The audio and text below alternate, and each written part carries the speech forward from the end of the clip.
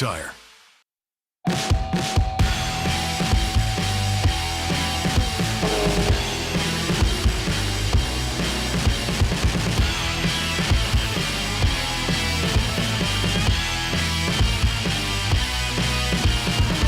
Gas in the tank, got my bags in the back. I got nothing but dreams and I'm okay with that. I never listen when they tell me to stop. I got energy to burn, I love the view from the top, yeah. I gotta keep on moving. I gotta keep on moving, yeah. I gotta keep on moving. My mama always told me that I couldn't sit still. I gotta keep on moving. I gotta keep on moving, moving. I gotta keep on moving. My mama always told me that I couldn't sit still.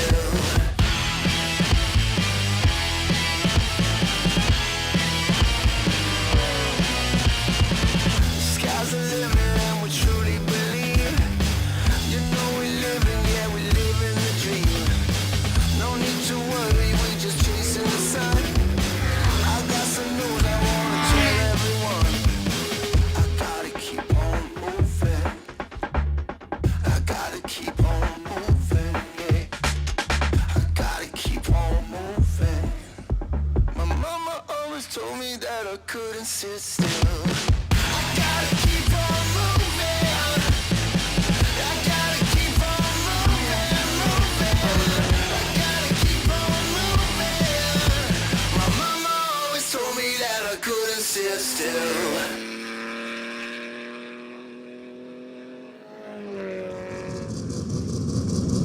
Good morning and welcome to SKOPE Classic 2026. We're here in a little bit of a different morning. I'm here with Mark Wetterall again, the General Manager of Euromarque Motorsport Park. What do you think? It's a little bit grey, but it's not raining. No, we had a light shower this morning that'll just settle the dust. Sun's trying to get through the clouds now, so I think by the time you get out here, it'll be beautiful. Awesome. The cars are lining up. We've got 21 races again today. What are you expecting? Oh, just an action-packed day of classic racing.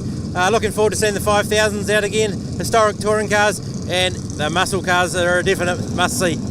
Awesome. I mean, one of the things yesterday, I stood on the bank for a little bit of the racing and I thought how special it is for us to be along and doing this, and what a great time we're having bringing the stream out to people. We've had a lot of really good comments and people coming back, so, hopefully we can bring it all out to them again today. Well, that's the plan, The SKOPE Classic is an internationally recognised event, and we want to just send this out to an international audience.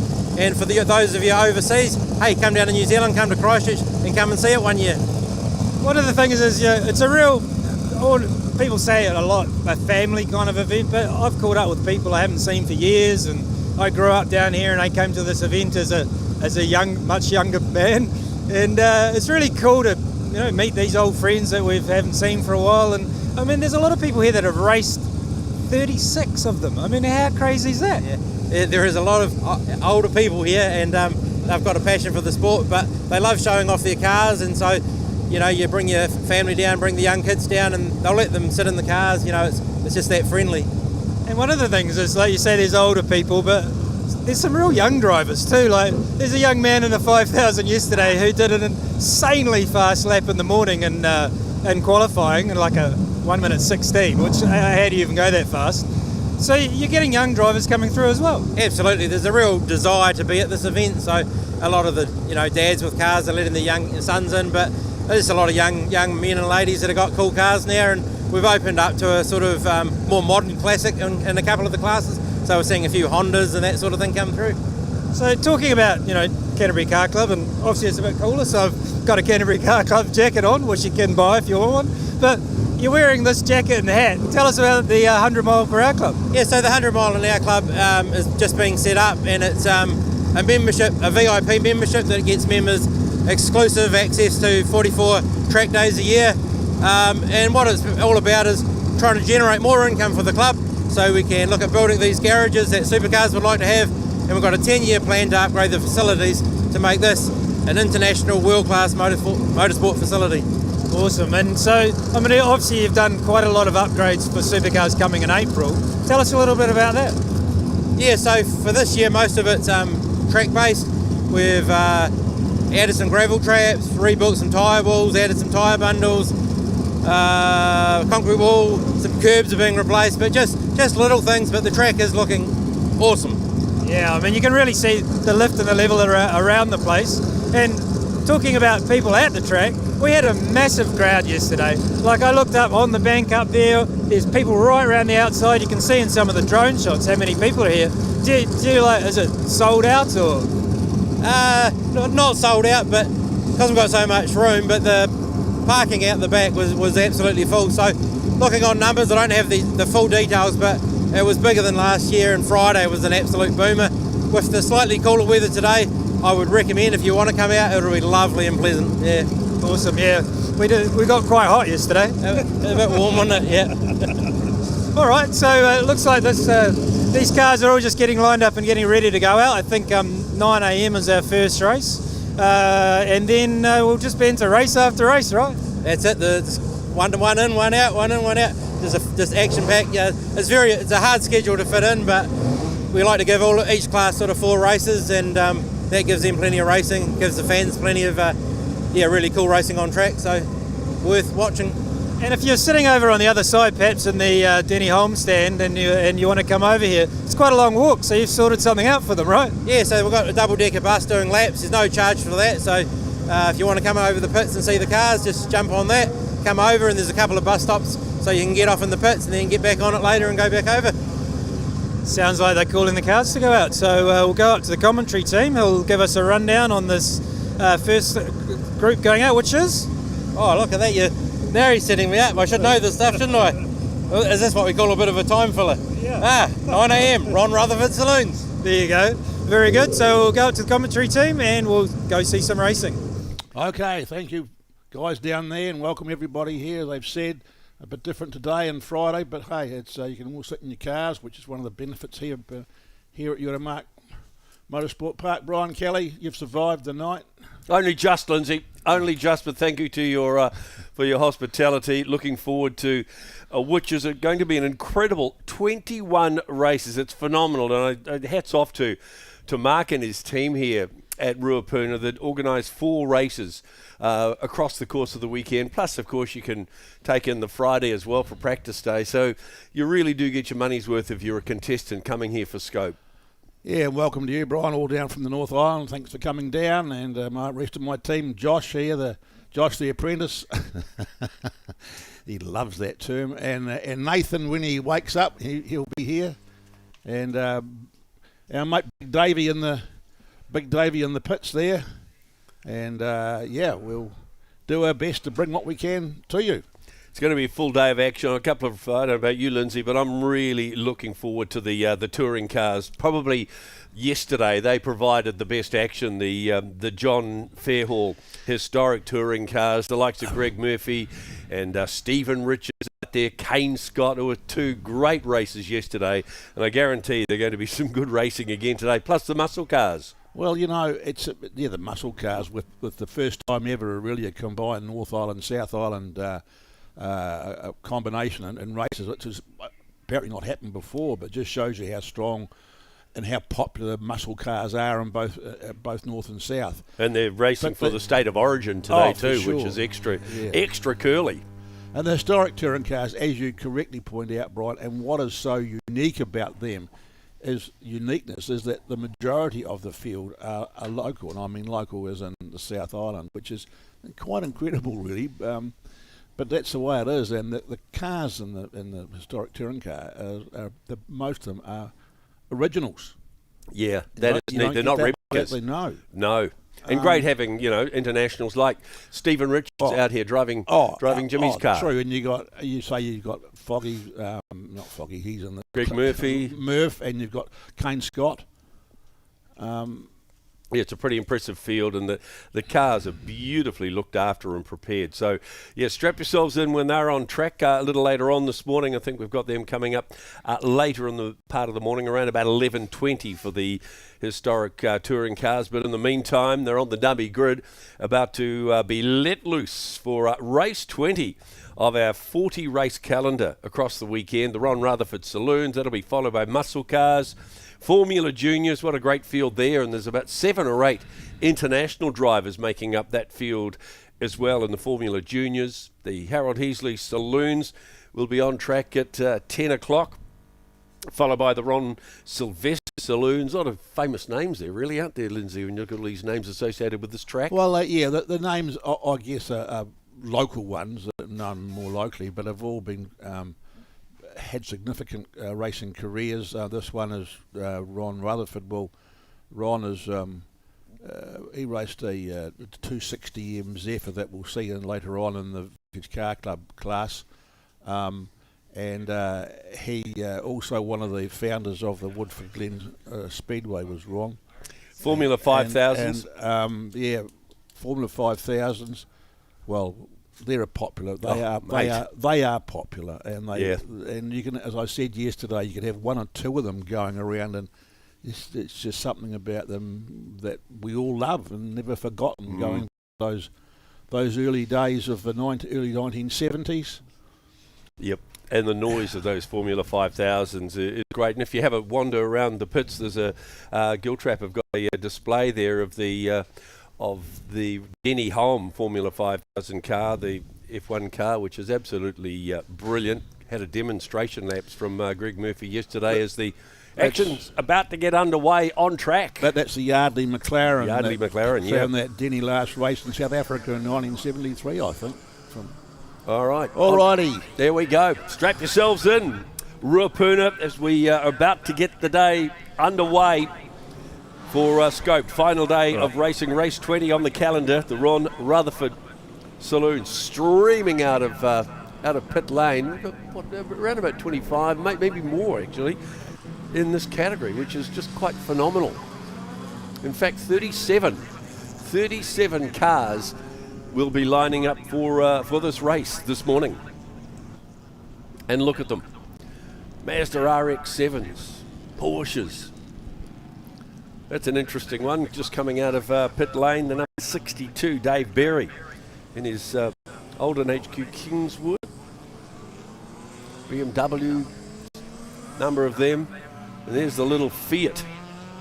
Incredible car, the Fiat Bambina, powered by a motorcycle engine, isn't it, Lindsay? Yeah, chain driven. That's Lee Crew, chain driven Yamaha 900 or something.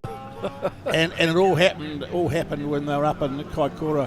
Him and his Lee and his mates, they were up there for one of the there it is there on French car, the classic car hops. Look at it. Look at it now. And they were leaning out the window of a bar, and it was a bet about, well, you should drive one of those, or build that up as a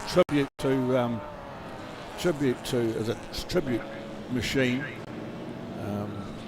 And it's Valentino Rossi tribute. Fantastic. And he surely has. The problems he's had really over the years is the chain brake.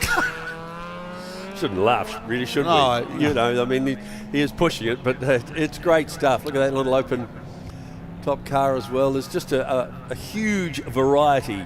And the A40 Farina out there with the chop, as you see, it's been chopped from the bottom half. Well, that car started out in Christchurch with Jim Mullins from Town Hall Service Station, and it went to Pat Pascoe, a well-known name from Blenheim, and then Clyde Collins, who another well-known Oscar driver. He got it, and he's one that did the surgery. This is a replica, and it's driven by Clyde's son, Adam. It's just so good to see that car here, because it does have a lot of memories here at Ruapuna, as Ruapuna was known then. Well, just about to complete their formation warm-up lap. Probably need more to warm up, because the temperatures are certainly a lot different than they were yesterday. And as we heard in the race build-up, overnight rain, 14 degrees outside, so it is just a little on the nippy side. But the first of the races for the final day for the SKOPE Classic about to get underway. 6 laps for the Ron Rutherford Saloons, coming up to their grid positions. As we just look at some of the other cars, Rod Grimwood out there out of Cape Palliser, living there now in the White Adapper in his Vauxhall Viva. Good to see Robert Ralston in the beautiful Nissan Skyline, Nissan's Bluebird.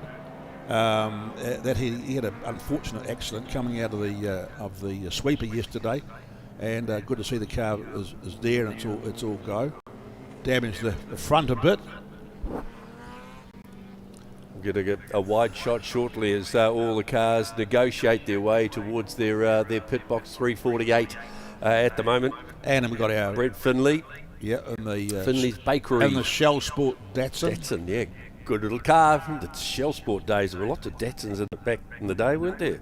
Datsuns and Mark 1 Escorts, weren't there? Yeah, Shell Sport. Remember Bryce Platt. Bryce Platt, yeah. And Reg Cook, of course. Great category of racing back in the day. Maybe we should get the Shell Sport category back together. Well, it was a good category, but it wasn't that popular, was it? You remember when they were good, it was some good racing, but it wasn't that popular. Why?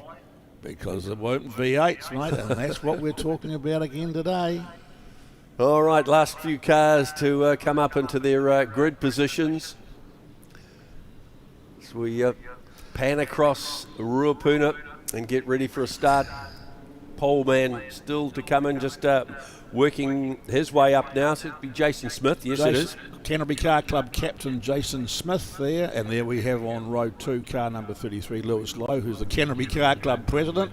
Very busy boys these days, carrying the shoulders of what we're trying to do in a couple of months' time.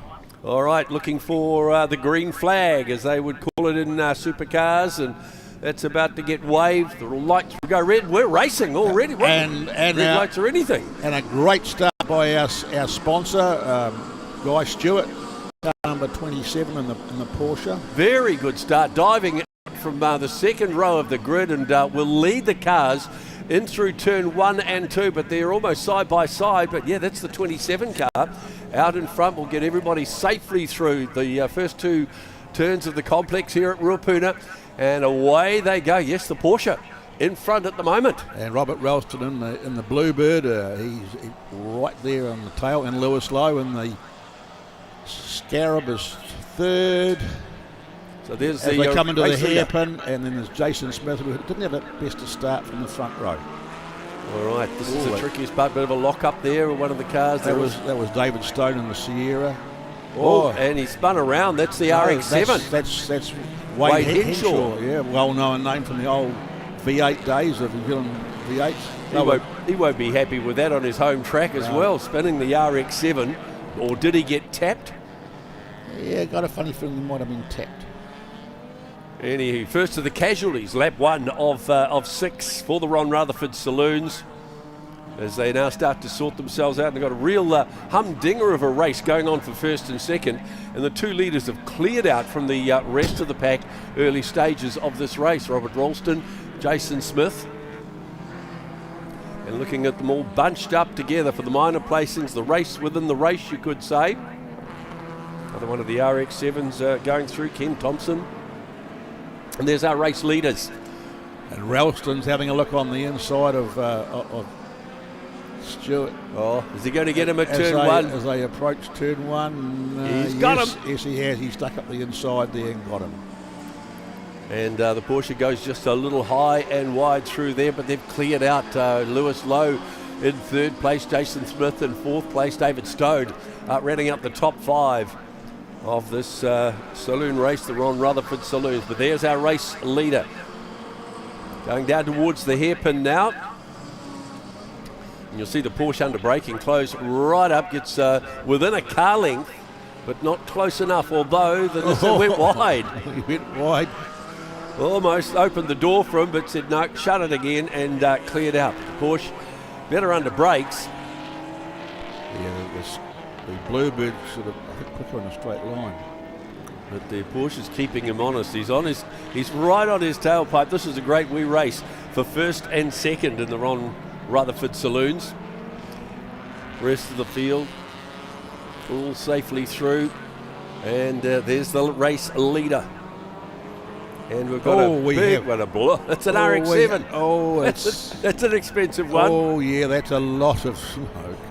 And that's probably a lot of oil on the track as well, I'm picking. It's not Jason Smith, is it? Oh, yeah, that's a big one. And when the smoke clears, we'll see what does happen there. But back at the front of the field, we've still got that race going on between Robert Ralston and the Porsche, but yeah, look at that. Whole engine's let go by the looks of things. So 2 laps completed. It'll be lap 3 when the leaders come round this time.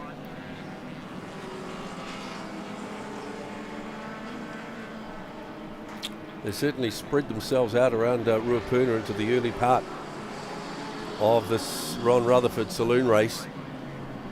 Let's look for our race leaders. There they go down towards the hairpin again, and it's still the 15 car of Robert Ralston in front. Yeah, he would have got a bit of a fright yesterday from his accident that he had. Knocked him around a wee bit, but it's good to see him back here this morning. Yeah, Guy Stewart's just hanging in there, just looking for that opportunity. Maybe one small error, going a little bit too quick into a turn.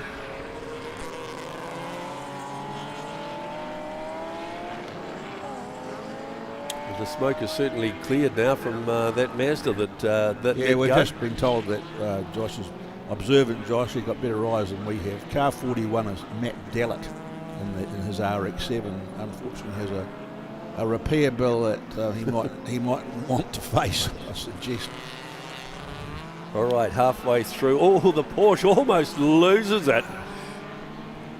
Getting all squiggly and wiggly and losing a few places on track as well. So trying just a little bit too hard, and that's opened up the gap for Robert Ralston.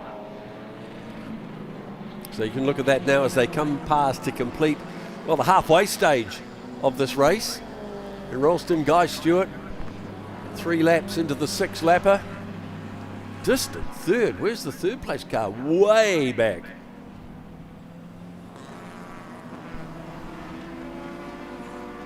And that'll be the third place car, I think, coming across the stripe now, so you can see the gap.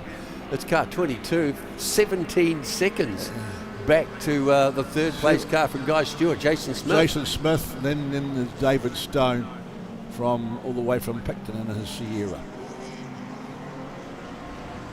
Is on screen at the moment, that unusual looking car, very odd looking machine. What, the A40 Farina? Yeah. It's gorgeous, isn't it? It's different. A lot of history here with that car on this track, done a lot of laps in its original form and in its modified form. David Stone on track at the moment, looking at him, midfield. In the Shell Sport car of Brent Finley, the Datsun 1200 Coupe. And there's our race leader clearing away with a gap of just over 2 seconds now, Robert Ralston. And he's really dropped the Porsche off there, goes quite wide through the hairpin. 2 laps remaining when they come past the start-finish line this time. And he'll come on to the start-finish line. Here he comes. And I think he's extending that gap too, Lindsay. Yeah, he is now. He's stretched the legs, isn't he? Yeah. Well and truly.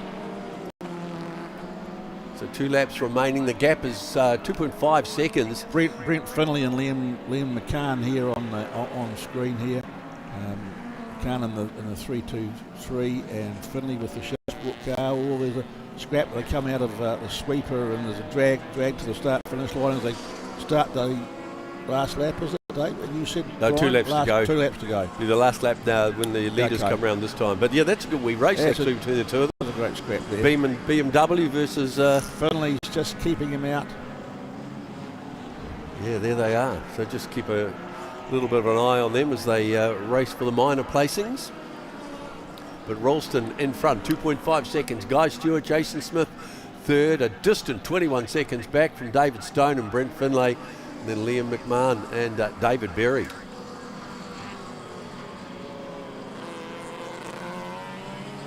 Plenty of little races, little niggles going on within this race. Ron Rutherford Saloons to open our final day. And the leaders will get the last lap. Just going through the, coming down towards the big sweeper. Yeah, it's got a new name actually. It's called the Ram Sweeper. That's not a farming term, that's a truck firm, I take it. Truck no. Rams? No. Yeah, it's farming as well. Yeah. To do with big ram. To do with vehicles, is it not? Yes, it is. The big ram truck. Oh, we've got a spinner there as well. It's the Sam Christian 325i BMW. Oh, maybe parking it. Yeah, parking it. So obviously Good idea. an issue with that car. In fact, there's a couple of cars parked midfield out of the hairpin.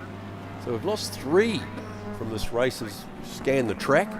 But last lap board is up. And the entire field in the saloons, the Rutherford Saloons, will get that last lap board. Peter Blomfield on screen with the yellow RX-7. Peter found that car abandoned in a desert in the Midwest somewhere in the States. Got it back here and spent a long time getting it to this stage now, and it's good to see finally having it sorted and looking very presentable too. All right, so looking for our race leader, and he's coming up towards turn 8 here at Ruapuna.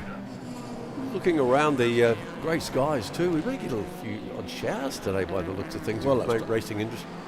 It's not forecast. It's forecast for a shower early this morning. We've had that. Yep. But looking quite bleak out there, BK, isn't it? Absolutely, and fairly cold. So watching the race leader, just one turn to go now.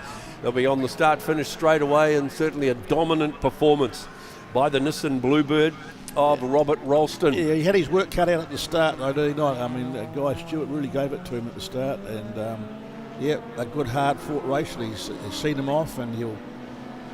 And there he is, Here checkered he comes flag. now. Checkered flag for Robert Ralston, takes the honours on our last day of racing. Second place, as you mentioned, going to Guy Stewart, and then it'll be a very, very distant third.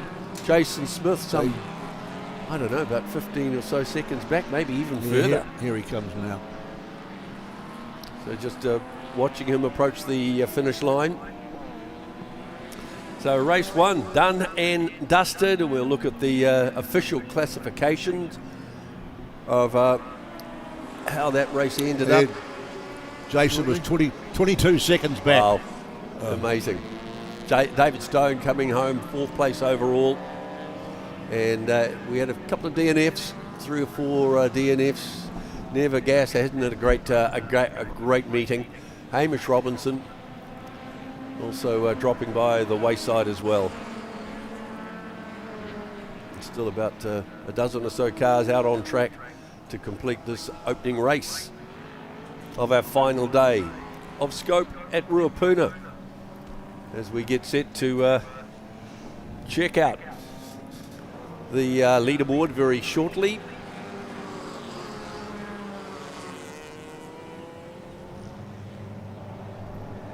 And just 2 or 3 cars remaining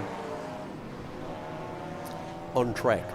Up next too, the action will continue. Looking forward to this one. It's going to be great. Muscle cars, 6 laps for the muscle cars. They're up once we clear the track. The racing and the action is fast and furious.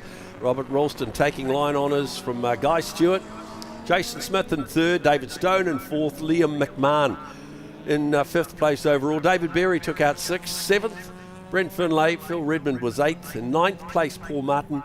In the top 10, Tom Collins, Robert Ralston posting the fastest lap. 11th, Alex McCaskill, Peter Blomfield in 12th.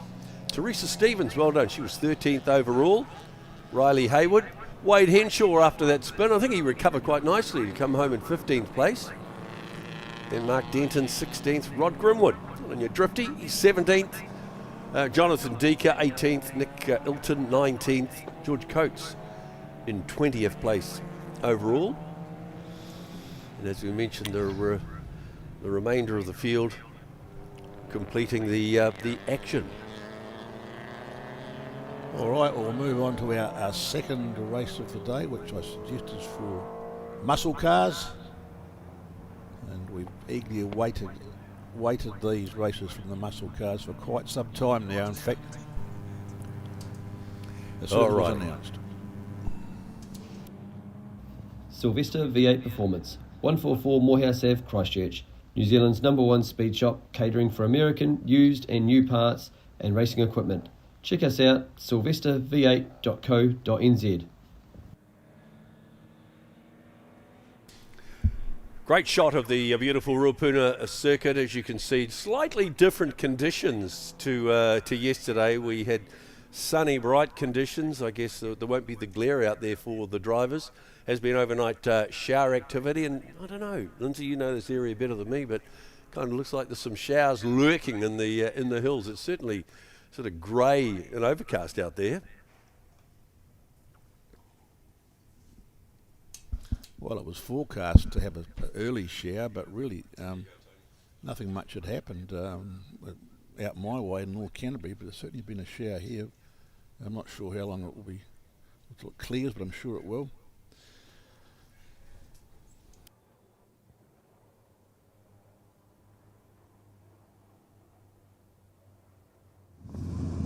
Just here with Hamish Frew, and we can hear, because he hasn't got his engine running, in the mainland class, who's leading on points out of yesterday? Probably Heyman or Braden Phillips, one of those two I'd suggest. Where are you going? We're a bit slow yesterday, hopefully better today, but yeah, it's all about the start for me, so we'll see how it goes. Home track, you feeling comfortable out there? Oh, the home track's good, but yeah, these guys are all good, aren't they? So it's pretty evenly matched. So how are you finding the difference between the mainland and the central guys? To be honest, they're a little bit more aggressive, but it's just learning different drivers and their style. So yeah, it's good to have them here. Definitely makes it more interesting. Yeah, it's great seeing the field because it's a massive field of cars. In the handicap, how did you go? How did you feel in the traffic with all these big muscle cars around you? It was all good until the guys came through from the back, and then I just let 5 of them go, and then started again pretty much at the back of the field. But we all caught up to the slow ones at the same time as the fast ones came through, so it was, yeah, it was interesting, but it wasn't worth getting too pushy, so yeah, it was good. Fair enough. And this morning, the track's dry, but hey, I mean, what do you reckon the conditions will be like for the cars? I think we'll be fast. I think we'll be a bit faster than yesterday, to be honest, but yeah, we'll see in about 10 minutes, won't we? Exactly. So, and just very quickly, can you tell us about your car? I mean, muscle cars is not new to you, but you've been driving other things apart from this for a long time. I've got to go, Adam. We're on the go. Yep, keep it. They're starting up, so we'll go up to the commentary team. You can tell us about his car next time. All right, welcome Tony Johnson from Muscle Cars. Welcome, Tony. What's the report overnight? Who's done what? Who isn't doing what? Thanks, Lindsay. We've got Grant Sisson out in the blue and white. I can.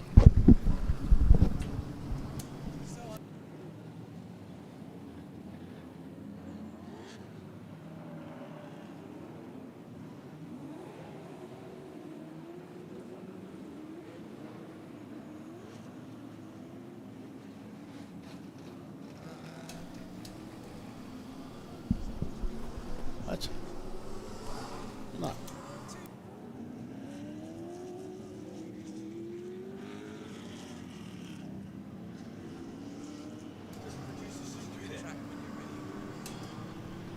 So, Thanks, Tony. Yeah, what's the story overnight in your camp? not too much. It's mostly pretty good news. As you can see, virtually our full field of 30 cars is there. I don't know the exact number, but we've got the vast majority of competitors still going. It's one or two mechanical failures. Grant Sisson in the familiar blue and white Chevy Camaro number 13 is out. He's busy trying to find a new steering column of all things. He in the race yesterday, he suddenly found the steering column sort of all wobbling around in his hands, and the top mount where the column attaches to the dash area completely failed, and so there he was driving around at some phenomenal speed trying to control his Camaro, coming up on slower cars, getting faster cars passing him while the steering column was flopping around in his hands. So he's busy trying to find a replacement column now.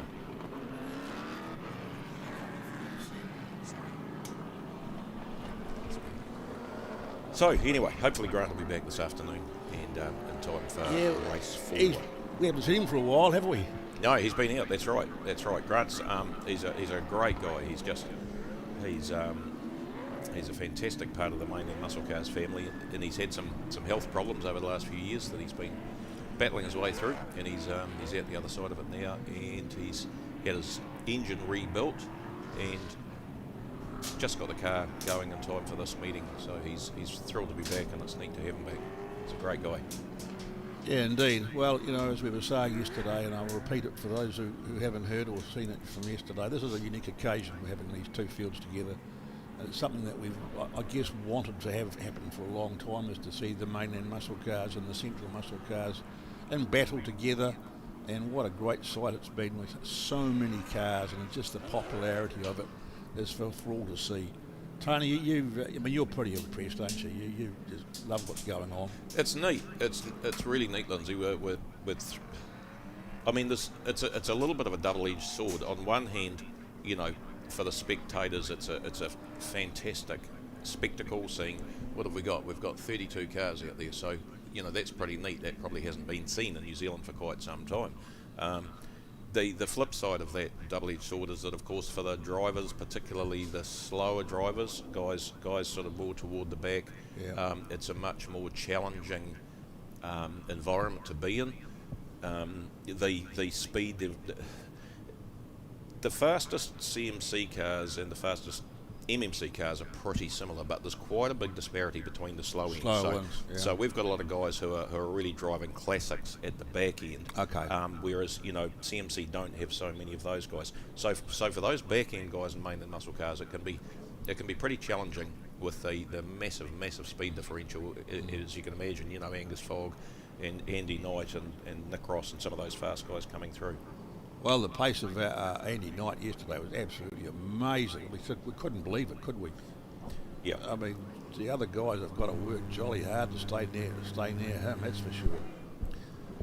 Yeah. All right, they're all ready to go here. They're all assembled nicely. Andy Knight on pole with Angus Fogg alongside on Nick Ross there. Then we've got Clark. They're away safely, so we watch them as they'll rip into turn one in the first of their 6 laps. Great start for Angus Fogg. He was able to get a jump on Andy, and he's gone into turn one ahead of Andy Knight. So it'll be interesting to watch Andy Knight, who has got a little bit of a performance advantage, figure out how to get past Angus Fogg. There they are going through, not pothole, but a kink at link. A kink at link, yeah. You fixed me up on that yesterday. Yeah, Foggy, I mean, he's been around a long time, and we've all come to love Angus Fogg coming down here to Euromarque Park here, and whether it be in a Mini or in this car, or in a V8 in 10 years or so ago.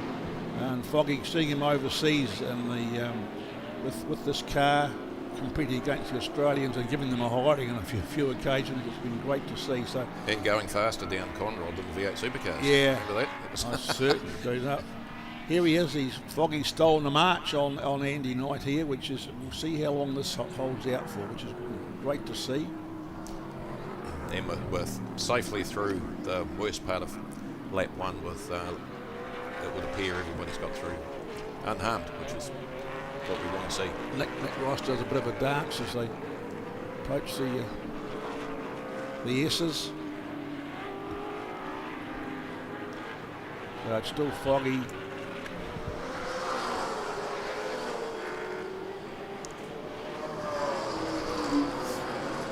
So this is really going to be interesting to watch, because if we talk about Angus Fogg and Andy Knight and his car, that combination is quicker than Angus, no doubt about that, but not such a speed differential that it's going to be easy for Andy to pass.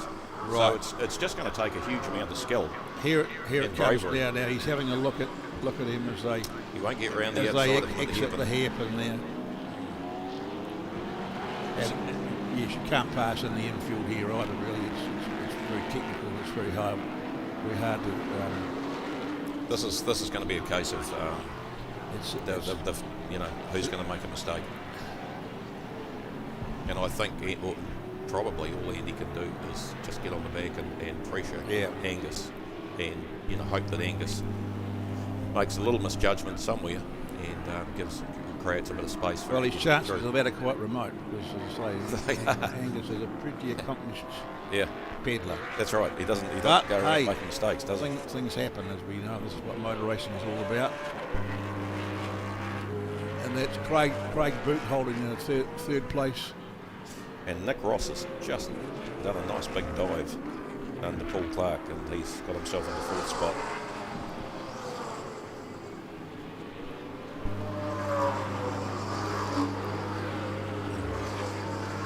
Good look at the rest of the field there in the mid-pack. That's a real mix of central muscle car guys and mainland muscle car guys in there. Pretty evenly matched. We've even got a pre-65 car in there. You'll see sort of at the back of your picture silver 65 Mustang fastback. That's Corey Ross. There it is coming towards us along the main straight with the black stripes on the engine hood. And Corey's a pre-65 regular, and he's just put limited slip diff and some stickier tyres on this car, and he's actually doing a phenomenal job. It's quite amazing where he's sitting in the pack. Michael Eden has come off. He's parked himself down the end, so he's retired with a problem, unfortunately. Yeah, Michael's been a great supporter of various classes coming from Wanganui, doesn't he? He does. He's a Wanganui boy like me. I'm a Wanganui boy going back far enough. You're all Wanganui boys. Yes. We've got Brian Kelly here, the Wanganui boy too. Oh yeah. So Michael and I have been mates for 40-something years, and you're dead right. In fact, Michael was one of the foundation members of Central Muscle Cars. He was one of the guys there right at the beginning who started that class. But he's sort of chosen to... Yeah. I've mainland. I've talked him into coming down to... Oh, well done. And does the car live down here? He comes down, or does it go home with him? It spends a lot of time in the South Island. Yeah. Yep.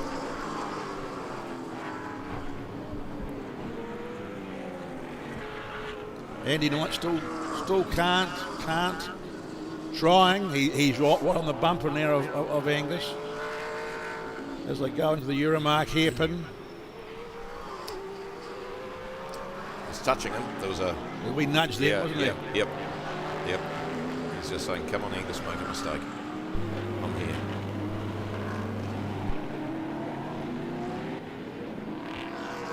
But they really are two first-rate drivers out there. Well, they are. They're as good as any drivers in any field of motor racing, aren't they? They're fantastic.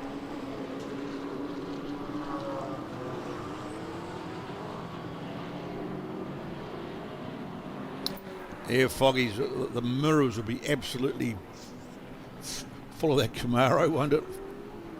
And I can't imagine that kind of pressure, but I guess a guy like Angus, he's just been doing this for so long. Here we go. Looks on the inside. Around the Ram sweeper, and will he have a straight line speed now as they go across the finish line to put 4 laps in the book? Go to turn 1 and looks on the inside, goes to the outside.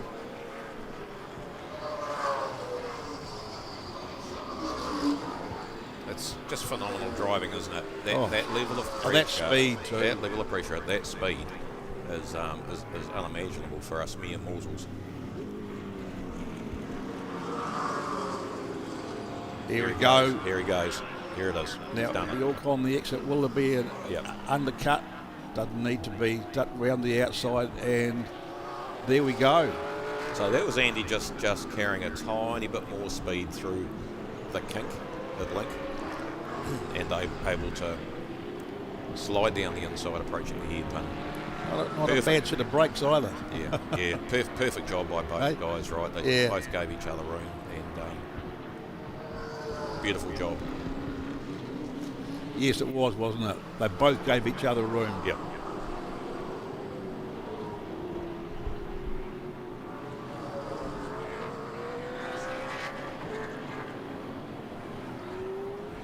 We've forgotten about Craig Boot, who's doing a pretty half-decent job there in 3rd place. That's Craig Boot in the Mustang. So we can see the last lap board being held out now as Andy Knight and Angus Fogg come by. He's not running away like he did yesterday, though, is he? No, he's not.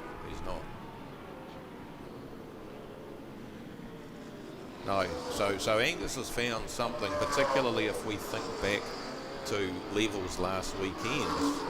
Andy Knight really had a big gap on him.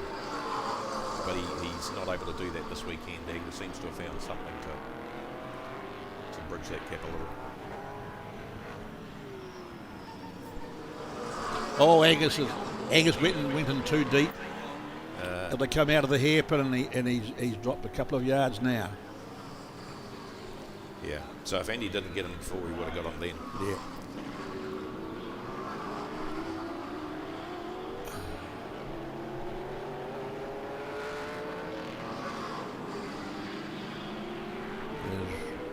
Rod Heyman in the midfield there, car 56. It's just the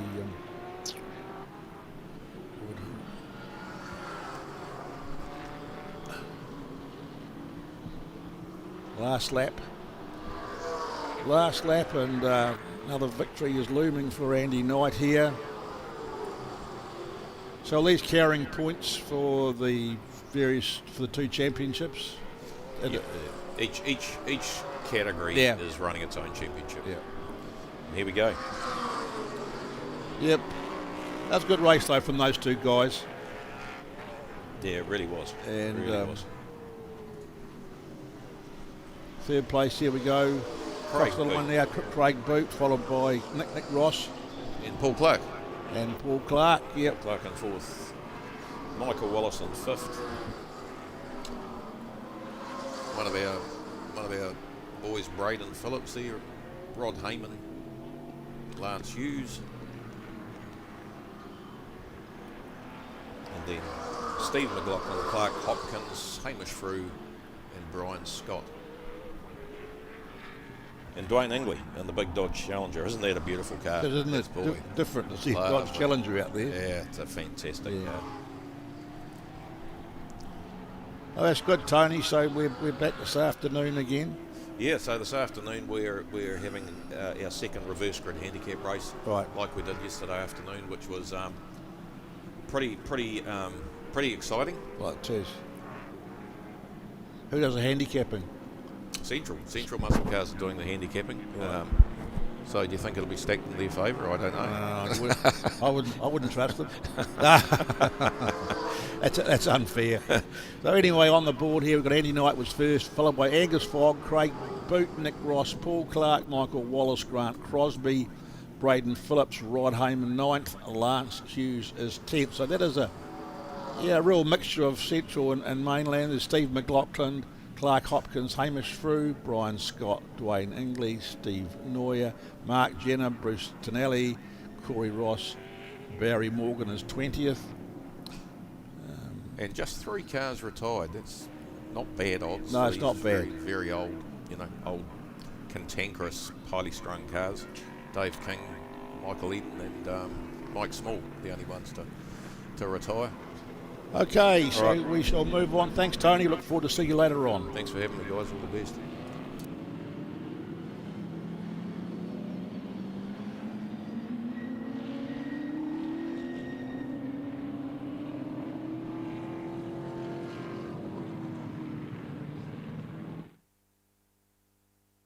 Welcome to Silvester V8 Performance, 144 Morehouse Ave, Christchurch, 0800 327 350, silvesterv8.co.nz, your number one shop for American new and used parts and racing equipment.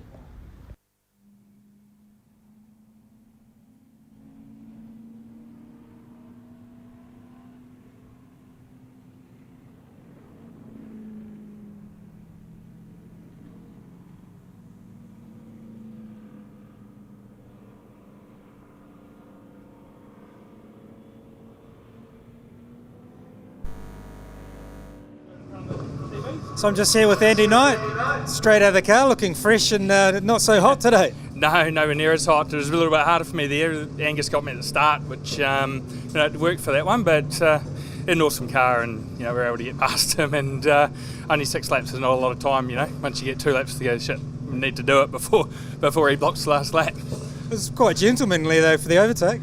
Yeah, no, it was. I sort of waited till I could do it properly without risking running into each other. So it was good, and hopefully another good run on the handicap this Arvo. You better let your young fella get the hat on for you. You've got to get the sponsor's cap. Thank you. You want to introduce who the young fella is giving you your hat there? This is Charlie, the team manager, aren't you, Charlie? My 6-year-old son. We like playing games manager. What? We like playing games manager. There we go. There's a team helper. All right, well done, mate. Awesome. We'll go to Angus over here and see how he's feeling. Nice job, mate. Very nice job. You got the jump off the start. Yeah, I've been getting pretty good starts. Is this working? I don't know. And yeah, but yesterday wasn't great, but we've mucked around with the throttle linkage a little bit, and every little bit helps. So the car was pretty good. Obviously the conditions are quite cold this morning, quite different. Had a great run with Andy as usual. Good battle, little rub I think, and it was all good. So I would like to dedicate that fighting second to the memory of my 102-year-old grandmother who died this morning. So that's what that one's for you, Gran. Sorry to hear that, man. It's all right. She's had a bloody good innings. 102. You look pretty good for 104. But we reverse grid race this afternoon, and hopefully the sun comes out. Thanks, Angus. All right, I think we've got Craig here in P3. His P3 seems to be his regular spot. So, Craig, we see you in 3 again. Geez, I like you. You are my good luck symbol. Hopefully it continues. I think I said yesterday I was hoping to hold on to these guys for a couple of laps, and I did, but they carry that corner speed. I just haven't got that skill. And then I said to Tim, look, I'll back off the last couple and save the tyres. Then I seen Nick Ross coming through, so I had to get my energy. So really happy with the third, and Timo and Big Red give me a fantastic car. I'm wrapped. Awesome, and I mean, obviously having two guys that are, semi-professional drivers in front of you, is that helping you just pull you along and motivate you? It does, but I'm also very, very mindful of not overstepping it too, trying to keep up with them and put myself in danger. So I know my limits, but look, it's great to be on the podium with these guys. I'm absolutely over the moon, thrilled to bits. Awesome, okay. Cheers. I've got a little prize. You're only third, but you get this, I've got them lined up here for you. There you go. Well, thank you very Chocolate much. fish. Lovely. All right, back to you guys upstairs. Cheers. All right, well, welcome back as we pan across Ruapuna for the third race of our final race day Sunday. It's the 22nd race of the weekend, and it's Formula Junior, and an international field in the Formula Junior category as well. Josh joins me with the commentary for this one, and some very, very historic cars going back to the very late 50s, 58, 59, Josh. Well, yeah, you're absolutely right there, Brian, and I mean, we've got some fantastic cars that we just look through the field, some old Brabhams, Lotuses, a couple of unique homegrown brands in terms of when they were made, the Saddlers, the Autosuds, the Talismans, of course, a couple of those sort of non-factory teams, as they used to be known as, back in the days of Formula Junior out in the 1950s. Purely international field too, as I mentioned. It's part of a world tour for a lot of these drivers. They've got drivers from Texas, Robert Humke in the number 58 Lola, blue Lola, 63 Lola. He makes up the field. Out of London comes the cream Mark 1 Formula Junior of Charles Cook, 1960 Formula Junior. Out of Italy, Andrea Garino, I think it is, hope I got his name right, 59 Elva 100. From Woking in Surrey comes Adrian Russell in his Lotus 22. Out of Millman, Richard Bishop Milner. Out of Newport is Jeff Underwood in his Brabham BT2. And Scotland's represented too, 66 Malak Mark 6B U2 Vernon Williamson. We welcome him and say Arkai the new Jimmy to Vernon Williamson to join the field. Well, you talk about the Malak there, BK, and we've actually got Ray Malak in the field as well, which is fantastic. His father built the car he is currently driving for many, many years. He's driven that car now, and certainly one of the real staples of a Formula Junior field. And we're looking forward to seeing a great race here for 6 laps with over 26 cars for Formula Junior. What a great field of Formula Juniors we've got. As you say, international tours, so much opportunity for these guys just to go out and have some fun. So Robin Langdon will be on pole position from Noel Woodward. They'll just come up to form up onto the grid now. Yeah, there's Noel Woodford in the Gemini Mark 3A, the cream and black one out of Auckland. And on pole position next to him, Robin Longdon in the Lola, 63 Lola. And you look back down the grid, the remainder of the Formula Juniors moving up into their start boxes. Again, a 6-lapper for these fabulous little single-seaters. Yeah, absolutely. Race 3 of the weekend for them. And great to see them back here at Euromarque Motorsport Park. Noel Woodford and Robin Longdon off the front. Noel Woodford, of course, been the dominant force in the Formula Junior class this weekend so far. Won both of the races yesterday. and we'll start off the second position in the grid. Of course, these guys are guys and gals are not too shy of getting wheel to wheel and hard racing action. We saw that yesterday, some great battles going on the track, and even a little bit of contact there, BK, so they're not afraid of it. No, green flag and red lights go on. 5 red lights. When they go out, they go racing with the 55 car. 73, Noel Woodford gets a very, very good start, and so too from the second row of the grid coming up Jeff Underwood. And he'll have the inside line through turn 1. Will he make it stick? He just pulls back, errs a wee bit, but then finds an extra bit of power. No, not quite, and gets shut out. In fact, may even drop back to 3rd place overall. Well, look at that. There goes Noel Woodford. Woodford right around the outside of both Robin Longdon and what I believe might have been Martin Bullock there in car 72. So it is Woodford into the lead down through the Kinkit Link and entering into the Euromarque hairpin. Yeah, he's pulling away from the rest of the field as well. So in a class of his own, this wee Gemini in through the hairpin, clears the rest of the field, then ball in a line, 2, 3, 4, 5 and 6. Quite a wee race going on there. The race for second is an interesting one as well. Yeah, you're absolutely right. Between Robin Longdon in that blue and white-ish, navy blue and white-ish Gemini Mark 3, Lola Mark 2 I should say, and then Martin Bullock, car 72 in the Wren Formula Junior. Great to see another Wren out there. Fantastically built cars, some very, very fast cars built in that lot as well, and you can just see that right now in car 73 out in P number 3. And look at that now, they're all starting to close up the gap on our race leader, and there's a whole bunch of cars now going for the minor money as the Bullock car gets up on the inside of second place and will pick up second place. So a good drive there from Bullock. Martin Bullock in the Wren Formula Junior. Stands out too being yellow, doesn't it? Just a little bit different. Yeah, it does. Usually yellow cars you can see from a mile away, so they've certainly done a good job on the paint there on that car. Looking a little bit further back, just trying to see who that is. We've got the blue, sort of blue and a light blue tinge car out the back there.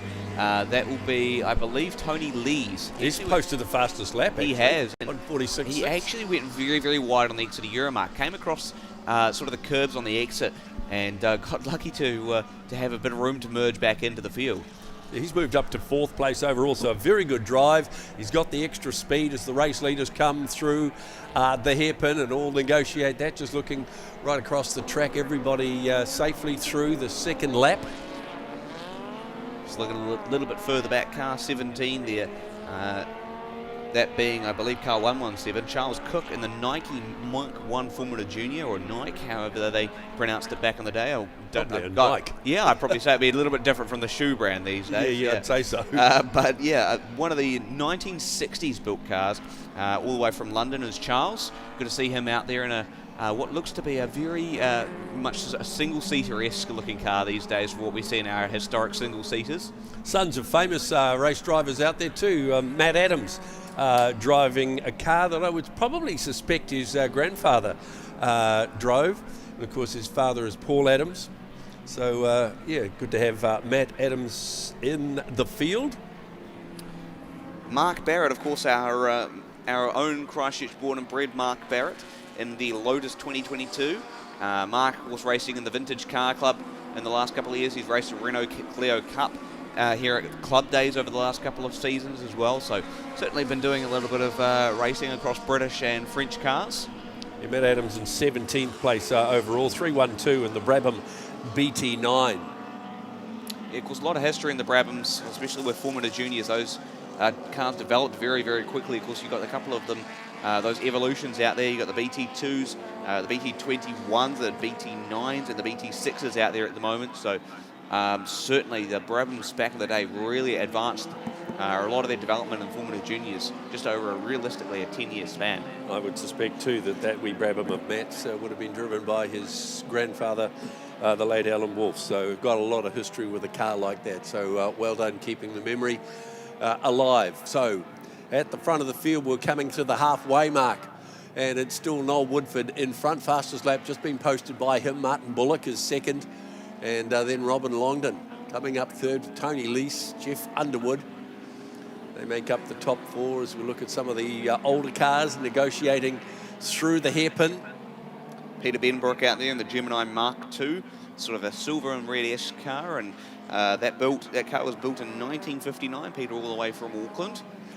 Looking at our race leaders coming onto the start-finish straight, it'll be the completion of lap 3, a 6-lapper for this Formula Junior category, and well and truly in control of the race is the 73 car of Noel Woodford, setting fastest lap, good time from him. And then Martin Bullock and Robin Longdon rounding out the top 3. Fortunately, we did lose a couple of cars off the start there. BK lost Roger Herrick in the Lola Mark II Formula Junior, and also the Brabham BT21 of Anthony Olasov. Race 22 of our weekend of racing at this wonderful event, the SKOPE Classic, the Formula Junior category, scattered with international drivers as well. We mentioned Homike, the 58 car, the driver out of Texas, Robert Homke. He's in the blue Lola. He's around about 6th place or thereabouts, so not a bad drive for him actually. 6th place overall for him. Yeah, and Robert actually got involved in a bit of contact yesterday. Of course, there was a bit of racing between him and Robin Longdon on the Exeter Parks, and those two just got together, and Robert ended up having to pull into the pits with a meatball flag because that rear tail tank was just kind of flapping around in the wind. But yellow flags being shown at turn 1 and 2, like. And it may require a safety car. In actual fact, yes. Car 122 there. Yes, there we are. Adrian Russell, the Lotus 22 out of Woking. Well, yeah, an English driver out of Surrey in England, home of McLaren, Woking. So, yeah, that car is parked up in the sand. The safety car will obviously concertina up the field and could make for an interesting last couple of laps. It's the completion of lap 3. So the car goes across now. So, 2 laps remaining. Noel Woodford will lead them. Martin Bullock, Robin Longdon, Tony Lees, and Jeff Underwood actually now in 4th place overall. So under safety car, it's probably going to be, I suspect, the lap, maybe 2. We may actually see checkered flag at the... I think we might see checkered flag here just based on where that car is positioned in the gravel. It's quite a deep gravel track. We saw that yesterday with Wayne Perkins. It did take them a wee while to get it out. So we may have to actually call that race there, but we'll just see what the safety team are able to do because they're quite proficient at their jobs. So may actually be able to get this race going with 1 or 2 laps remaining. It certainly needs to be cleared out of the gravel, that's for sure. So safety crews, once these cars go past and the track is clear, we'll be able to get across the track and rescue that Adrian Russell car, the Lotus. Of course, we've actually got Formula Junior to thank for the birth of sort of industries like Cosworth, Hewland, the brands of Lola and Brabham joining the single-seater ranks. So certainly one of the real sort of stalwarts back in the day of developing and building single-seater race cars. I mean, to look at the cars we have out there at the moment, BK, it's fantastic to see what was developed back in the 50s and what we have now in the modern era of, let's say Formula Ford or Formula 3 these days. And we had our famous racing drivers too racing in Formula Junior as well over the 60s too, the likes of Chris Amon and Denny Helm and Bruce McLaren. So it was a very, very popular category of racing. Yeah, it absolutely was, and there's no reason why it wasn't, because it just was that perfect entry point to Formula 1 at the time. And the 50s, the 60s and the 70s heralding some great Formula 1 action, and you look at the kind of development classes they brought up. They ended up obviously starting with Formula Junior, then you go to your Formula 2 and your Formula 3 these days, and even F5000 counted as a bit of a development class. Well, there we go. Well, safety car bringing the field around, and I can see action on the start-finish line. The checkered flag is being held out, so they're going to call it, and that will be the completion of race 22 on our SKOPE weekend calendar, and that is the Formula Junior, the Harold Heasley Saloons. Still to come, race 23, but we'll see them just coming onto the start-finish line, and rather windy conditions out there too, chilly and windy. Yeah, it's a bit of a chilly and windy morning out here in Christchurch, New Zealand. That Typical Christchurch weather, it happens, doesn't it, BK? Nor'wester will come along and warm things up. Exactly. We know the pattern of weather here in Christchurch. It always tends to warm up generally towards the afternoon. So looks like we may actually have big old wee Dave back very shortly. But before we hand off to him, we'll just wrap up those results there, BK. Yep. Cross the line now. So there it is. Noel Woodford winning the Formula Junior. Martin Bullock have got him officially in second place for Robert Longdon and Tony Lees. And we'll have the official placings for you shortly. I think, Dave is ready in pit lane. I think we'll get an update from Davey as well. Very shortly, we will hear from Dave. We'll do the results first, so get them for you. And then we can head down to pit lane as we prepare for the next race of our afternoon. But Noel Woodford officially winning the race from Martin Bullock and Robin Longdon in the Formula Junior rounds out 1, 2 and 3. Tony Lees in 4th with Jeff Underwood. Robert Homeke is in 6th place out of Texas. Grant Clearwater is 7th. Ray Malik, 8th place. Good drive from him. John Rapley, 9th. And rounding out the 10, Charles Cook. Noel Woodford posting the fastest lap. Grant Walker speaking, coming home in 11th place overall. Richard Bishop Miller is 12th from Phil Fawkes. Keith Peffer in 14th place. Michael Sexton, 15th and 16th. Well driven. Matt Adams in his Formula Junior. Andrea Guanni from Italy, or Guano, is in 17th. Peter Benbrook, 18th. Paul Helford in 19th. Mark Barrett, 20th overall for Formula Junior category. And that'll round out the top 20. Righto, Davey, let's get update with what is happening pit lane. A very good morning to you, everybody, from the SKOPE Classic. A bit officially cold here today, but everybody's quite happy about that because such a hot day yesterday. The Heasley Saloons is what we've got featuring very shortly. Steve Pauling over here. Of course, this is a very, very interesting car here of young Craig Pigeons. Now, this car has been around and around and around. It's probably done more miles around a circuit than most of the taxis here in Christchurch. And the guy himself driving it, a very clever man to keep a car like that running. The beautiful little Mini yesterday that we had a bit of a problem starting, but it sounds like we've got it going today, so we don't have to get down and push it. There's MGs in this field. There are the little cut-down Minis. BMWs, you name it, it's in here. The BMW. You waving? Well, we better come round and look. We'll come round and have a talk to this. How's everything going? You happy with the weekend? Oh, beautiful weekend. Just thank Canterbury for the weather, and hopefully the rain stays off and a good clean race. Thank you very much. You'll be all right though, because it's cleaned out there now. It's nice and dry, so you won't have any problems. Good to hear. I was a bit nervous watching my son in the last race. He cleaned the track for me, so that's great. Thank you very much. That's all right. You have a great day. So this is just the type of cars that we've got here. The BMWs. We've got the MGs. Another Mini, cut-down Mini over here. Some Ford Capris, 1, 2, 3 of them. And it's just the sort of vehicles that we love to see here at the SKOPE. Come on down here a little bit. A Hillman Imp. Unbelievable. And of course the big Jag, car number 25. Have a look at that. There's 2 or 3 of those Jaguars here this weekend, and this is a beautiful example. All the slotted bonnets. Of course the original clips on the bonnet, the straps, and just a beautiful, beautiful example. We're just so looking forward to today. The Heasley Saloons.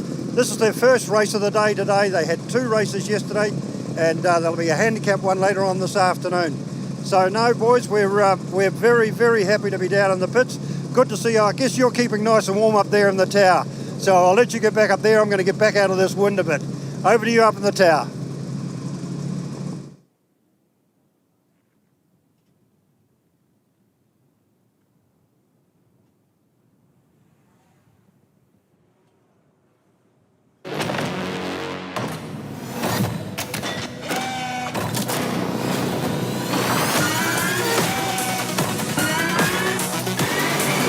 Electrified.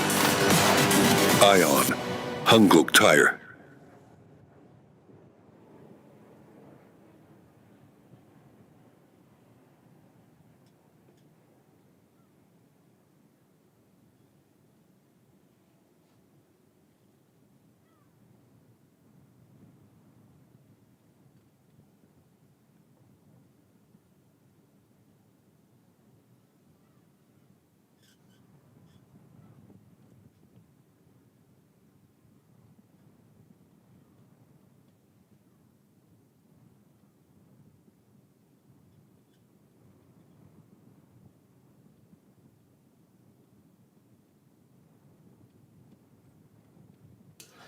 All right, just waiting on the next race to come out to the grids. And at the moment, of course, those drivers on the dummy grid at the moment.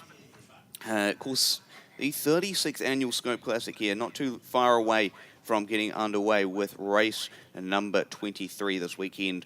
Race number 4 for today, the Heasley Saloons. 6-lapper ahead of us here, just getting a little bit of cleanup as we get some of the cars stricken from that last Formula Junior race off on into the pit lane.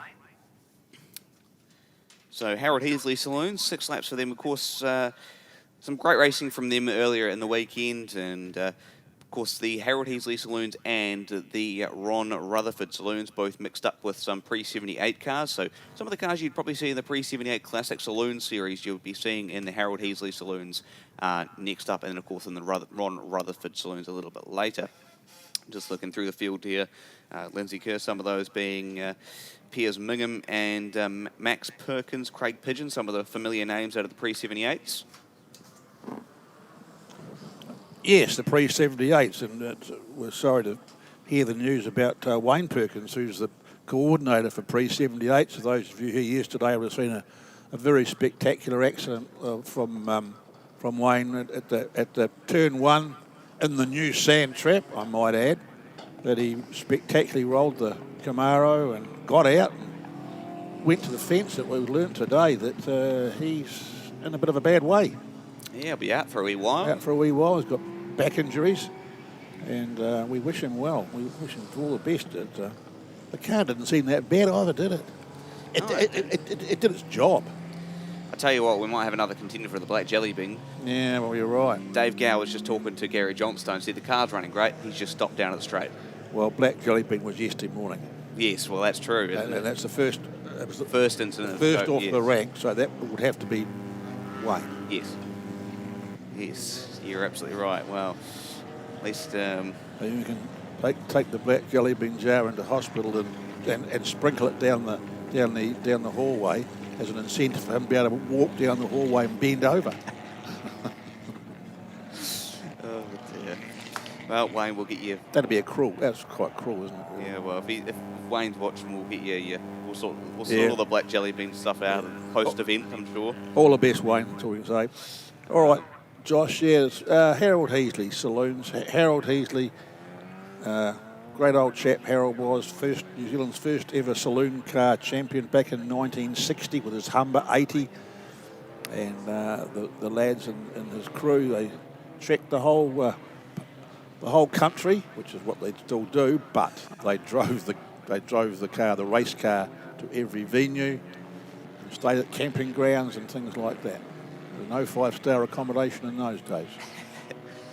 I'm just looking through some of the field here, Lindsay, and if you are wanting to get into pre-78 Classic Saloons racing, then head on down to see Alan Taylor and those group, because Alan Taylor's Ford Capri that he's racing this weekend is actually currently up for sale.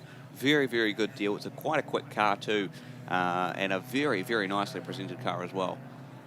The thing that's impressed me here with the Harold Heasley Saloons, and it's taken a long time, is to have some minis back in the field. Yes. Not mini 7s, and they've been great, but going back to the 60s particularly, we had a lot of minis who competed in the various classes, and this is the biggest field of minis I've seen since those years, really.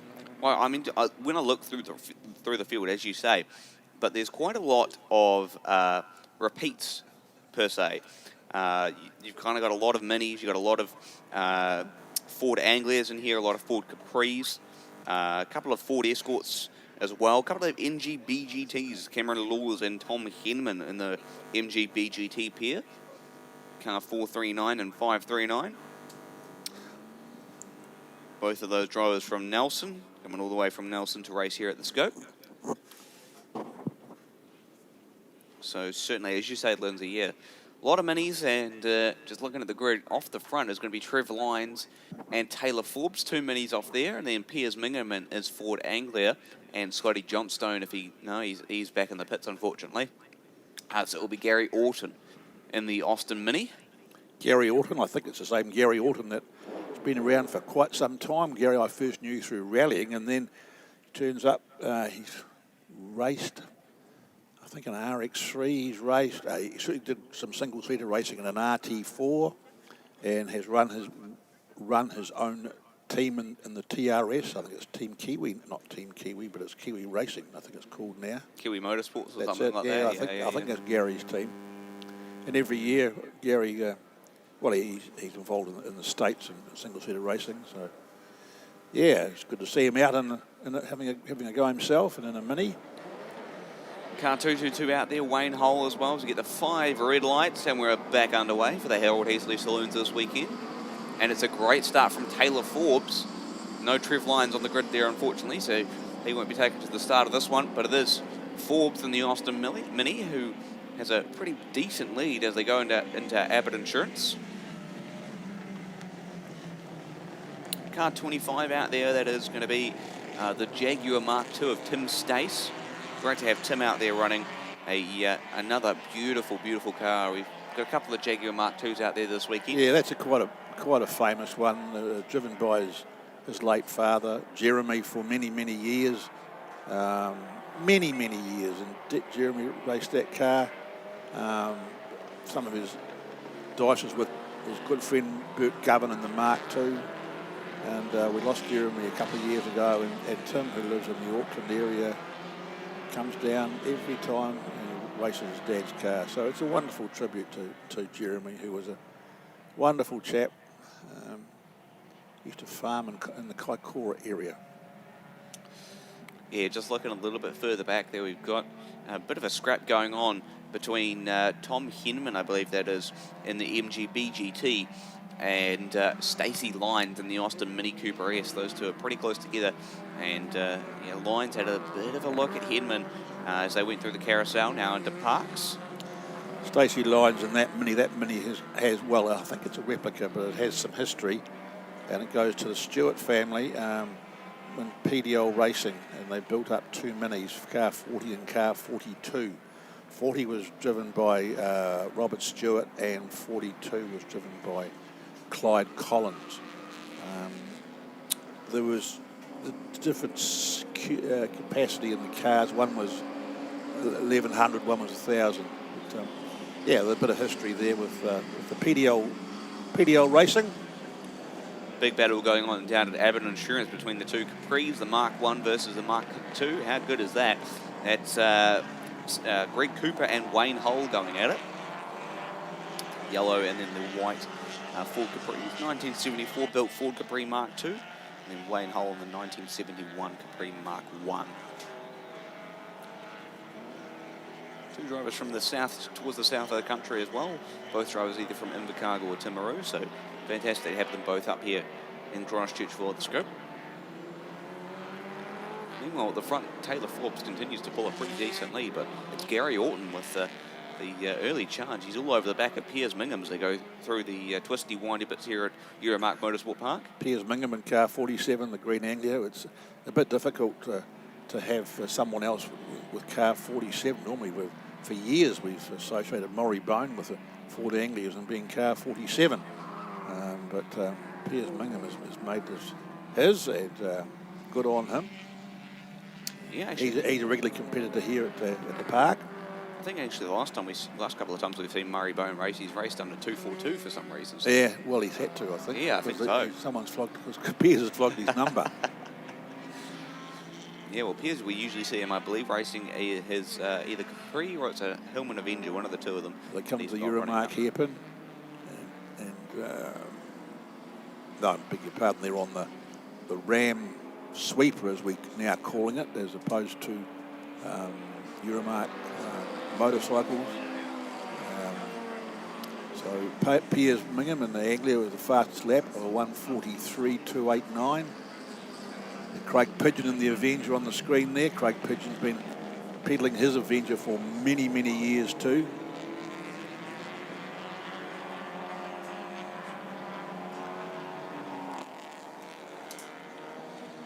Lap 2 of the 6. Good field, pretty well bunched. Yeah, 18 cars took to the start of this one. Unfortunately, lost a couple. Trev Lyons, Scotty Johnstone, Tom Collins, Eric Swinburne, Max Perkins, and Dave Sampson can take to the start of this one there, Lindsay. There's quite a few, but invariably we do have a bit of attrition from day one. We've had have a few accidents on day one, and a few mechanical gremlins creep in at times, and we do lose a few for day two. Just watching here, we've got a four-way battle entering into the carousel between the two Capris of Greg Cooper and Wayne Hull, and then the Escort of Steve Pauling and the Helmet Avenger of Craig Pigeon. Four of them having a pretty good scrap at it. There's the two Capris going through parks, and then the two blue and white cars of Pauling and Pigeon.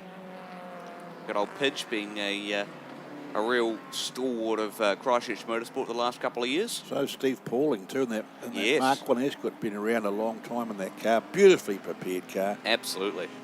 Well, Craig, and that, I mean, he's driven that car here for 20 odd years. Well, there's a piece in the program about it. I should know, I wrote it. Well, Wayne Hull's managed to get past Greg Cooper in that melee, so that battle continues down into Abbott Insurance. Hull has a look at the outside line while Cooper tries to find a way down the inside. Doesn't quite work out for him. Those two remain as you were.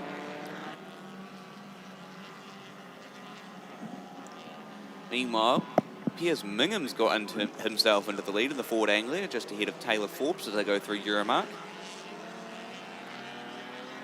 Mingham just puff of smoke as that car goes into gear. And that's Gary Orton in third spot there with the chopped Mini. Just a little bit wide on exit. Just lucky he's not that tall, really, isn't it? I mean, that's bend your neck to get into that car.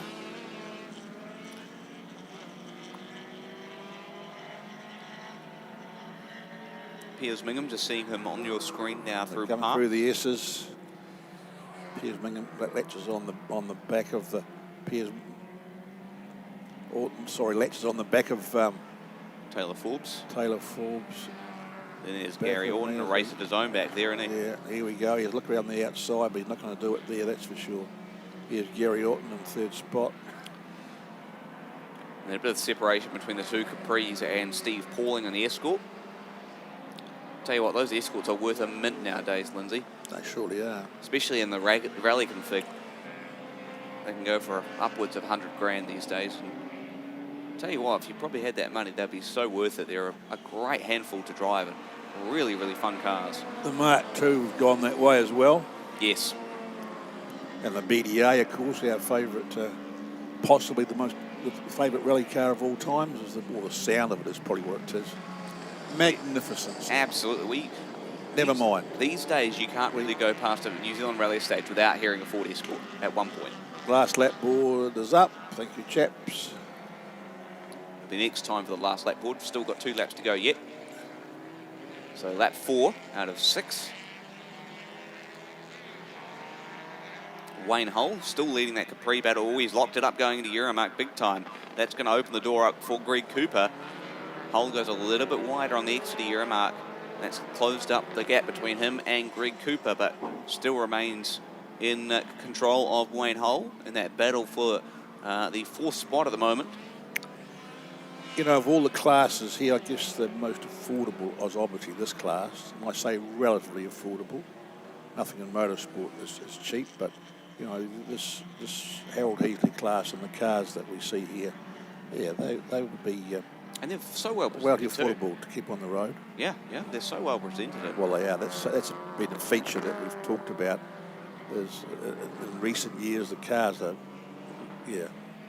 There was a period there going back, I guess, 20 odd years ago. For you, Josh, that's a never-ending time, but for me, it's not long ago. And there was talk at the time about a lot of scruffy cars. It was time to tidy things up. Well, it certainly happened, all right. Very few cars that go out there now you can say that are scruffy. You're talking to me like it's like 20 years isn't. No, that's what I mean. Yeah. I mean, for me it's like yesterday, but for you it never was. As you say, even though I'm turning 20 years old next year, I feel old already just saying. Wow, are you, Josh? Wow. We have a bit of a contrast here, ladies and gentlemen, of ages of the commentators. Another story. One of the many that comes out of this commentary box. Yes. people are looking on your screen, great drone shots here from the team at the Fast Files, looking at Piers Mingham and Taylor Forbes going through the twisty, windy bits. And there's the battle of the Capri scrap, plus the escort of Steve Pauling getting involved now at the back of Greg Cooper. Yeah, Capris have been good race cars over the years, in modified form and in standard form. And it's sort of illustrated here, here in the Harold Heasley class, the popularity of the Capri, the success of the Capri. So checkered flag out for Piers Mingham or Taylor Forbes. Looks like it's going to be Piers Mingham in the 105E Anglia. A good hit out from Taylor Forbes, who thought he might have had this race on the run, but Piers Mingham came pretty hard at him in the midway stages, and he'll get the victory now as he crosses the line. Yeah, good stuff from Piers Mingham. And then Taylor Forbes second, and here comes Gary Orton in the beautiful chop down version. And quite a gap now back to the first of our Capris. Number 222, which is Wayne Hull.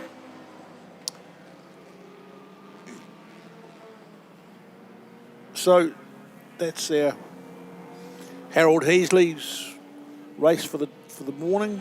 We'll see them again at 1:50 this afternoon.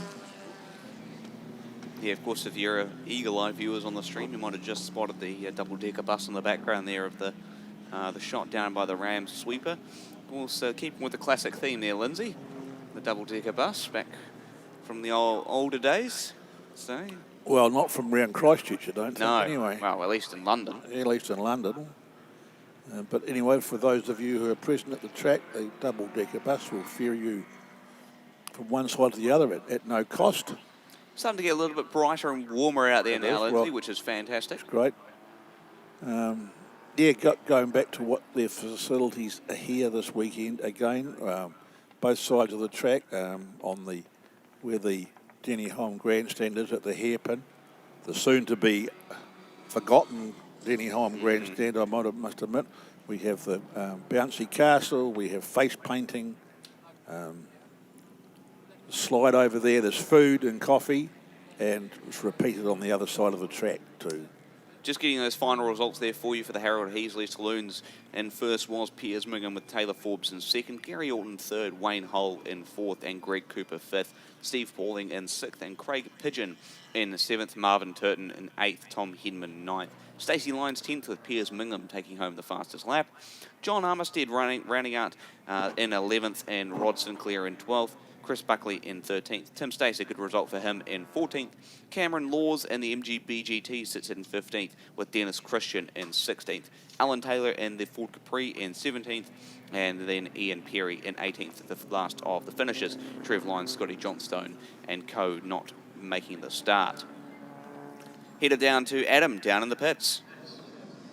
Hi, I'm just here with Paul Corey. I don't know a lot about these kind of cars, so I'm just going to be really honest and say, tell us about this and what we're looking at here. Well, you're looking at a 1959 CAE Sprint car.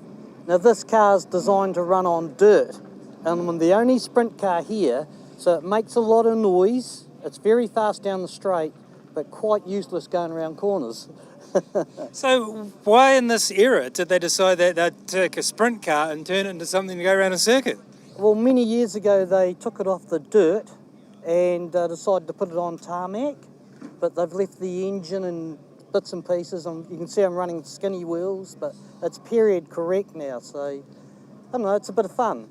And so as I look into the cockpit here, I can see the gear sticks between your legs. I'll just get the cameraman to come around and show that. Yes. How hard is that to drive? So you have to take your hand off the wheel? When you're going round to the right, you change gear with this hand. When you're doing the left, you change with this. And if you look down here, I don't know if you can see down here, the accelerator pedal's here, the brake's on top of it, and you see the gear levers.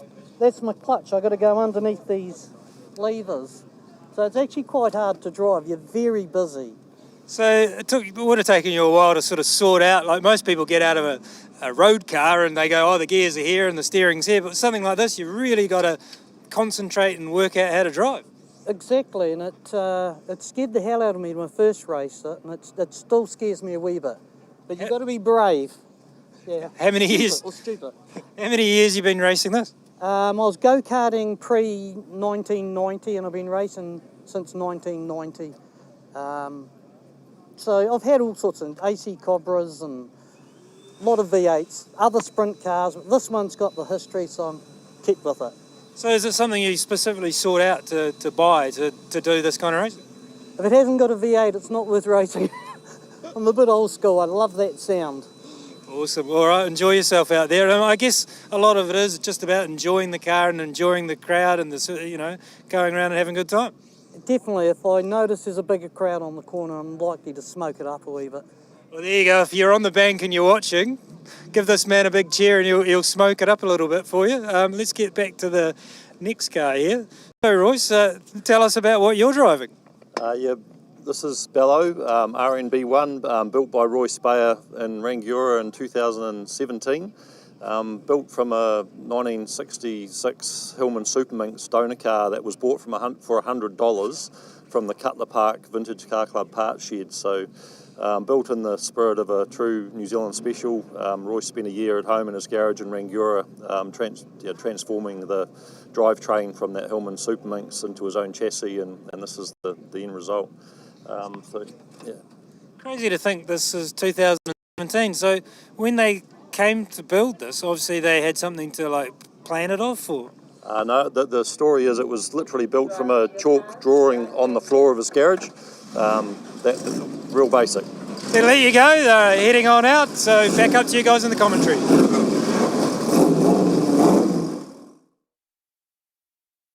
Silvester V8 Performance, 144 Morehouse Ave, Christchurch, New Zealand's #1 speed shop, catering for American, used and new parts and racing equipment. Check us out, silvesterv8.co.nz.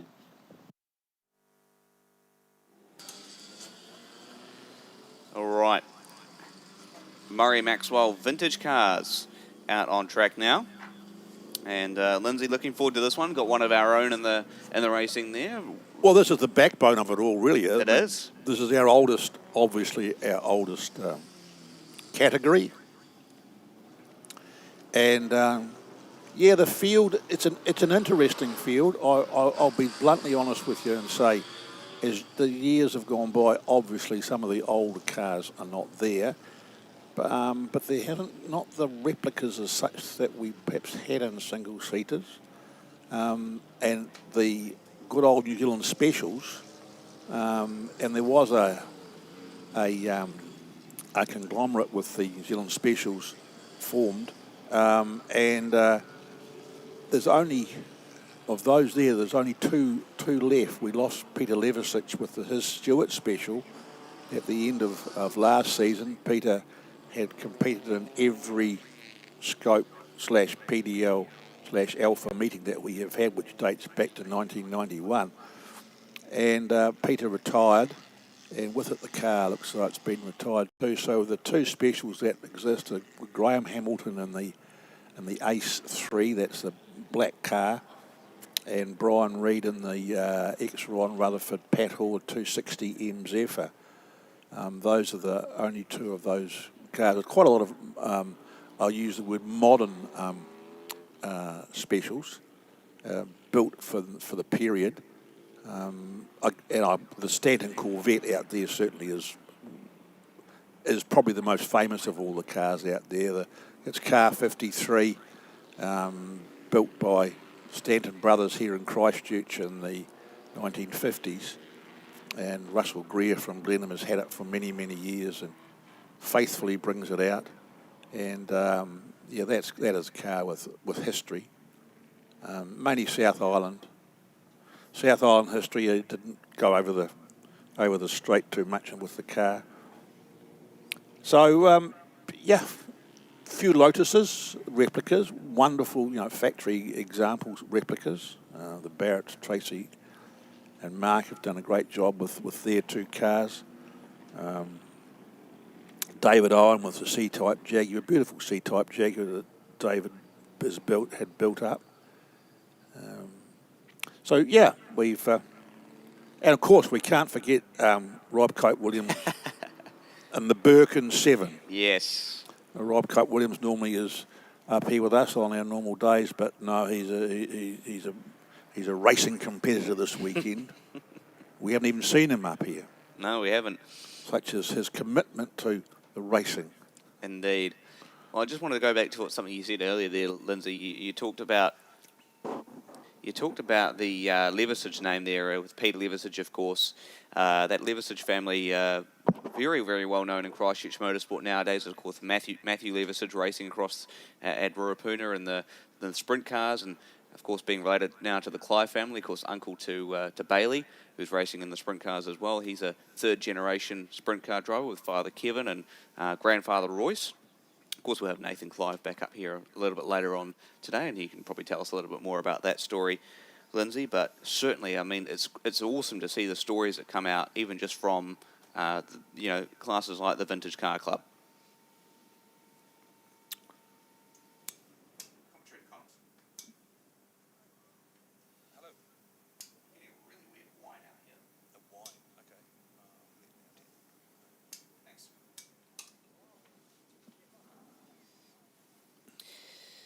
So we're waiting for the front row. Looks like Mark Barrett will come through this field.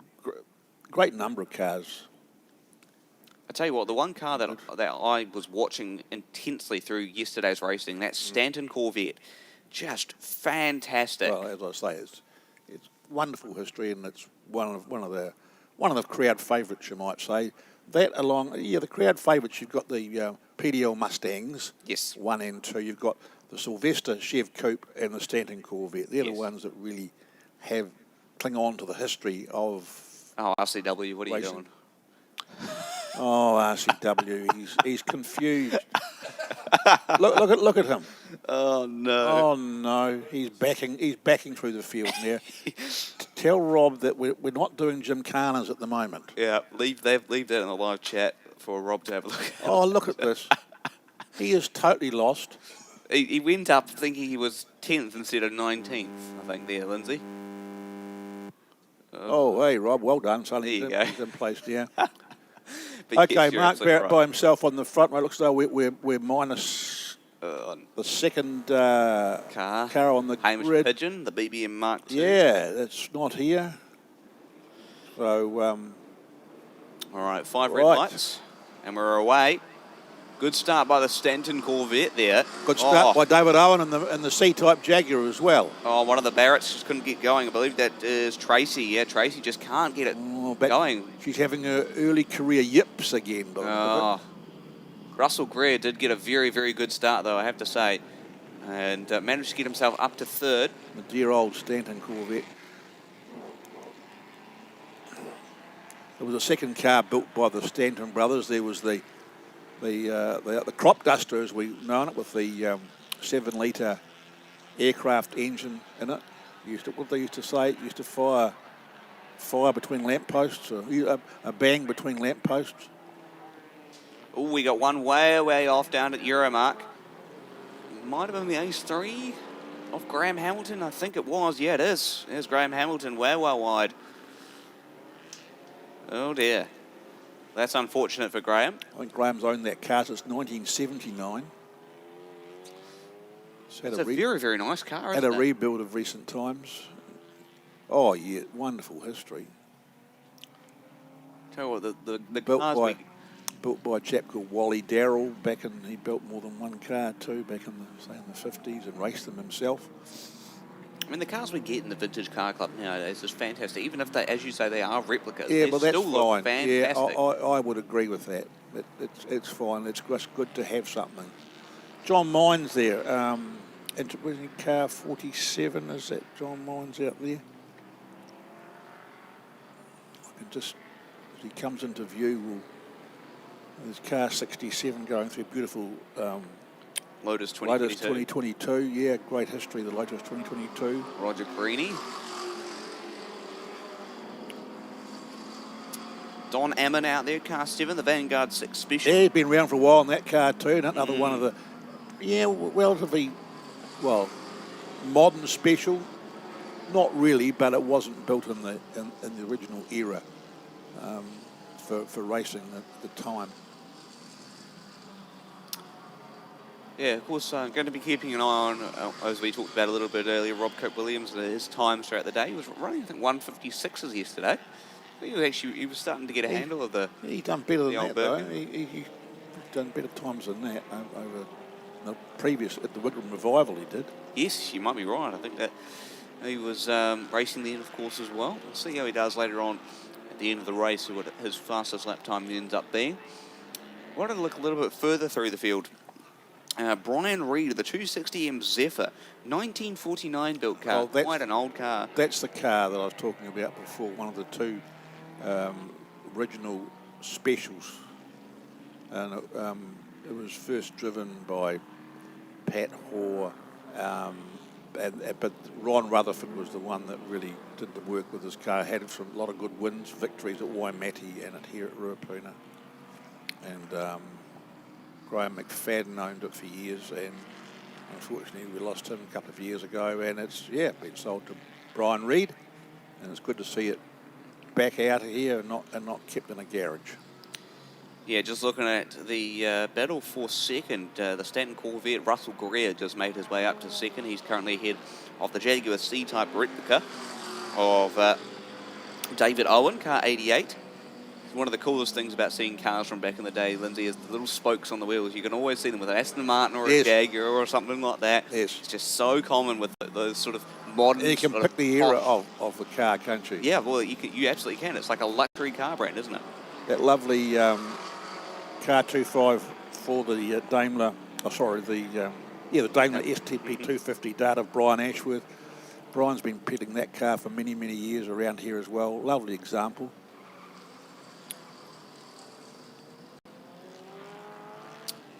Yeah, of course, 1960s built that car, so still actually relatively not.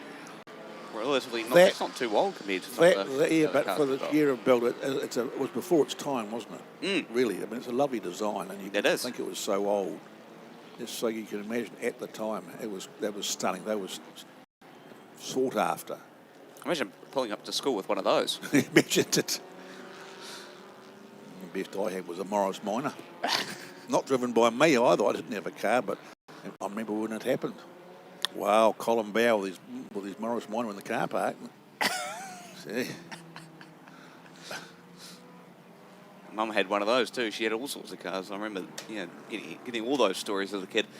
Meanwhile, Russ Haynes Holden Special. That's another one I've been looking at for quite a while. Again, a relatively modern special. In 1965 built. Where is Russ? See if we can find him on our timing screens. As we look, Mark Barrett continues to lead at Lotus 23B replica. Which one was the one that RCW owned? There was the B. The B, so the one being currently driven by Mark Barrett? Yep. It's a quick car, that, isn't it? Yes, indeed.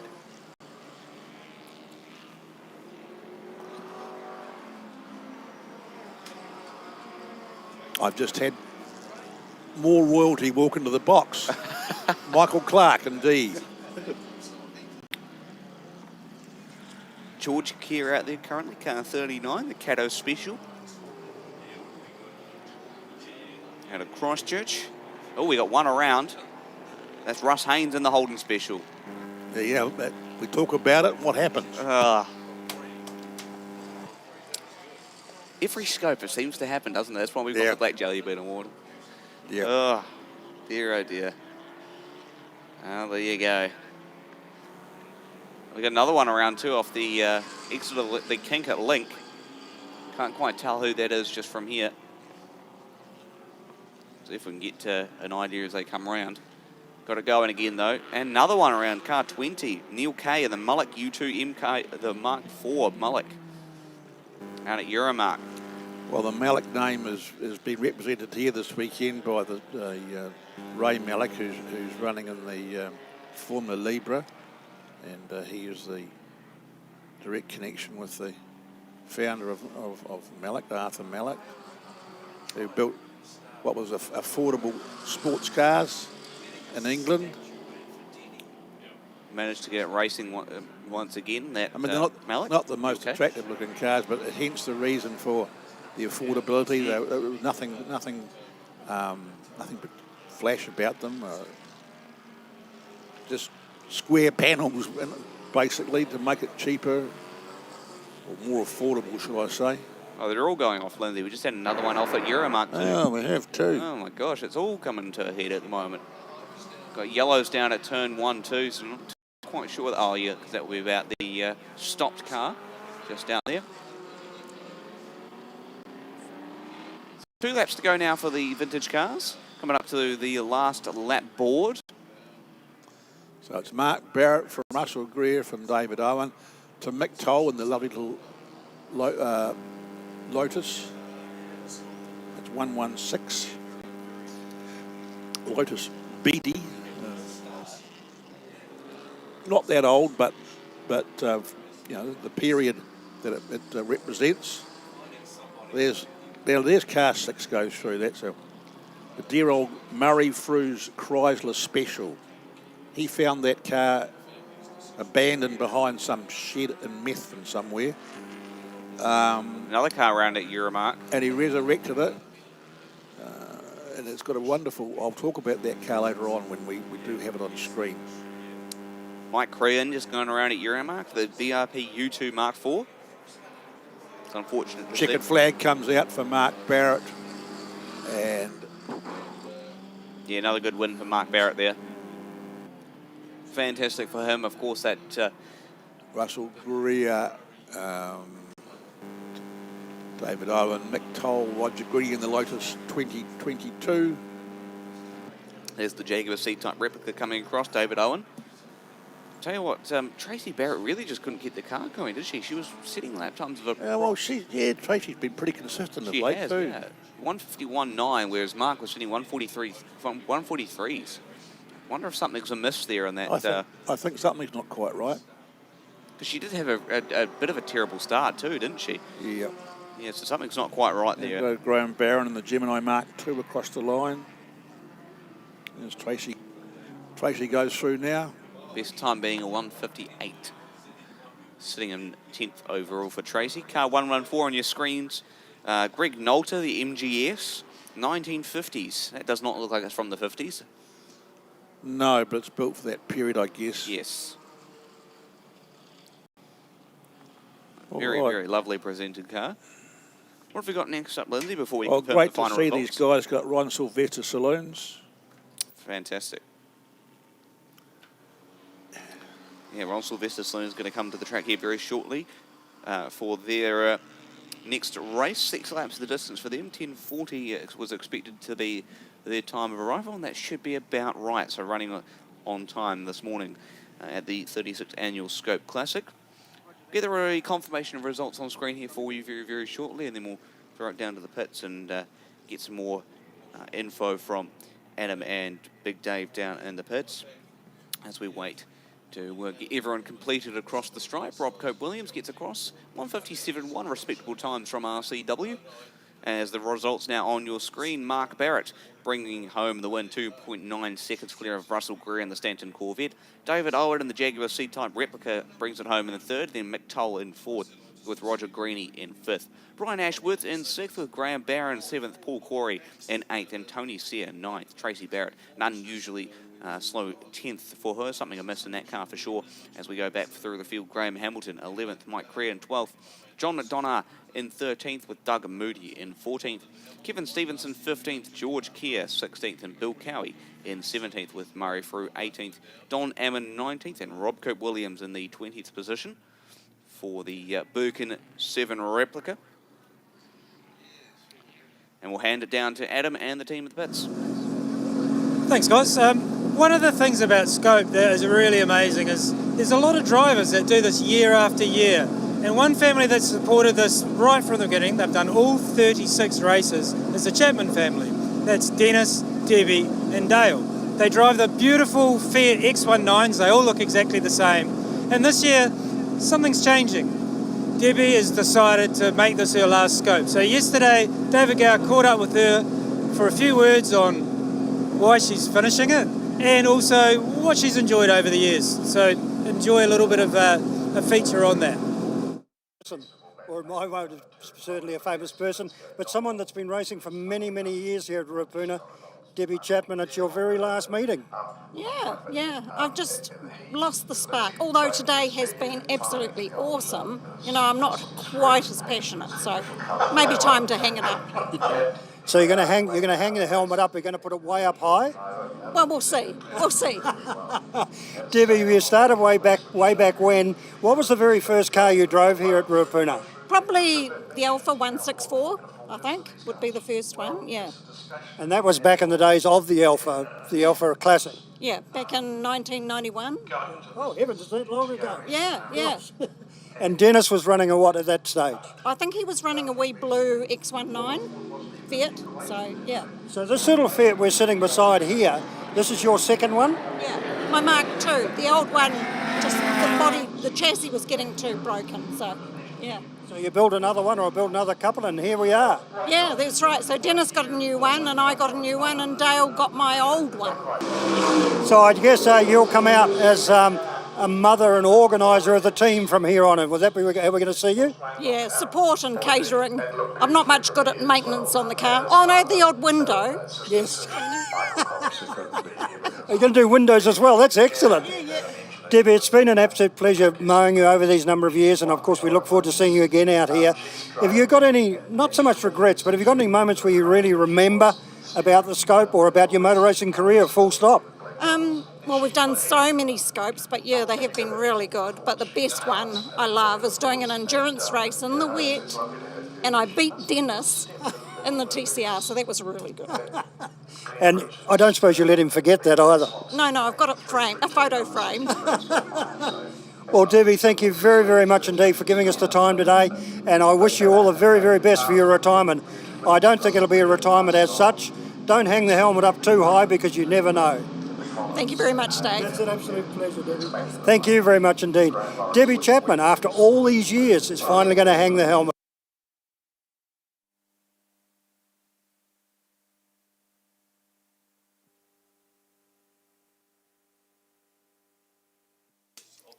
On the dummy grid at the moment, cars assembling for the Silvester Saloons, but a little bit of mop-up activity to take care of out on the Ruapuna circuit, where obviously a little bit of oil perhaps or debris has been dropped. So the rescue crews and various officials doing a great job here, and a big shout out to all the volunteers that come out for meetings like this. It takes a lot of people to run a big meeting like this. I guess, as I said yesterday, this is kind of New Zealand's equivalent to the Goodwood, not Festival of Speed, but the Goodwood Revival meeting. Plenty of cars on the dummy grid, Adam. Well, let's hear the latest from you. So I'm just here with Guy Stewart. He's driving 2 Porsches this weekend. Lucky man. I'm very lucky. Hey, tell us something. You said you're having a little bit of an issue with this one this morning. What's happening? I think it's old, like its driver, and it doesn't seem to be doing it now, so I don't know. It's not stalling. Phil would love it to not be in the race because he's got new tyres on, so we'll be blisteringly clipped. So I have to try and hold him off. But now it's behaving. I don't get it. And just very quickly, tell us about this car. It's quite a special car. Yeah, so it's built on a real 1973 911S. It's a replica of a 1974 911 IROC, which was a specific series in the US. It's 300 horsepower. It's very old school. I love driving it, but in the wet it's like a very angry girlfriend with a very sharp knife. Awesome. Well, enjoy yourself out there. It sounds like everyone's getting their engines going, so you're about to go out. Back over to you guys in commentary. Very special car, isn't it? Car 989. Guy Stewart, the Porsche 911, the IROC replica. And he's got a lot of power in there as well. So fantastic. We'll keep an eye on that car. But like many of the drivers out there, the cars are old and so are the drivers. I didn't say that. As we saw in the wee break as well, we had a wee chat with the Chapman family. I mean, Dale Chapman's out there, Dennis Chapman is out there. It's fantastic to have their involvement. We thank them for their involvement in this sport. And Debbie Chapman, of course, in the little Fiat, the Abarth replica. as they head out trackside now to get ready and form up. There's Adam Collins in his Fordina. I love the description of that one, the A40 Farina. Beautiful Jag. There's all sorts of cars. This is the Ron Silvester Saloons. Here as part of our SKOPE Classic this weekend. Here's those Fiats. The Chapmans love the Fiats. Great cars and great contributors to the sport here in New Zealand. Dennis Chapman and the family have been very involved with the likes of Liam Lawson, helping him along his career to Formula One. Scott Dixon's another one that they've helped. There's a beautiful E-Type Jaguar as well. So we're ready to go racing for the Ron Silvester Saloons, and I think we've got 6 laps for this race. Not too far away from Formula 5000s also to come as well. The cars making their way around the track. Very, very different conditions to yesterday. Beautiful sunny day yesterday. If you were here, you would have probably got sunburnt. I don't think that's going to happen today. You get windburnt, if anything. A big shout out to those in the Denny Holmes stand out by the hairpin over there, because I believe that stand's coming down in the coming weeks to make way for probably corporates or whatever it might be for the supercars that are here in April. That's going to be a spectacular meeting as well as Aussie Supercars.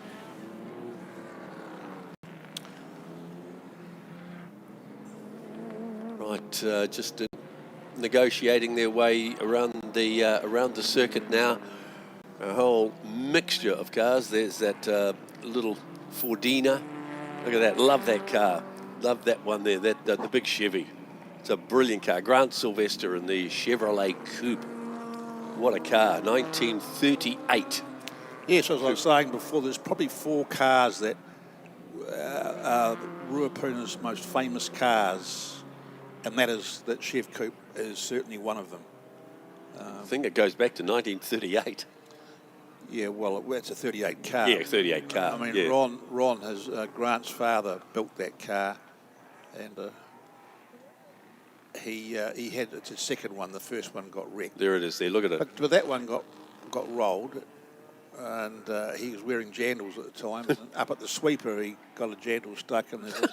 It's a great story, that, isn't it? Well, the story in Classic Driver, this latest issue on that, is a great photo of Ron rolling the Chev, and jandals, and that's a fact. Jandals were then outlawed by Motorsport New Zealand. But the late great Denny Holmes was famous for bare feet. Grant keeps this car in magnificent condition. It's in the workshop at Sydenham or Silvester Spares, and in Moorhouse Ave, and the car sits there in the workshop. There's the 353 on the grid of Debbie Chapman. We heard from just prior to the start of the car, looking start of the race, Brett McCulloch in his Ford Escort. Debbie has been here moving up. Debbie, this is her last meeting, her last day of racing. She's raced here at every SKOPE meeting, SKOPE/PDL meeting, 1991, and this is her last day.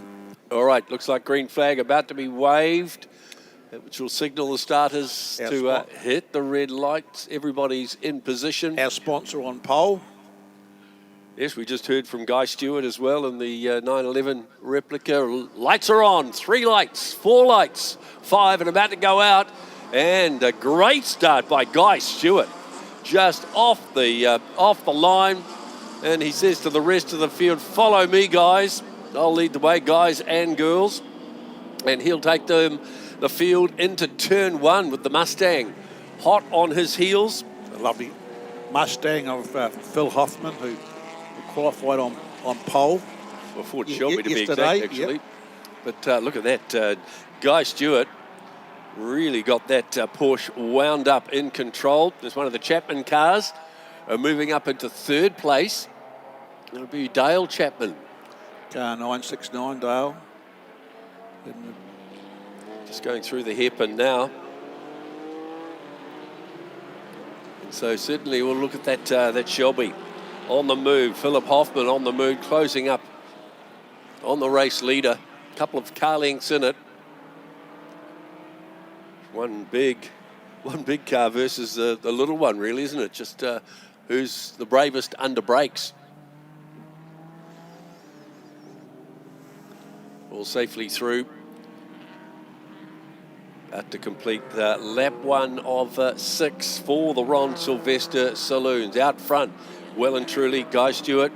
Beautiful shot of the Brett McCulloch Ford Escort Mark II RS 1800 out of Rangiora from your neck of the woods, Lindsay. Yes, indeed. All the famous cars come from out there. There we are. There's Dale Chapman in the Fiat.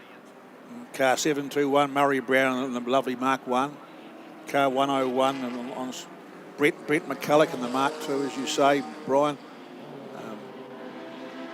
Mark 1s and Mark II Escorts are certainly have stamped their mark on motorsport over the years. Guy Stewart first through for lap 1 with Philip Hoffman, Murray Brown, Dale Chapman, Scott O'Donnell, Patrick Lilliman, Brett McCulloch, Jeff Judd in the Chevette as well. He is in 7th place overall.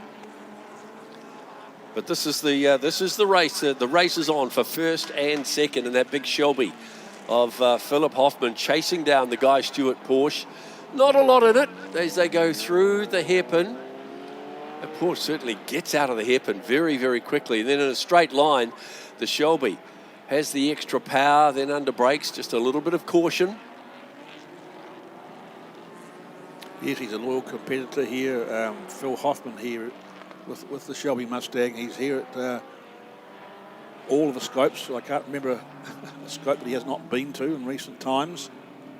And a great car as well, the Ford Shelby GT350.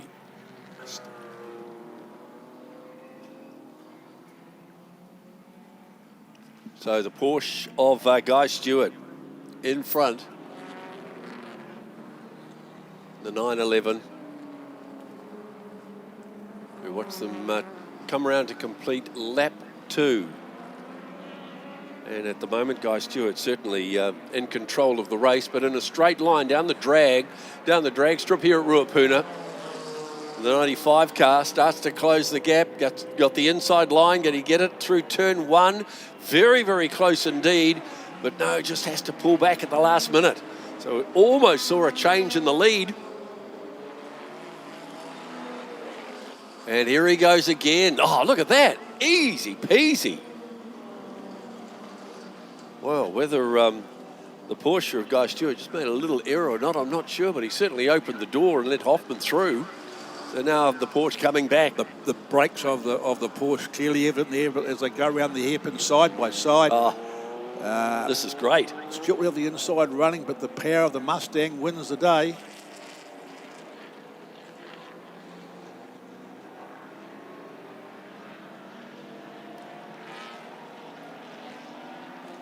And there we go. As they go through the tight part, through the carousel there, it's side by side as they exit the carousel and they go into the S's. Shelby Hoffman will have the advantage here in the inside line, and Stewart just tucks in behind. Yeah, the little race car of Guy Stewart's, that is great. Just a couple of car lengths between the two of them. What a race for first and second. In a straight line like that, that Shelby's just got the extra legs, but under braking, closes within a couple of car lengths. So completion of lap 2, almost halfway through this race. Hoffman, the legs on the Mustang here will show all right. But it was sort of down turn 1 where the Porsche maybe through there could close the gap just a little bit. We'll see what happens as they go through there. Rest of the cars coming on to the straight now, past the start-finish line. Murray Brown, Scott O'Donnell, Patrick Lilliman in that order. And there's that the big Chev of Grant Silvester. Isn't it great? It almost looks like the ugly duckling out there. Well, it always has, hasn't it? Yeah. You know, it's a wonderful old machine. Everyone loves it. Oh yeah, there's something special about it. Grant said it. You know, it'll never go out of the Silvester family. It's there forever. The lead being challenged again. Guy Stewart coming back at the Shelby. Look at that. The nimbleness of the Porsche certainly shows here. The superior braking. Yeah, through the windy bits, that's where the Porsche has the advantage and closes the gap again under braking. Can't quite get it, but then comes up on the inside. Can he get through there? No, but nothing in it. This is a great race. The race for first and second. Out front of the Ron Silvester Saloons. Porsche chasing down the big Shelby. And goes real wide. Guy Stewart uses every bit of track and more. He's trying very, very hard to get up into the long side him, but the power from Hoffman's car is quite evident, isn't it? Well, it's a good race as we watch them come down again. There's the Chevette of Jeff Judd. He's in amongst a gaggle of cars, including that funny little Fordina A40. Well, it's got a great history too. Yeah, great car. Well, this is a replica, but the original version of it, I was saying, in the last race as well. Juddy's having a good battle with that Farina of Adam Collins's. Right, back at the front of the field, it's still Philip Hoffman in charge and really going away from the Porsche on this lap. We're over the halfway mark. And real race going on down the field with Jeff Judd. This is for 8th and 9th, 10th and 11th. Jeff Judd, Bruce Henderson, Thomas Flynn, all involved with the action out there. Debbie Chapman's in amongst that one as well. She's lying in 13th place overall. So next time around, it'll be the last lap board. And I tell you what, the Porsche has shut down that lead again. Guy Stewart closing all the time on Philip Hoffman. Let's just have a look. This time through, look at that. Closes the gap to within a couple of car lengths. Last lap board about to be shown for them as well. So he's just got this one more lap around Ruapuna to pick off the race leader. Can Guy Stewart do it? Goes a little bit wider through there, gets a good run off the corner, and now the drag down the straightaway. Philip Hoffman's car too powerful there, but then we start to get into a little bit of braking. Although we have a spinner here, car number 2, the Datsun of Patrick Lehman, the Datsun 240Z is spun as they in the S's. He's away again. All right. Back at the with the race leaders, halfway through the final lap, probably 50 to 60 metres. The Porsche closing right up. Yeah, but here we go. Hasn't got the mumbo to get by. Just needs that extra wee bit, but certainly putting up a fight. But Philip Hoffman in charge of that GT350. Now the windy bit. This is where the Porsche could do it. Goes wider, gets a good line coming off that curve. But no, don't think he can do it.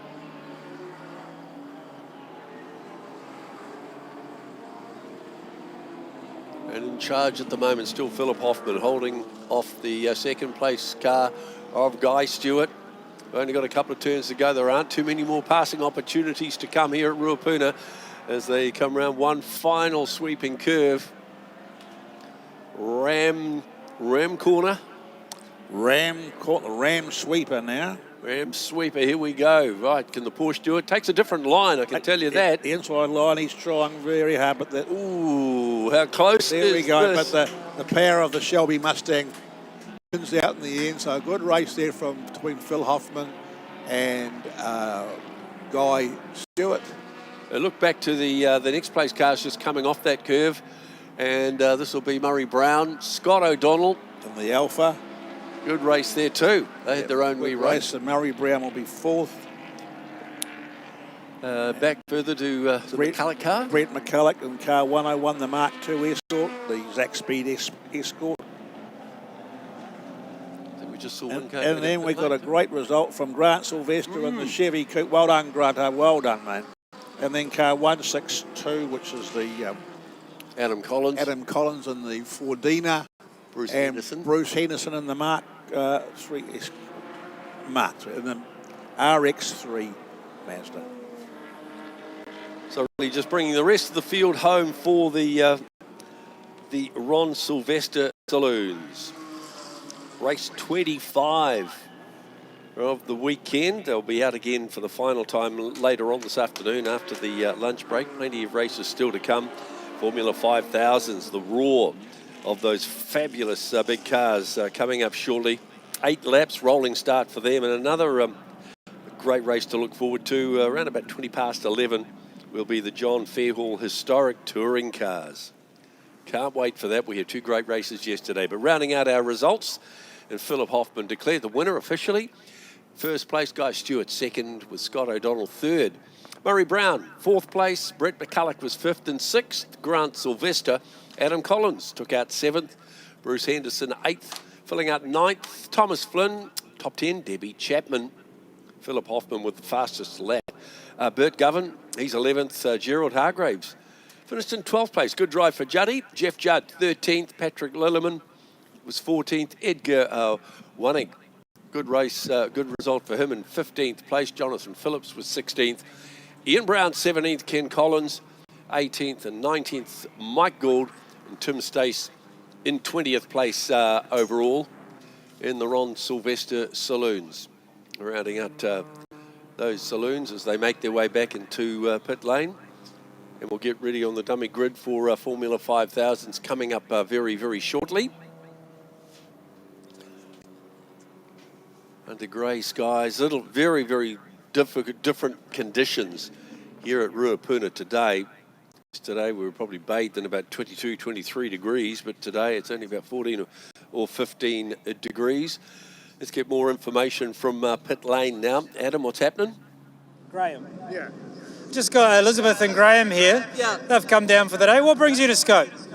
Well, Dennis and Debbie Chapman, some friends of ours, they're racing Fiats. And at 60, I've just bought myself a sports car.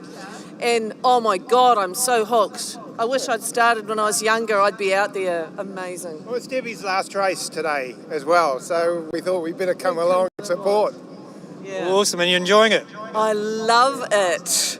Yeah, I'm standing up there grinning like a fool. It's amazing. So I suggest you join the car club, come out and bring the car. I should. Why would you? I might. What is your sports car? Oh, well, I bought a Toyota 86, a manual 6-speed with a modified, with an aftermarket exhaust and an aspirated boxer engine, and I love it. Awesome.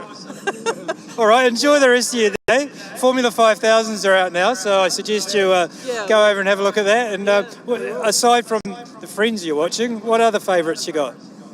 Oh, I love that Mustang. Oh, that's amazing. And the fact that it beat the Porsche, I'm loving that. There we go. Crowd's enjoying it, so what else could you want?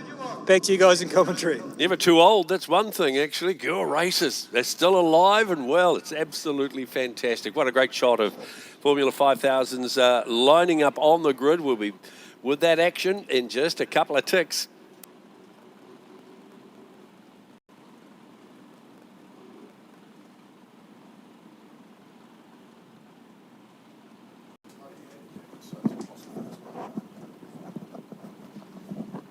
Okay, one of our favourite classes, and have been for a long time, I guess always will be, is our Formula 5000. We could talk about 5000s for a long time. I've got the expert with me, David Abbott, who's the coordinator for the category. David, this is... before we start, you and I had a wee challenge yesterday. I gave you a wee challenge, and you've done a lot of homework on this. I talk about the first ever 5000 race, which was at Bay Park at the end of 1968. And I came up with a theory that there was 2 potential winners. Now, which one of the... Was it McRae or American man called Ron Gable? Yeah, no, McRae was not in that. Right. They only brought 4 Formula 5000s, and thank you for giving me a heads up because I couldn't have given you this detail. By the way, thanks for having me here. It's absolutely superb. And we'll try and explain a handicap race that's going to start here soon. Let's answer my question first. Okay, yes, sir. Yes, sir. You're like a politician, you are. You're just ducking for cover now. Oh, I can do that too, yeah. But back to the 4 Formula 5000s that were invited in for Bay Park in 1968. Correct. You're quite right. And that was in December. It wasn't part of the Tasman series. At that stage, New Zealand didn't know that the 2.5 litre that had been the class for the Tasman Series up till then was about to disappear. And they successfully ran a Tasman Series in early '69 for those cars. But Bay Park brought in 4 Formula 5000s, and Ron Grable did win. There you go. And it was in a Spectre. It was a Spectre. Yeah. And they all went again. They didn't take part in the 2.5 litre 1969 Tasman Series. And then by the start of the 1970 Series, there were Formula 1 cars and some leftover 2.5 litre cars. So the Spectre. Correct. Did we ever hear of it again? Oh, yeah. It raced back in the States, Did for it? sure, yeah. I'm not sure that we kept it down here. I don't recall us ever having any here. No, and I'm sorry, I was too young to remember. Oh, That's my excuse, yeah, right. Anyway, thanks for having us along. I'm sure Can you we were. explain what's going on out here? Yes, please. We have a handicap race here, and I guess the older cars, the McLarens, will be the ones that will have the off front. Indeed they are, and we've got Tony Roberts in the number 7 M10A, which is a 1969 car, but didn't ever race here in New Zealand back then, next to Toby Annabelle in an M10B, McLaren M10B. Those are the two yellow cars. They'll start off first, and they are going to set their own time. They're going to gap themselves, which is somewhat impossible, especially if somebody towards the end of the crew has a little problem with a fast stopwatch, shall we say. So they'll set themselves out at various gaps. The next line, who will hopefully pass the start-finish line when it goes green on the next lap, is Roger Williams. He's got a 20-second gap in the number 12 McLaren M10B, that's a green one. And then another 40 seconds up the track, you'll have a group of 3 Lola 332s, Anna Collins, number 14, the old Graham Lawrence car, Tony Galbraith in the yellow number 88, ex-Tuck Thomas car, 332, Lola 332. These are all produced about 1974. Glenn Richards in the Danny Ungaius number 63 Interscope black and red car. That's that same group. And Grant Martin in the Talon, which is a McRae production. GM2. Correct, really, yeah. Produced by McCormick Cars, and that car, I think, did win the New Zealand Grand Prix at Turatonga with Chris Amon driving. Why was McCormick so... Was it not a good business deal between McCormick and Graham McRae that he wanted to get rid of the name McRae on the car when, in theory, it was Graham's car? Well, I suspect even then there was money involved, actually, Lindsay. Yes, I suppose there was. And that's possibly the answer. I really don't know. Anyway, and then Kevin Ingram's on the same group as well, another Lola 332.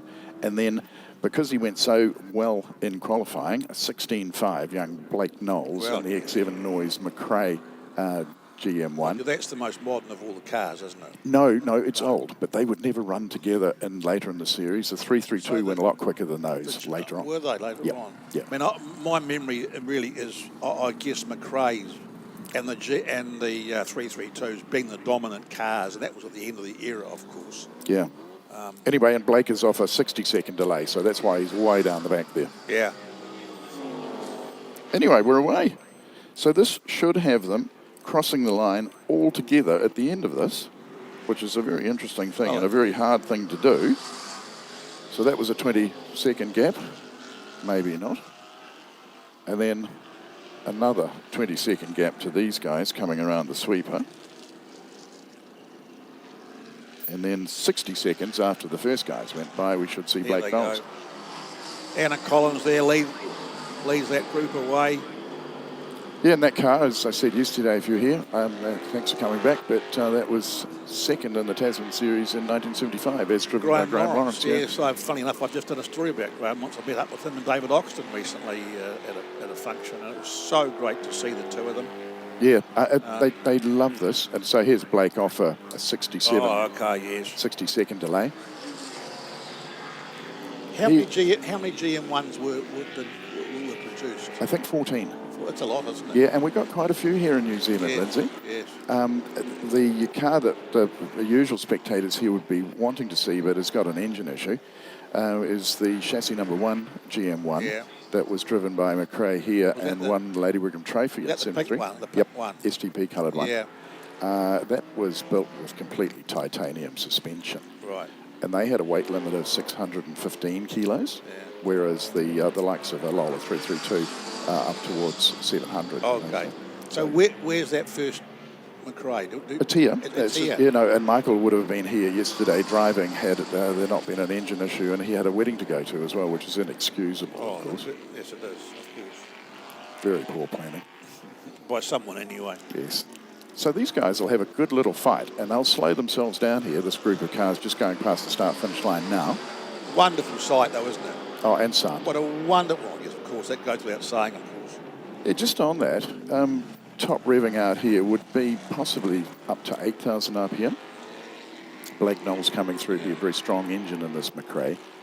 And it'll be right down towards the lower limit of 615 kilos.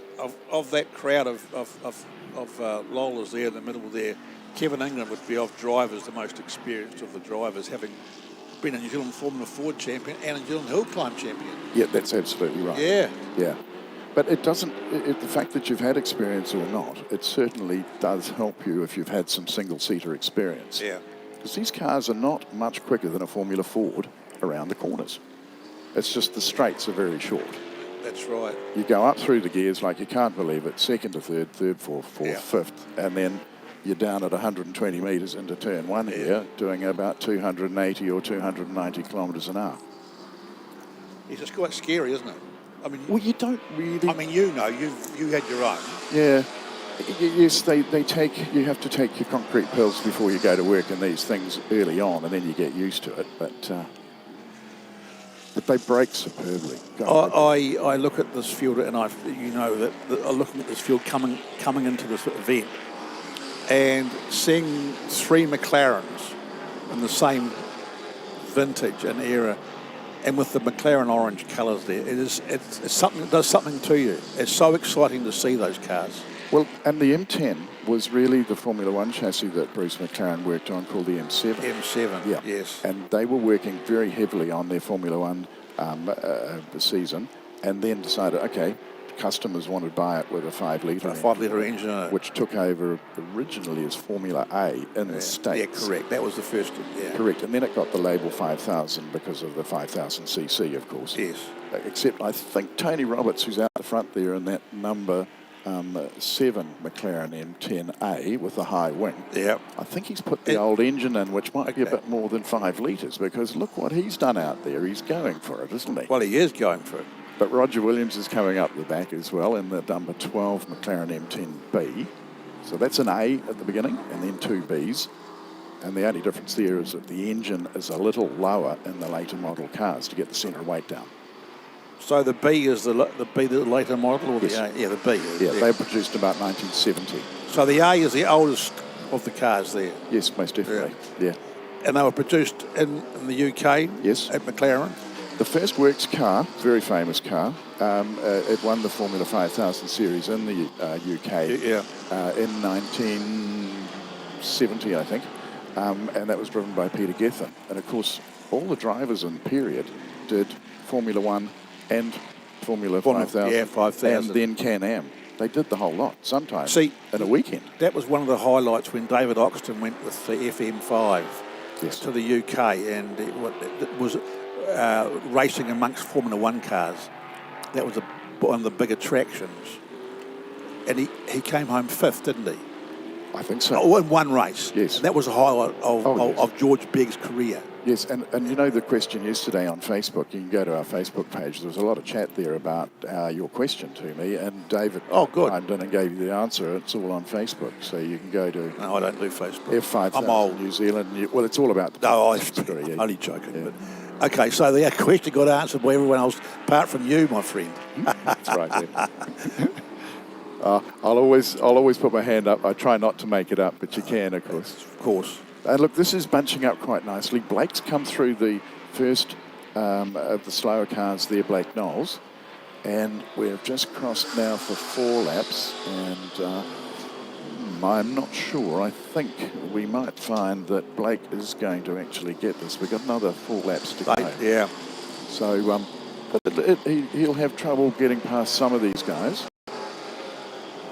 Yes, so the McLaren M10's a 1969 produced car, would never be racing with a 1975 produced car. No. They stopped that, and even the McRaes, the 72, 73 McRaes, were not allowed to race with the later ones because they were making them put side impact stuff on the outside of the chassis, right, which then weighed them down, and it meant they weren't as good as you see going on here today. But as a class, we're all 5 litres, we're all 23-degree heads, and we are the way it should be. Yeah, from start to finish. That was a regulation. Yeah. So when Formula 5000 came to an end, and it happened in a hurry too, and the period had not been long. I mean, their existence, 6 or 7 years? Yes, 7, you're right. And then it all came to an end. And 69. Yeah, it was, after being so popular and welcome, we look at them now and everyone is all over them. Why was there the sudden demise? If you can't call it a sudden demise. You'll get many answers on this. Yeah. But they were going a bit quick, and they were cheaper than Formula 1 by a long way. Yes, yeah. With a stock block engine, you go and buy your Chev down at the shop. Yeah, no sophistication there, no. Not really.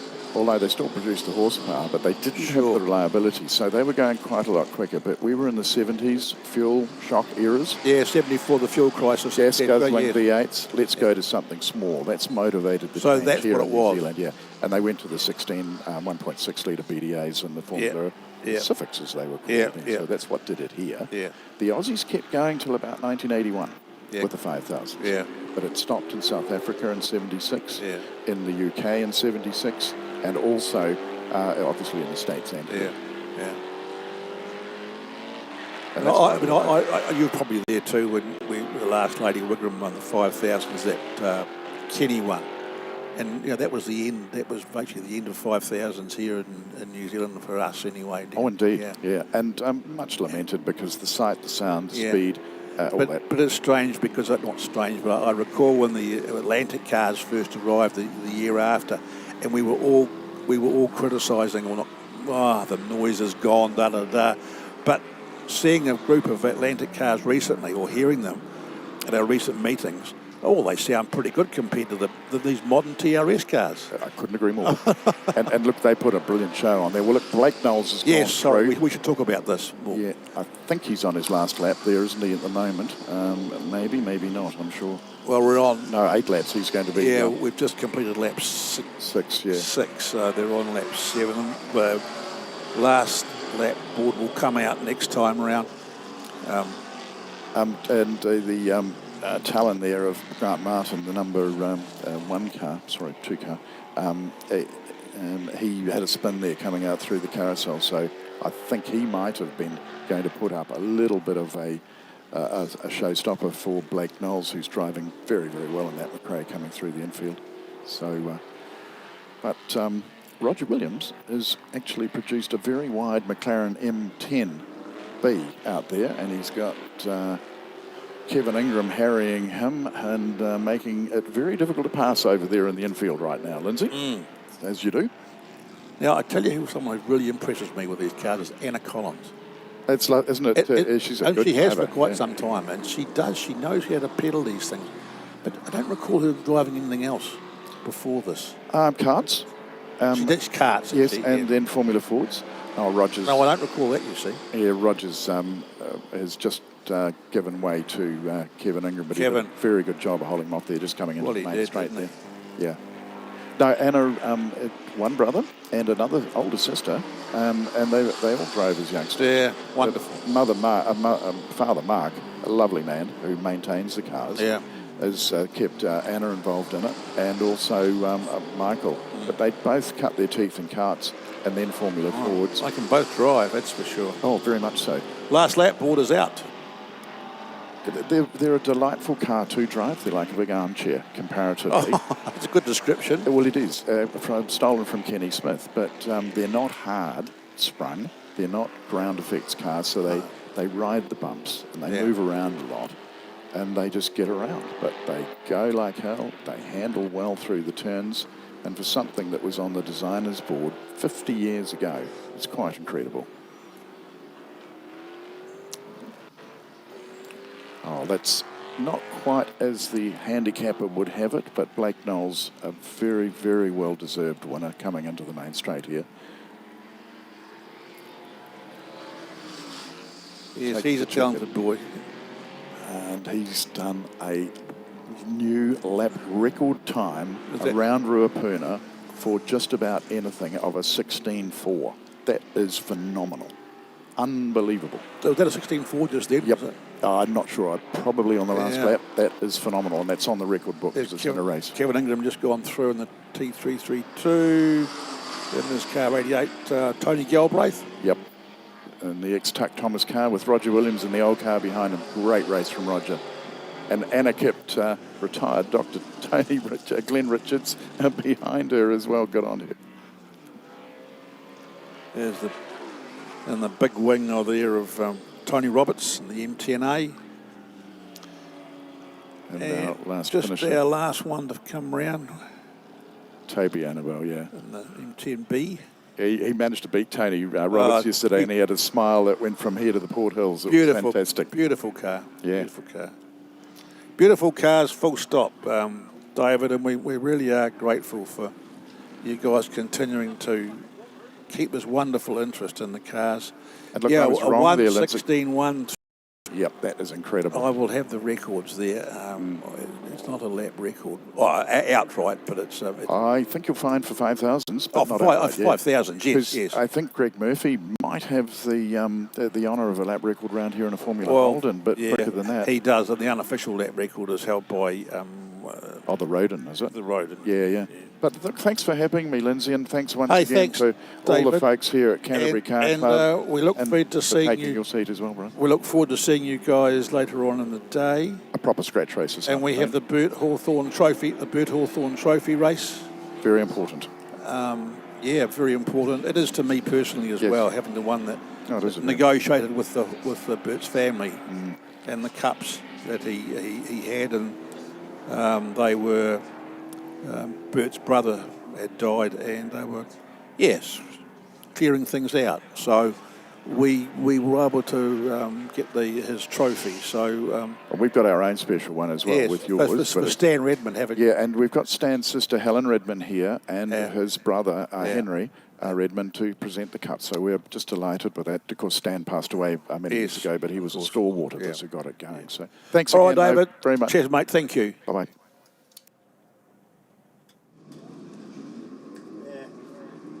Well, look at this. This is becoming a bit of a regular thing now, Blake. Congratulations, my man. What do you think your best time was? I don't know. Andy just told me it was a 16, I think. So pretty happy with that. Obviously, got no lap timer in the car, so just going around, no idea what I'm doing, but great race. It was cool with that handicap, so had a lot of work to try and get through the field, and had a lot of fun. 16-1, that's quick.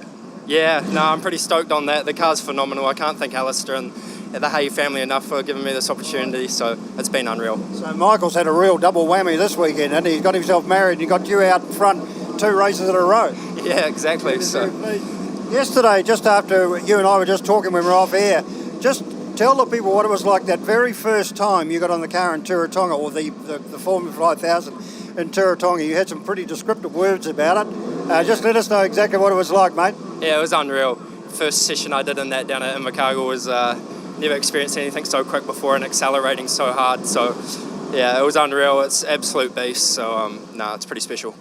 Well, congratulations to you, and we know that you've got another race later on this afternoon, and I'm sure we'll be talking to you again. Sweet. Thanks very much indeed, Blake. Cheers. Thank you. Well, there you go. 2 days in a row. Good heavens, and a 16-1. That is very, very quick here, and as you can see, he's a very happy boy, believe you me. His crew are gathered all around him and giving him big hugs, and congratulations, really great. It's a beautiful motor car, this thing. It really is. Just have a close look at it, and it has just been so beautifully driven, and as he said, he had a lot of hard work to catch up from down the rear of the field, and he did the lot. Alrighty, we'll go back to the guys in the tower. Well, thank you. There he is. The guys in the tower. Thank you to Dave Gale. Here we are. We're poets.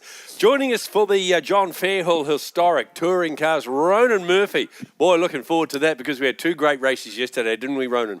We're back at it, BK. Bigger and better. Let's get going for this one. I can't wait. It's a little bit cloudy today here in Christchurch. Not as nice a day, I'd say, as what it was yesterday, but doesn't matter what the weather's doing, it's can always provide good car racing. Absolutely, and that's exactly what we got yesterday. We had two great races, and we had Andy Greenslade fighting off the big names like Stephen Richards and your old man and people like that. It was great. Yeah, we had it was quite cool, wasn't it? We had a Group A car win the first race yesterday, but then we had the Super Touring car win the second race. So that's sort of that lifelong eternal battle in this John Fairhall historic touring car class, is the Group A cars versus the Super Touring cars, all from the absolute heyday of touring car racing back in the 1990s.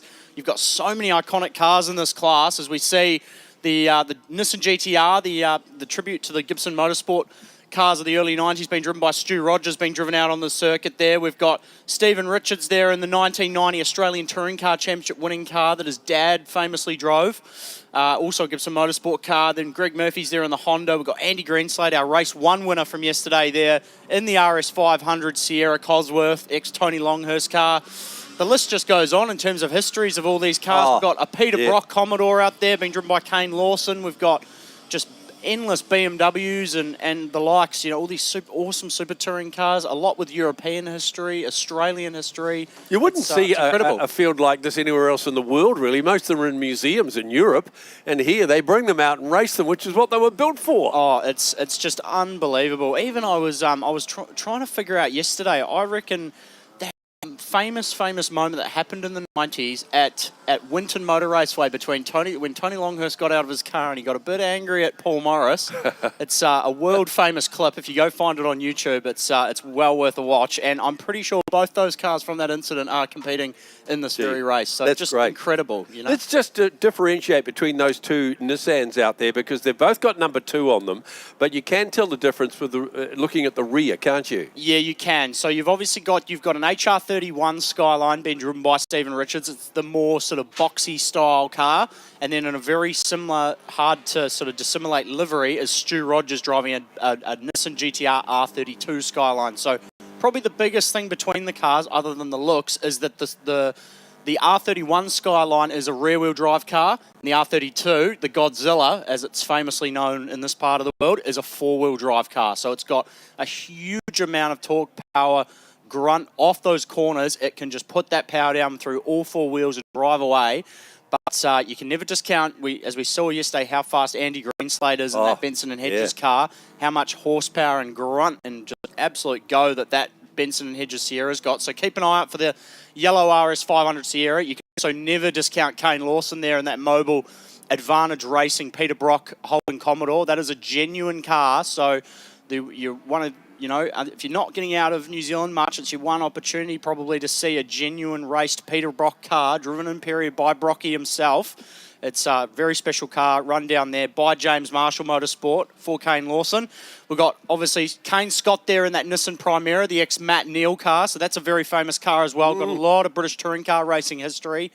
Greg Murphy's obviously in the Honda Accord as well. Neil Crompton drove that car at one point, which I was quite fascinated to know. Yeah. So much history up and down the field. Bruce Miles there as well. We can see him coming up along there in that beautiful orange Jägermeister liveried BMW. And the special thing about that car was it was built by McLaren. And when I say McLaren, the McLaren Formula One team. So very special cars. We see the field coming along.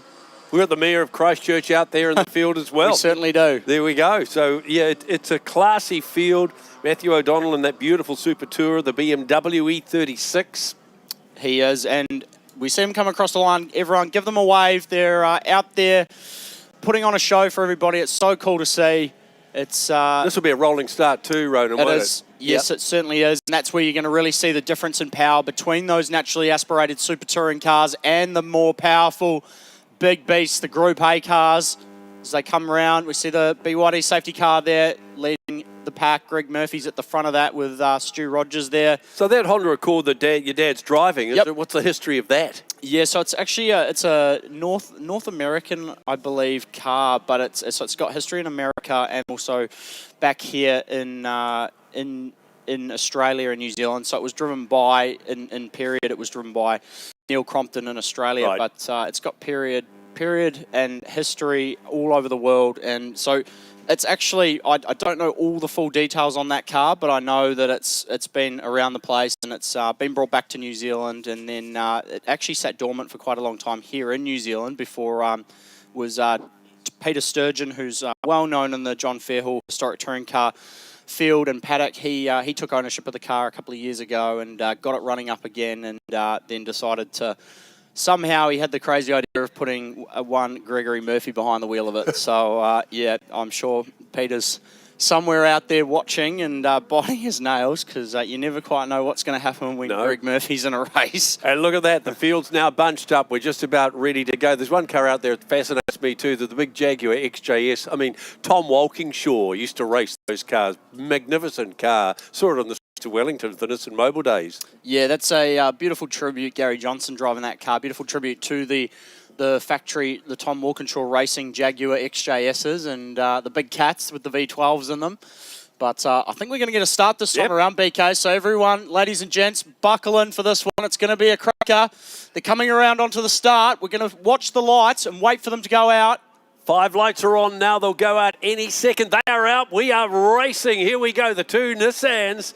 Neck and neck, and I think Richards on the outside may just have the right line going into turn 1. And Kane Lawson and Andy Greenslade gobbled up those Super Touring cars at the same time. So now Kane Scott and Greg Murphy are now trying to attack the back of Greenslade again. Lawson's moved up to 3rd. Stephen Richards, though, the 5-time Bathurst winner, he's out in the lead. Yeah, good start by Stephen Richards, and now the rest of the field will chase him down. I was talking to him on the dummy grid, actually. He said he's just loving this weekend here. But look, he's clearing away from the rest of the field at the moment. Kane Scott put a big move up the inside, down at pothole on Andy Greenslade, and Greg Murphy's trying to take advantage of that as well. Bruce Miles in behind him in the Jägermeister car. Scott O'Donnell not too far behind either, but Stephen Richards, he has driven away. He's now 3 or 4 car lengths ahead of Stu Rogers. They're starting to close the gap just a wee bit now on Stephen Richards as you watch them come back around towards turn 9. And, yeah, it is Richards at the moment. Yeah, and that side up ahead, that'd be enough to make Fred Gibson smile. You see 2 factory Nissan liveried cars coming around the S's, leading the way. You've got the HR31 being driven by Stephen Richards, the son of Jimmy Richards, and a terrific race car driver in his own right, as we see coming through the S's now, up the back straight towards the last corner. Kane Lawson's now into 3rd place, so he's now chasing down Stu Rogers and the big V8 Commodore, the ex-Peter Brock car, coming onto the straight now. Listen to them roar as they come down the straight, ladies and gents, to complete this first lap. As we start lap 2, Stephen Richards leads the way. Stu Rogers there in 2nd, Kane Lawson in 3rd, Kane Scott in 4th, the race 2 winner from yesterday in the first of the Super Touring cars. Well, it ain't over yet. Fastest lap just been posted by Stephen Richards with a 1:33.2. And it's not going to have a one-way street, that's for sure, as they close the gap again with Lawson getting Stu Rogers getting a little closer. And look at that 3rd place car now starting to close the gap.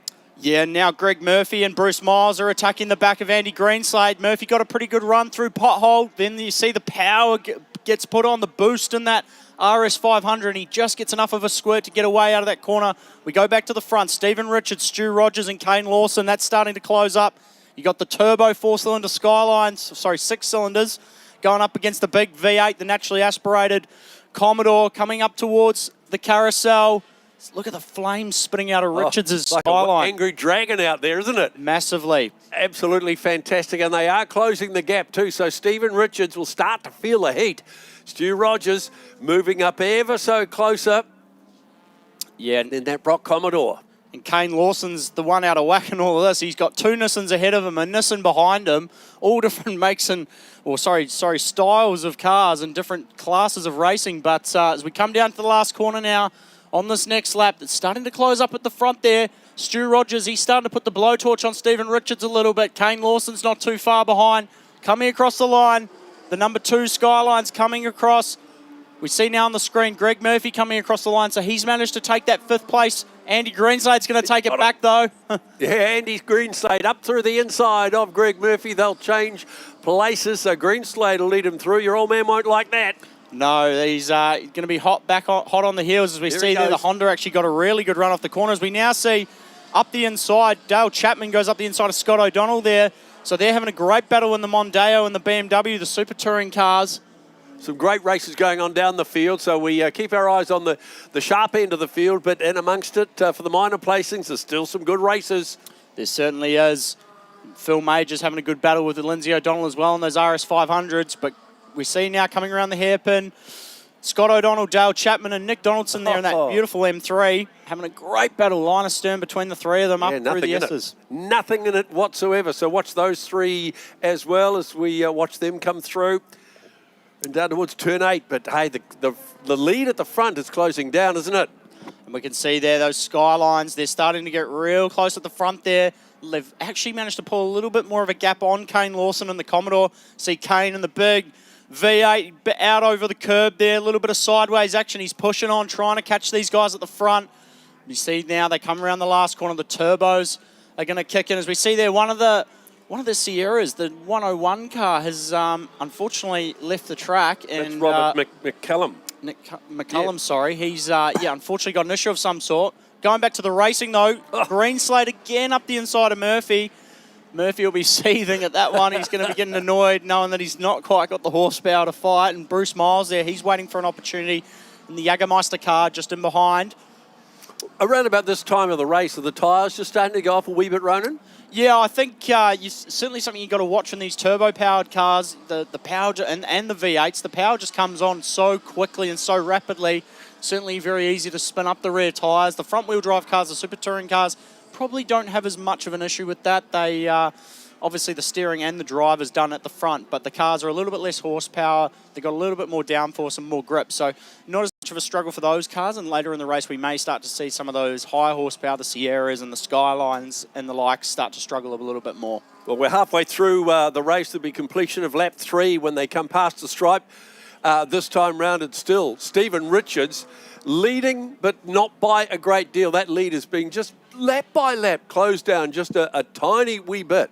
It certainly is. We see there Stu Rogers, he's pushing hard, trying to use the four-wheel drive in that Godzilla R32 to try and get a run on Stevie Richards in his dad's 1990 championship winning car. As he comes onto the straight now, the 5-time Bathurst winner, Stu Rogers in behind, Kane Lawson. They've started to move away from Kane a bit there in the Commodore, so he may be just waiting to see what happens between these two and then looking for a move later on in the race. Stu's getting awfully close to the back of the R31 there, so what's he got in these last couple of laps? It's a totally different race to what we had yesterday, wasn't it? It was really close for both races yesterday. Today, the leaders have sort of left the rest behind. Yeah, especially those turbo-powered cars, and the pace, the tempo and the pace of this race seems to be a lot higher than it was yesterday.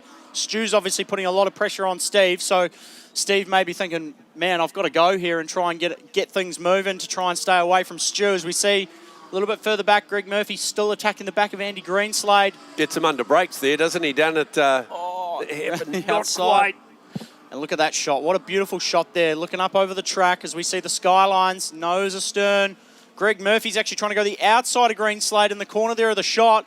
Did he get the move done? He did, around the outside. Great It's interesting. These two drivers here, Andy Greenslade's a furniture salesman. Your father's a professional race driver. And look at that. Andy's in amongst all these great drivers. Yeah, he's having a great run out there. And the strengths and weaknesses of the cars also play a big part of it. And it's great to see. You know, we saw Murph the last few laps. He's had nothing for Andy down the straights. But when it comes to the corners, the Super Touring car, it's got different strengths and weaknesses and creates some great racing. Bruce Miles isn't too far behind either. He may be looking to line up Greenslade after just watching Murphy, as we see now coming onto the front straight.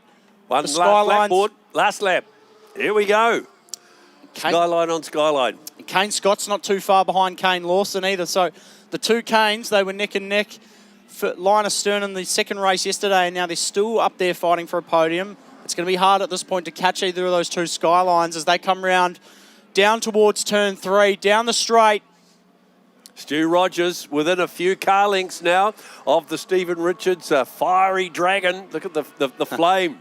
It's brilliant, isn't it? How cool is that? Yeah. Genuine car being raced by the son of the driver who drove it in period and won the championship. Stephen Richards, 5-time Bathurst winner in his own right. So much depth of ability and talent and history out there in this field. It's a great category.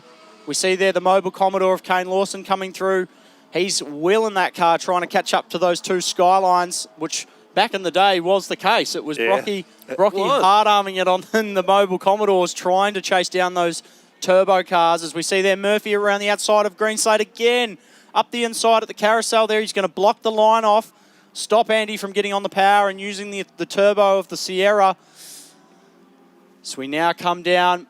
We see the leaders going down the back straight towards the last corner. So this is the last corner of the race. Stephen Richards, can he get a good run? He's a little bit wider than Rogers. Coming onto the straight, they put the power down. Coming across the line for the last time. Stephen Richards is going to take it out in the R31, the 1990 championship winning car. Stu Rogers there in second. Kane Lawson comes home in third. In the ex-Peter Brock Advantage Racing Commodore. Kane Scott comes home in fourth. And who's going to take fifth across the line? Murphy and Greenslade. Greenslade gets him at the line. What a race. Oh, fantastic. Well done to Andy Greenslade. Just got his nose in front in the last couple of 100 metres and scored it well. Another great race. Bruce Miles coming home in 7th place in the rest of the field in the John Fairhill Historic Touring Cars. Another great race. We see there Richo, the race winner, with his hand out the window. Give him a clap and a cheer, everyone. Great to see. What a race. That's what we love about Scope and what we love to see. We see now coming across the line, Lindsay O'Donnell and Gary Johnson there in the Sierra and the Jaguar. A couple of pretty famous British-built cars coming across the line. Austin McKinley there in the Perkins-built Commodore, Group A car. And the rest of the field making their way across the line. Matthew O'Donnell there in the Benson Hedges car, the BMW.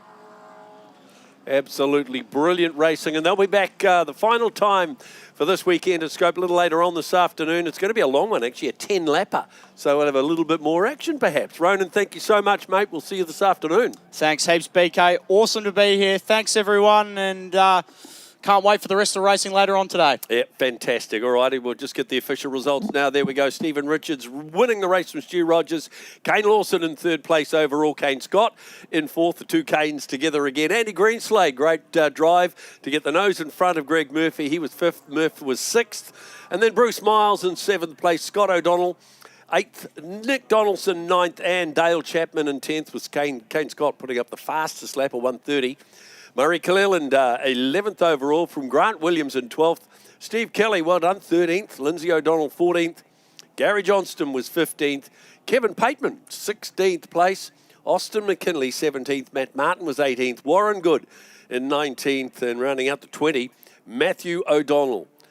The John Fairhill Historic Touring Cars here as part of Scope.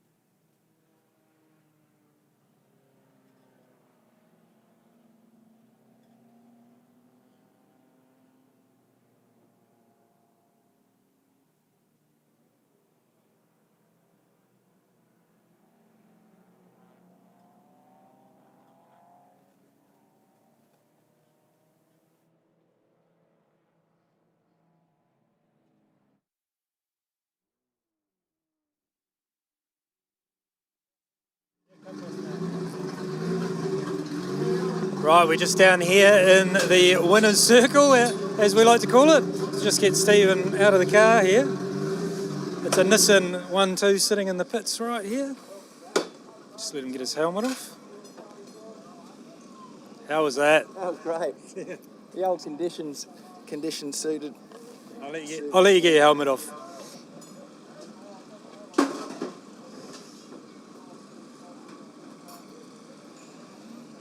Yeah, so a little bit cooler today. So the turbo cars, you didn't have to manage it as much, I suppose. I just, this particular car anyway, it does get quite hot under the bonnet. But I just, when you get the opportunity like that, where the car's going that good, and it feels, this is a 35-year-old car, and to experience probably the way that they experienced it in the day. That was perfect conditions. Stu was putting a bit of pressure on there behind, and you had to get out of the slow corners pretty well. That was really good fun, really good fun. And how special is it to be driving a car that your dad drove? Oh, it's incredibly special. You just, we're lucky in motorsport that the generations can sort of cross over, and this is Jim's favourite car that he ever drove because it was a bit of an underdog and it really set up the 1990 Touring Car Championship. So using this to be leading the championship at the 6th round before stepping into that monster was pretty handy. So it was a very, very special car. Awesome. So you're having a pretty good weekend? I'm having a ball. Honestly, I always have a ball driving this car. They're very analogue. They're a lot to manage. Like yesterday in the heat, you're managing engine temperatures, you're managing underbonnet stuff, you're managing rear tyres. Like it's all going on.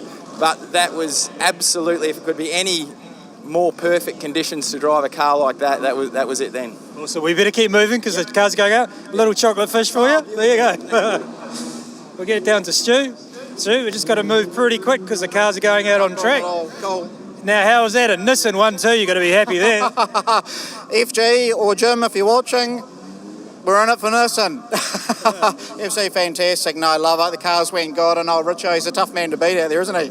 Well, he is a professional, right? He is a professional. He's a bloody nice guy, and I just feel so privileged about a race with a gentleman like him. It's just fantastic. I just absolutely love it out here. And thank you guys too for all your filming and all your hard work. It's great, yeah. Awesome. We're really enjoying it. I better keep moving because cars are out on track. No, congratulations. We'll just get over to Kane here real quick. Cars are out on track, so we can't muck around. No worries at all. You fixed the clutch. Your car's going all right? Yeah, well, the clutch was back on the floor again, so we fixed it, but it failed halfway through. But the car's all good. We'll fix it again. And that race, the turbo's just in this cooler weather, just had a bit more go. I think so, yeah. We'll see in the last race. All right, last race is 10 laps, so you better get your clutch right for that. Yeah, we'll be good. Thank you. Right. Cheers, Adam. Over to you guys upstairs for the next race.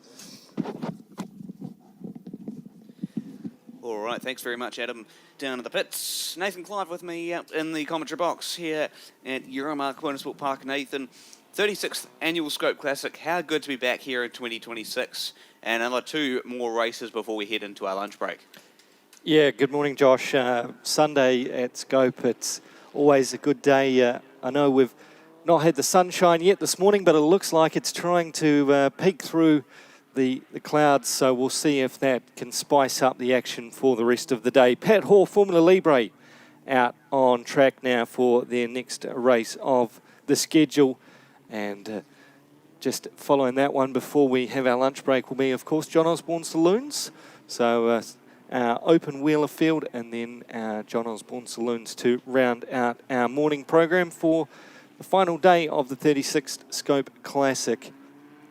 And as always, Josh, Formula Libre putting on an absolute show through the first couple of races through the weekend. And we'll see this big field heading to the grid here for their third race.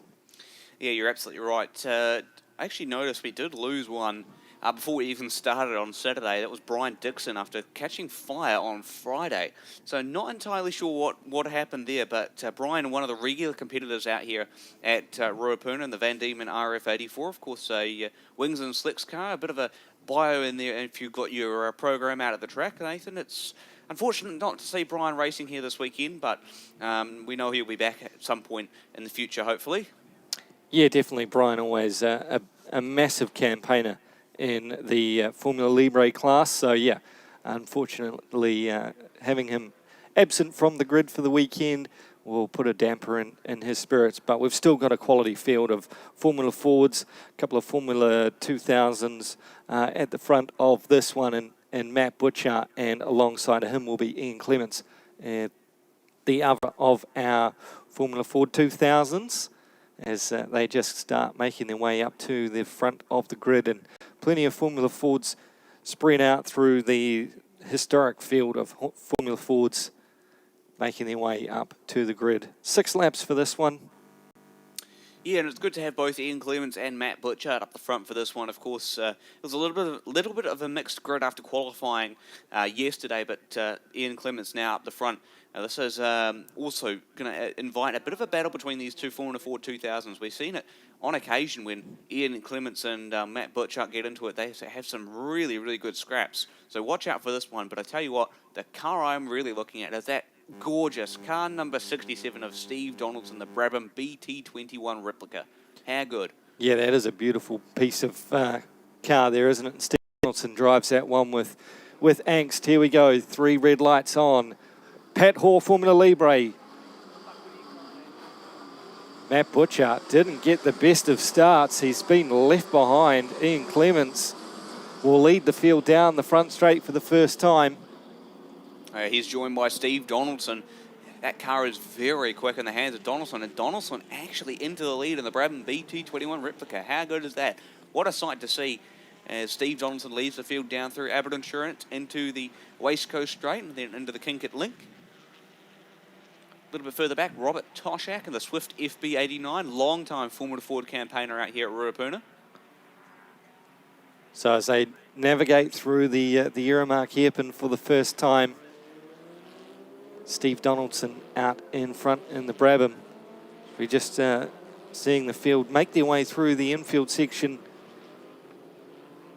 One car that sort of stands out a wee bit in that one is the John Mines Car 23, the JR Mark II.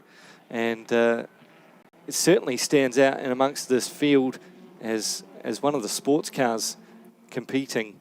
As this battle at the front of the field, these Formula Ford 2000s have certainly got a little bit of work to do now. Line astern as they come through the Parks S's, Josh. Ian Clements looking for a run here up the inside of Steve Donaldson. Yeah, Clements looking up the inside, just on the exit of Parks into the Ram sweeper now. And it's still Steve Donaldson who just later on the brakes manages to capture the outside line a little bit better. But here comes Clements back to the inside. The Formula Ford 2000 straight line speed from that. Aerodynamics is going to help them. Here comes Butchart, though, 3 wide for the race lead. Down into Abbott Insurance now one more time. It is going to be Matt Butchart that leads them away. But I tell you what, that's just a bit of like a shades of 60s versus 80s, isn't it? Yeah, well, that's it. It's a 67 era car for Steve Donaldson, and the 1984 variant there for the race leaders of Matt Butchart. The Formula Ford 2000s, of course. Formula Ford 2000 was originated over in America, stepping away from the non-wing cars. Great to see some of them coming over here and running in the hands of Ian Clements and Matt Butchart. Yeah, looking a little bit further back, car 54 out there. That's Gary Arnold, the Van Diemen RF75, 1975 built car. Gary, and another regular campaigner out here at Ruapuna, races in the historic Formula Fords and single-seaters. A very nicely represented car, you have to say. That one, that blue and slightly white one. Very, very cool to see Gary back out there in that RF75 as we look for the battle for the lead. Still raging on between Donaldson, battle for second between Donaldson and Clements.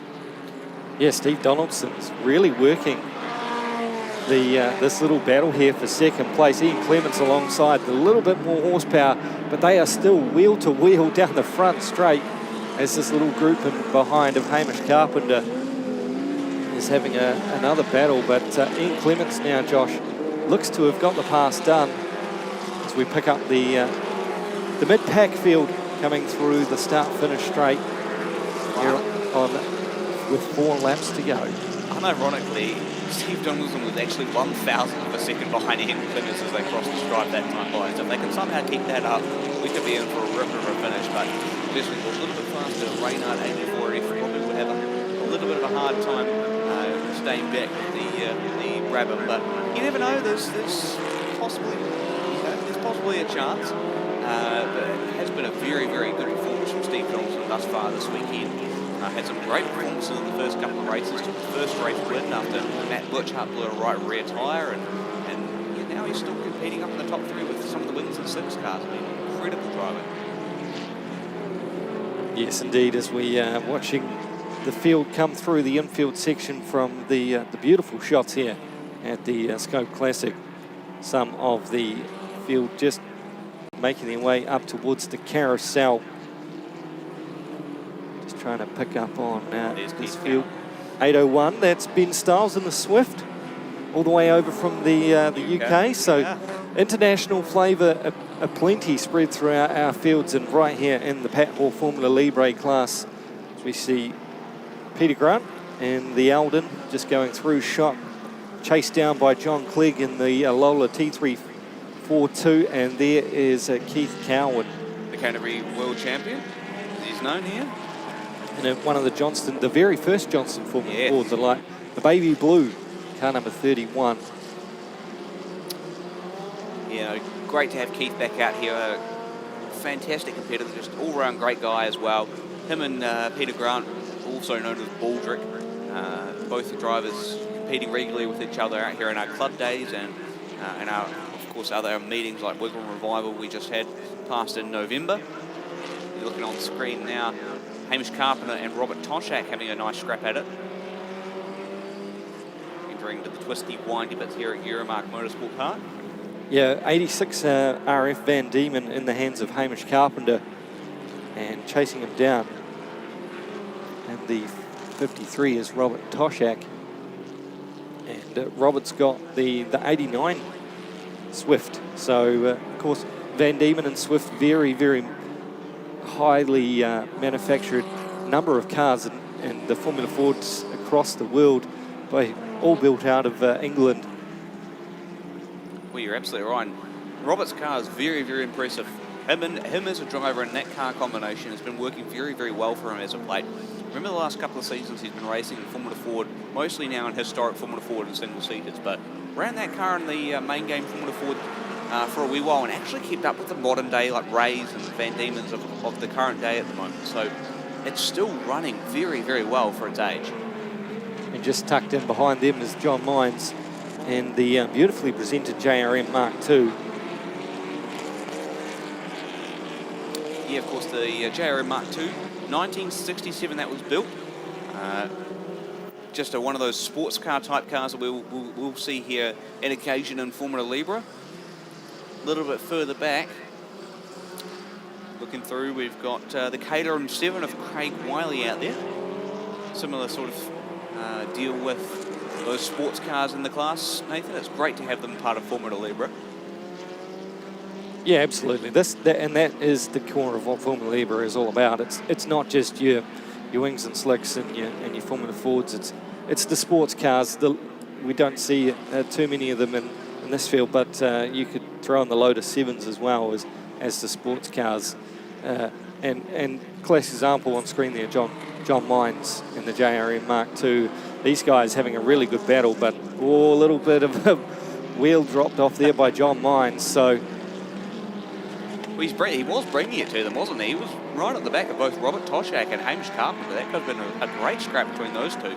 Plus, he had John Mines in the battle. Man, that would have been a battle for the ages. But nonetheless, it is still Matt Butchart at the front of the field. 1:29.168, his fastest lap so far. And really trying to make up for yesterday's mistake. Well, mistake we say, but probably was more misfortune. Yeah, it's last lap or two, so Matt Butchart is heading for home on the back half of this one here for our Pat Hall Formula Libre, as he is just working his way through a couple of the back markers. But boy, has he got a nice wee margin in hand. Moving back to Ian Clements back in second place. So they're just coming out of the carousel. He's just going to pop on by. Yeah, just put Bob Corbett a lap down and move through parks nicely. Probably the trickiest part of the circuit there, Nathan, because it tightens up very, very quickly on your entry and your exit, especially in the wet conditions we've seen before. But nonetheless, it's not going to pay any different to Matt Butchart through the Ram Sleeper for the final time. Down towards the checkered flag, Pat Hall Formula Libre. Matt Butchart will take the honours for the race win, as we see Ian Clements now coming across the line in second. That gap just over 6.5 seconds between Matt Butchart and Ian Clements. And Steve Donaldson, fantastic drive in the replica Brabham BT21. This little battle, Josh, it's not over through the final corner between Hamish Carpenter and Robert Toshak. It's been all race long. Yeah, I don't think Robert's able to find the top end speed that Hamish has at the moment as they cross the line. It's Hamish Carpenter who brings it home fourth. Robert Toshak fifth. John Mines, a great result for him in sixth. If we go back a little bit further, Grant Walker comes across the line in the Titan Mark 6C Formula Ford. He finishes 7th. Grant Campbell in 8th in the Swift FB4. Wayne Colville, regular out here at Ruapuna, finishes 9th, and Hamish Corbett rounding out that top 10. What have we got next, Nathan, before we get the final results out to you and then hand it down to the boys in the pits? Yeah, it's got Graham Kerr there battling with Mark Hamilton coming down towards the finish to round out our field of Formula Libre.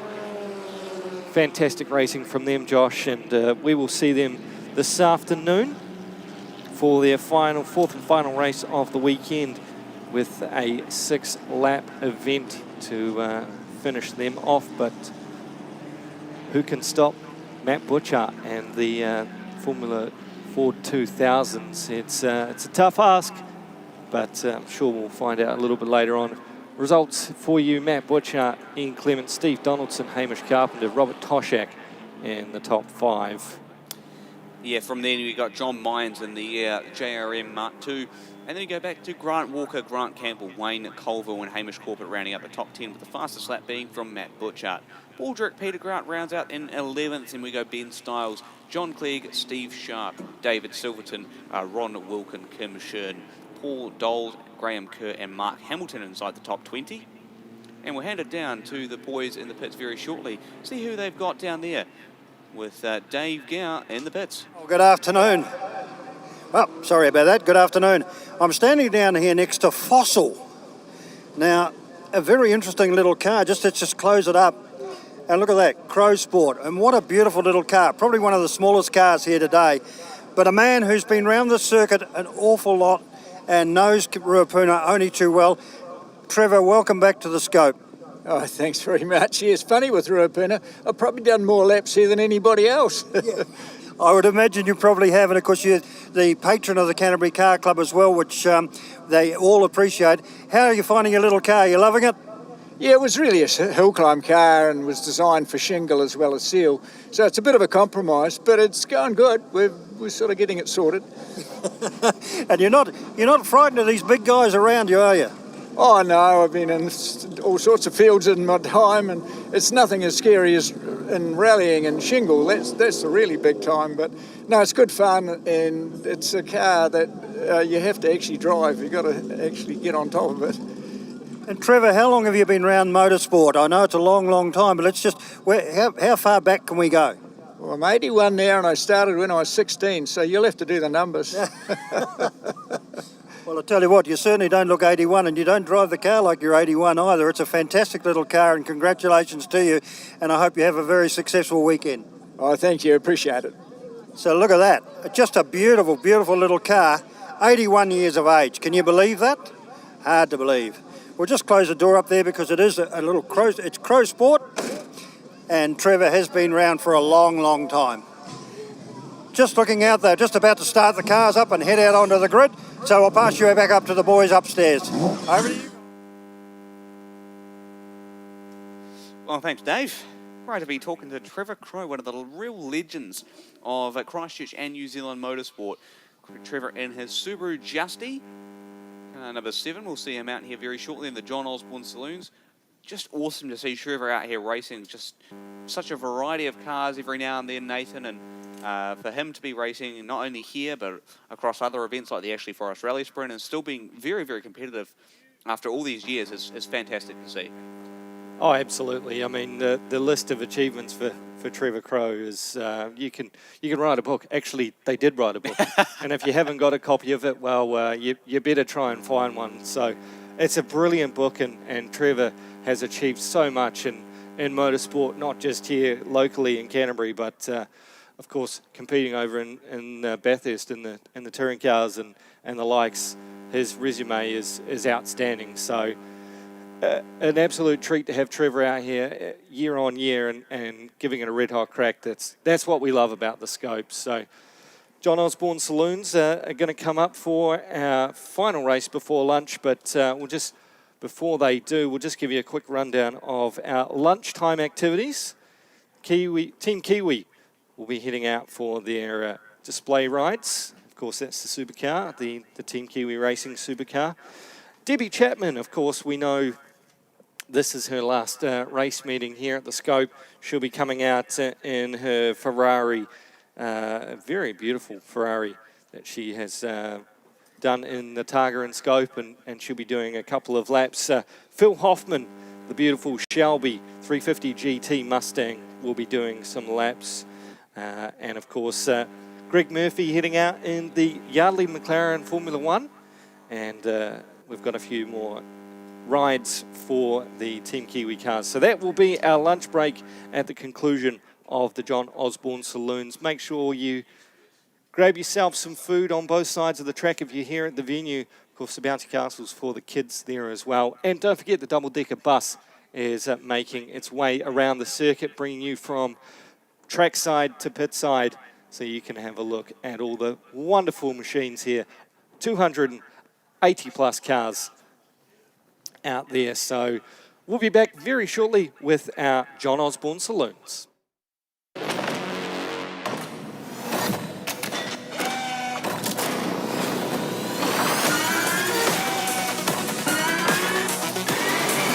Electrified. Ion.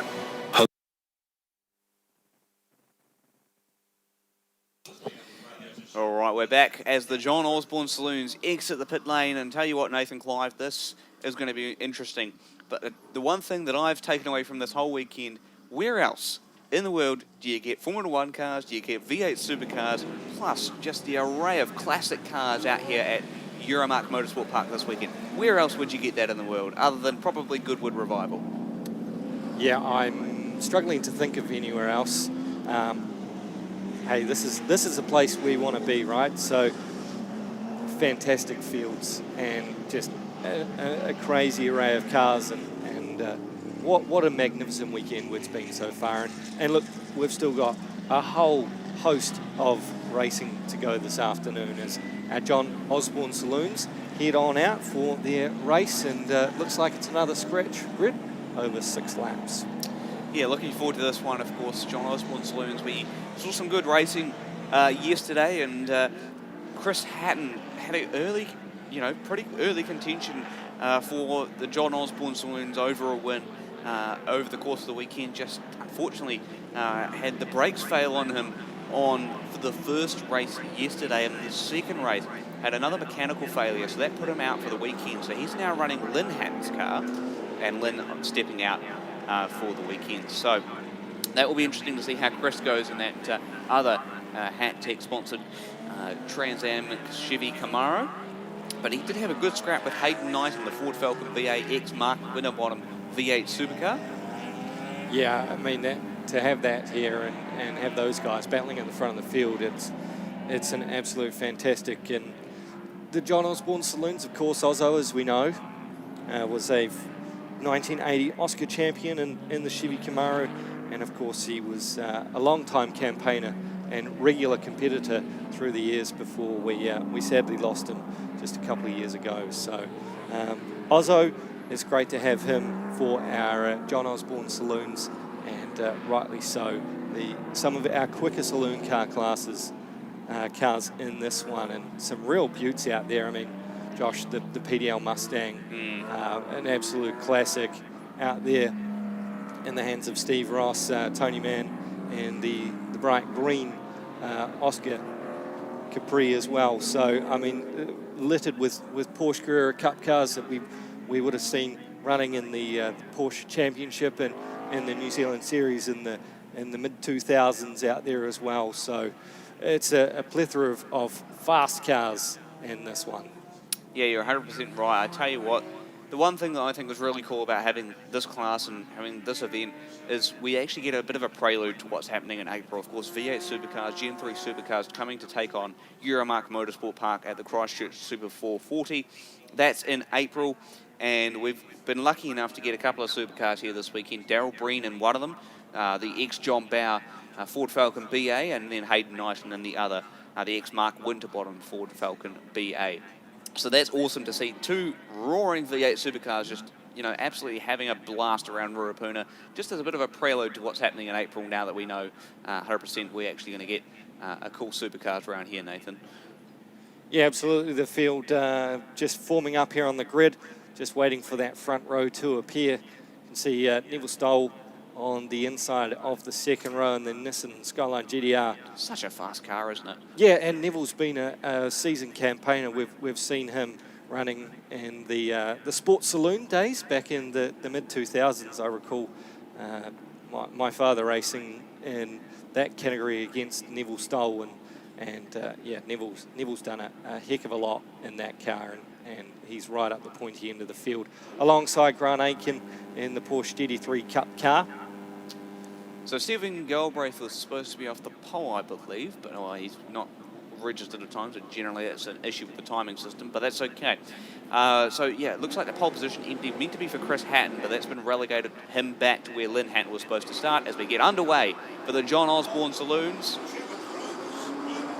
Trevor Crowe with a great little start there in the Justy. Light car, great nimble car as well, so pretty easy to put the power down for Trevor. And look at that, Neville Stoll going to lead the field down through Abbott Insurance for the first time.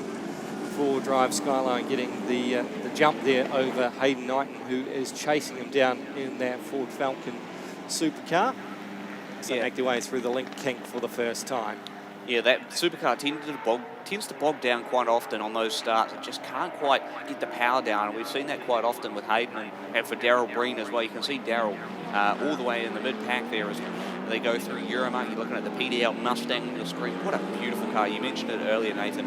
And we've got Steve Havel who's come into a grinding halt on the sort of infield part of the course. Yeah, early dramas for him by the looks of things, but we pick up the leaders as they make their way through the carousel for the first time.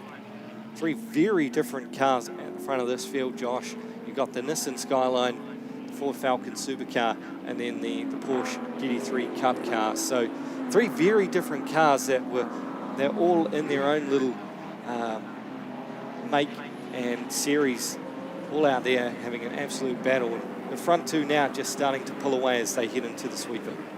Yeah, it's also cool to see some of the other cars. We look through the field, the Mitsubishi Starion out there of Paul Carter, another regular car we see out here at Euromarque Motorsport Park. But nonetheless, I mean, look at the speed, the straight line speed of that Skyline as it goes down the straight. Neville Stoll. And to tell you what, we talked about Trevor Crowe's start. Might have got too good of a start. Time penalty coming up the way of Trevor Crowe. Oh, that's a shame there, but just a little bit too anticipated on the start. As we see this field coming down through, there's Trevor Crowe and Daryl Breen in the ex-Aussie male Ford Falcon supercar. They are just a little bit further back. There's Mike Baker in the beautifully presented Shell livery Porsche 964 Carrera. And they really sort of started to push the Porsche brand in terms of single car manufacturer racing. The 964 was really the forefront, and we saw the likes of Dean Fulford and the Lightning Direct team there having a real crack in those cars, and of course progressing through at the likes of the Wellington Street Race. But the 964 really sort of pushed the field, and we've got a couple of them as well out there, and another one, Chris Fleury, in another of those Carrera 964s. It's actually been a wee while since we've seen Chris Fleury. Of course, something broke down at the Christchurch Street Sprints last year. We haven't seen him since, so it's fantastic to see Chris back out there in that Porsche 964. Very, very well presented car too. As you look at the leaders coming across the start-finish line, Neville Stoll and almost said Mark Winterbottom there, Hayden Knighton. Yeah, easy to do with the livery on that car. Here comes the field, Jeff Lusky there in P4. Here comes the PDL Mustang of Steve Ross. Tony Mann, as I mentioned, in the bright green Ford Capri. He's having a great little tussle here, Josh, with James Hopman. Yeah, nice battle between the two of them. There's actually three red Porsches in this field, all looking very similar. Car 91 just going through there as well. Wayne Graves, another one of those. So awesome to see a couple of Porsches in this field. And as we look through, it looks like Hayden Knighton taking the lead out from Neville Stoll. I wonder how that happened. Must have been through Euromarque, surely. That's probably the best passing opportunity you can get through the circuit. Yeah, well, he was right on him too at the end of the front straight, so they were having a great little dice. And now Hayden Knighton in front as they come out of the carousel with 3.5 laps to go here in John Osborne Saloons. Yeah, of course, the Ford Falcon BA coming before the whole Gen 2 supercars revamp they did in the late 2010s. All looking relatively similar. They have to kind of be similar to the road-going versions. As we look through the Ram sweeper, let's see if Neville Style can use that straight-line speed in the Skyline GTR to his advantage. As the Starion of Paul Carter goes up the inside of Rob Lewis in the Holden Tirana. Yeah, the Rob Lewis Tirana is another one of those replica Tiranas. The Jansen livery on that car, and a fantastic, beautifully presented car is just tucked in behind these two is David Proud as well in the BMW.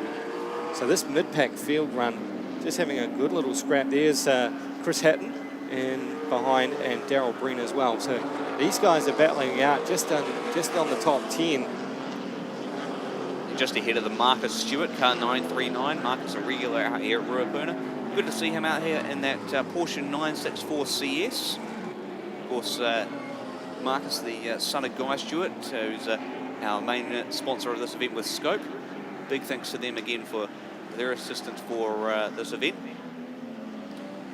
36 years, this great event's been going now, Nathan, and it just seems like the car count continues to increase every single year with some fantastic machinery. Absolutely, Josh. I mean, we were looking at 280 entries coming into the weekend, and then around about that for those who have made it here on track is Hayden Knighton is just pulling away now in the BA Supercar. And if you haven't gone down and had a look, I was having a wee look yesterday, Josh, and you can see all the wins of the championship and of that car in its prime era.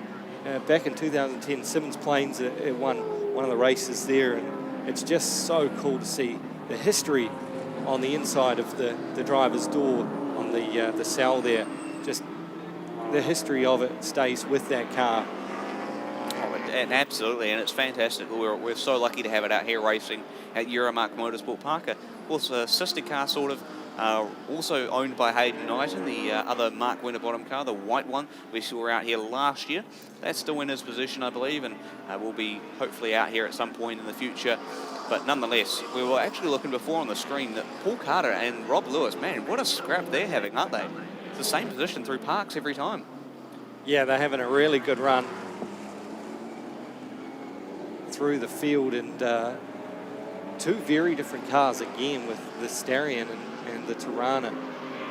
Just absolutely having a go at it.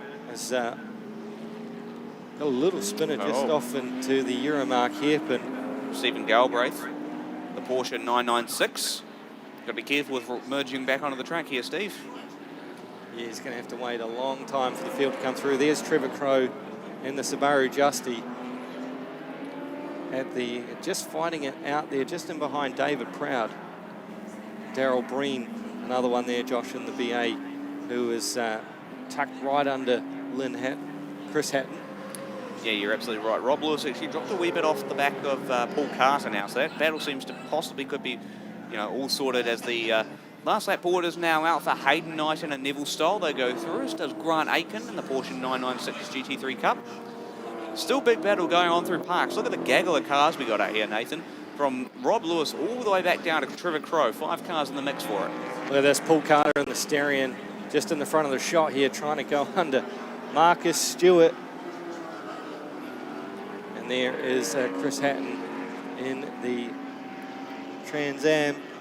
And Paul Carter, Josh, has managed to clear Stewart there and the Porsche. Yeah, Daryl Breen going alongside the Holden Tirana of Rob Lewis, wheel to wheel for them down into Abbott Insurance. There is Carter, there's Stewart. Tirana of Lewis still leads the supercar of Breen. And Hayden Knighton, man, he is absolutely streaked away. Where is Neville Stowe? There he is, just appearing out the exit of the camera shot, entering through parks for the final time. Yeah, Hayden Knighton certainly looking pretty comfortable here now that he is cleared away. Down towards the Ram sweeper for the final time for our John Osborne Saloons. Yeah, great drive from Hayden Knighton out of the Ram sweeper for the final time. Going to come through the straight and get the checked flag for race 3 of the John Osborne Saloons this weekend. Hayden Knighton grabs the win. Neville Stoll, a good finishing position in second. it'll be Grant Aitken in third with Jeff Lusky in fourth there. Nathan, and great finish for the PDL Mustang upcoming. Yes, superb there as Paul Carter and Marcus Stewart continue to battle this out through the infield section. There goes Steve Ross and the PDL Mustang across the line. But yeah, still a good little battle here. Darryl Breen is not done with yet. Will he have the legs to possibly pick off one or two of these guys out of the Ram sweeper? Starion might just have a little bit of legs here as we come down. But look Breen. at Darryl Breen. Oh, coming to the line. Breen just gets some fantastic stuff. In the John Osborne Saloons. Tony Mann going to have a go. Oh, he's managed to negotiate just past Guy Stewart. Fantastic racing there, Nathan. Some great battles across the track. That's what we love about the John Osborne Saloons. It's just, you can separate the cars a little bit, then they have battles within battles of their respective sort of positions on the racetrack. Yeah, they sure do. Fantastic stuff there from our John Osborne Saloons. And of course, we'll see them again one more time this afternoon for their last race of the weekend. Scheduled right at the end of the day for 20 to 5, all running to time. Hayden Knighton taking the win, Neville Stoll in second. Grant Aitken, Jeff Lusky, Steve Ross home in fifth in the PDL Mustang. Roger Townsend, Mike Baker, Paul Carter, Darryl Breen and Marcus Stewart rounding out our top 10. Chris Hatton goes from 11th, and then we go back to David Proud in 12th. Philip Hoffman 13th, and Trevor Crowe rounds out in 14th. Steve Scholes in 15th, and Tony Mann 16th, with Miles Cockram in 17th, and James Hotman in 18th. Wayne Graves 19th, and Chris Fillery rounding up the top 10. We'll see if Dave and Adam and the boys in the pits have got anything for us. Doesn't seem like there's anything up there quite yet, so have to... So that will wrap up the morning session. Of course, we are getting set to go for our lunch break. Of course, Team Kiwi Display and Rides, Debbie Chapman and the Ferrari will do some laps as well of Philip Hoffman, Team Kiwi Racing and Yardley F1 McLaren. So go and grab some lunch and then we will see you back here this afternoon, kicking things off with our Ron Rutherford Saloons. That's what we do, and we do it as a family. Every race we go to, everyone's there. Daughter is involved.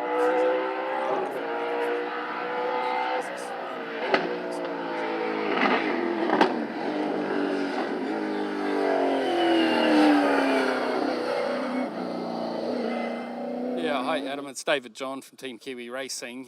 Here at SKOPE Classic, we brought down the original Team Kiwi V8 supercar. This is the original vehicle that we debuted at Bathurst in 2000 in with Jason Richards, the late Jason Richards, and Angus Fogg.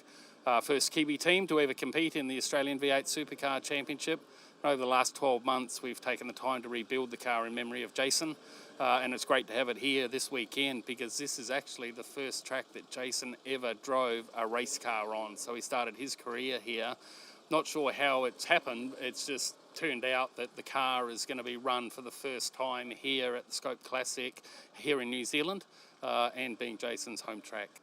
Yeah, well, it's really to share with the public. You know, it's a car that has a lot of memory. It's obviously supported a lot of drivers over the years, being the foundation that started Team Kiwi Racing through for our 14 years that we raced in the Australian Supercar Championship, but also all the New Zealand championships that we've competed in over the years. There's 42 drivers that we've funded, helped, supplied product, cars to, but many that have gone on to bigger and better things, Van Gisbergen over in NASCAR, etc. So it's great to see the car here to share with the public what Team Kiwi Racing is all about 25 years on. This is a VT V8 supercar. It was a purpose-built race car, etc. The difference for me is that it was team against team, etc., driver against driver. You actually had a bit of freedom where you could build your own race cars in-house. You weren't buying components off the shelf that every team's got the same component. So that made it a little bit more interesting from my perspective. that you're able to put your engineers, your car builders, your fabricators, everybody in the workshop, as well as your drivers, to compete out there on the racetrack. Jason Lefting drove for us for a couple of years in the NZ V8 touring cars, but he's always been a loyal supporter of the team as well. And over the last couple of months, I've had a few battles with health, but Jason jumped in, put his hand up, and kept the ball rolling, or we actually wouldn't be here right now here in Christchurch. So I appreciate that very much. And guess Nick Ross is here as well. Both Nick Ross, Jason Lefting have been, big supporters behind the scenes of the team, always been there to help when we've needed help, always jumped in and lent a hand, and, therefore we've given them the opportunity to drive the car this weekend at Scope in appreciation for their support over the years.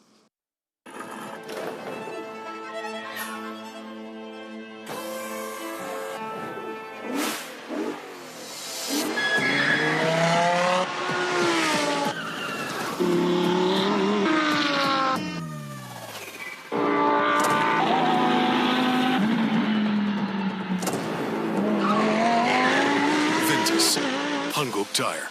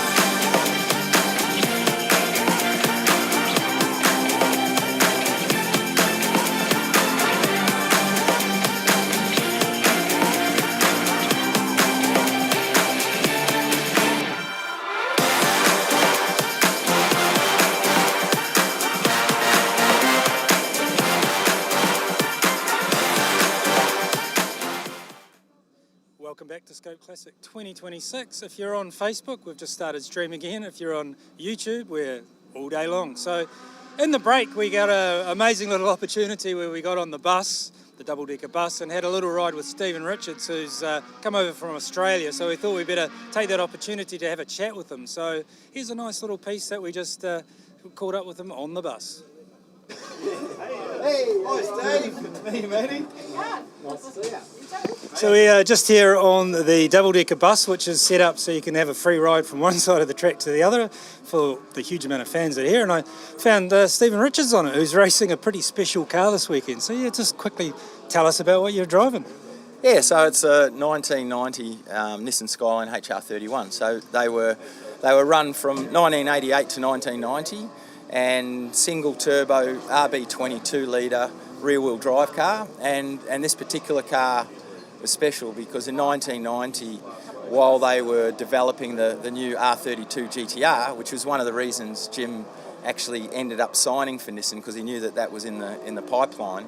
It was a little bit late getting designed and built and homologated. So Gibson Motorsport built a brand new HR31 for 1990. They got a lightweight body shell from Nismo in Japan, and basically Dad used that car for the first 6 rounds while the R32 GTR was being developed and tested and run. So he had some really good success. I mean, the car relative to the all-conquering Ford Sierras at the time, and in 1990 they were at their peak. You know, the Sierras were the car to have.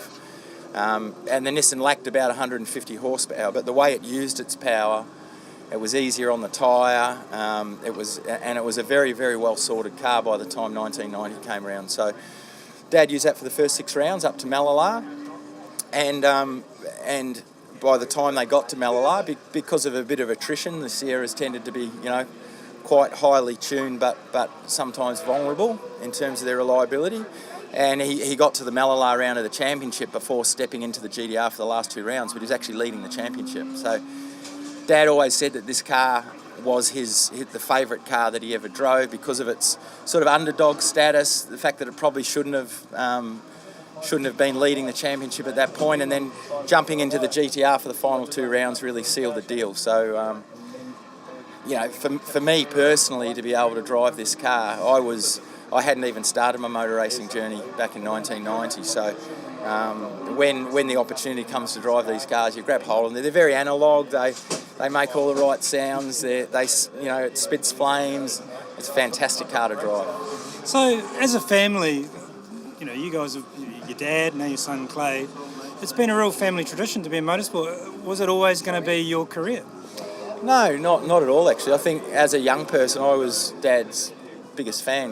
We'd follow him, all over the place. But then also as a teenager, you're getting involved in football and cricket and other sports that your mates are playing. So the opportunity was never there to go and do go-karting because Dad was flat out racing cars. And when I was about 15, a friend of Dad's bought a go-kart, and he asked me to come for a run, and I think I was 15 and I loved it. So from that point on, everything went out the window, and I was go-kart racing for a few years, and then managed to step up through the ranks. It was really good, but it was never at that point in time, it was certainly never what was going to be. I was doing my trade as an aircraft mechanic and completed that, and then pretty well went full time in car racing, which has been incredible. So someone said to me recently that often the kids in motorsport sort of learn stuff by osmosis, being around it all the time. Do you think that helped you in your career? Oh, there's absolutely no question. Being around the dinner table at night, talking about the weekend's racing, and how come you were fast at the start, and then you drop back, what happened, and just understanding what he was saying about tyres and all those sort of rubbish technical things that are no good for the spectators necessarily, but very good if you're wanting to soak up information. So it was no question. Just being around it and being involved and being at the track, talking to mechanics, it was a huge benefit. And so now 3 generations, Clay's racing, and this you're saying TA2 this year. He's come up out of 86s, and that's a real family kind of sport still, right? Yeah, it is. We have to save costs. It's expensive sport. We have our own little workshop down the road. We work on our own race cars. last weekend I was covered in fiberglass from repairing panels and things, getting ready for the season. So that's what we do, and we do it as a family. Every race we go to, everyone's there. Daughter is involved. She's a videographer working for media business within the motorsport industry, so it doesn't stop. Awesome. And so with the TA2, you're engineering the car? Yeah, absolutely. Yep. I'm on the headset, on the radios, and you'll see me under the car pulling a gearbox out. Awesome. So it's kind of it's a high level of the sport, but it's still grassroots. Yeah, absolutely. And the good thing is, there are lots of sports where, and look, I understand. I'm lucky enough to have the wherefore to be able to do it. There's a lot of other dads and families that can't work on the car, so there's got to be those services around for those people as well. So. But it's good fun, I've been able to transfer the competitive focus from driving to making sure the car doesn't break down. We've got a whiteboard in the workshop, Clay, Dad, and whoever at the end of the year has more ticks has to buy the other KFC. Awesome. And just recently, your dad Jim got an award in Australia? Yes. Yeah. Look, it's awards are fantastic, but I think you certainly it was nice. We celebrated with a breakfast, and very actually lucky. My mum also has one. Mum was first to the party with the honour, so it's great. Yeah, really good. What actually is the honour? For intellectual disability services in the state of Victoria. So my brother was born intellectually disabled, and she spent her career while Dad was raising a family, but also making sure that brother Jace was well looked after into his future, and did a lot of advocacy for disability services in Victoria. And so for your dad to get an honour, he's a Kiwi. Well, that's exactly right, and I think it just goes to show how much both Mum and Dad have honorary awards, not full awards, because they're not yet Australian citizens. What are you? After 35 years. What are you? I'm going through the process. Of becoming an Australian? Well, yeah. Well, there you go, you heard it here first. The problem is my wife's worried that if we end up having to be separated for something, I'll end up back in New Zealand, and it's not going to happen, but there you go. All right, well, thanks, Stephen. That's amazing to have a great chat, and the bus ride's almost at an end with a huge crowd here. It's fantastic. One of the great things about the SKOPE Classic is every year you come here, you can see around the track, all of the fans can get up close to the fence. The track's only really 30 or 40 metres away. They get right up amongst the action, and you can see by the car parks here and the amount of people walking around, it's a pretty well-attended event every year. Awesome. Well, we'll go back to the racing, and great to chat.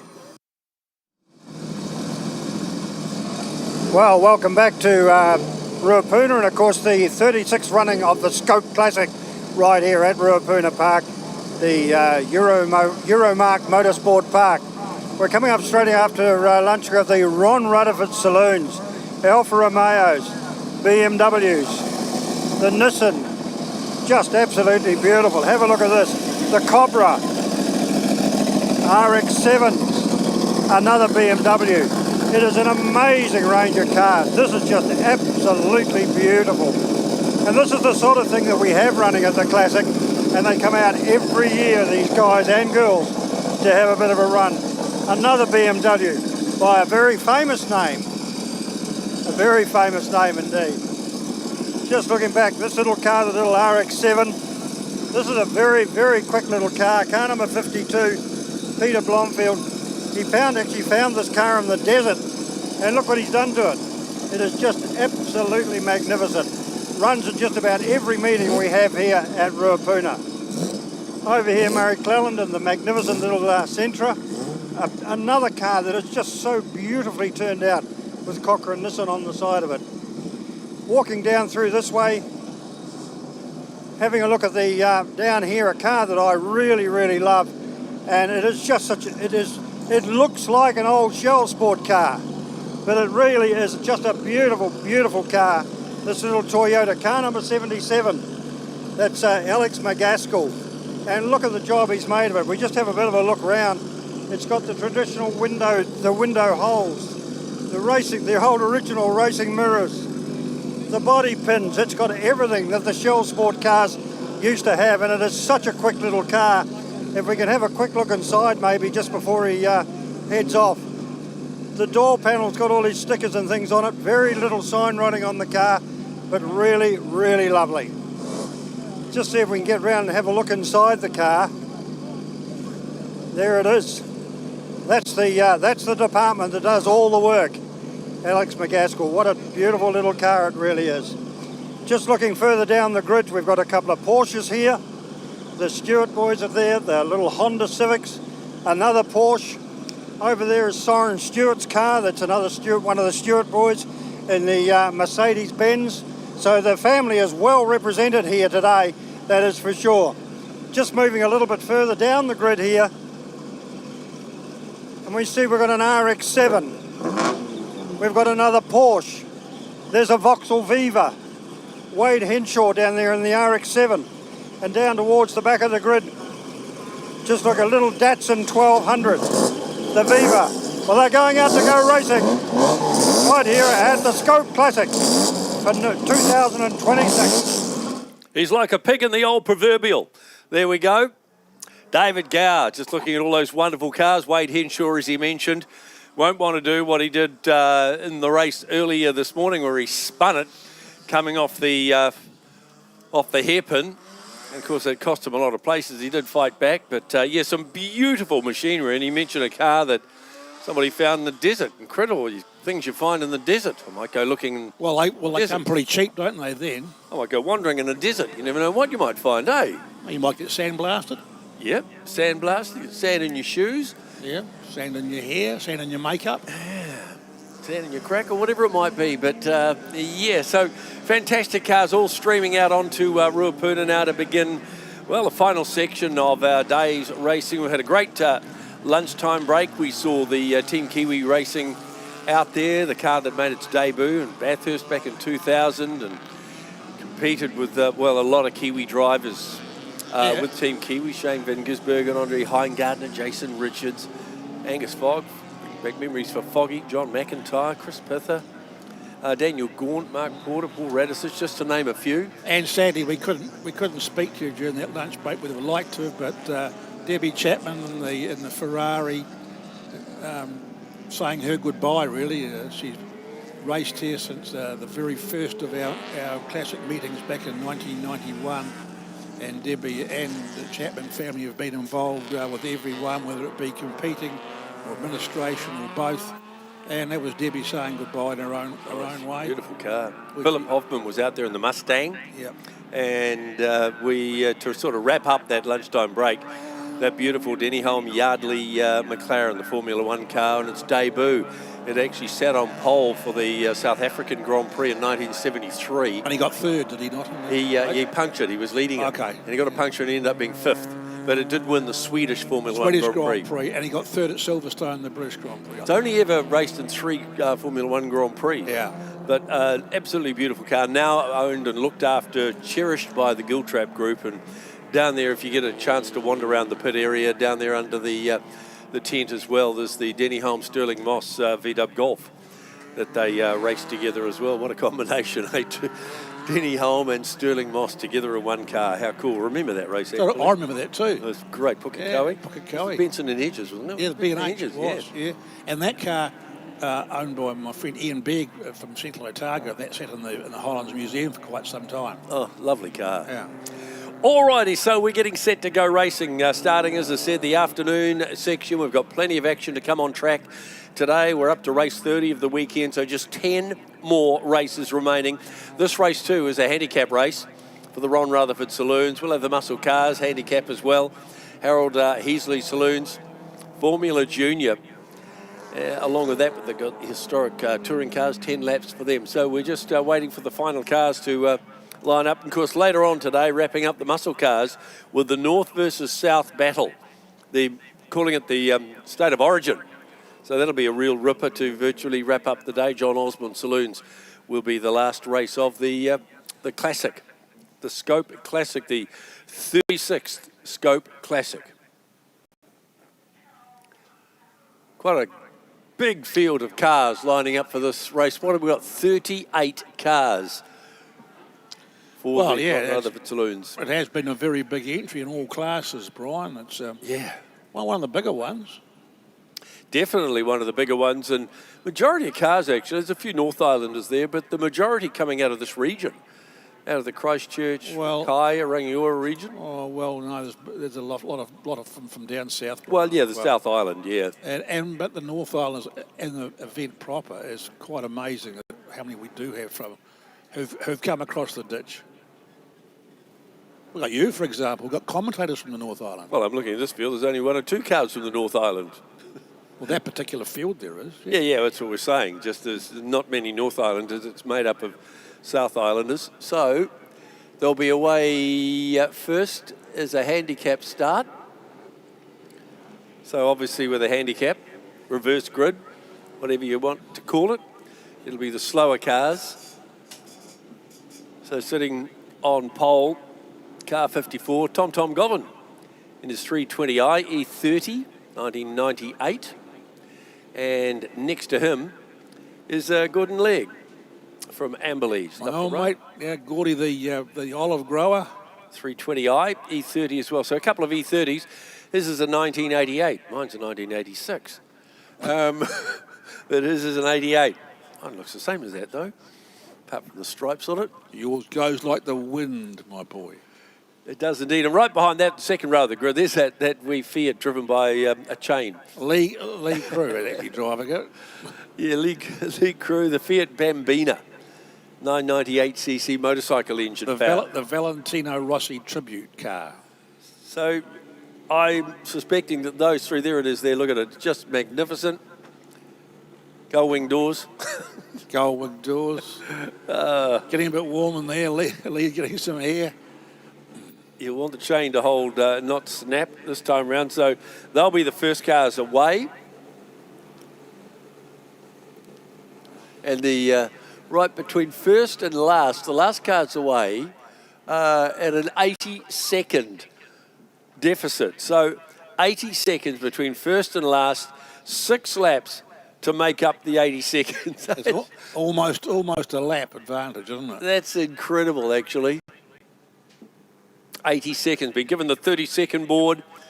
So about to go racing Ron Rutherford Saloons to wrap up the 36th scope. And away we go with the Beamers and the Fiat. Suddenly the Fiat's just wound it up, let it go, and good night, nurse. Something about robbers' dogs. Here we go. We're just going to have to wait and see just how long it does take for those two BMWs in trouble, having trouble keeping up with the wee Fiat. So, righto, 10 seconds later, another big field of cars away. Ashland White leading them in his 325 E30, 2.5 litre, 89 E30. So he'll lead that gang, and then the remainder of the field is still 1, 2, 3, 4. There's 5 cars in pit lane. These are the ones that will have the 80-second deficit. So a minute 20 between first and last. Liam McMahon in his 325i. He's out of pit lane. David Stone in his Cosworth. Car 22, Jason Smith. In the Mazda RX-7, and they're letting them go now. Sure that wasn't a minute 20, but might have been. There we go. So all cars now on track, and the chase begins. In fact, a car came out of pit lane, Brent Finley in the Datsun. Well, that's not even up. Yeah, it wasn't a minute at all. 20, that's for sure. Well, I don't think it was. Anyway, in control of the race as we watch them come around for the first of 6 laps. Our little Fiat. Yeah. Wonderful. Rubber bands and chained all done up tightly. Plenty of racing going on midfield as well as the cars start to sort themselves out. 1 lap completed for the race leader. A whole bunch of cars going through the Estes complex.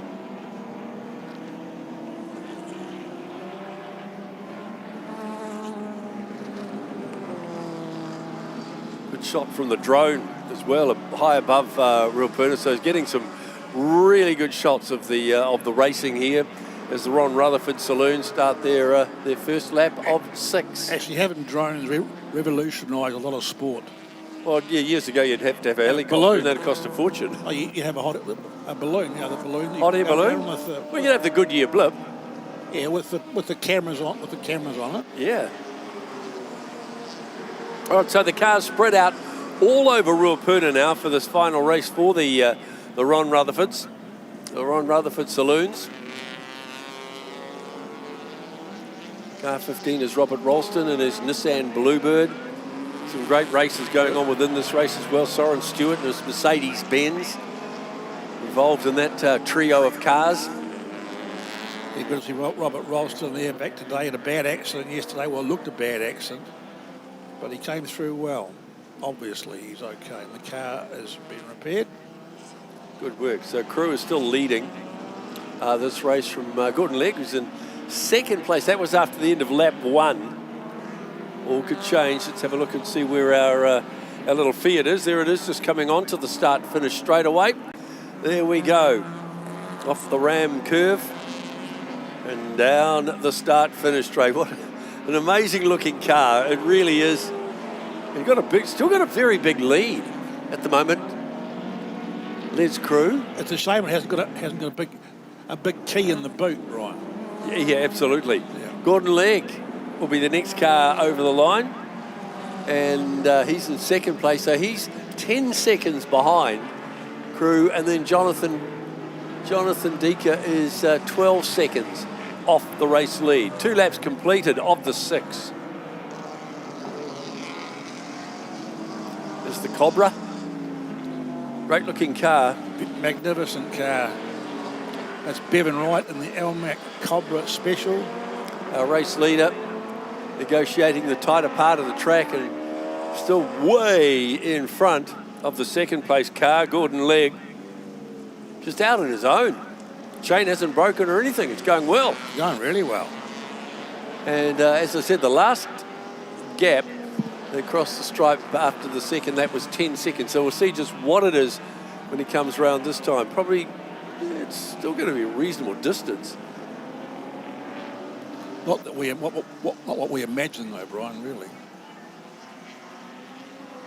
So handicap race for the Ron Rutherford Saloons.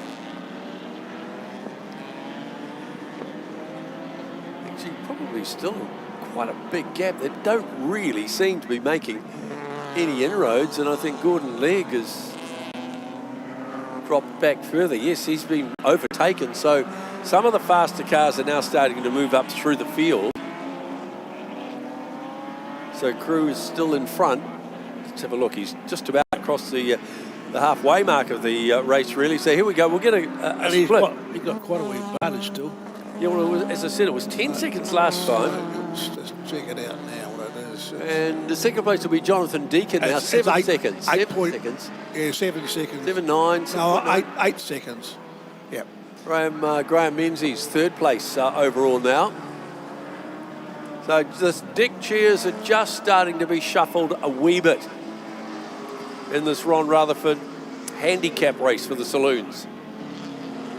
So remembering it was close to 8 seconds, 7.9 seconds last time round, but you can see that lead is being shut down by Decker.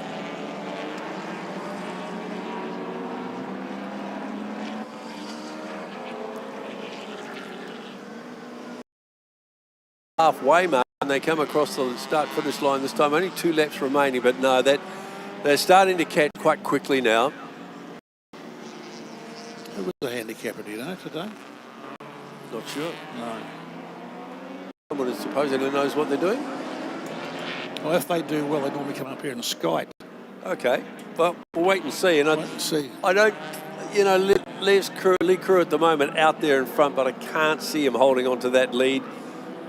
Their arms. He's getting a lot. They're getting a lot closer now. They're shutting it down. It's only a matter of not even a second when they come over the line. Jonathan Decker from Graham Menzies, and then it's Nick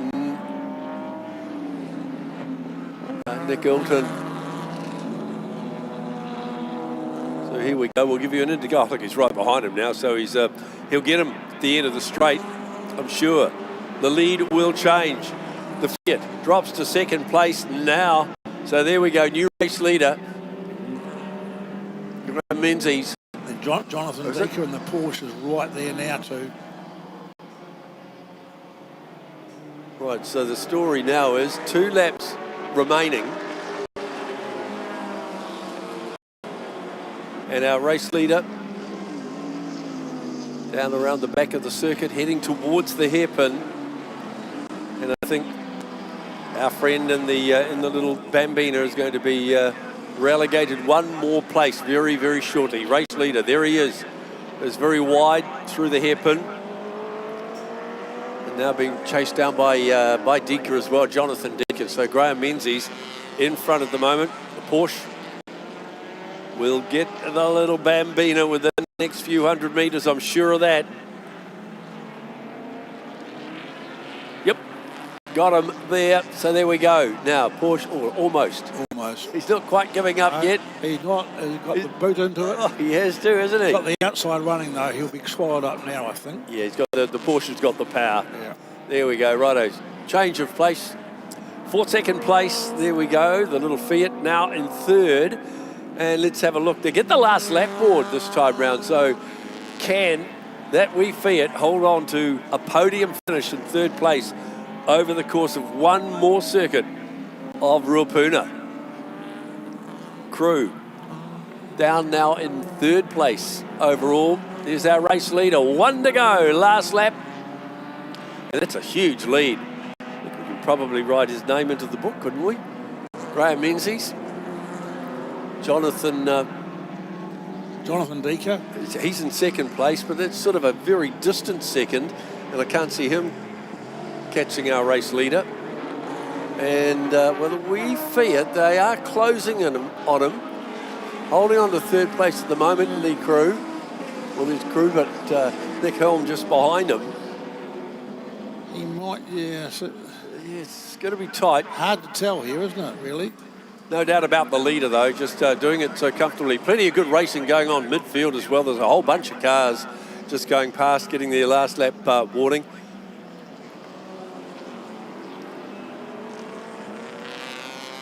So let's look for our race leader.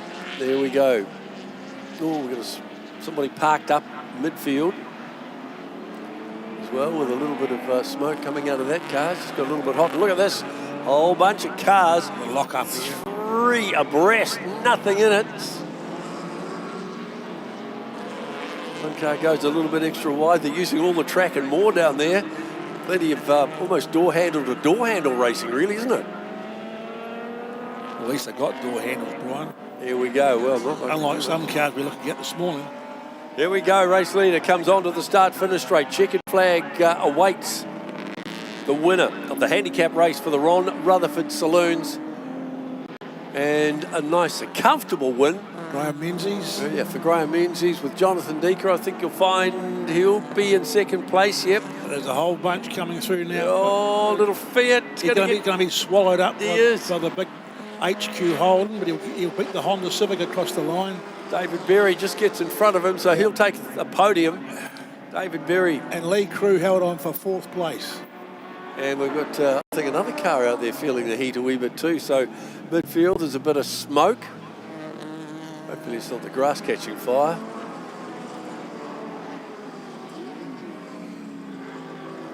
Oh, yeah, you can see the drone shot from high above. The action down there, and certainly there's rescue crews, fire crews are on the job to extinguish that wee fire. Oh yes, with a smoke. Where there is smoke, there is fire. And that's it. So we'll have a look officially of the placings in the Ron Rutherford Saloon. Last time we'll see them in action for Scope. Graham Menzies taking out line honours from Jonathan Decker and David Berry. The top 3. Lee Crew snuck home in 4th place. Just Nick Hilton was 5th. Bevan Wright 6th. 7th was Luke Richardson. Sam Christian was 8th. Soren Stewart 9th. And Ken Thompson finishing in 10th place. Robert Ralston, fastest lap. George Coates, he came home 11th. 12th was Alex McCaskill. Paul Martin was 13th. Mark Denton, 14th. Robert Ralston, 15th. Tom Collins, 16th from Phil Redmond. In 18th place, Jason Smith. Lewis Lowe was 19th, and Riley Hayward in 20th place in the Ron Rutherford Saloons. Looks like that fire's been extinguished. Midfield will be bringing that slightly damaged car home shortly. And still to come on the card, oh yes, muscle cars. Strap yourselves in. Muscle car action very, very shortly. Tony Johnson will be here to assist with commentary of that matchup. But let's get down to pit lane. And Big Davey Gal. Thank you very much indeed, Brian. And we've had to come walking almost back into town. We're just about back in the square here to talk to Braden Phillips. Listen, I tell you what, you're so far down the back, even though you're leading the competition. How's the weekend been going? And everybody, you're quite happy? Yeah, no, everything seems to be going well, mate. Just trying to keep out everyone's way, to be fair, and just try to have a consistent weekend this weekend, because we didn't have too great of a weekend last weekend down at Level. So, yeah, just trying to finish off the weekend good and see how we get on. You'd be very happy with the way things have gone so far, though, for you. That is for sure. The car's been running pretty well, and you're feeling okay. And as long as you can keep a couple of these guys behind you, you'll be doing okay. Yeah, no, everything seems to be good. We had to chuck a spare motor in the thing during the week, so yeah, it's a bit down on power compared to the rest of the boys, but we're doing our best, that's for sure. All right, well there you go. And we'll look at this. What a beautiful, beautiful car it is too. Car number 43. Keep an eye on him. He's the leader out here at the moment, and he's so far down the back, as I say, he's almost back to the square, so quite a long way back. Still a few cars coming through. Dave Berry, the other field that's just finished their race. So Dave Berry going through in a Commodore. Also down towards the back here, we've got Andy Knight. Andy, you're just about back in town, mate. Yeah, I know. It's a long way back here with only 6 laps in this race. It's a lot of cars to pass. So we'll see where we get, but hopefully we can have a good battle with Angus and finish in front of him. I'm sure you will, my friend. Good luck. So yeah, this is going to be a very, very interesting race. It's a 6-lap handicap race, and Foggy, you want to keep this guy behind you, this very fast Mr. Knight. Well, yeah, I mean, we did get in front of him for a bit this morning, but he's pretty sharp around here. He's pretty sharp everywhere, to be honest. Sharp, yeah. So yeah, we're just enjoying having a great battle with him, and this race obviously, yeah, will be fast, but we'll have to get through all these other fellas. So that's can be a recipe for disaster. I'm sure you'll be able to avoid that, mate. You've too much experience to let some of these other guys upset you. Yeah, although, you know, as somebody said to me, just watch out for the turkeys, because you never quite know what the others are going to do, let alone yourself. So it'll be exciting. Yeah. Well, good luck to you as well. So, you know, he's starting from pretty well down the back of the grid as well. So it's going to be a monstrous race for these guys. Just incredible. Just as we move back up through the grid. The Falcon. What have you done to be so naughty? You're so far down the road here. What's that? You're so far down the road, I'd almost had to get a bus to get down to you. Just about do, don't you? There's plenty of cars here.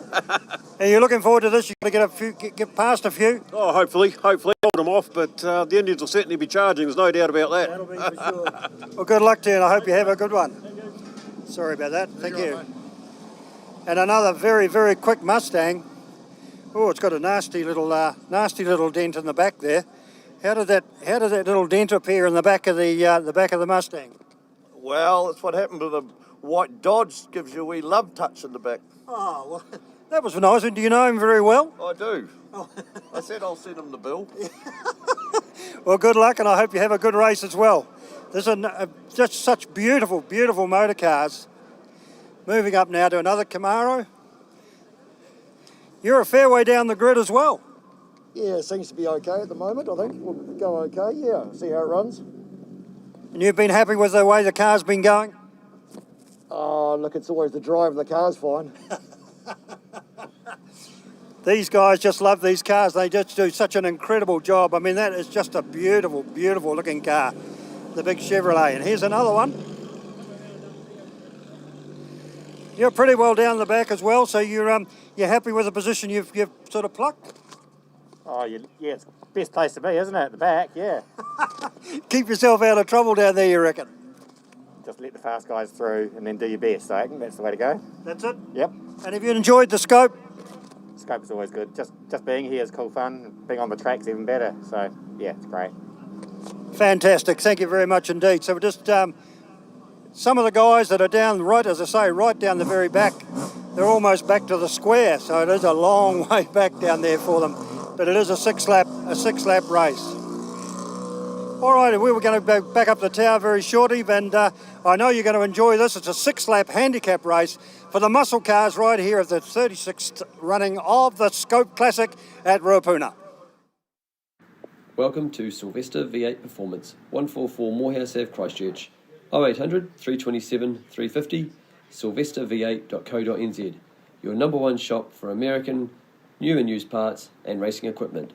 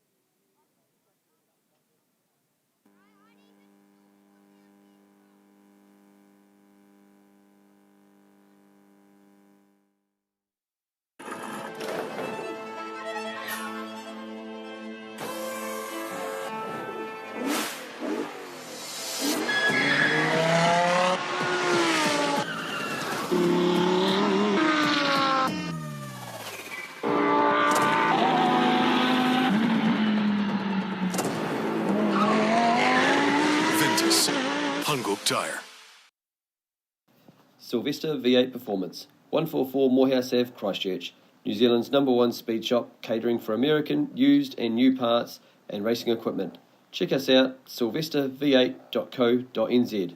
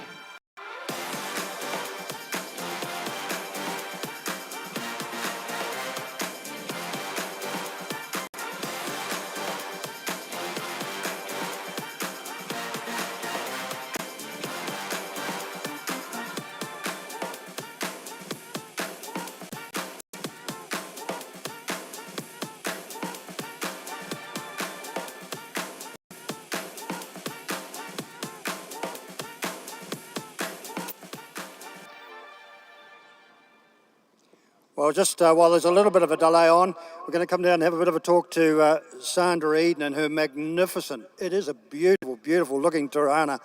Sandra, how's everything going? Oh, it's great. It's fantastic being able to race at Scope. We've been coming down here many years from Wanganui, so yeah, really enjoying the racing and having good, clean racing with the guys. It's fantastic. How's the other car going? Yeah, it's back. Good. Yeah, back racing. So no, it's all good. And you're still fit and well, and you're still enjoying your racing? Oh, absolutely. Yeah, no, there's nothing better than coming out here and having it rip around the track and, being able to come in again with a nice straight car and go out again. It's fantastic. Great, Sandra. Thank you very, very much indeed. And I hope you have a great race. We'll just go down and talk to the other, the Eden man. And this one, I have to say, is one of my favourite cars. They're just a beautiful, beautiful motor car. Michael, how are you, mate? Good, thank you. Everything, you've got some of the bugs sorted out. You've had a bit of bad luck with a bit of overheating and whatever. You got all that worked out? Yeah, I think we've got most of it sorted. It's just a few teething problems. We've made a number of changes, new radiator, new brakes and stuff. So it's just teething issues, but I think we're good on top of them now. And you're, what about the other car? The other car is just the most amazing little car. Yep. And of course you've got Sandra driving it, who's no slouch. She's been racing for 20 years. She's no slouch. She's right up me, behind me now. So it's always good fun. She's very clever, a very funny lady. So she'll be going out there well. She's obviously learned it from the boss. Well, I don't think so, actually. She's just picked up on that stuff. I think she's actually going better than the boss. Well, Michael, it's great to have you back down here in the South Island with us, and it's terrific. You keep bringing this car down, and just every day you come out, you get it sideways, you give us all something to really, really admire and look at. Yeah, I think a lot of people accuse me of driving it sideways, but it's not me, it's the car, I promise you. Michael, thank you very, very much indeed, and all the very best to you. Well, there you go, just another couple of quick interviews for people that are down here on the grid. We've been down the back, now we've been up the front, so we'll pass you over to the guys up in the tower. I'd imagine they won't be too far away from getting a clearance on the track, right here at the 36th running of the SKOPE Classic at Ruapuna, Euromarque Motorsport Park. Yeah, thanks Dave Gow for that. Yes, we're almost sorted out on track. Our little fiery incident there with Wade Henshaw and his beautiful Series 1 Mazda RX-7 has been removed from the circuit. And we are just about set to go with our muscle car field. And welcome back again, Tony Johnson, coordinator for the mainland muscle car field. Tony, we're up again, race number 4 for these guys. And this time, it's another handicapper. It is a reverse grid handicap race again, which everybody loves, don't they? I don't hear anybody complaining about them. Funny listening to Michael Eden just before when your guy was interviewing him down there, blaming the car for the sideways behaviour. So this is how much fault belongs to the car. A couple of years ago here at SKOPE, we had a wet race. It was really, really wet, and it was the last race of the day. And Michael made the deliberate, or his car perhaps made the deliberate decision to put his slicks back on for a wet race, and went out there. And he was just as sideways as you've ever seen a car on a racetrack. Definitely the car's fault for putting the slick tyres back on, right? And he did it just for fun, man. The guy's a masochist. Oh, it's fantastic to have those guys within the field. From the first race this morning, what can you tell us? Have we lost anybody? Who hasn't made it back out here for this one, Tony? There's 3 or 4 guys are out, which, you know, unfortunately, you just got to remember that these cars are 40, 50, 60 years old. Everybody's trying to get 500, 600, 700, 800 horsepower out of them. So, you know, they're under a lot of stress, and you know, mechanical failures do occur. So we've got Mike Small out with a clutch failure. Dave King's got ongoing carburetor problems. That's just a tuning thing. He's been doing a lot of engine work on the little green Holden Torana that we all love, the 6-cylinder car. And who else? Grant Sisson is out also in the blue and white number 13 Camaro, and that was because during yesterday afternoon's race, he suddenly found himself at 200 and something kilometres an hour with a steering column that had become detached from the dashboard, and it was kind of flying all over the place. That's never a good time, is it? No, it's not. That's a scary moment, especially doing those speeds. So, meanwhile, though, we've still got a really good field, and the guys at the back, Tony, are going to have a lot of work to do. We saw that handicap race yesterday was an absolute fantastic affair, and I'm sure we're set again this afternoon for very much the same. it really is that balancing act. On one hand, it's a fantastic show for the spectators, isn't it? A big field of, say, 32 muscle cars, reverse grid handicap race. Really, for the folks that have come to watch motor racing, it's going to be hard to top. For the guys at the back, particularly in mainland muscle cars, there's a real challenge for them, because in a normal mainland muscle cars race, there might be 3 or 4 or 5 very, very quick cars that they've got to watch out for and be mindful of that they're coming, you know, so they're just watching their mirrors, knowing that the Johnny Hepburns and the Rod Haymans are coming. Here this weekend, with the inclusion of the central muscle car guys, who are all very fast, suddenly our boys at the back of the pack, our C-class cars and to some extent our B-class cars, they've got 15 cars out there running 1 minute 31s or quicker. Yes. They're going to come up on them. So they're really going to have their eyes on stalks and just be watching the mirrors the whole time, so that they can get a sense of when they're going to be arriving. And of course, sometimes they're arriving 2 and 3 at a time, 4 at a time. And, you know, one of the boys said to me yesterday, he got passed by, who was it? Not Angus and Andy, but the next 2 quickest guys, Nick Ross and Craig Boot, side by side, both at exactly the same time. And that was... That must be quite a moment, going, wow, okay, here's a couple of fast guys going past me, and I'm not that slow either. Probably a speed differential of almost 100 kilometres an hour. So if you could imagine standing on the sidewalk and a car goes past you at 100 kilometres an hour, that's what it can be like between the fastest and the slowest cars in this field. So we're just looking here at the grid, and we know we're missing a couple of cars, but we're in the range of 70 seconds before those guys, the likes of Andy Knight, Angus Fogg, start the race. So they're at a big gap, but those guys are quite fast. We saw yesterday the likes of Colin Campbell. He was up towards the front of the field in that one, and he's starting there on 20 seconds. So about the third light start here for Colin. Could we potentially see, if the traffic plays the same part it did yesterday, could we see those sort of front to middle pack guys towards the front of this one? Well, Colin's going to have to work harder, right? Because he's further back, because he's gone better during the course of the weekend. He's picked up some pace, and he might not have any more pace in him. So it's just so hard to predict a reverse grid handicap race, right? The guys that will do well, the guys and girls that will do well, are the guys that drive a perfect lap every lap. You know, their absolute best lap time every lap. And let's be fair, with traffic, it's hard to achieve that, right? Exactly. So the further back in the field you are, the more difficult or the more unlikely it's going to be that you can maintain that perfect lap every lap, isn't it? Absolutely. If you're at the front, you've got clear track ahead, you've got a pretty good show of being right on the money every lap. But the guys that have got to pick their way through the field, 20, 25 cars, it's almost an impossibility that they're going to arrive at another car at a point where they can just get straight past immediately without being held up. And let's not forget, we're working really hard here to promote a real safe driving conduct within mainland muscle cars. And, we don't want taps. Not even a bit of paint rubbing. No. We love our cars. We want to put our cars on the trailer in exactly the same condition they arrive. And so we're really working hard at making this an attractive category to come and race in. If you've got a few bucks and the time's arrived, you can buy a car which might be down in C class at the back of the field. We want you to come and feel as though you're going to be in a as safe a motor racing environment as anywhere else. These beautiful cars here as they line up on the grid.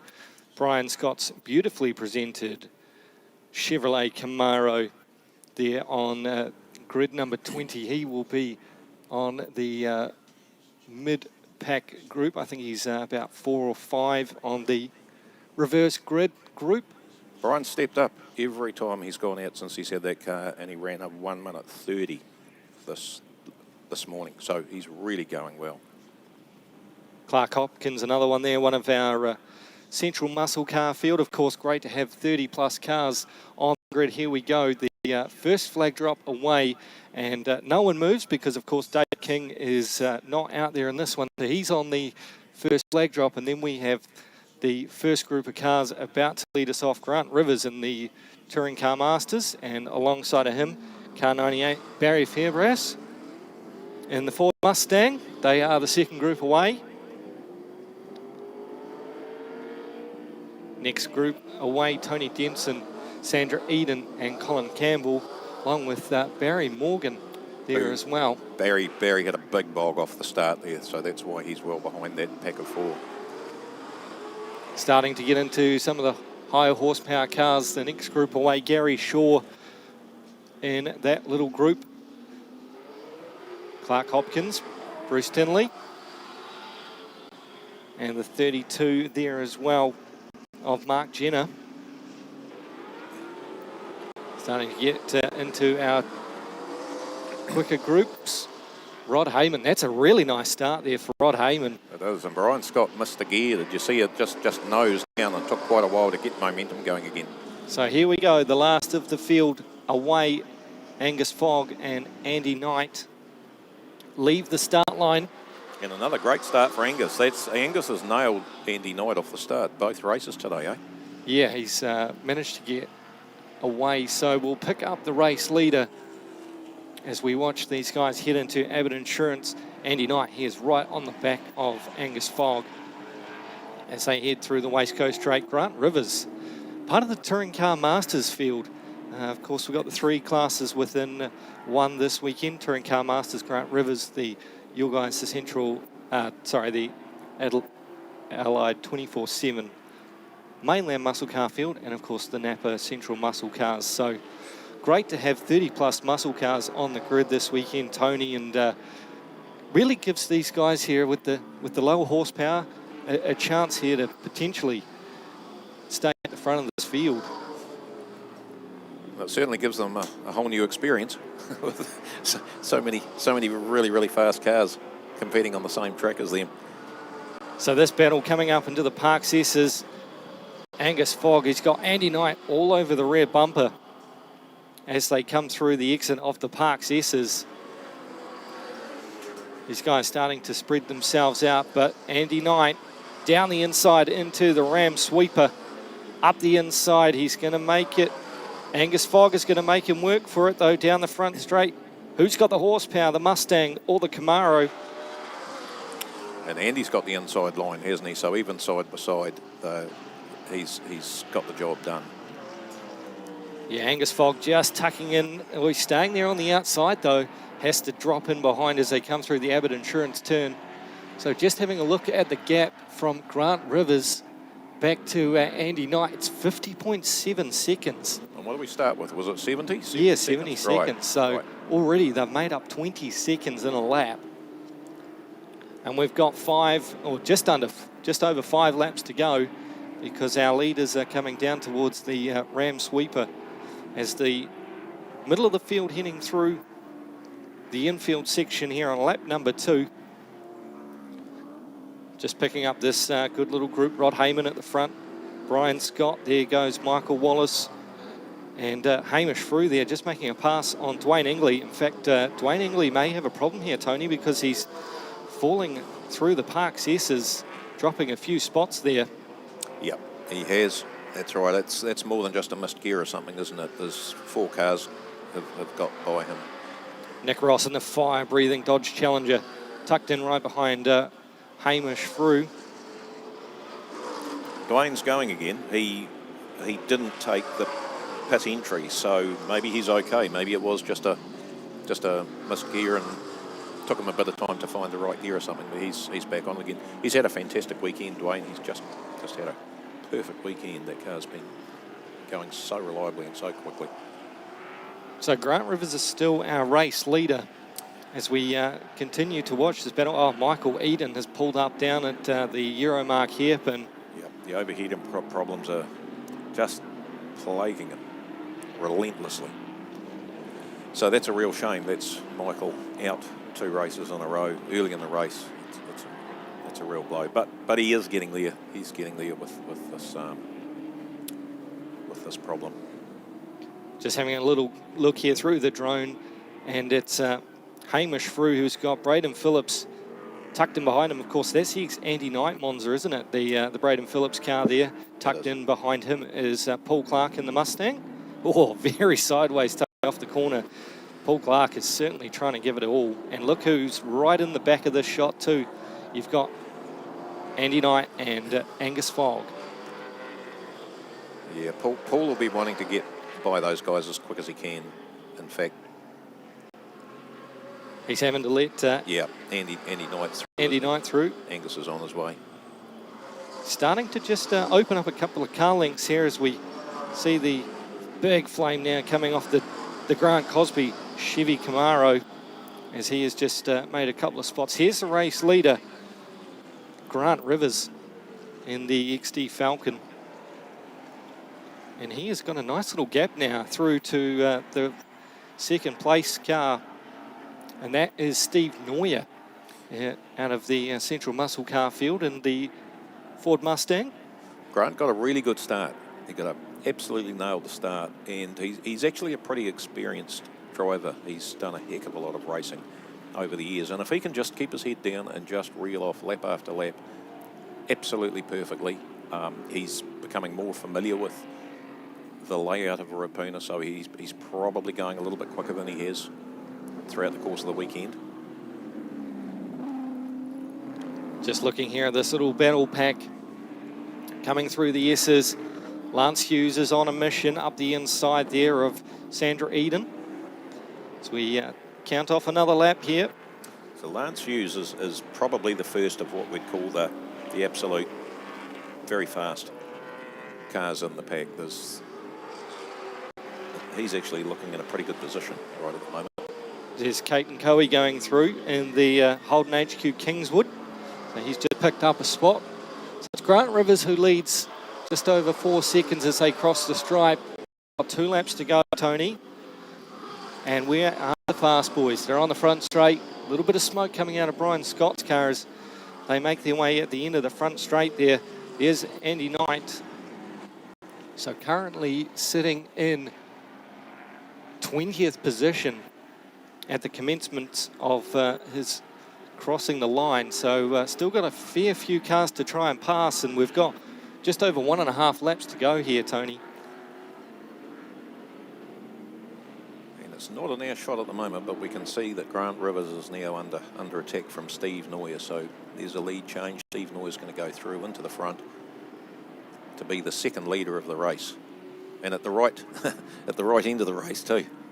Yeah, with just over 1.5 laps to go, Steve Neuer now takes over the race lead for the muscle car field.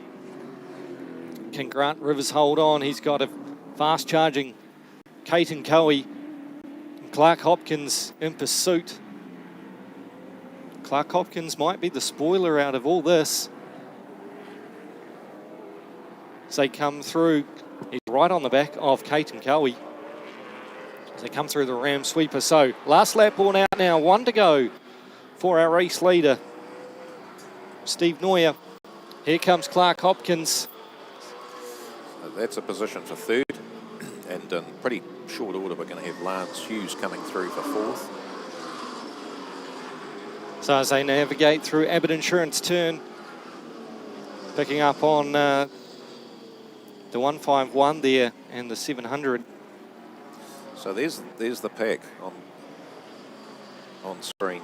It's Steve Neuer shown out at the front at the moment, but there's a big closing up going on. You've got Nick Ross, Michael Wallace, Andy Knight coming through, Angus Fogg.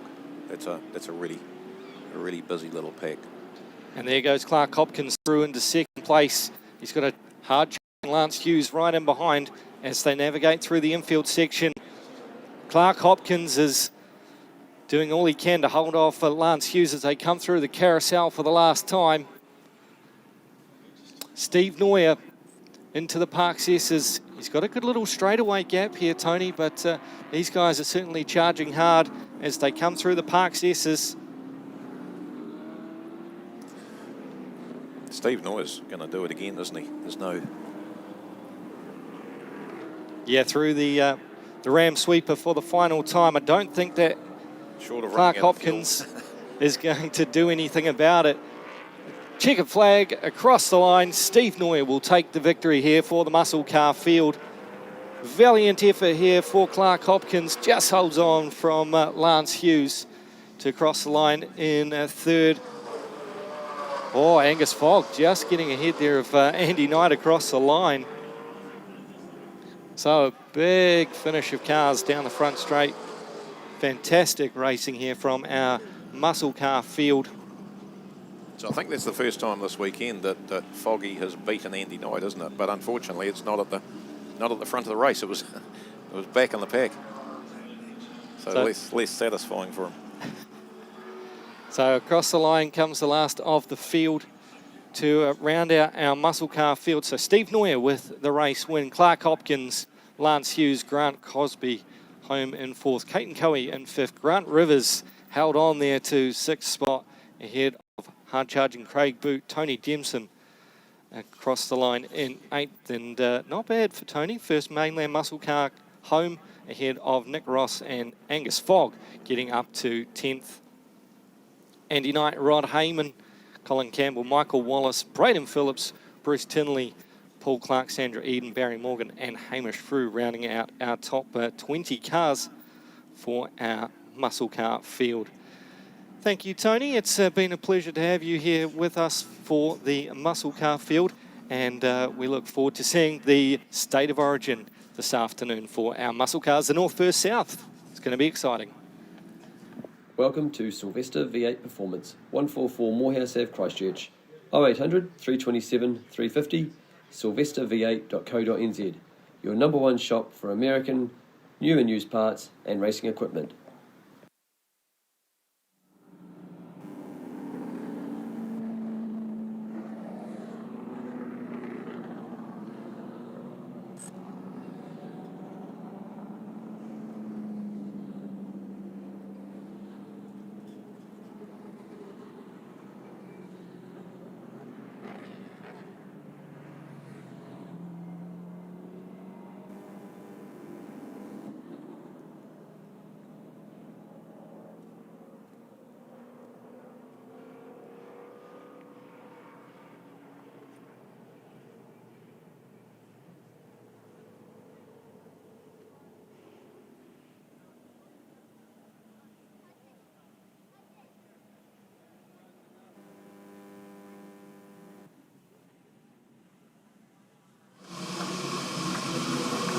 All right, they're just coming in here nice and hot. So I got Steve Neuer just jumping out. We'll let him get out of the car.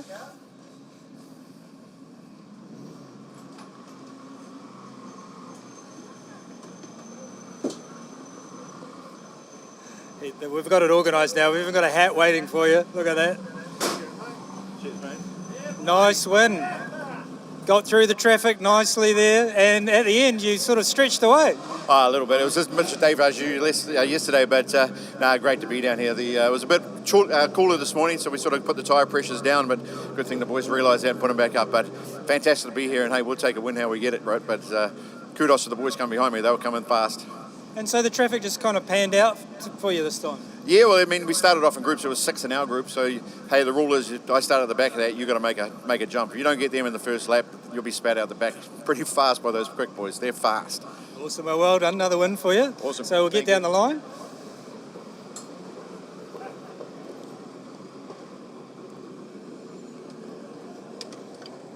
How are you doing? It was a real... Oh, you right? Yeah, all right.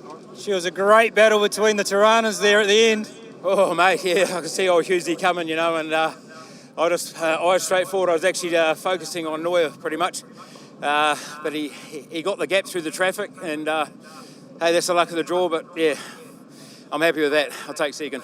All right, I'll give you the chocolate fish the second because he's already had one, so you get one. Okay, there we go. thank We'll go back to Lance. You happy with that, Lance? Oh, you've got to be happy with that, coming from the back all the way through like that. Not like the other guys, though.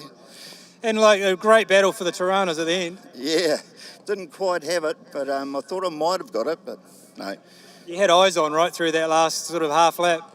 Well, we actually bolted on a brand new set of tyres for that one, so we've been sort of banging around on old tyres all weekend, and should have done it earlier. So you're getting quicker as the weekend gets on? Correct. Awesome, well done. And I think we've got the mainland winner, category winner. So we can just come down to them. So it's Tony. Tony? Oh, did you take the mainland win? Yes, I did. Awesome. So how was the traffic for you? Tirana's seemed to be the car to have this afternoon. Back of the day today, but traffic wasn't too bad. We got a good start. Fast guys were catching up pretty quick, but hey, we had a bit of clean air where I was, so it was good. So from a mainland perspective, how's your weekend going? Yeah, really good. And how are you finding it with the two different classes together? Yeah, it's been good. Big speed difference. Gets quite intimidating at times when they sort of swamp you, those other fast guys. But you just got to keep an eye on your mirrors and So you got a north-south thing going on as well. Tell us about that. Yeah, well that's it's us versus them, and last race of the day. So. All right. So I think we might have a couple more from the mainland class. Hello, fellas. How's it going? Good. Yeah, great. So Timaru went well for you last weekend, and this weekend's going pretty good? Yeah, we've had a couple of wins, and it's good. It's great. Yeah. Brilliant. And so one more race to go. The car's all together. Everything's looking good? Well, let's hope so. Let's hope we can get to the end of the weekend, eh? All right, very good. And Colin Campbell? Hello. Good to see you again on the podium for mainland. Yeah, it's been a pretty successful trip down south, really. Awesome. So from, obviously being a mainland muscle car, handicap race, talk us through for yourself, you're not the fastest car there, so how do you approach that race? You just keep a look in your mirrors, keep your lines, and when they come, try to stay out of their road. Because they're so fast, it's not worth trying to race with them. And it's all Tiranas, it seems, today. Yeah, well, nice track. The little cars love it, except for the big A-class cars. But it was great weekend, well run. Scope's always a good meeting to come to, so whether it's in the Escort or the Tirana. I notice you've still got the number plate on your car. Is that still street legal? It's on hold. But Reggio's on hold, yeah. Oh, there you go. So there you go. First street legal almost car home in the muscle cars. Yeah, I think there's a couple of them actually that still got registrations. Chandra's has, Mark Jenner's other Tirana has, so a few of them are pretty close to street legal. I wouldn't want to drive it on the street. So could you explain just a little bit between the two different classes we got out there? What are the differences, putting you on the spot, between the rules? The main difference is that we're time limited. So our cars, our A-class, have a minimum time they can go around any racetrack, and if they break out, then they get penalised. If they break out too often, they get kicked out of the class. So our class is all about keeping within the times for Class A, Class B, Class C, whereas Central, that's spend enough money and go as fast as you can, and it's great to watch. Those cars are really hooked up. It must be interesting being in that handicap with those guys out there. Yeah, but they're also good drivers, so they come up fast, but they also know that you're going to hold your line, and they're patient, they wait, and they go past. And you got a little bit more room around quite a big circuit here than what you guys were dealing with last weekend at Timaru. Yeah, but they had their own grid at Timaru, so we didn't have to deal with them at all. We were just running ABC, so it's simple. You did have that north-south too. Didn't do it. My car's still got to do 2 more meetings before it gets towed home, so no superfluous racing. Awesome. And so what is the next round for you guys? Teretonga, 14th, 15th of March. And where's that? Invercargill. Invercargill, awesome. So that's a real fast track for you guys. Yeah, it's a scary track. I blew out a front tyre at the end of the front straight, flat out, so going sideways into the gravel wasn't fun, but yeah, it's a great track. It's a beautiful track, and they're really nice people as well. So have you done Scope very much? Yeah, I think this is about my 13th Scope. And all in the Mustang or the Escort as well? I haven't driven a Mustang. Oh, sorry. Oh, dear. No, I did about the first 4 or 5 in the Escort. Yeah. And that's for those who don't know, that's a lovely little Mark 1 Escort with a 2-litre Pinto. Yeah, 2-litre Pinto still.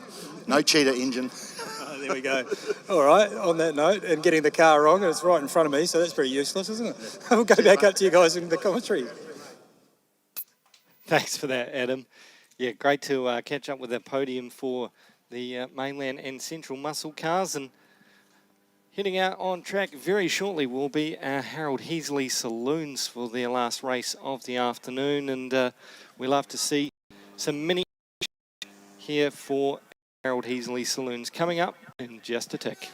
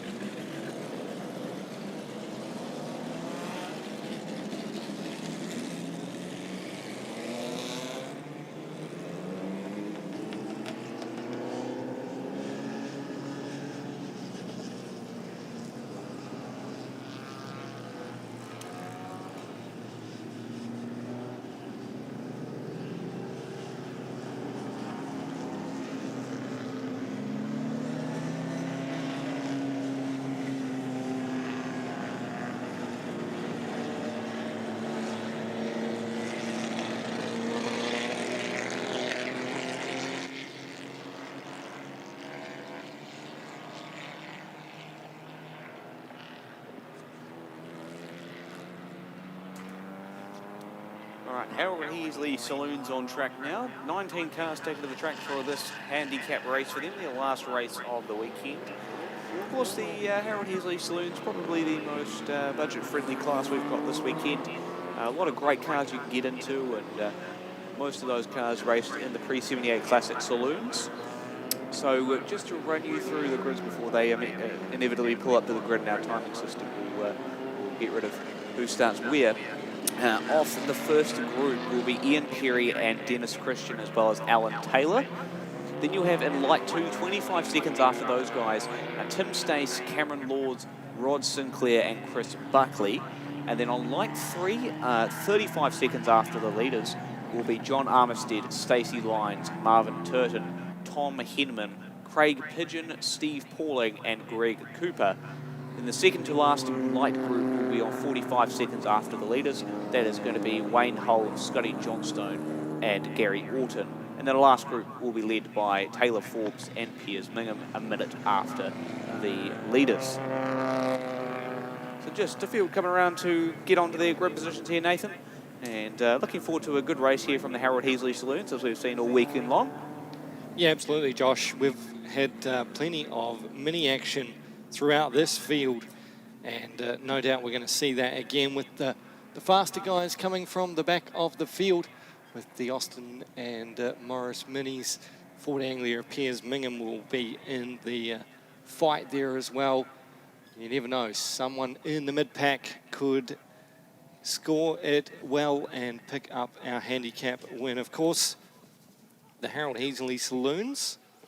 Harold Heasley himself won the first saloon car championship in the Humber 80 and drove that one all the way down the country, down to Invercargill, and then all the way back up to his home base up in Ardmore. So great to have Harold Heasley honoured for one of our saloon cars classes here at the SKOPE Classic for the 36th edition, 2026, 6 laps for Ian Perry. Pulling up here onto the front row. Alan Taylor in one of the beautifully presented Capris. Castle's out too. Heading up to his grid. One of the PDL minis from car number 40 there. That is Stacey Lyons. Of course, one of 2 PDL minis that raced. And great to see it back out on track. So the last of our field just making their way through, Josh, into their grid positions. We'll see how the Harold Heasley finale rounds out for their handicap race. Yep, car 998, that is Ian Perry, and alongside him is Dennis Christian, that car 323 BMW. And then Alan Taylor, car 74. Those are the first 3 cars to go off. Capri, a Stiletto, and a BMW 320. Fantastic variation here at the SKOPE Classic. So not too far away from getting ourselves underway as we await the first couple of lights to start us off for the fourth and final Harold Heasley Saloon Handicap race of the weekend. Car number 5 in there, that is the mini back there of John Armistead. Great to see Lights are on, John up Josh. there. Here we go. First group away.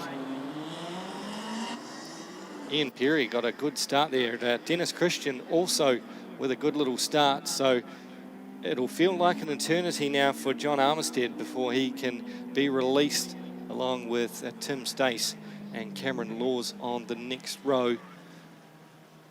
Yeah, Tim Stace, Cameron Laws. We go back to Rod Sinclair, the Alfa Romeo. Here we go. Second group now away. Oh, John Armistead hasn't gone. They've managed to avoid him. I believe Gary Orton hasn't gone there either. 83. Oh, no, they're... okay, now they're away. Maybe John just had a bit of a problem on that start and chose to go with the next group. Something happened there that we'll probably end up finding out after the meeting, Nathan. Next group away now. Yep, Wayne Hull. And there's Gary Orton. Chris Buckley was the one we saw earlier. The last group of cars, Taylor Forbes and Piers Mingham. The Anglia and the Mini. Taylor Forbes, car 70.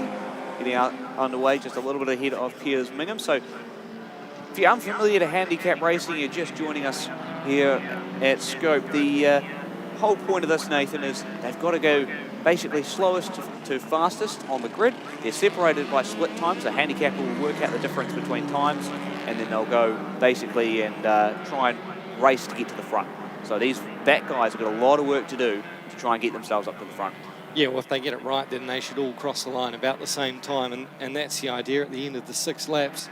So at the moment, out in front, Ian Perry in second there ahead of Alan Taylor. And it is Dennis Christian who leads us out of the Ram Sweeper for the first time. As we see the two faster cars with the handicap, with all the work to do, Taylor Forbes and Piers Mingham just coming through that infield section now. So they are about a half a track away, or over half a lap away from our race leaders. Getting information that John Armistead is getting a time penalty there, Nathan. I'm assuming that's something to do with that start. That's unfortunate for him. Nonetheless, look at that good, big gaggle of cars. Craig Pigeon in there, the PDL Mini you were talking about just earlier, Stacey Lyons, you got Steve Pauling, and the car leading that one is Greg Cooper in the Ford Capri Mark II. So down the front straight they come, the mid-pack, chasing down the two minis in the front there. Yeah, Marvin Turton and John Armistead. 2 minis leading that group down into Abbott Insurance. See Craig Pigeon there as we pick up with our front of the field, Alan Taylor. We really closed under the brakes through Parks, didn't he? Or through the Fulton Hogan corner, I should say. So Ian Perry and Alan Taylor just a couple of car lengths behind us. Oh, big lock up there from Marvin Turton as they go into the Euromarque hairpin. Steve Pauling tucked right in behind Greg Cooper there. And one of the Capris. Yeah, there's Tom Henman, car 539. That blue and white MG BGT goes very wide, entering into Fulton Hogan. Lucky to sort of escape the curb and into the gravel pit there. There is Alan Taylor, the battle for the lead. He's gone around the Sunbeam Stiletto. Yes, he's moved up into second place there, Josh. He's trying to chase down Dennis Christian as we are coming up to 4 laps to go when they leaders cross the stripe, and Alan Taylor starting to wind up the Capri. In fact, he's got a run potentially here, but he could be on the wrong side as they head down into Abbott Insurance, turn number 2. They'll have to sit back into second place there. Look at that beautiful Jaguar Mark II of Tim Stace. We talked about it all weekend long. Campaigned formerly by his father, Jeremy. Jeremy unfortunately passed away a couple of years ago, and Tim now racing that Jaguar Mark II in his honour. Currently leading Cameron Laws. Yeah, doing a really nice job there, sitting P5. There's a big battle going on between Greg Cooper and John Armistead. Well, Steve pulling. Oh, one going wide there, just in the outside. Yeah, Craig Pigeon. Craig Pigeon.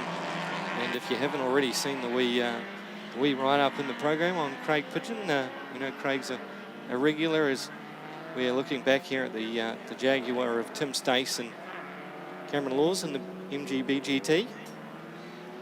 Yeah, cool to see two MGBGTs out there as we look once again to the battle for the lead. Look at this, Alan Taylor all over the back of Dennis Christian as they exit through the carousel. It looks like Dennis Christian is going to try and make Alan Taylor go the long way around if he wants to get to the front of the lead here. These guys could start to slow each other up, and this can bring the rest of the field into play with just over 4.5 laps to go. Well, Alan Taylor made a bit of an interesting move through Parks. He pulled out to the outside, try and get a better drive on the exit. Now he's going to the inside into the Ram sweeper, which is an interesting move because, as you can tell, Dennis Christian can easily block that off, cut that line away, and Alan Taylor can't really make any further moves. So it's interesting to see the dynamics between these two, shifting the lines just to try and play with each other a little bit and go on the defensive and the aggressive side in terms of which position you're in. So another lap across the stripe for Dennis Christian. 3 laps to go, 3 in the books. There's Tim Stace leading Cameron Laws. Just quickly before we're talking about the MGBGTs, 2 of them out there. We usually only see 1 or 2 of them per scope, but awesome to see both of them out there. Of course, the 2 Nelsonians of Cameron Laws and Tom Henneman running those cars. Very similarly prepared as well. See John Armistead, I should say. Down at the Euromarque, battle for the lead still going on. Alan Taylor lots of braking a little bit entering into the Euromarque hairpin. Marvin Turton. Oh, he's got Greg Cooper all over the back of it, doesn't he? He's locked it up a little. Again, there's another great write-up of Marvin Turton and his time here at the SKOPE Classic in your program. And Marvin, we've seen driving a few different minis throughout the time of racing, and he's been racing for nearly 50 years or just about wide there. Chris Buckley in the 831 Mini as we pick back up our leaders and Alan Taylor. Up into 3rd place now, Rod Sinclair. You well, you're right. See him in the background there. He is on a mission, certainly throwing that Alfa Romeo Super around. And he is caught right up to our leading pack, or leading duo, I should say. Well, this is the harm of not sort of racing each other smart. This has really brought Rod Sinclair, probably expectedly though, into the battle for the lead now. Unfortunately, just with Alan Taylor and Dennis Christian fighting each other for a number of laps, we've seen this so many times in motorsports over the course of the years. If you fight someone for too long, generally you bring the people that are behind you closer in because you're slowing each other up.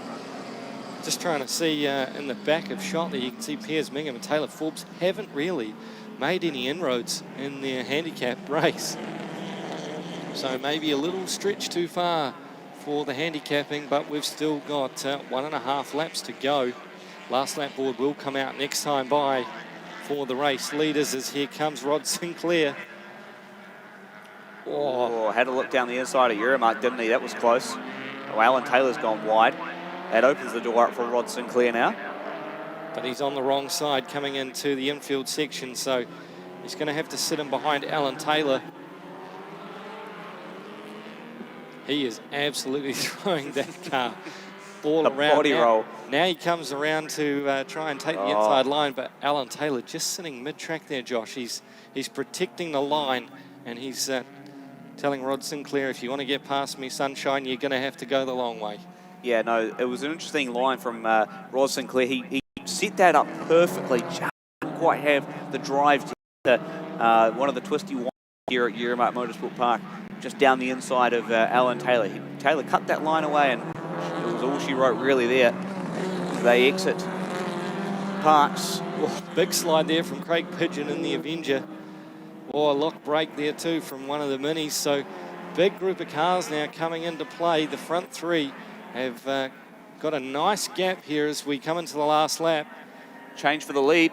Rod Sinclair managed to get himself past Dennis Christian.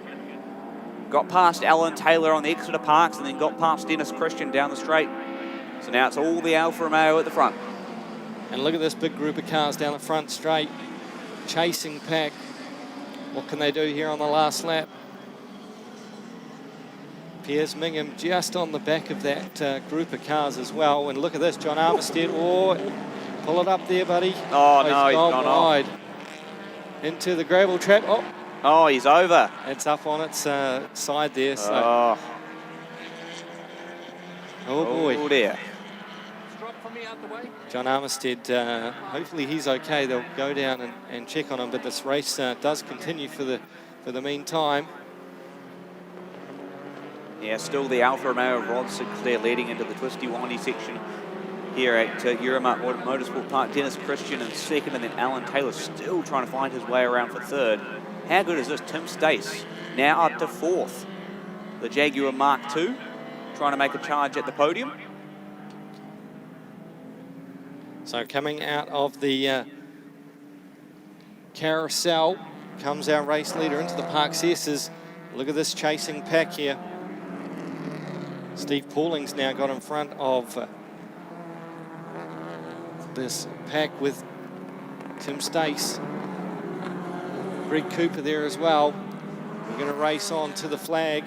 Oh, wheel to wheel for second. How good is this? Alan Taylor up the inside of Dennis Christian into the Ram sweeper. Still going hammer and tongs at it for the second spot. Look at that.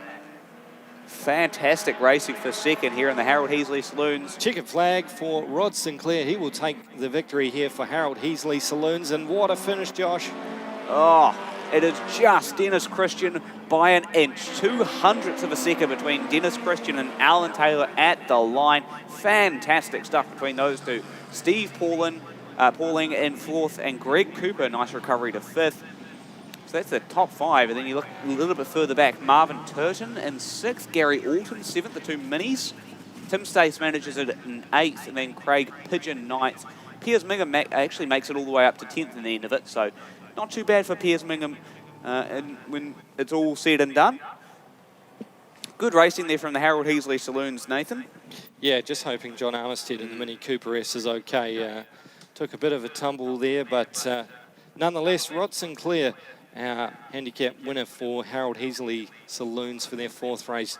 Dennis Christian ahead of Alan Taylor, Steve Pauling, Greg Cooper, Marvin Turton, Gary Orton, Tim Stace, Craig Pigeon, Piers Mingham, as you mentioned, home in 10th, Wayne Hull, Stacey Lyons, Tom Henman, Chris Buckley, Cameron Laws, Taylor Forbes, and Ian Perry, our 17th finisher. So that wraps up, Josh, our Harold Heasley Saloons. Next up on the program, the last Formula Junior race of the weekend. Milk it while you can, folks, because, wow, what a stunning field of Formula Junior cars we have out here in Christchurch, and to bring in some huge international flair with this as well. It's fantastic to see so many great cars out here this weekend for the SKOPE Classic.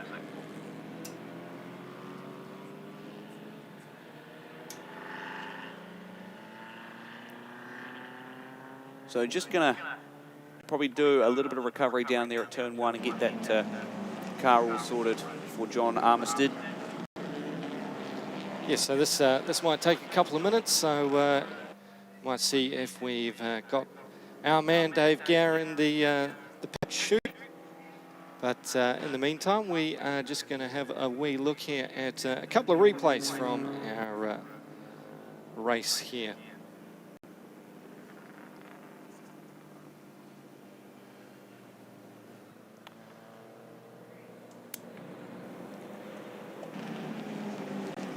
Here's a replay for you. This is John Armistead entering into Abbott Insurance. Just goes really wide, and unfortunately looks like he catches the sort of grass or parts of the gravel trap, and unfortunately goes over there, Nathan. Just dug in, and not much you can do, especially with such a light car like a Mini. No, that's right. Yeah, a soft rollover by the looks of that. But as I say, we do hope that he is okay from that one. But yeah, unfortunately that can happen sometimes, and it's going to take a wee bit to clear up. So we can confirm he is out of the car, so that's great news. Fantastic. Give him a round of applause, folks. He is out of the car. That was quite a wee tumble over there, so all the best. The team will sort that one out. In the meantime, let's head pit side to Dave Gow.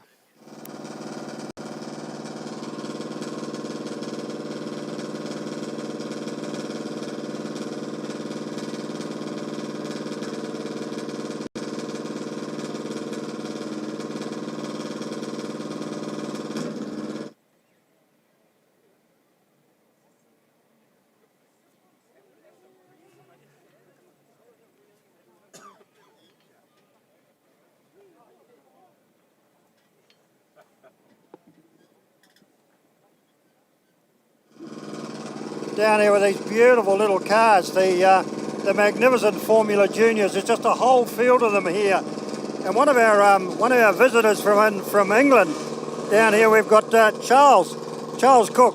Charles, how are you and how are you enjoying the racing? Yeah, it's all good stuff. This is I've been going steadily quicker through the weekend, and I haven't fallen off or hit anything, so nothing's gone wrong. Touch wood.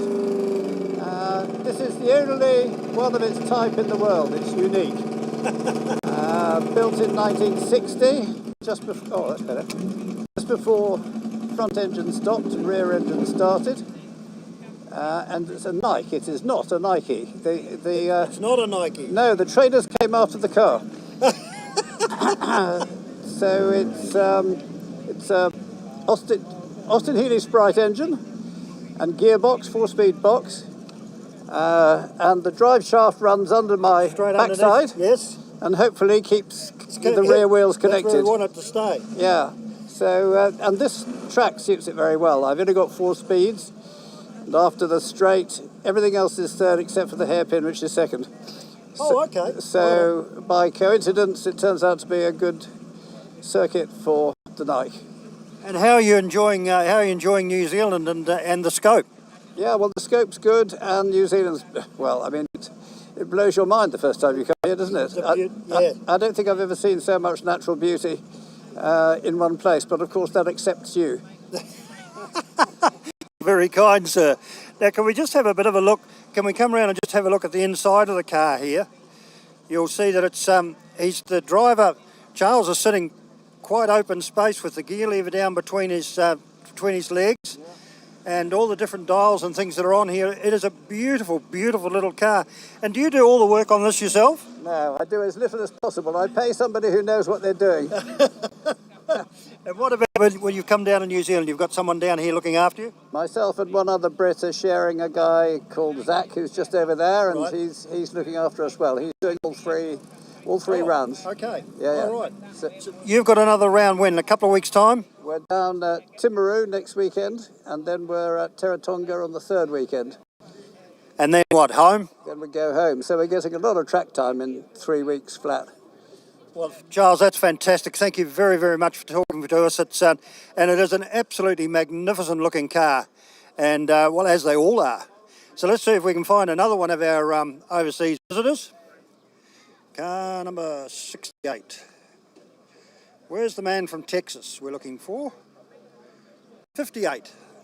Here he is right here, look. From one side of the world to the other.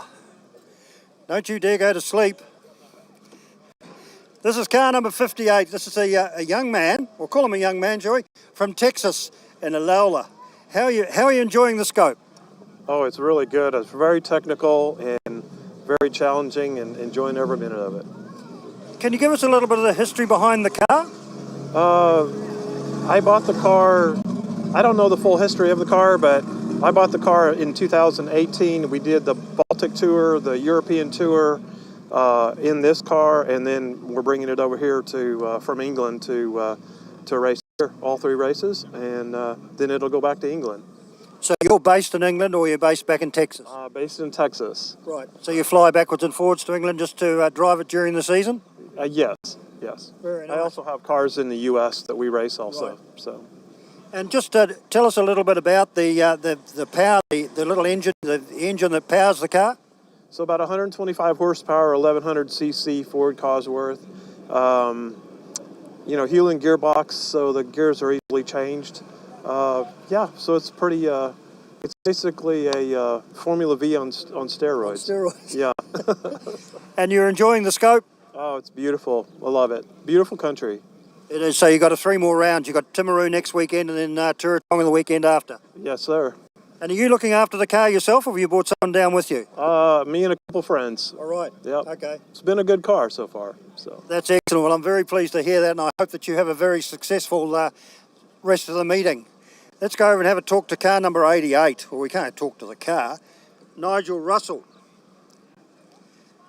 Nigel. Hi, how are you? How I'm good, mate. And you? Oh, I'm good, good. You're enjoying the Scope again? Always do. All right, tell us a little bit about your beautiful car. Built in Canada in 1960. It's a Sadler. About 14 of them were built. And this is about how many of them are left running? About 7, I think. Okay. Yeah. So this is but one of this is about the only one that runs though. a pretty rare sort of breed. Yeah. Oh. Okay. Yeah. And is you find it easy to drive, or is it a bit of a handful? It's good now. It was understeering earlier on, and had condenser problems yesterday, and we've sorted that out. So it's got a wee bit more power. Yeah. And what have you got? Four-speed box, I guess. Yeah. Straight cut gears. Straight cut. Yeah, Murray Minor Sprite type gearbox. And what engine powers it? Long stroke BMC 1100. So. A long stroke BMC. Yeah, short stroke rev more. Yep. Long stroke don't. Don't you want it? And that's what you want. That's the whole idea. Just nice and dunky away, a bit like a diesel. No. Short stroke would be nicer. Yeah, would it? Okay. Well, all the very best, and I hope you've enjoyed the Scope. Okay. Yeah, I have. Always Good do. on you. Great. Yeah. Terrific. So let's just wander on down here a little bit further. Car number 10. Have a look at this. This is absolutely beautiful. And look, the overalls as well. Look, we've got stuff all over the overalls as well. Tony, how's everything? Oh, it's pretty good, especially now the car's going. I got a lap and a half in race 1, and then the gearbox packed up. So we managed to get her out for the last race, so that's all good. Makes a good ending to the weekend. And if you had, I guess if you had a problem with the gearbox, I suppose you had everybody around helping you to get it going again? Oh, no. When you're in gearboxes, you're kind of on your own mostly, but get a bit of advice from 1 or 2 guys. But mostly, you work it out yourself. Was it anything major? Yes and no.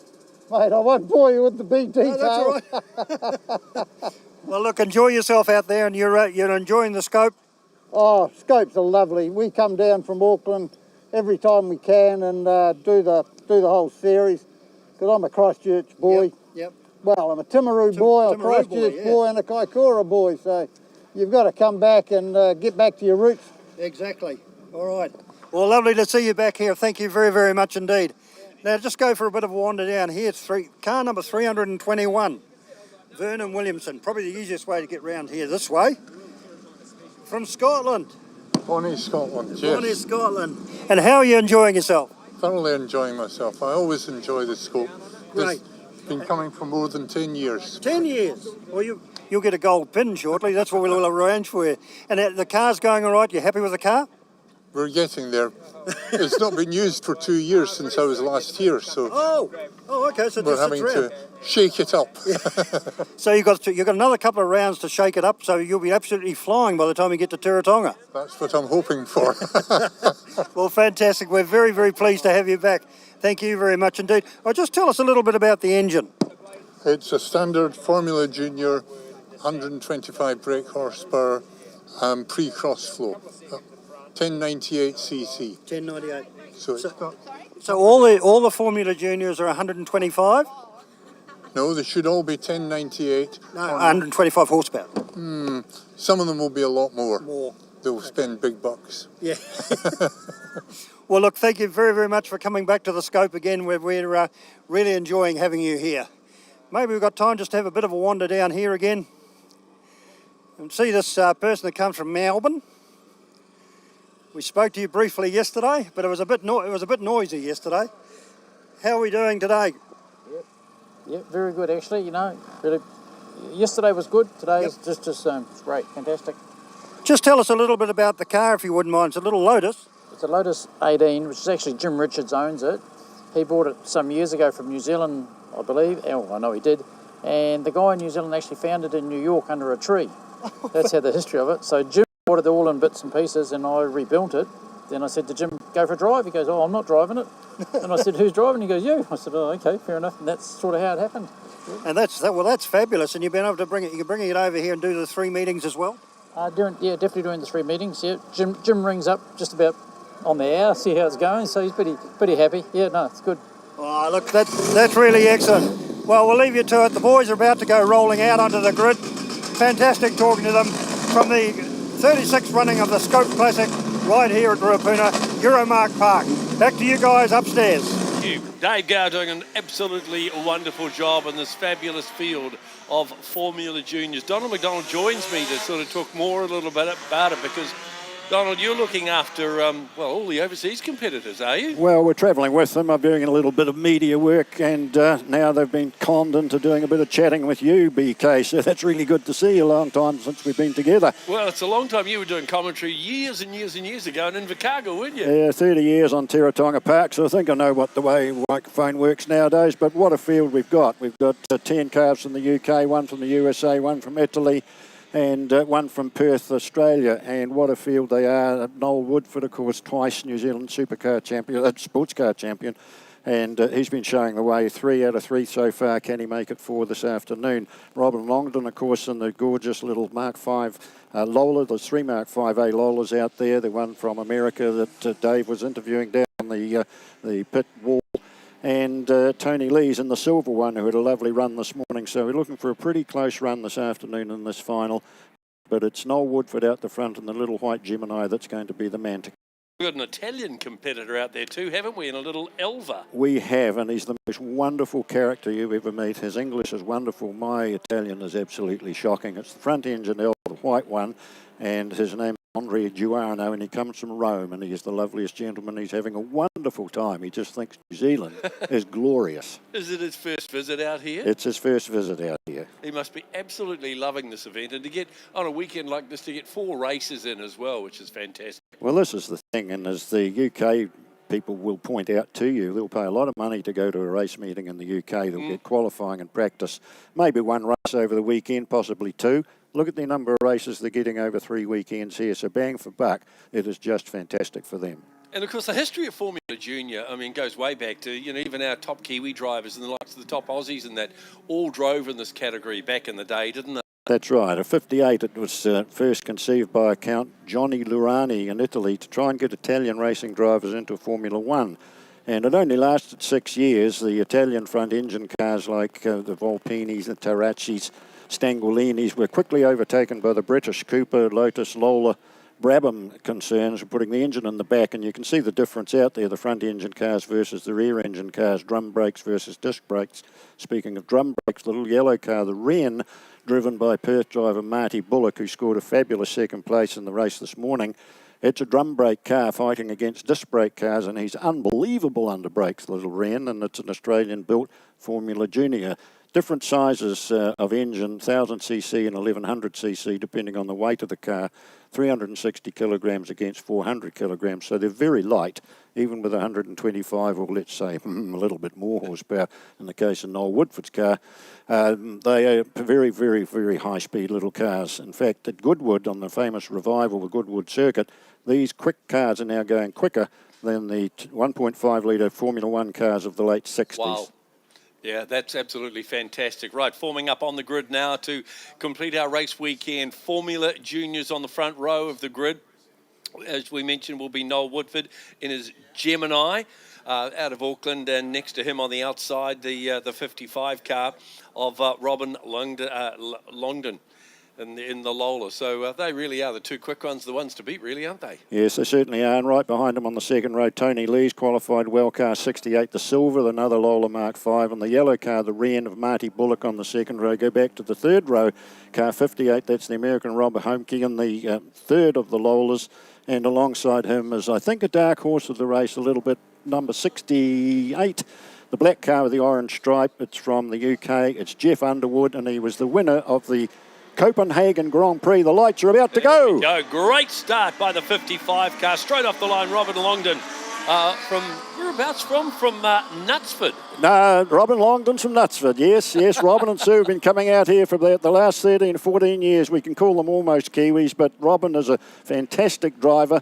And, the youngest driver out there is 51, the oldest is 81, so there's a fair spread. That's remarkable that we've got an 81 out here, 81-year-old in a car with issues on the line. I think that's what the 48 car is. Oh, there's Paul Halford. Paul Halford and his very rare auto sud, front engine, auto sud with the Fiat engine. Looks like he's got a little problem with the gear linkage. He was having trouble through the meeting, and unfortunately he's out. But look at this stream of juniors now hauling down into the hairpin, and it's the rear of Marty Bullock. How did he do that? We were too busy looking at the car on the grid, but it's Marty Bullock leading from Perth in the Wren Formula Junior. Yeah, so they were all bunched up going into the hairpin, actually, so it was pretty even. And that yellow car, we were making comments about that before with Marty Bullock, Perth driver, going very, very well and leading them through. Keep your eye on Noel Woodford in the second car, the white Gemini Mark III. He's absolutely charging, and he's had 3 out of 4 wins. He's looking for it at the moment, and we're looking down onto the screen here. There's a slower car out there. Yes, there is, but it's Woodford chasing the rear now, Longdon in third place, then back to Jeff Underwood, then Tony Lees, and the Robert Hong. The Lolas, 1, 2, 3 lined up all together. And we're running back down the leaders, just having a look as they come around the sweeper for the first time. And Noel Woodford right on the gearbox of the Wren as they come round to complete the first lap. So Marty Bullock will be looking in the mirrors for that white Gemini with the checkered nose. And watch them run down the straight now. The car of Woodford's has got a lot of steam in a straight line. Gee, we've got a fight going on for 4th, 5th and 6th. Look at that car side by side. Oh, there's changes all the way through, isn't there? This there is. Wonderful racing from the juniors. And I think Noel Woodford might have snatched it as they go down for the first. No, it's still the Wren, the yellow car in front from Noel Woodford. 6 laps for the Formula Junior category. We saw one car obviously towed off the track as well, so it's all over for that beautiful auto sud Formula Junior, Paul Halford. Yeah, very rare car, but back to the leaders. It's still the Wren leading from Noel Woodford. Go back to Robin Longdon in third place. Then the Lolas, 1, 2, 3, 4, 5. Wow. And the silver car of Tony Lee's right in there as well. Then a bit of a step back to the gorgeous little Coupe T59 of New Zealander Grant Clearwater, the blue car with the white stripes, blew a crankshaft yesterday, had a new engine overnight, and back here racing again from Kerry, Grant Clearwater. Great field of international drivers. It really has drawn, the reputation of Scope is obviously worldwide now, and to have a field like that with 7 or 8 or 9 overseas drivers is great. Yes, there's 12 overseas drivers in total, and it's the first leg of the World Tour, the Diamond Jubilee World Tour of the Formula Juniors. They came to New Zealand first, and then they're going and looking at Noel Woodford this time. Look at him under braking, going down into, I think he might have him on the inside. He's done it. Noel Woodford puts the Gemini back in front, just in front of the Wren of Marty Bullock. These two are really getting into it, and Robin Longdon now, who takes a couple of laps just to get hotted up, and he's looking pretty threatening in third place. So Robin Longdon, car 55, keep your eye on him as they slipstream down the straight one more time. Absolutely fantastic. And there he is. He's making the move towards turn 1. Does he slip underneath the Bullock car? Pushing yes, he's got him. Wider. Yes. Robin Longdon, car 55, the dark blue Lola with the white stripes, has moved into second place. So it's New Zealand leading from the UK, from Australia, and then we're dropping back to the 4th place car. Oh, look at the Wren now. He's moved back into third place. Longdon's just stretched a little bit as they run down the back straight towards the hairpin again. So now Woodford's really opened the taps on the Gemini. Look at that, just pulled out about 8 car lengths as they come down into the hairpin one more time. It's Noel Woodford in the Gemini. Go back to Robin Longdon on second place. Marty Bullock in the Wren, charging hard up again.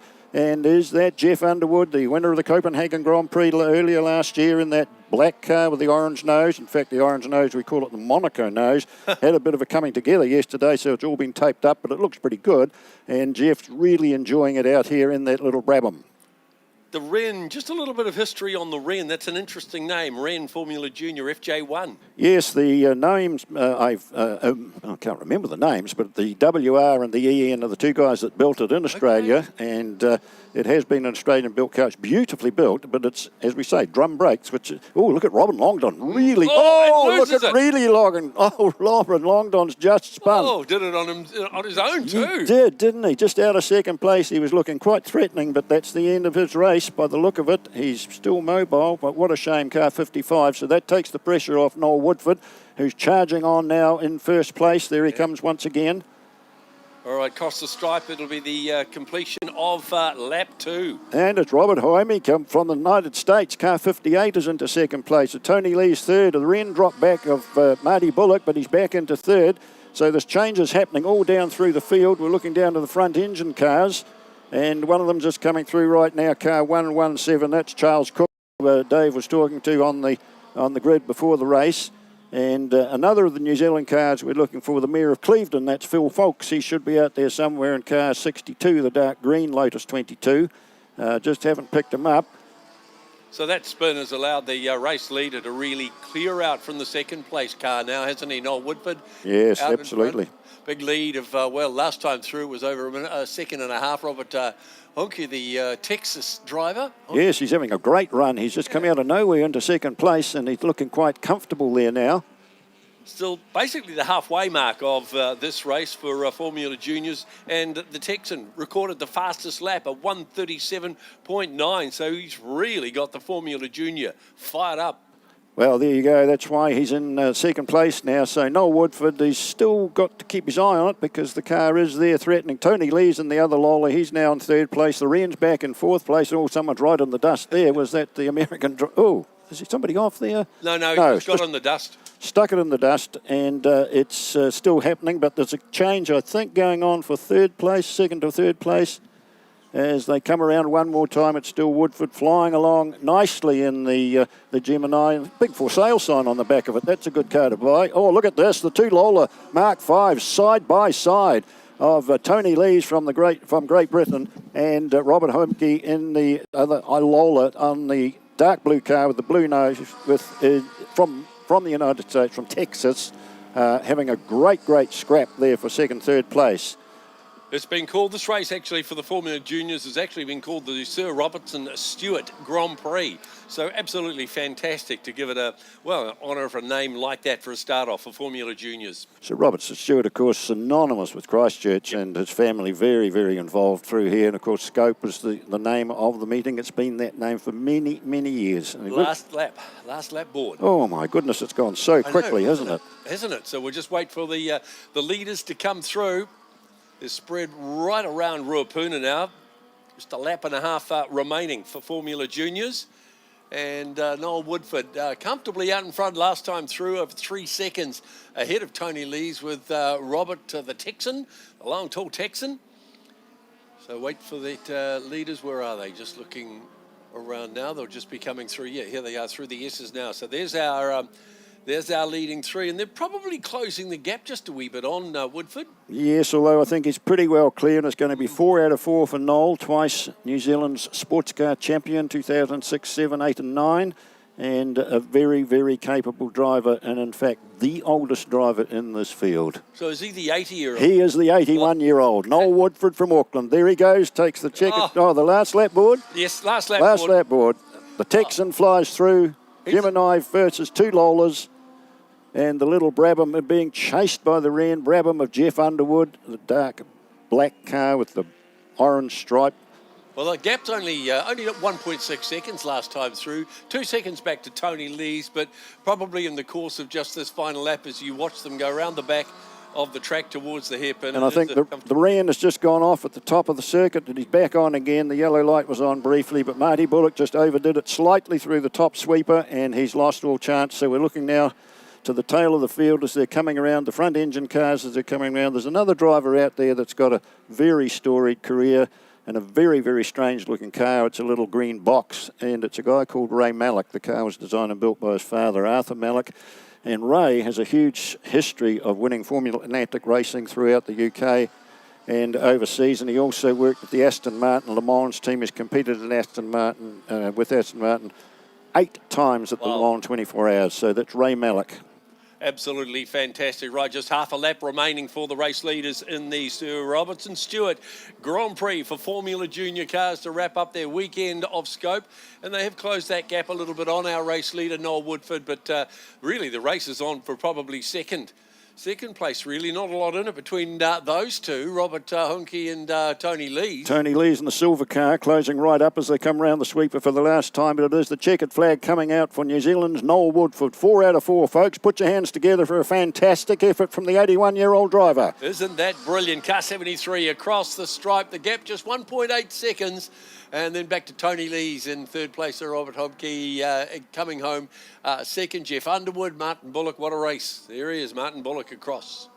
Well, Marty had a bit of an off on that last moment, unfortunately, after such a great start from the yellow car, the Australian-built Wren, but Marty will be cursing. So it's all fun down in the pits afterwards as all the lies get told, but wonderful, wonderful effort from the Formula Juniors, and thank you so much to all of those international drivers that have made the effort to come to New Zealand. And for those of you who really, really like these cars, you have another opportunity next weekend at Timaru, and you have a further opportunity at the New Zealand southernmost race circuit, Teretonga Park. This group of cars will be competing these 3 meetings. This is part of the World Tour, as we said before. So day 1 or weekend 1 has been here at the SKOPE Classic, and then we move to Timaru next weekend, then down to Invercargill. So once again, thank you so much, and I hope you've enjoyed the little cars that they brought you with lots of attitude. Absolutely great. And thank you for stepping up to the commentary box, Arnold. Good to catch up. No problem. Thank you much, Brian. Thank you very much to the Canterbury Car Club. All right, we'll get the official results through very, very shortly, and then head pit side again and catch up with more action, talking to some of those drivers with a few more races to go for SKOPE.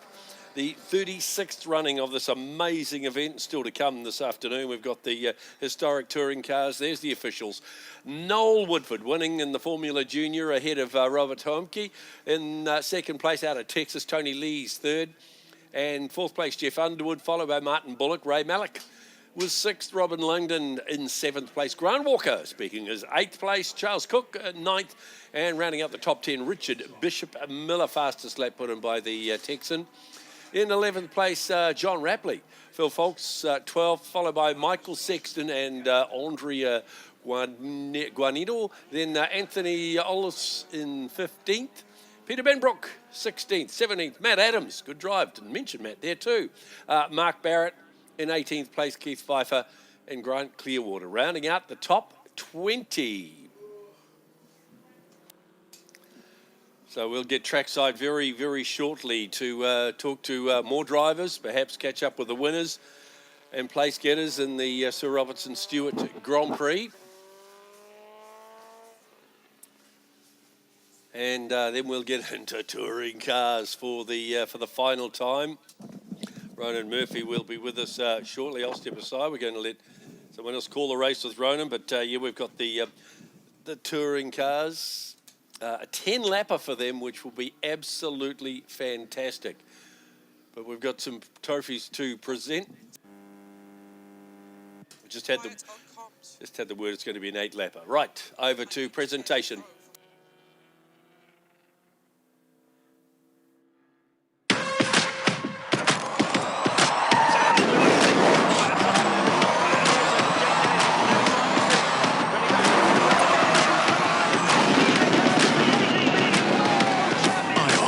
Hungok Tire.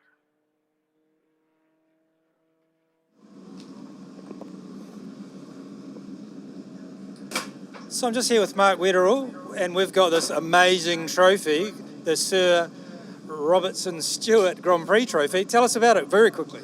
We've had this trophy in our collection since 2004. Some years we do an invite class, and other years we pick out a feature class that's joined us here at SKOPE. This year with the Formula Juniors doing their international tour. Couldn't think of a more appropriate class to award it to. And of course, Sir Robertson Stewart, it goes back to the PDL days and through to the SKOPE Classic today. All right, so and the winner is? Noel Woodford in a Formula Junior Gemini Mark 3A. All right, so here we go, Noel. We've got a trophy for you. Oh, he's just getting his earplugs out. He can't hear anything. Obviously, they're very noisy cars. Here we go, so a trophy for you. Fantastic. Thank you very much for supporting the event. Oh, I'm very honoured. Thank you. Really appreciate it. Just quickly before these cars go out. Yeah. So you had someone chasing you pretty hard, but they said they had a spin. Well, I looked in my mirror and I saw cars rotating and lots of dust. So I presume something happened. Awesome. So the car's for sale, so this is probably a good advert for it. Yeah, well, that's the idea. Yes, that's right. Wins on Sunday, sold on Monday, right? Well, maybe. I've got too many racing cars, and being 82 this year, I have to sell something. So at 82, you're going quick still. Not bad, yeah. Not as good as Kenny. You're happy for the weekend? Fantastic weekend, great place to come to. And you're racing the entire season? Yes, the whole thing, yeah. I've actually been coming here for over 20 years, so it's a wonderful event. Always in a junior or? No, sports cars, junior for the last dozen or so years, since 2012, yeah. Awesome. And why did you choose a junior? Obviously you've had other cars. Yeah, well, because it opens doors elsewhere. You can race these things right around the world. And that's been to Goodwood twice, been to Europe, Monza, Spa, all those places, you know. Awesome. Well, the car's going out, so up to the commentary team. Thank you. Well done. Appreciate it. Okay. Cool, thanks very much, Adam. John Fairhall Historic Touring Cars, joined by Ronan Murphy now. Ronan, how good is this? Going to be now reduced by 2 laps, so still a pretty long race, 8 laps the distance for this one, but their final race of the weekend, and how good have they been all weekend long? Yeah, it's awesome to be back in the box, Josh, and we've certainly got a good one for you guys coming up. The historic John Fairhall Historic Touring Cars back on the circuit. Look at some of these machines as they go out of the box.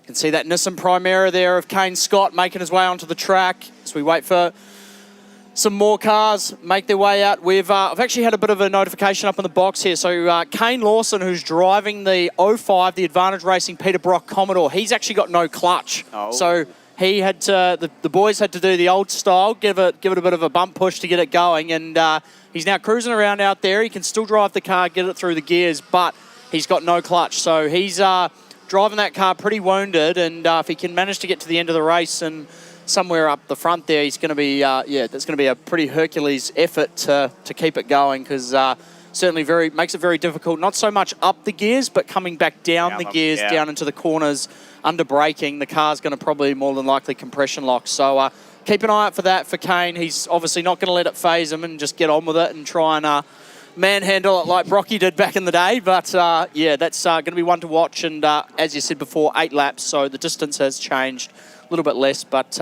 no less action or fast and furious pace from these guys in the John Fairhall Historic Touring Cars.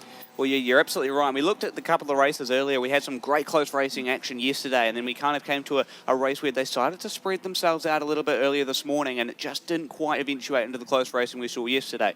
So what do you feel like is going to be the catalyst here to bringing in some close racing, and who are we picking as our sort of top 3 cars to watch out for in this race? Well, I think first and foremost, it's the last race of the weekend for these cars, so everyone wants to come away from the SKOPE Classic with the bragging rights. Who came away? You're only as good as your last race, aren't you? That's so exactly right. You want to come away as the race winner in this last one. And when you've got a calibre of, again, the calibre pun, there is a calibre RS500 Sierra out there. But no, when you've got a calibre of a field like this one, you want to come out on top. You want to put your best foot forward, race all these guys hard. We've got obviously a couple of Bathurst winners in there, 5-time winner Stephen Richards and 4-time winner Greg Murphy. We've got cars that were driven by Bathurst winners, Australian touring car champions, all the likes, factory run cars, European championship cars, cars with history in America. So this class really brings everyone together, everyone that loves touring car racing in general, and especially from that period, the late 80s and the 90s, when all the manufacturers were tipping in big bucks. They were putting in huge R&D and development into some of these cars. It's incredible to see them, and incredible to see them here at 36th running of the SKOPE Classic. Well, you say that, you're absolutely right. And the amount of cars we have here is another thing as well. Just looking at the numbers, and as you say, some of the just legit cars, the examples that actually raced back in the day. You talked about it earlier this morning, Stephen Richards, that Bathurst winning car with obviously Jim Richards behind the wheel. I mean, how iconic is that to have that now at Ruapuna just before Supercars hit the track in April? Yeah, and it just shows the how strong the community of motor racing is down here in New Zealand, but let alone the Canterbury region and the Canterbury Car Club and everyone here at Ruapuna that's here today to watch this all unfold. We've had some incredible racing so far. We've had some biff and barge at stages as well, but the historic touring cars, it's one that I always look forward to, and it's from one of those periods of motor racing. Certainly was a golden era, and to see all these cars, we've obviously got some new additions to the field. We touched on that Caliber RS 500 Sierra before. We've got Phil Major. Yes. He's out there in that ex-Colin Bond Caltex car. And that car was raced a couple of years ago in Australia at the Bathurst 1000 in the historic class there. And that car, I have not seen many cars go that fast down Conrod Straight as what that Sierra was. So some serious cars in there, some serious machinery being driven by some very serious drivers. So it's going to be one to watch, guys. Get up on your feet and give these guys a cheer as they come round, because it's going to be a cracker. Yeah, just looking at that grid, we've got Stu Rogers and Kane Scott off the front, so that's going to be interesting in itself. Then a little bit further back, it's Steve Richards, and I believe that's Kane Lawson as well, alongside in that big Brocky Commodore. Then you go back to Greg Murphy and Andy Greenslade. So probably from then on, that's kind of your front guys, and then you kind of go into that mid-pack where we see some really good scraps going on as well. Yeah, it certainly is, and we see there's a little bit of sand and cat litter that's been put down just to cover off some oil down there on the S's there. But now coming around the last corner, the cars, we've got the red lights on, the BYD safety cars pulled into the lane, so we should get a race start this time around.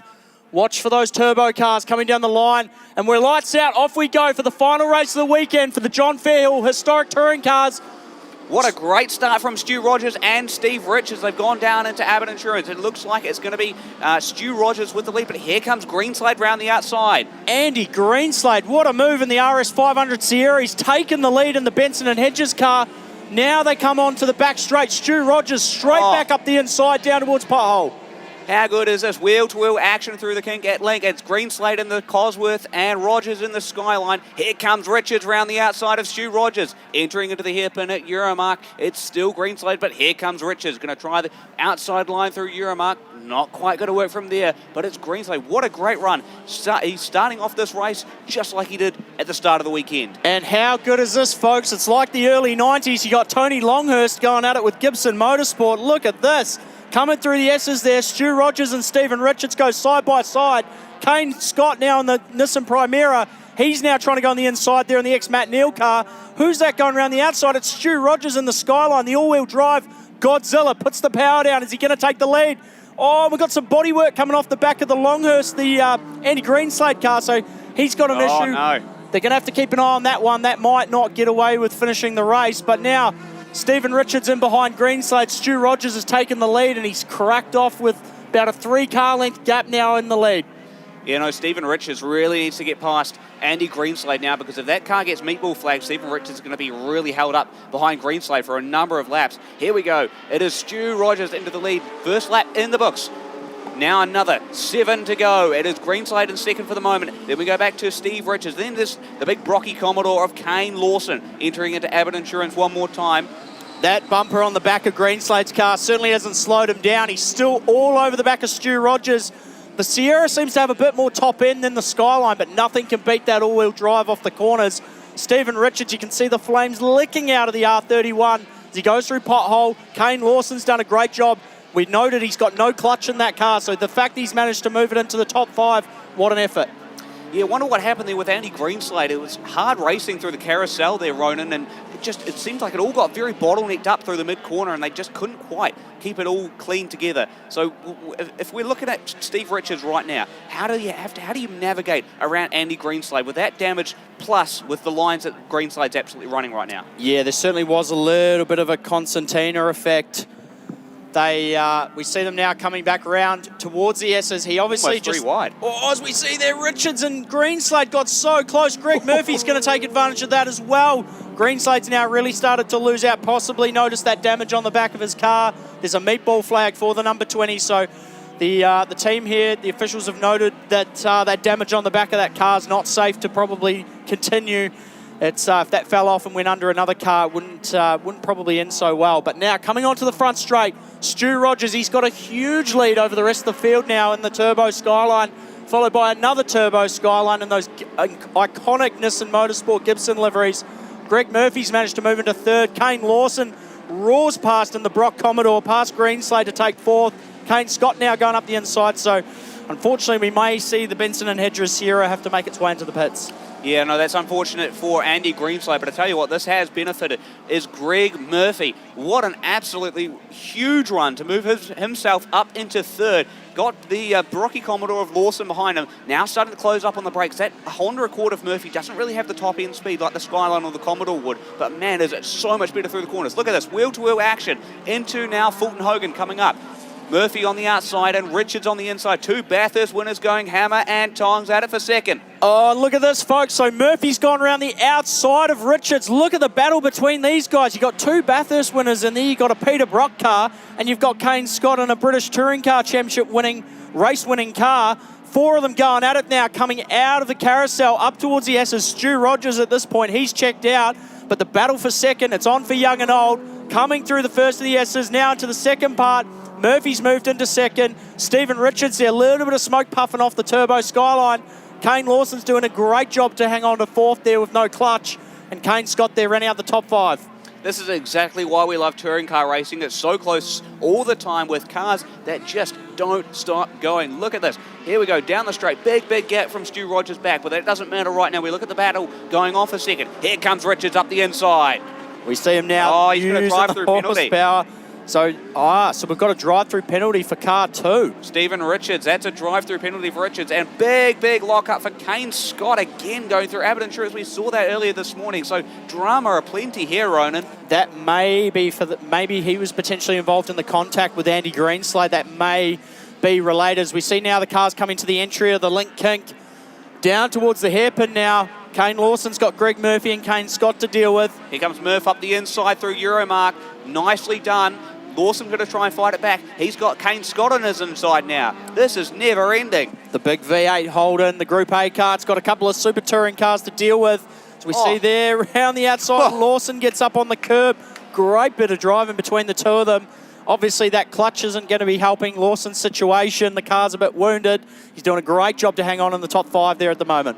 Well, two of the top cars taken out of the running for this one with Greenslade in the pits with the damage, and then Richard's going to be in the pits with that drive-through. But nonetheless, what a great battle between Kane Scott, Greg Murphy, and Kane Lawson as well. Fantastic racing between these front three cars for the second spot here very quickly. Coming into the Ram Sweeper. And look at the battle going on a little bit further back. Bruce Miles there in the Jägermeister car, the McLaren-built BMW. He's got Nick Donaldson and Dale Chapman to deal with. Scott O'Donnell's not too far behind either. So they come now down the front straight. Miles leading this field. So he's currently sitting in about 8th. And he's got Nick Donaldson, Dale Chapman and another BMW. Sorry, Bruce Miles is in 6th. And he's got Donaldson there and behind him in that beautiful M3. So that, again, that's a different period of BMWs. You've got the E36 M3, the E30 M3 in behind. But doesn't matter. They're all still driving them hard, racing them nice and fairly. As we see now down towards the hairpin, we've still got Stu Rogers leading the way. He's got a decent gap over Stephen Richards now, so it's back to Gibson Motorsport, status quo 1 and 2 for the two different versions of Skylines. The Godzilla currently leading the way. Greg Murphy's now closed back in on Richards, so he's recovered. I mean, look at that gap. That gap closed. Look at this. Again, under braking. Murphy just so much better under the brakes. Into Fulton Hogan now through the twisty, windy bits here at Euromarque Motorsport Park. Let's see if Murphy's able to make a move as that battle pack behind them also starts to close up here, Ronan. It certainly is. And now coming up through there, that battle between Bruce Miles and Nick Donaldson. As we see now, Stephen Richards, he's now getting attacked by Kane Scott. So Greg Murphy's managed to clear him. Scott now in the Super Touring car showing its mettle, going up the inside. A little bit of rear brake locking, but I was talking to Kane before the race and he said that's how we want to set the car up. We want that rear wheel lifting, helping it rotate through the corners. Now we see Kane Lawson also following him through. So the two Kanes, they're on a charge. Yeah, you're absolutely right. There goes Richo. He's into the pits now to serve that drive-through penalty. Didn't really want to hold up the other drivers. Let them fight their own battles. Murphy with a bit of a breakaway now over Kane Scott. There goes Lawson up the inside of Kane Scott. This is going to be a wicked scrap between Lawson, Scott and Murphy. That top end speed of that Commodore is really going to help it close in on the straights, and that brings this pack right close together again. Big battle going off Parks too. Look at this, 3 wide almost between Robert McCullum, Austin McKinley and Lindsay O'Donnell as well. Fantastic race between those three as they enter into the Ram Sweeper. There is some great battles going on further in the field. We see now on the screen Stu Rogers coming through the hairpin. Now we've got Kane Scott going up the inside of Kane Lawson. Stephen Richards is now making his way back onto the circuit after serving that drive-through penalty. He's just come past us in the box. So we now see a little bit further back there in the shot. Dale Chapman tried to get round Nick Donaldson. They had Bruce Miles up ahead of them to prevent that from happening. As we now go through the S's, we've got Greg Murphy, Kane Scott and Kane Lawson making their way into the carousel. And at this point, Stu Rogers in the Godzilla, he has just absolutely bolted. Yeah, no, he is hooked up and he is hauling right now as Stu Rogers. Let me look a little bit further back. Then it's Greg Murphy and Kane Scott, who's pulled a little bit of a gap over Kane Lawson, but Lawson's just able to pull that back immediately down the long straight here at Ruapuna. So let's see, short straight coming up here. Lawson's going to close up a little bit. Scott's going to close up a little bit because of the slipstream effect. Now down the main straight, this is going to be paramount. And we see there Nick Donaldson's now looking for a move on Bruce Miles. Miles moved the car over slightly, disincentivized him from making a pass. Didn't quite get it done that time around. We see the leaders now coming across the start-finish line. So they're actually starting to make a little bit of ground on Stu Rogers. He's having to deal with traffic. Kane Lawson's now taken back over that second position. But going back to the screen, Bruce Miles, Nick Donaldson, Dale Chapman, and now Scott O'Donnell starting to play himself into this battle for sixth as well. Yeah, how good is this? Battles all over the track, wherever you look. The John Field Hall Historic Touring Cars turning it up once again here at Euromarque Motorsport Park. Just looking for the battle for that second spot once again. There's the Jägermeister car. That's the battle for fourth, I believe, or fifth between Bruce Miles. You got, who else you got in there? Oh, Donaldson and Chapman. Now Chapman's now up the inside there in the DHL car. So that battle for sixth, there's four cars fighting it out. We now see on the screen Greg Murphy and Kane Scott now going around the outside of Kane Lawson. Lawson turns the Commodore back in, gets nice and close to the Primera there. Look at this racing, the good hard racing between these guys for a podium position. The last race this weekend for these cars. Bit of lap traffic on the exit of the carousel. Lucky to sort of escape that with close racing still unfolding between those two. It's still Murphy who leads Lawson. Then it's Scott. This is actually going to help Lawson out because he's got clear of Kane Scott. Doesn't have to overtake two cars now. They go down the short straight. Dale Chapman with the move up the inside of Bruce Miles. Scott O'Donnell then tried to fire up the inside there at the second S's. So those guys are having an awesome battle there for that sixth position as we now see back to status quo, the leaders at the front. So Stu Rogers, he's got a huge lead over the field. Kane Lawson now going back up the inside of Greg Murphy, nursing that car without a clutch. Murphy and Kane Scott, not much they can do in a straight line in those super touring cars, but we come around the back part of the circuit there, down the back straight, Lawson out wide, Murphy's up the inside. What a great scrap this is. And we look a little bit further back too. That's actually starting to close up now into the Kinkit Link. With one lap to go here, Ronan, it's all on. It's all to play for out there, Josh, as we see now down towards the hairpin. Murphy back up the inside. Lawson with the wider line. Didn't quite get the Commodore turned in enough as now they go up towards the S's. It's a super touring sandwich out there. You've got Greg Murphy in the Honda Accord, the ex-Neil Crompton, David Leslie car, Kane Lawson and Peter Brooks. 1993 Holden Commodore, and then you've got Kane Scott in the Nissan Primera, the ex-Matt Neal British Touring Car race winner. Oh, Scott really got bottlenecked up behind Lawson on the exit of the carousel. Really tried to go around the outside. Just couldn't really find the grip to get on the outside and alongside Lawson. So kind of had to be bottlenecked up behind the Commodore as they exited the carousel. Now into Parks and coming up into the Ram Sweeper for the final time. Stu Rogers, he set sail and just never looked back, didn't he? He certainly did. And the attitude of the Commodore off the second to last corner there. Kane Lawson had it sideways, fanging it around as we come onto the front straight now. The checkered flag is out. Stu Rogers coming across the line to take the victory from Greg Murphy. Kane Lawson back up the inside and got him at the line. So Murphy got relegated to third there by Lawson. Kane Scott came home in fourth. And look at the battle for fifth. Bruce Miles, Dale Chapman and Scott O'Donnell come across the line. Chapman just gets it at the line. That was separated by a fingernail. Oh, fantastic. How good was that? If you're at home, give us a comment on the live stream, but if you're watching here at Ruapuna, give them a round of applause. What a fantastic weekend of racing we've had from the John Field Historic Touring Cars.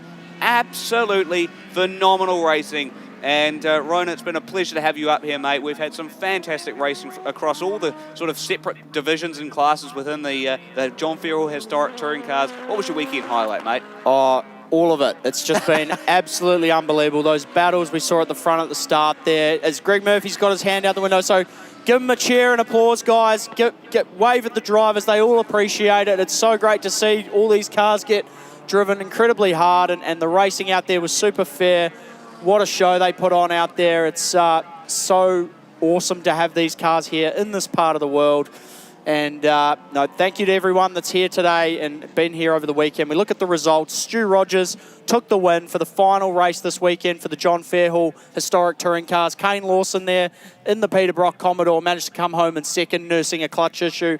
Greg Murphy home in third there in the Honda Accord. Kane Scott there in fourth in the Primera. And Bruce Miles rounding out the top 5 there in that McLaren-built BMW. Yeah, just looking through the rest of those results, Dale Chapman, what an absolutely phenomenal finish just to clear Scott O'Donnell on the line. Nick Donaldson bringing it home in 8th, and then Grant Williams in 9th. And Lindsay O'Donnell rounding out the top 10 with Stephen Richards at 1:30.598, the fastest lap of the race so far. The screaming Ford Telstar of Kevin Pateman rounds out in 11th, and Austin McKinley in 12th. Matt Martin in 13th. Stephen Richards, after that drive-through penalty, ends up in 14th. Paul Burnett in 15th. Robert McCallum in 16th.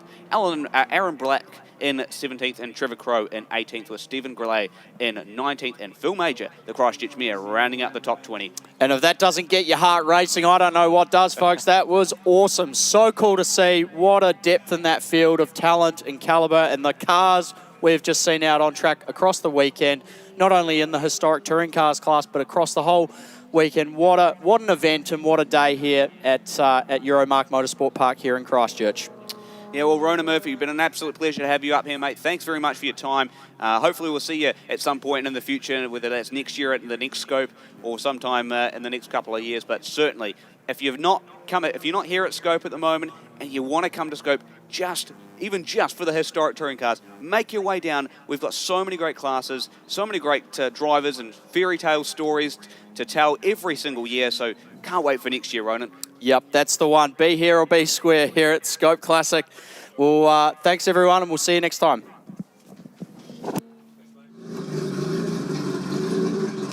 All right, we're just getting Stu out of the car here for the P1. We'll let him get his helmet off. You got to be happy with that. Oh, guys, that was fantastic. Yeah, I think Richie, my mate, was going to get away from me a bit for there, and Andy, they had a sort of a tangle up there, and it got me a chance to sort of get around the inside of the carousel and get away from them a bit, but I lost my dad in the air, so that's for you, Trev. So in the end of the race, though, you got a chance to sprint away, and all those guys were battling behind you. Yeah. Yeah, well, I didn't really know whether I needed to slow down too much because I knew my old mate Murphy would be hunting me down, and some of the other guys there too, like Kane, and they just know how to move, those guys, and you give them a little bit and they'll be on top of you, and that'll be it, it'll be all over. So I thought if I just keep a nice, respectable distance, everybody will be happy. All right, we can tell by the smile and the helmet that he's had a great weekend. Well done. Congratulations. So we'll just get back here to these two. They're having a chat on the car. Kane, yeah, mate. How's that gearbox? It's good, I think. Might be a bit wounded after that, but it's all good. So that was a great drive to, with a car with no clutch, to be able to stay up there and actually get through and go to P2. Yeah, it was good. Yeah, I think they're designed to be driven without the clutch, but maybe just not on the down change. Just had to be a little bit more careful under the brakes and that, but had a great race with Murph and Kane, and it was awesome. So stoked. Yeah, I mean, it was you had them in front of you, had them behind you, a lot of passing going on. Well, I had them next to me, up on the curb beside me. It's good, they're obviously professional drivers, so I trust them and I think they might trust me, so it's a bit of fun, yeah. Compared to the GT3 car that you drive now and again, that must be a very different feeling. Yeah, it's chalk and cheese, literally, but much more fun driving that thing. Awesome. And obviously as a kid, you're a Peter Brock fan. Yeah, I was, yeah. Yep, Peter Brock fan. I met him here at Ruapuna in '95 for the first time, so only took me 20 more years to get a car, but here we are. Yeah. So that's your dream car, right? Yeah, it is. Yeah, definitely. It must have been pretty lucky if you didn't even get that car. Yeah, it was. It took 4 or 5 years of talking to various people. I mean, the people that own them don't want to part with them, and they won't sell them to just anyone either. So once you sort of show the right amount of interest and the knowledge, then I guess the door maybe opens. So right place, right time, maybe. And you get to race with some very good talent. Yeah, I do. Yeah, it's awesome. Yeah, so it's you're racing with the best guys, so it makes it pretty fun. All right, talking with such, we better go over to talk to Mr. Greg Murphy. Greg, on the podium, good race.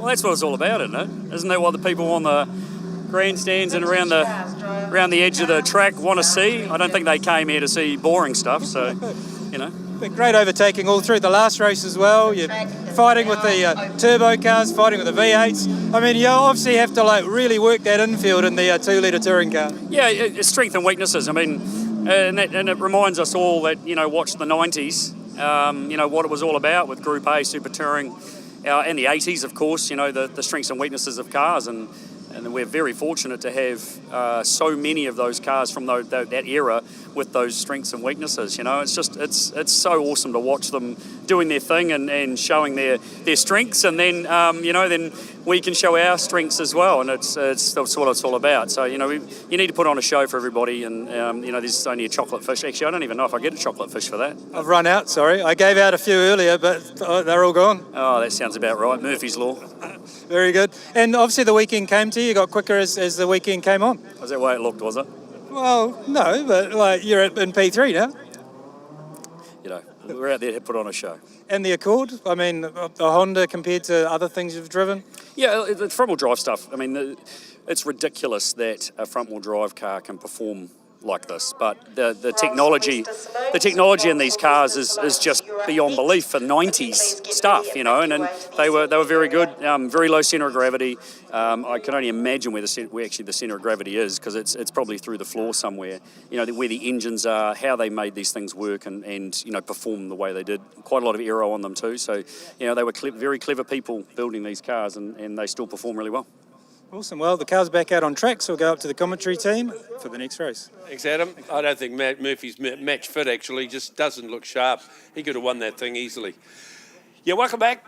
Trackside cars on their warm-up lap now for the Murray Maxwell vintage cars.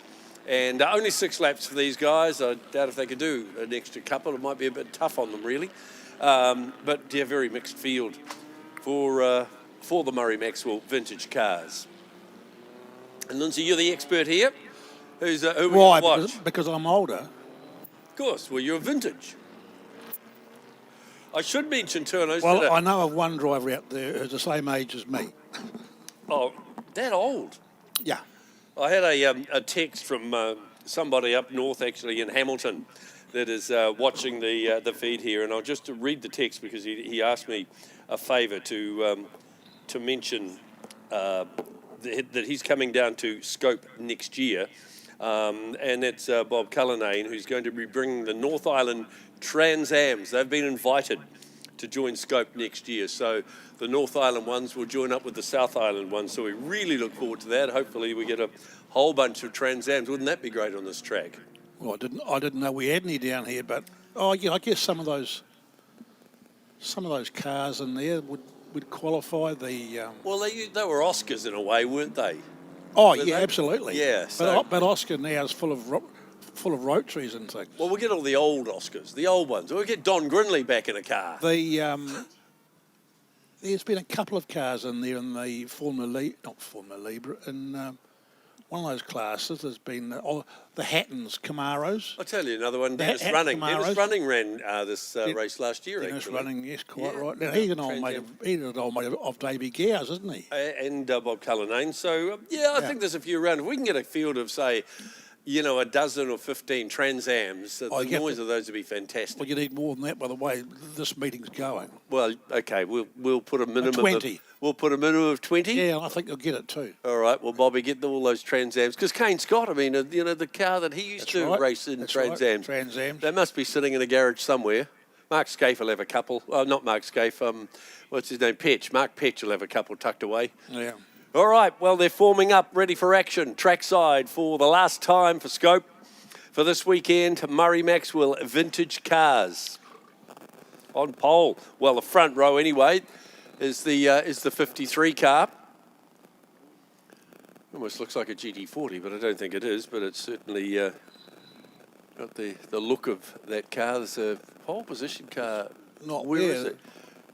Russell Greer with the Stanton Corvette. Oh, hang on, no, there's a bit of shuffling down the track. Mark Barrett's coming through. Here comes Mark Barrett now. He'll be on pole. Yeah. So that'll be the car to beat, and also the 65 car, Tracy Barrett, as well. They certainly shone in a race yesterday. And Bert Greer. Hamish Pigeon in car 68, the BBM Mercedes. He wasn't in the last race. It's got Russell Greer on the front row with Mark Barrett. So just waiting the lights. We've had the green flag, and we're about to go racing. We're looking for the red lights to come on any second now. And the Murray Maxwell Vintage Cars, 6 laps for the final time for Scope here at Ruapuna. 1 light, 2, 3, 4, 5. Let's go racing. And I'd say Tracy Barrett actually. What's Tracy? She jumped the start. Yeah. And the 12 car of Mark Barrett didn't get a great start, so she jumped it. He fell back, and he's back in about 4th or 5th place, heading towards the first turn. But it looks like it'll probably be Mike Greer. He'll lead them through for the very, very first time, but the Barrett car coming back at them then goes wide. So Tracy's gone very, very wide indeed, and that's cost her at least 1 place. So down around the back of the circuit towards the hairpin for the very, very first time. Russell Greer, I said Mike Greer, but Russell Greer, the Stanton Corvette. The famous Stanton Corvette, well known nationwide for his exploits in the way it was built in 1959. And the Stanton brothers ran that car. There was a Theo Stanton who was based in Tauranga, around a motor No, company. no, not him. He was a motor racing driver. Yeah, but it was built by the Stanton brothers in Christchurch. Oh, there we go. Only ever raced in the South Island. Might have gone to Manfield. Well, I mean, Levin. Well, it's just us North Islanders trying to claim cars in the South Island, that's all. Oh, it's But probably never mind. right too. Yeah. Yeah. All right, coming around to complete the first lap of 6 for the vintage cars, the Murray Maxwell vintage cars. And at the moment, it's still the Greer car in front, in total control at the moment, but now being chased down quite hard by the little single-seater there. Little Lotus, is it? No, it's not. No, it's a Mercedes powered. It's a special called the BBM. The BBM, not the BBC, but the BBM. BBB Mercedes, I guess. All right, so race leader Greer holding him out. But old Russ, he's 80 plus, is Russell. 68, that is, yes, Hamish Pigeon in the second place car. And then the field just streaming right around the track. Our commentator friend, Rob Cope Williams, there he is. Lightning McQueen. Cope Williams. That's Lightning him. That's McQueen. him. Yeah. You blink and you miss him. Well, we did. We did blink and then missed him. And he's doing his very, very best to wind the car up and get it up another placing. And we're doing our best to wind him up. Well, he might go faster. Well, he could go faster. I tell you what, he's down in 19th place at the moment. He's something like 18 seconds off the leader, Russell Greer. A little bit of a lock-up of the brakes there on the number 4 car. And a whole group of cars midfield, side by side, mixing it, race within the race. Great shot from the drone as they've completed lap 1. These vintage cars with their vintage drivers having a lot of fun out there on track. So it'll 6 laps as we mentioned. That's enough for these guys. That'll be time for a lie down and a cup of tea. As the 2 Lotuses look together now. Oh, there goes Hamish Pigeon now, having a look at the inside of the Stanton Corvette as they go into the Ram sweeper. All right, let's see what he can do. That's quite a gap on the Barretts and the Lotus. So the Russell Greer car will lead that Stanton Corvette through, but there's nothing in it. Great wee race.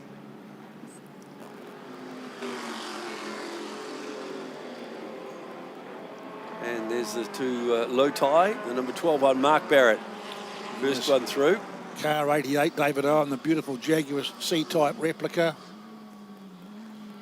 Yeah, look at that. What a sight of the Murray Maxwell vintage cars on Ruapuna approaching and out of turn 1, the 250 car of Brian Ashworth.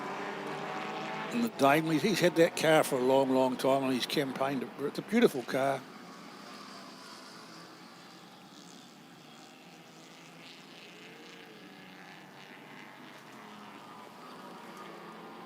So Pigeon in second place at the moment from the 2 Barretts. Again, just look at the pictures there. That's lovely, that 250. Isn't it? Of Brian Ashworth, the Daimler SP250 Dart. Almost before its time, that car.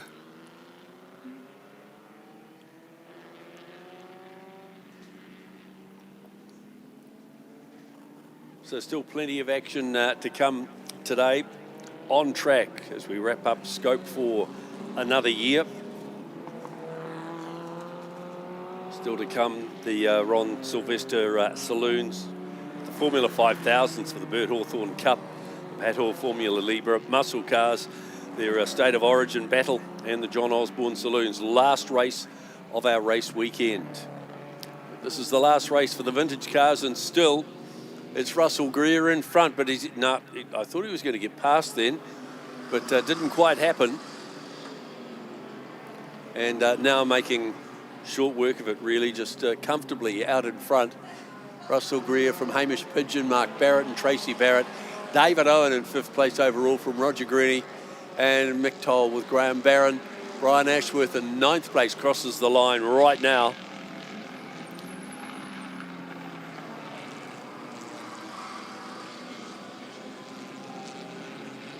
Great shot again of that beautiful Russ Haynes Holden Special. Yeah, Holden. It's a modern special, so to speak. It's not. It wasn't built back in the 50s with the others. It's a modern special. Calls it a Holden Special, though, doesn't it? Well, it's Holden powered, probably. Yeah. There's a fair variety of vintage cars out there. I mean, when we talk about that one, there's a Wolseley, the car, the little Lotuses. There's a Cato Special. And as you mentioned, Rob Cope Williams in a car out of South Africa called a Birkin 7. I don't know whether it was they only made 7 of them or what. I'm not quite sure. You don't have to swear either. Birkin? No. Well, it's the Birkin. I know. You found another name. You found another name last night. I think it was a Merkin, wasn't it? Yeah, it was a. Yes. How many beers did you have there? None. None. No, none, of course. We did have a bit of fun looking up names for its car. 390, 39, car 39, George Keir there, the Cato Special, the black little Cato out in his own. We had a spinner too, so there we go. The dust has been thrown up and back up and running again. Looks like a little Lotus, but I don't think it is. Fred, Russell Greer's got quite a wee gap now on Hamish Pigeon. Yes, some 1.5 seconds at the moment. Last time across the line from Mark Barrett in 3rd place. David Owen there in the C-type. He's under a bit of pressure from Roger Gritty and the other Lotus in the field, the Lotus 2022. Oh, that's pretty, that car, the number 88 car too. That's, as you mentioned, David Owen. Really nice car. Look at that an old classic down there, coming down towards the turn, the Ram curve. The car's slowing down there too, so starting to take its toll just a little bit. Maybe pulling into the pits. Yes, I think we're about to lose another competitor into pit lane. David Owen and that Jaguar C-type replica leading a gaggle of cars through.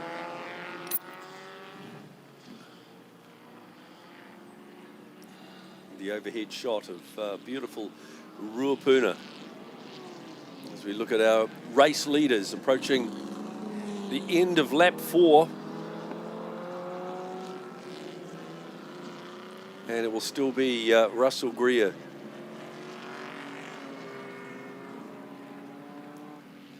Second, the Pigeon car, and then the Barretts are 3rd and 4th.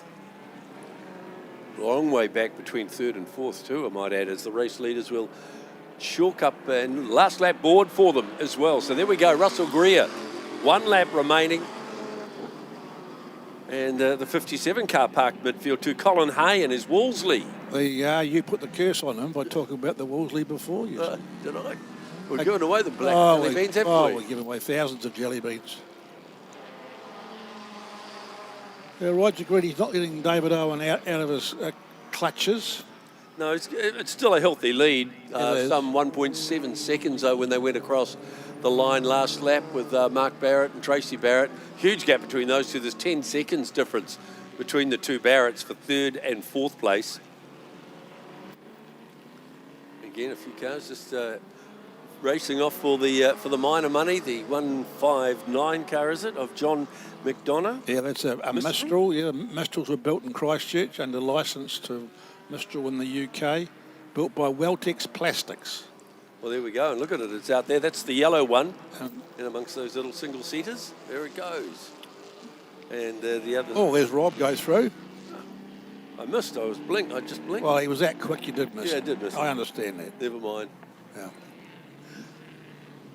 So he knows, oh, look at that, I love that looking car. That's the number 6 car, beautiful looking classic machine. So there's our race leader on track now, just half a lap remaining. That number 6, he found that car in some old shed around the Methven area, and it's built of all sorts of things. That I know the driver's seat is a converted 44-gallon drum. No, that's a true story. Really? Yep. Oh, there you go. Checkered flag for our race winner. Well done, Russ Greer. Done and dusted for Russell Greer. Hamish Pigeon home in second place with Mark Barrett third, and a very distant fourth place to Tracy Barrett. And next home should be David Owen with Roger Greeny. So there we go. There's Mrs. Barrett. And oh, what a race down here for fifth and sixth. David Owen is just heading off for Roger Greeny in the Lotus. And then there's another big gap out on his own there, the little number 4 car. Thank you very much. Says the driver of the number 4 car, and even another wee race there as well. All good stuff. Wrapping up the Murray Maxwell vintage cars for our SKOPE Classic weekend here at Ruapuna, the 36th running of this amazing event. Just gets bigger and better every year, and next year with the addition of the North Island Trans Ams, it'll be even better and bigger. You know, we're going to fit them all in. You need a bigger pit area. True. Very true. So still a few cars. That's Phil Cowie crossing the stripe now. John McDonough behind him with Kevin Stevenson. Rob Cope Williams, he does finish. I think he's finished in about 17th or 18th place. He's done well. He's done very well. Yeah. He'll be exhausted, though, after a very, very busy day like that. I mean, he will be. He'll have to be helped out of the car. He was 17th overall. I'm sure he'll be helped. So we're looking for volunteers to go and help lift him out of his car. I can just imagine the liquid he will require to put in his body as well. There we are. Official placings. Russell Greer taking out line honours. Hamish Pigeon in second place from Mark Barrett and Tracy Barrett, third and fourth. David Owen, fifth. Roger Greeny bringing home sixth. McToll was seventh. Graham Barron, eighth. Ninth place, Brian Ashworth and Tony Steer. In 10th place, Hamish Pigeon putting in the fastest lap. Honours to Russ Haynes, 11th. Graham Hamilton was 12th, followed by Bill Cowie. John McDonough, 14th. 15th place, Doug Moody, followed by Kevin Stevenson. And there we are, Rob Cope Williams, 17th place overall. Rob Cope Willie. Murray Frew, 18th. Don Amon, 19th. And rounding out the 20, George Keir. So there we go, running of the Murray Maxwell vintage cars. Still plenty of action to come, and thank you for sticking around here. We'll hand back to Davey Gower in the pits. The Ron Silvester Saloons. Thanks very much indeed, guys. This is quite a memorable race because it's their last race of the day, obviously. But it is Debbie Chapman's very last race after 30-odd years racing in this at the SKOPE and all around the place. She's done all sorts of things, Debbie. So this is her very last race. So we'll just take a bit of a wander down here. Jonathan Phillips' beautiful, beautiful BMW. Did you get it fixed, Jonathan? Yeah, not too much wrong. Yeah, just a master switch was a little bit dodgy in it, and that was it. Which is unusual for me, because it's usually a whole list. You did right. This is a genuine Snitz car, absolutely magnificent. He's rebuilt this from the ground up, and this is the result of the effort, and it is just absolutely beautiful. Now over here we've got another young man, Bertie Governor. Look, I have to ask you about these windows, mate. It is strategic, isn't it? The opening of the windows. Well, we just need to keep the competition guessing. So it's one window open, two windows open, both closed. Who would know? and you don't let it. That was an old, way back from, it was Ray Archibald? Yeah, it was Ray Archibald used to race it when he raced the car at Wigram. He always had the back quarter glasses open, so who shouldn't I follow? Good luck, Bertie, and thank you very, very much indeed. What a tremendous, tremendous competitor he is. Let's just move on down here to Big Grant in the Silvester Park. How are you going, mate? How's your weekend been? The weekend's been amazing. We've been blessed with the weather and some great racing. So, looking forward to this last round and last race. So, looking really enjoying it. Good on you, Granny. You've had a pretty good weekend. You haven't been having to lie under the car too much? No, everything's been going good so far. We don't want to put the curse on it, but so far so good. We're looking forward to this last run. Good, mate. Thank you very much indeed, and thanks very much for coming out. It's fantastic. Just a beautiful car. Now we're heading down. Here's the lady we're talking about. Car 353. Debbie's very last run. Quite a momentous day, really, for the little Fiats. They're a great little car. So I'll pass you back to the tower. All the very, very best to Debbie. We look forward to seeing you back here very shortly from the SKOPE Classic. Up to you at the tower.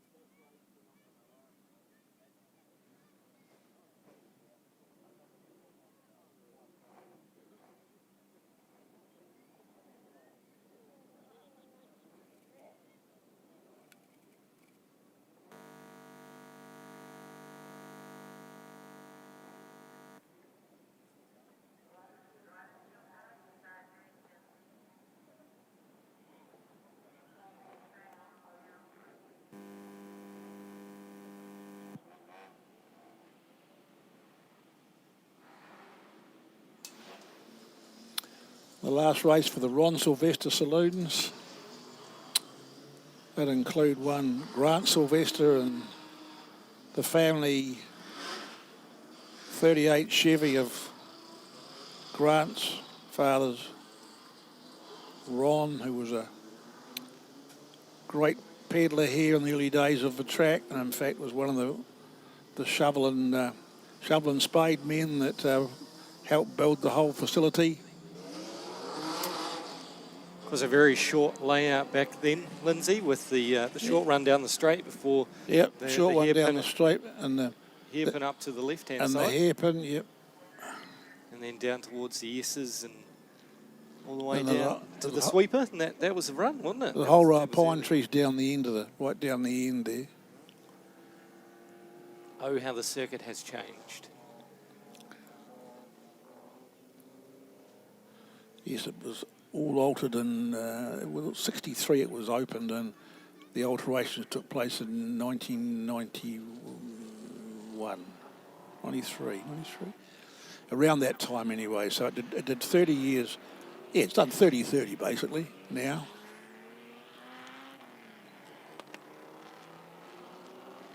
So there's a bit of history in a lot of these cars. None less than, well, there's the E-Type Jaguar of Tim Stace, and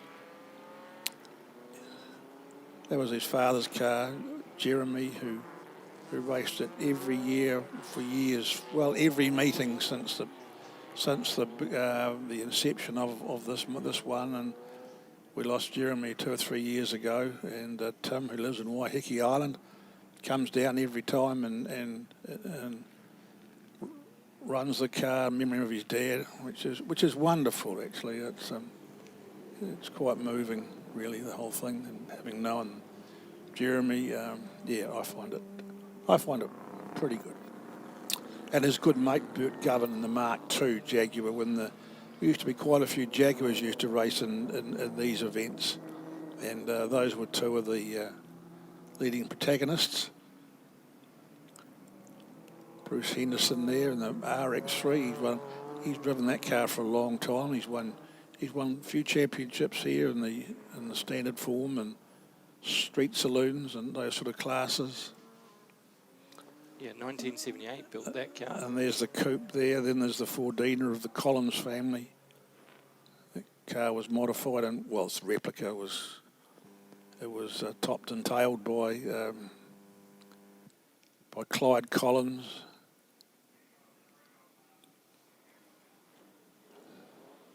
Two fair X19s. Yes, the Chapmans, and of course this race is, as the lads were saying before, this is the last race for Debbie Chapman, and what a wonderful servant she's been to classic motor racing, particularly here at Euromarque Ruapuna, on the organising committee when the mainland committee used to run it before the Canterbury Car Club took over the admin, and she's raced every year since 1991, and it's Dale Chapman and on the other Fiat X19 who will be in this field as well as Dennis Chapman, the three of them with their XK19s. Will we be? I can only see. It looks like we've only got the two out there. Only the two out there, isn't there? Yeah, I don't think Dennis is running in 696.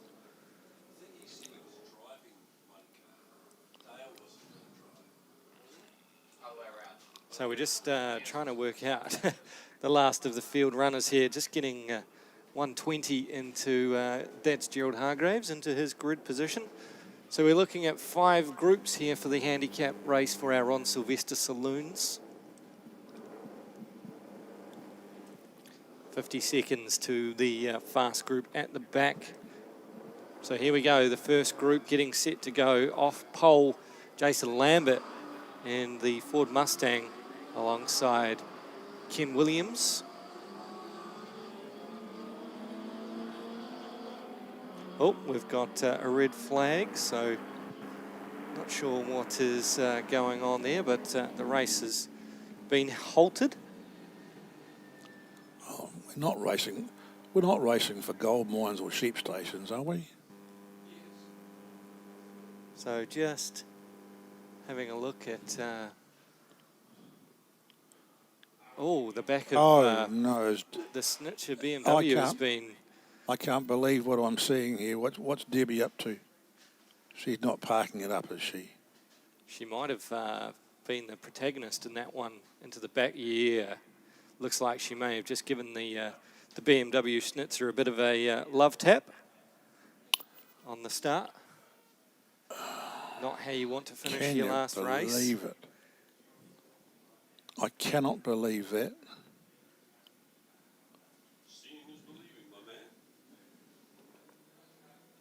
So that was Jonathan Phillips in the Schnitzer BMW, and yeah, with some damage to the tail end, and Debbie Chapman getting out of the Fiat X19.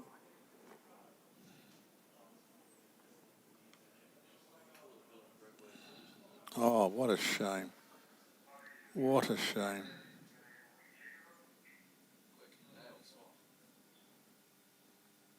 Oh, that's nice.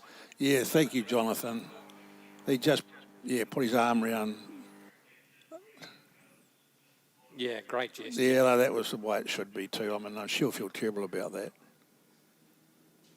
But, well, we don't know what happened actually, but there's obviously no animosity there, and either there should be.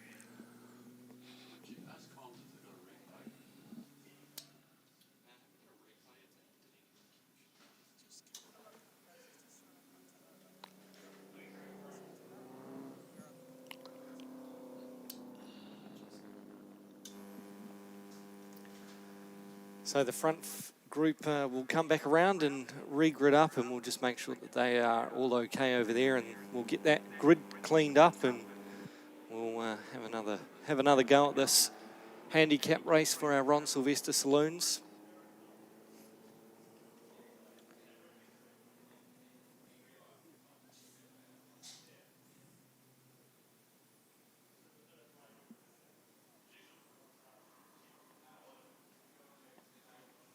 Well, at least the boot still opens, Lindsay. That's a good sign, isn't it? Yeah, it certainly is, isn't it? So just a little bit of cosmetic damage, hopefully, there on the back of Jonathan Deeker's car. And Jonathan Phillips' car. Jonathan Phillips, my apologies. We're one of the foundations of men of Ren Sport. We haven't seen him for a while, so it's good to see him back out here now.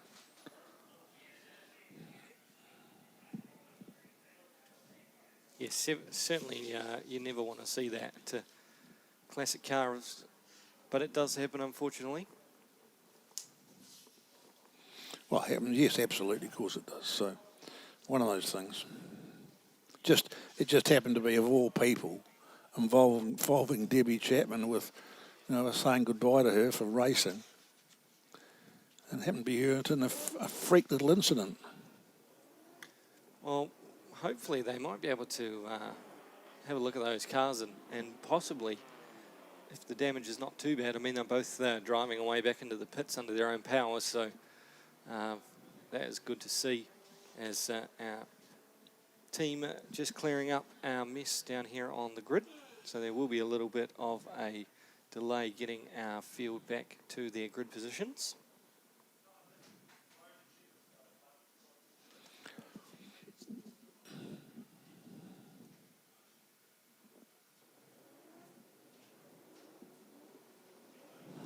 Good little wee note in the program there, Lindsay, of Bruce Henderson. Brucey Henderson, yep. Years of racing here at the SKOPE Classic. Oh, yeah. Is this a replay of... No. We're just waiting to see if we do have a little bit of a replay for you to potentially show what happened. It was all going on. We had the first group away for the start of our Ron Silvester Saloons. So it looks like the field coming back to their grid positions to restart. So watching here on the replay, and they both went. Oh, look, there it was. So Jonathan Phillips and Debbie Chapman jumped on to the wrong start there. Yes, that's just what looked like it was. they went too early, and they front car realised, and unfortunately Debbie Chapman didn't quite. Well, the front car had gone too late or too early, or no, too late, and Debbie had probably gone too early. Do you think? I don't know.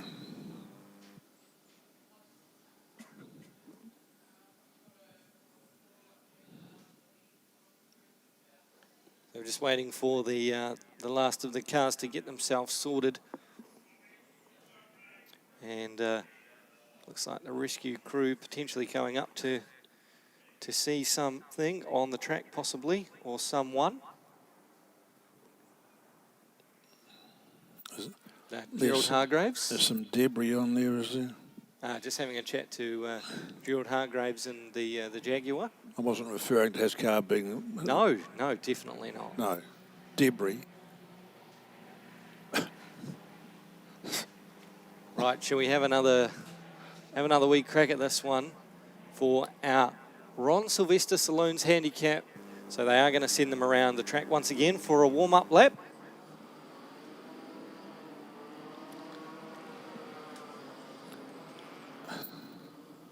Obviously, they've been sitting here for a couple of minutes. Why should they do a full lap? But why can't they just scoot around the midfield there? I'm picking they've got to give them enough time to warm their tyres up and get some heat back into the cars. Yeah, okay. Well, in saying that, why can't you cut back through the infield just after the hairpin? Well, I don't know. I'm not the man who's got the answer to that. I'm asking your opinion. I mean, look, you know, they could shortcut through the circuit just to get back to the grid and get this one underway. But I gather they're going to use the full length of the circuit to give the drivers a chance to get around. So we'll see, scheduled to go over 6 laps. Those handicaps, Jason Lambert, Ken Williams, Lindsay O'Donnell, Mike Gould, and Dennis Chapman, Tim Stace. So Dennis Chapman is a 969. So he is in that first group, and Tim Stace in the E-Type Jag. Then it's a 13-second gap to Ian Brown, Ingawanig, Gerald Hargraves, and Bertie Govan in the second group. And it's where Jonathan Phillips and Kirk Ransley will be, and Debbie Chapman. So they were due to go off that second group at 13 seconds. Then we've got the next group away. They'll be at 25 seconds on the third light drop. Going back to Patrick Lilliman, Murray Brown, and Matthew O'Donnell in their fourth group away. And then Guy Stewart and Philip Hoffman will have all the work to do at gap 5, 50 seconds.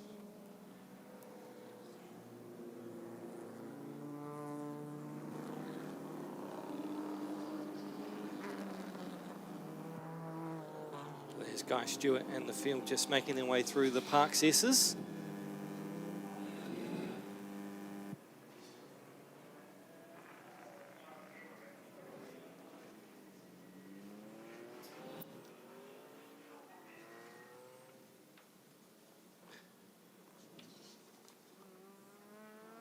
So a couple of big wagons on the front row, you would say, Lindsay, and the Ford Mustang of Jason Lambert. And alongside of him is Kim Williams in the Mercedes-Benz 280 CE. Made his way down from Auckland for this one. Mike Gould in the lovely Mark 1 Cortina. Love that car. It's presented so well, isn't It is beautiful. And then Dennis Chapman, Yeah. 969, alongside Tim Stace. He's running 969, yes. So the last car into grid position, we should be about to see the first of the lights coming up here in just a second. Field all lined up, ready to go. Ron Silvester Saloons. First group lights on, 3, 4, 5 lights. And the front row is away. The first 5 cars for Ron Silvester Saloons. So we wait 13 seconds to the next group. Ian Brown in the BMW. Alongside him is Iguanig in the Holden HQ. Oh, great little start there. Kirk Ransley in the Triumph TR8. He got a blinder of a start from that second row. Sure did. Away goes Jeff Judd. And Big Coupe. Oh, here's the Silvester Coupe. and all its anger off the line there. Well done, Grant. Ron's 38, Jeff Juddin behind him. And we go to the second to back group, and it's car number 721 who leads that. That's Murray Brown and the Mark 1 Escort. And away goes the back of the field, Philip Hoffman. And the Shelby Mustang and Guy Stewart and the IROC Porsche. They've got a little bit of work to do. Can they get towards the front of this field in 6 laps? They come out of Abbott Insurance and down the West Coast Straight. The IROC there is pulled away as we see Patrick Lillyman trying to chase down Murray Brown out of Euromarque.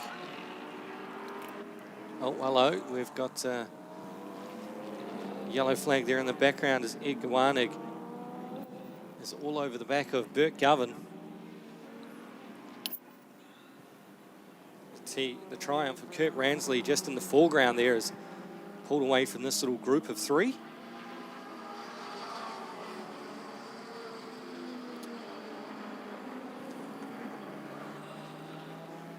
Of course, we saw HQ Racing in its prime. Oh, Patrick Lillyman has come to grief there on the exit of the entry of the suite of the S's there. HQ Racing, that goes back a bit, doesn't it? Yeah. Then we had one of those. Then we had the Super Sixes after series. that. Yeah. Just one of New Zealand's one make series as we watched the big coupe flying into Abbott Insurance. Look at body roll. Look at body roll. Yeah, I'm thinking the same thing. Tell you what, you get a bit of a workout in that thing, I reckon. So Patrick Lillyman is still stuck on the first part of the S's. So it looks like we could see a safety car potentially here.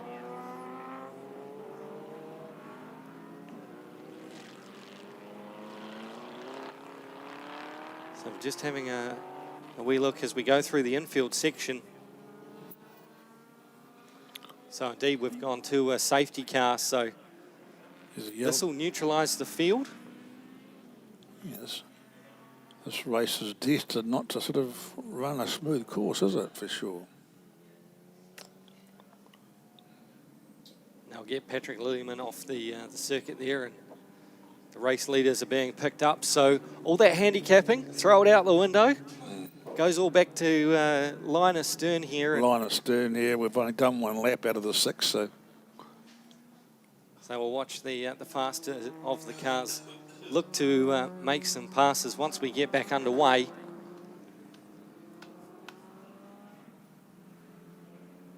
So all the gap is gone and diminished.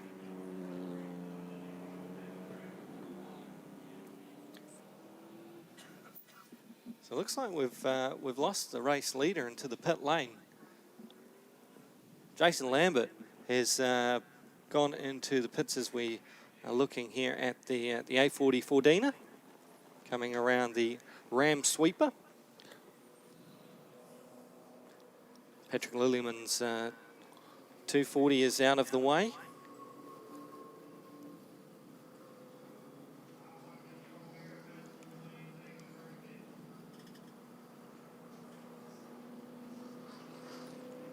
So Dennis Chapman now takes over the lead of this race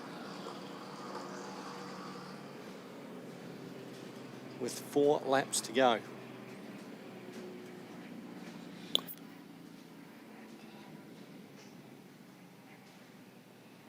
Great to see the Chevette back out there, Lindsay. it is, for sure. We know Jeff's been running a couple of different cars in previous meets, so for him to jump back into the Chevette for this weekend, it's a nimble little car, isn't it? It is, isn't it? Yes. Not exactly known for circuit racing prowesses, is it? The Chevette.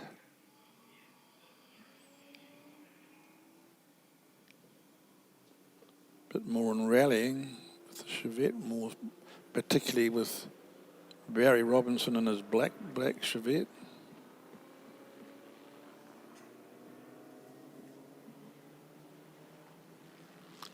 Fordina of the Collins family. Chop lost an A40. Do you know what happened to the original A40? I'm not sure what happened to it. Well, it was owned by Jim Mullins from Town Hall Service Station in Christchurch. He was the first to race it, but then he did the work. No, did he work it? Or went to Pat Pascoe, and then to Clyde Collins, who chopped it and made it into what it was now.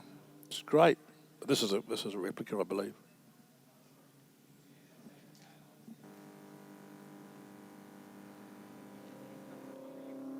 So safety car lights are out as the field makes their way down towards the Park's S's. Should be looking for a restart with 3 laps to go. Beautiful presented car of Murray Brown there, just going through shot. 635, yeah. Philip Hoffman, he's had a good day or good weekend in the lovely blue Ford Shelby Mustang. So the safety car is in pit lane.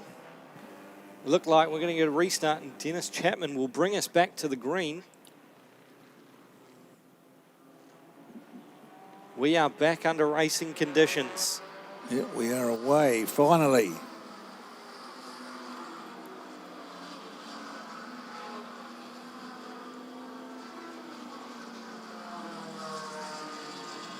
Tim Stace looking up the inside of Mike Gould.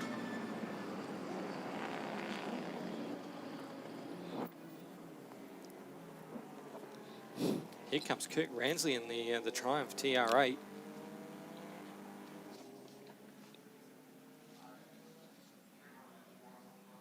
Another one of those punchy little cars, the Triumph TR8. Well, it is. You can imagine that car in its day. It would be a sought after number, wouldn't it? Absolutely. Kirk Ransley just making a move up at the Euromarque hairpin. Trying to chase down Dennis Chapman. He's done well on the restart, Dennis. He has done very well. Watch for the faster cars to try and start picking off those in front. Jeff Judd looking to the inside here at the carousel, and the Fordina try to squeeze in the middle there and make it 3 wide. There's Guy Stewart going around the outside of Grant Silvester in the Coupe, well, trying to anyway. Nope. Dust again, always a bit of dust. Things drying out a bit again now. I think that's that kitty litter on the inside of the middle part of the S as Kirk Ransley picks off another one. The Mercedes 280.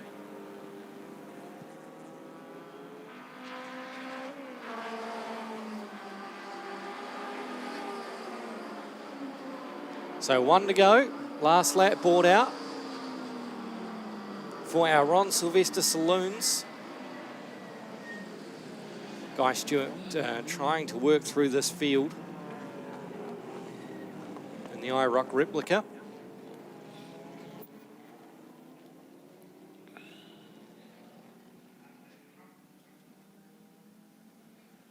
So Dennis Chapman, he's actually opened up a nice little gap here. Kirk Ransley is chasing him down. He's not making much impression though, is he? There's Guy Stewart already rounding up Bert Govern, so that puts him in 4th.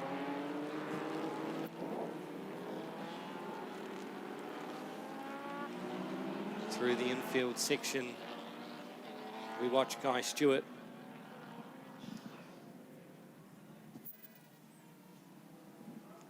It's got some pace, doesn't it, the IROC? Guy Stewart now chasing down the leaders. He's got Kirk Ransley in his sight.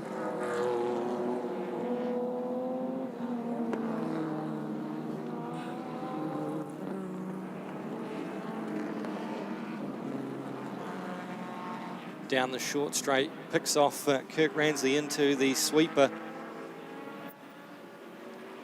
Dennis Chapman, is he going to have it down the front straight? I don't think so. I think it's going to go the way of Guy Stewart. We'll look to the line. It's going to be close. It's going to be close. I don't know.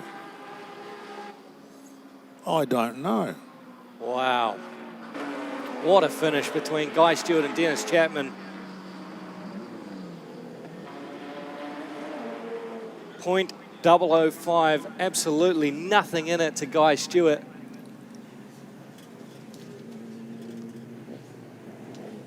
Absolute awesome finish there. Guy Stewart just by inches getting the victory there over Dennis Chapman. Kirk Ransley home in third. Ken Williams fourth, and Bert Govan home in fifth. What a race, folks. Put your hands together. Guy Stewart from the back of the field. Yeah, that's good. It's good to keep the sponsors happy too. What a shame for Debbie Chapman. Can you believe it? She's been running here for over 35 years exactly. Her last race. And has that unfortunate instance on the start line. Oh, that's motorsport, as they say, Lindsay. So it was Guy Stewart won and Dennis Chapman was second. Yeah, Kirk Ransley, Ken Williams, Bert Govan home in fifth, Ian Brown, Jeff Judd, Bruce Henderson, Mike Gould, and Philip Hoffman to 10th. Okay, well, that will bring us on to Formula 5000 and their last. Look at Grant Silvester. Formula 5000's last race of the day. Yeah, careful, Grant. There's a gravel trap there now, buddy. He doing burnouts, was he? Yeah. Here's a happy champy down there at the exit of Euromarque. You're on the fresh tarmac. Get that one in reverse, son, and make your way back to the pits. Always a showman, isn't he? Wow, good on him. That's what the car's for, to show off.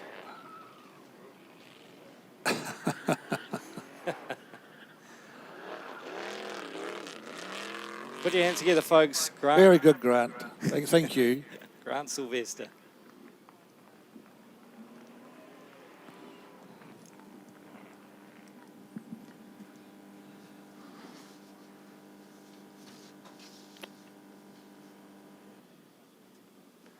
Sounds like we got some V8s down in the pit area, thundering Formula 5000s, Lindsay. This will be a fantastic race. We turn our attention to the last of the 5000s and some of the most beautiful cars that God ever created.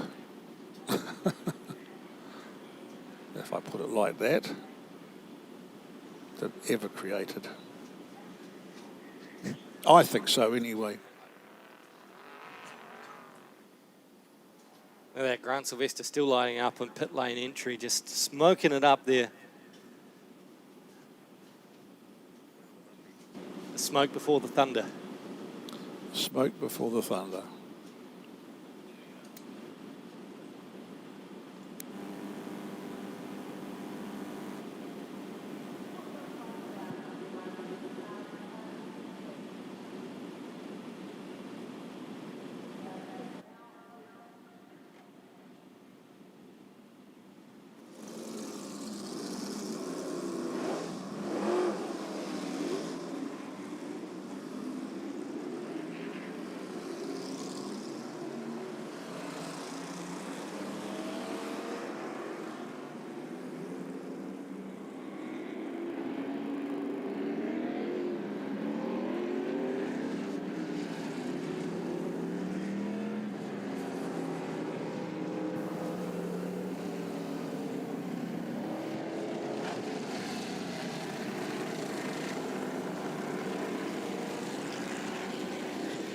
Right, Formula 5000's out on track now for the Bert Hawthorne Cup. 12 laps. I think we've been reduced to 10 on this one. But joining me in the comms box, David Abbott. Great to have you out here, Dave, and some great racing expected from the F5000s. And fantastic just to see them back here at Ruapuna year after year with some great numbers too. Well, look, thanks for asking me back. Yeah, we'd like to have a few more, but look, these guys make enough noise for a few more than the 9 that's out there. Had a few engine issues with some non-starters today, but really good to see the 9 that did turn up here on Friday are still going today, because they're not that easy to keep going. Well, you're absolutely right. Usually we have a couple of withdrawals, and they're all here at the end of the day, so fantastic to see. The weather conditions looking a bit miserable, as you would say, but... Well, not for us. This is good. It'll mean the track should be quite fast, depending on what has been laid down by other droppings from other classes, but this sort of temperature is quite good. The pressure's quite high as well. That all adds up. Once you get some warmth in those big fat tyres, the Avon tyres, after a couple of laps, and that's why we give them 2 warm-ups before they come in behind the safety car, you're good to go. All right, so Blake Knowles obviously won the first race yesterday, and then, of course, earlier this morning won the handicap, which is a bit odd. Handicaps and this sort of stuff, you usually put fast stuff. So this grid position here, if you like, first to 9th, as you see on track, is set by where they finished in the afternoon race yesterday. If that makes sense. Fantastic. Okay, that sounds right. Yep. Also set. We've also got their lap times up there from the race yesterday as well, or this afternoon, I should say. Blake Knowles with a wicked 1:16.126. I don't know where he's finding the time there. Well, you know, he's a very good driver. He comes out of Formula Ford stuff, and he's a bit younger than the others out there, and something that sort of you can't make up for, you know. And it's a very good car. But the handicap, he obviously didn't even know he was going that quick. That's as good as he is. He was just focused on trying to get through the traffic.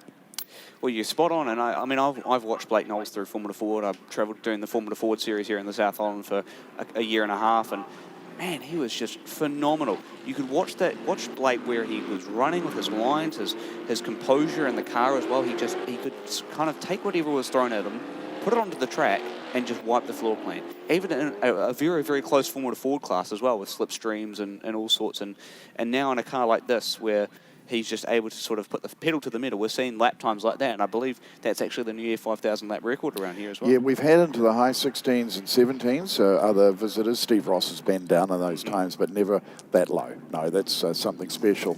But there's not a lot of difference, it sounds weird, between these and a Formula Ford. I've done a little bit of driving personally in the Ford, but mostly in these things. They corner at much the same speed. There's no downforce from these things. It's all mechanical when you're going slower through the big fat tyres. The wings start to work when you're going faster. That'll push you down onto the track. So the only big difference, of course, stating the absolute obvious, is down the straights. You just go up through the gears, and then all of a sudden you're doing 280k down there at about 120 metres, braking into the turn going down. And you don't even use the gears. You go 5th down to 3rd. You miss 4th because you're only wasting your own time, you know. The brakes are so good, you don't need to use engine compression. All right, well, let's get this Formula 5000 Bert Hawthorne Cup race underway here at Euromarque Motorsport Park. Lights are out and we're underway, and it's a pretty even start up the front. Grant Martin and Blake Knowles, wheel-to-wheel action down into Abbott Insurance. Blake Knowles now got himself clear in that McRae GM1. So it's Knowles from Martin as they all file their way down into Abbott Insurance. Slightly different packing order. Yeah, Grant Martin and the Talon, which is in 2nd place. That was the old GM2, really, Graham McRae designed car. And then 1, 2, 3, 4 Lola 332s in a row. Yeah, well, you spot on it. We looked at some of those Lolas as they went through the Euromarque hairpin. Just Glenn Richards just trying to hold off Kevin Ingram. Kevin, of course, one of the most experienced competitors here in the Formula 5000. Just locked a little bit up going to the S's. Yeah. So just, I guess, talking about Kevin Ingram, I mean, how long's he been racing Formula 5000s for? It's been a couple of years now, hasn't it? Oh, more than that, yeah. And it took a little bit of adaptation. He hadn't driven for a long time, even though he was a good driver, maybe hill climb stuff, but when you get into these and you do it semi-regularly, that's when it starts to pay off for you. You can see that as well. I mean, he's been running very, very well in the Formula 5000s. Oh, we got one well wide. That's Roger Williams and the McLaren M10B, number 12. He threw up a bit of dirt, but he's from Auckland. That's what they do up there, you see. So. Yeah, got lucky there, did Roger. Look at a little bit further back, the big wing on the back of the McLaren M10A. That's Tony Roberts. One of the real stories to tell out of that McLaren. We actually only, I think it was the first time we saw it back last year at Scope. after a wee while of being, I think, in the shed, possibly. Dave, you'd be able to tell us a bit more about that. He wasn't always able to get to the South Island, but some of Tony's family are down here now, so he's part-time grandpa duty as well. So interesting the way they mounted that wing, the high wing on the rear suspension. It led to quite a considerable number of failures in Europe in the Formula 2 and Formula 1 world, I think, back in the 70s, and they banned it for a while. And this is as it raced, but they said, no, we can't do that. Puts too much compression onto the rear suspension. But we raced them as they were in the day. You'd never see a field like this of Formula 5000s in 1975. You wouldn't have the old ones with the new ones. Well, I mean, you talked about that. As you were talking about that, we just saw Tony Roberts actually lock a brake going into Euromarque and go well wide, almost onto the grass. So, it's a very interesting dynamic piece of the car as well. It seems to be... it's not your typical Formula 5000 rear wing. If you look at the car there on screen of Glenn Richards, it's sort of a flat sort of surface and then it sort of rises up. Whereas for Tony, it's just straight up in the air, sitting up there at a reasonable altitude. So yeah. And the wings are mostly mounted onto the rear gearboxes of these younger cars, like the one that we're looking at there right now. It's not quite a post wing, but onto the back of the gearbox. Fastest lap on the screen now, 1:22.0 by Blake Knowles. Of course, a little bit far-fetched from the lap record he set earlier in this morning, but man, I mean, it's so good. When do you ever really get a kind of Formula 5000s like this, you know, in a strong field like this elsewhere in the world? Is there any other series that are racing, or realistically, this is the only lot? No, we're really the only series that's pure Formula 5000. And of course, we do go and visit Australia. These cars, most of them, have actually run at Alton Park in England, Brands Hatch, Silverstone, in the States at Monterey, at Laguna Seca, definitely Australia at Eastern Creek, now called City Motorsport Park. We supported the Australian Grand Prix with these cars for 3 years in a row at Albert Park, for instance. But I think our love is very much going to Phillip Island on these cars and joining up with the Australians. But the Aussies, the Americans and the English, who all run them, don't have enough to put on a show by itself. They've got to mix it with Formula 2 and Formula 1 of the period. We're just looking on screen, Blake Knowles coming across the line. 3 laps in the books now, 7 to go, so relatively single file throughout the field at this stage. 1:21.8 for Blake Knowles, just goes a little bit faster. That time will start to tick down as he clocks off those laps, gets more comfortable with the track conditions for sure. Looking a little bit further back, Tony Galbraith in the Lola T332. He's had that car for a wee while now. That Lola T332 has, you know, done him quite well over the last couple of seasons. And he really enjoys it. He runs in the Central Muscle Cars as well with a Valiant Charger, but it had a wee issue, so he hasn't been out this weekend. But he thoroughly enjoys this. It is a bit different having the wind over your helmet and the wheels sticking out. And as we say, they aren't real racing cars if they've got doors and windows. But we don't say that very loudly when there's a saloon car man around, all right? All right, yeah. Well, talk to me a little bit more about the origins of Formula 5000 in New Zealand for those who are watching at home or at the track. You know, they've sort of have a very interesting story to just coming to be here in New Zealand and to what they are now. Yeah, well, I think in the late 60s in the USA, the Sports Car Club of America said, okay, we've got these really boutique-y Formula 1 cars, 3 litre, and at the time the Cosworth was there and the Ferraris and all that sort of stuff. But they wanted something single-seater, good performance and cheaper. So they went, right, we're going to go for a stock block, either a Ford or a Chev V8, quite cheap, a steel block, you know, unlike Formula 1, which is all alloy and very light. And the origins of that were essentially pretty much Formula 1 type chassis, suspension, gearbox, but with a 5 litre Chev in the back. More horsepower, more torque, actually a bit more fun, I think, to drive than the Formula 1, but very similar in performance. And they used to put them together. So that's where it started, and then spread to South America, Britain, Australia, and here. Well, it's a fantastic story, isn't it? We're very, very privileged to have so many great cars out here in the field, and of course some home-built cars as well. The McRae GM1 that Blake Knowles is running, a couple of McLarens in there as well. Well, if Graham was here, he'd probably disagree that it was home-built, but they are really, because it's a New Zealand manufacturer with all the basics. McRae himself was brilliant. We were fortunate to have him around until his passing. He took an active interest in this and produced many cars. But the McRae GM1 was very, very good in the very early 70s. Yeah, and we look at the sort of the cars on screen at the moment. Grant Martin and Glenn Richards, probably the two closest cars on track. They're sort of not really backing into each other. The gaps remain relatively stable, but they're not really able to pull apart any more than what they have at the moment. The Talon and the Lola, of course, very different cars, and all the cars are all sort of very different in their own ways. What would you kind of say to, let's say, someone at home who's sort of tuning in for the first time? How would you kind of differentiate the different cars? Well, their suspension's very similar. They were mainly governed by dimensions, and you had to have similar braking equipment. They were governed by having a 5-litre engine and 23-degree heads, push rods. You could either have carburetors or injected engines. And then it was free to make a chassis of your own design, really. And some came up like McRae did with the Coke bottle shape. I think McLaren World started on that sort of a shape with the fluted sides to them rather than a more of a box section. They'd gone from tube frame chassis, got rid of that to a monocoque like aircraft are actually manufactured. Yep. So there is some differences out there. There's nothing old enough to be a tube frame chassis out there with the bodywork on it. And if you went down to one of these cars and saw the fiberglass bodywork off, they really do look like a bathtub or a coffin, some people say. But we won't go there on that one.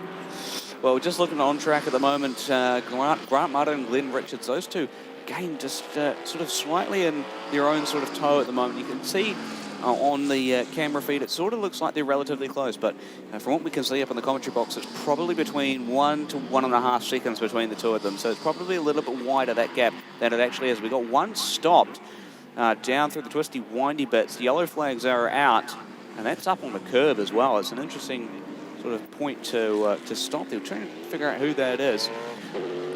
I think safety car has been deployed.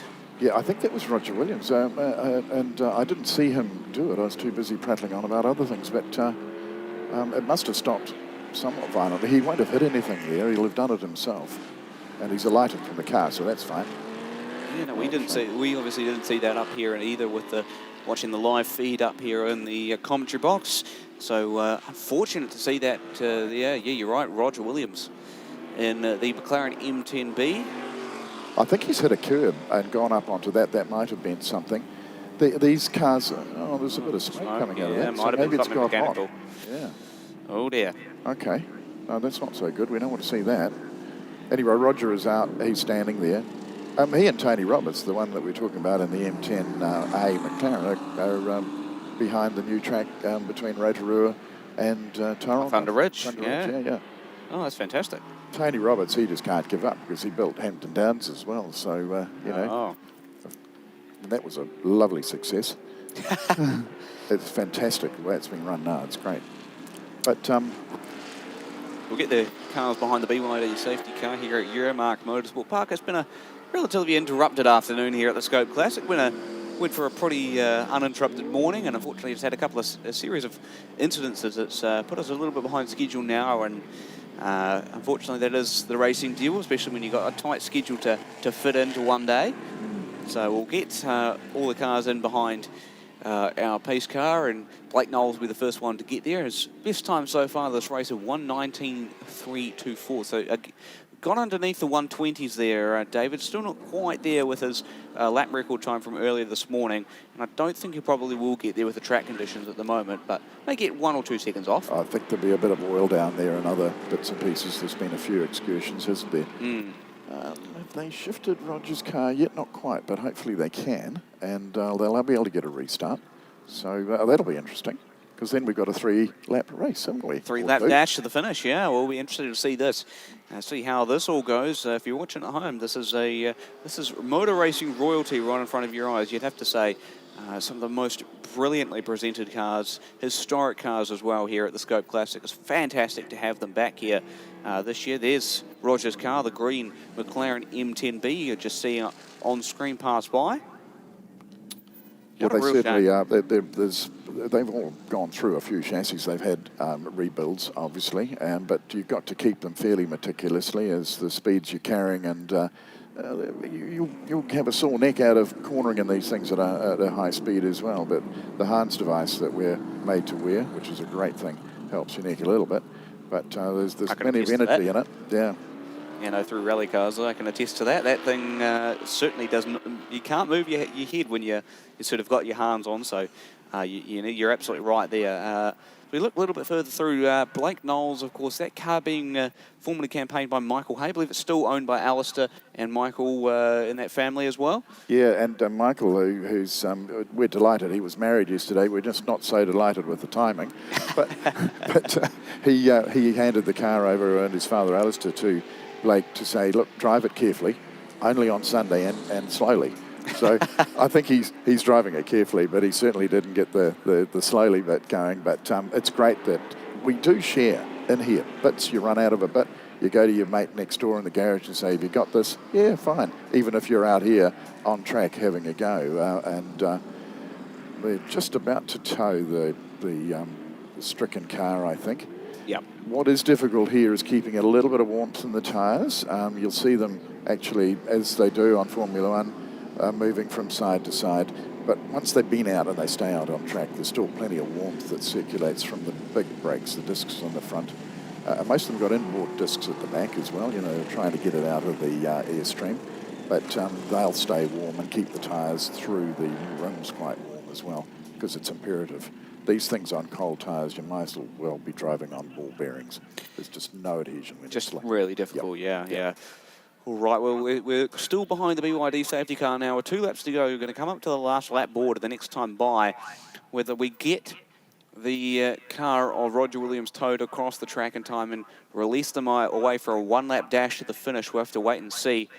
Of course, they all get the Bert Hawthorne Cup at the end of this, so talk to me a little bit more about that. Very special about the Bert Hawthorne Cup, and we're sitting next to, obviously, Lindsay Kerr, who will tell us a lot more about it, but we're very honoured as a class to have the Motor Racing Club, who I think formerly owned that cup, to donate it to the winner of this race, Bert Hawthorne. Very famous, his family's here in Canterbury, has donated that to the club to then present to us.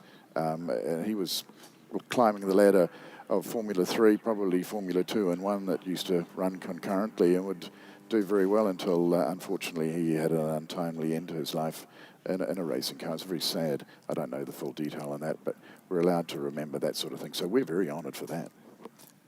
Yeah, fantastic stuff there, and we're looking forward to seeing who ends up bringing home the Bert Hawthorne Cup. At the moment, if we go through this last sort of lap, we probably will be under safety car at this stage if they can get that car of Roger Williams off that exit. We may be able to go racing here for 1 lap. Well, let's hope that the lights go out on the top of the safety car, which tells the boys, as yeah, it's there done, we go. Fantastic. that it's all on when they come past the safety car line down here, which is just down in front of us here, and they'll be single file to that point.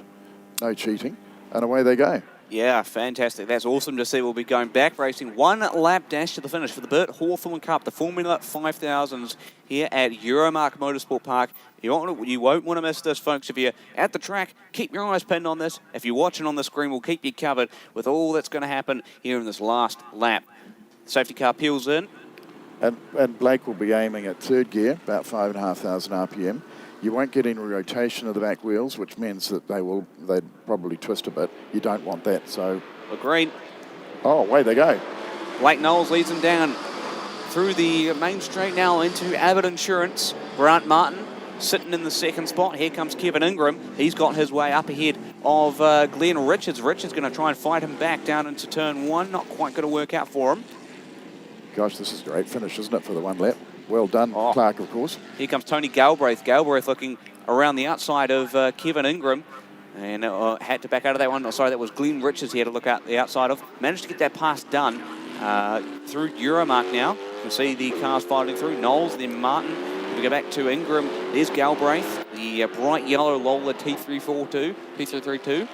And then we go back to Anna Collins. And Toby Annabelle and Tony Roberts running off the field with the big whale tail at the back. Oh, they'll be trying coming up the infield here. All these cars have got similar horsepower, probably up towards 600. Some will tell you lies, it's over it, but it's not. And round goes Tony Richards. No, that's Glenn Richards. Yeah, he's gone around, yeah. On the exit of the carousel, that's unfortunate for Glenn. Was running quite well.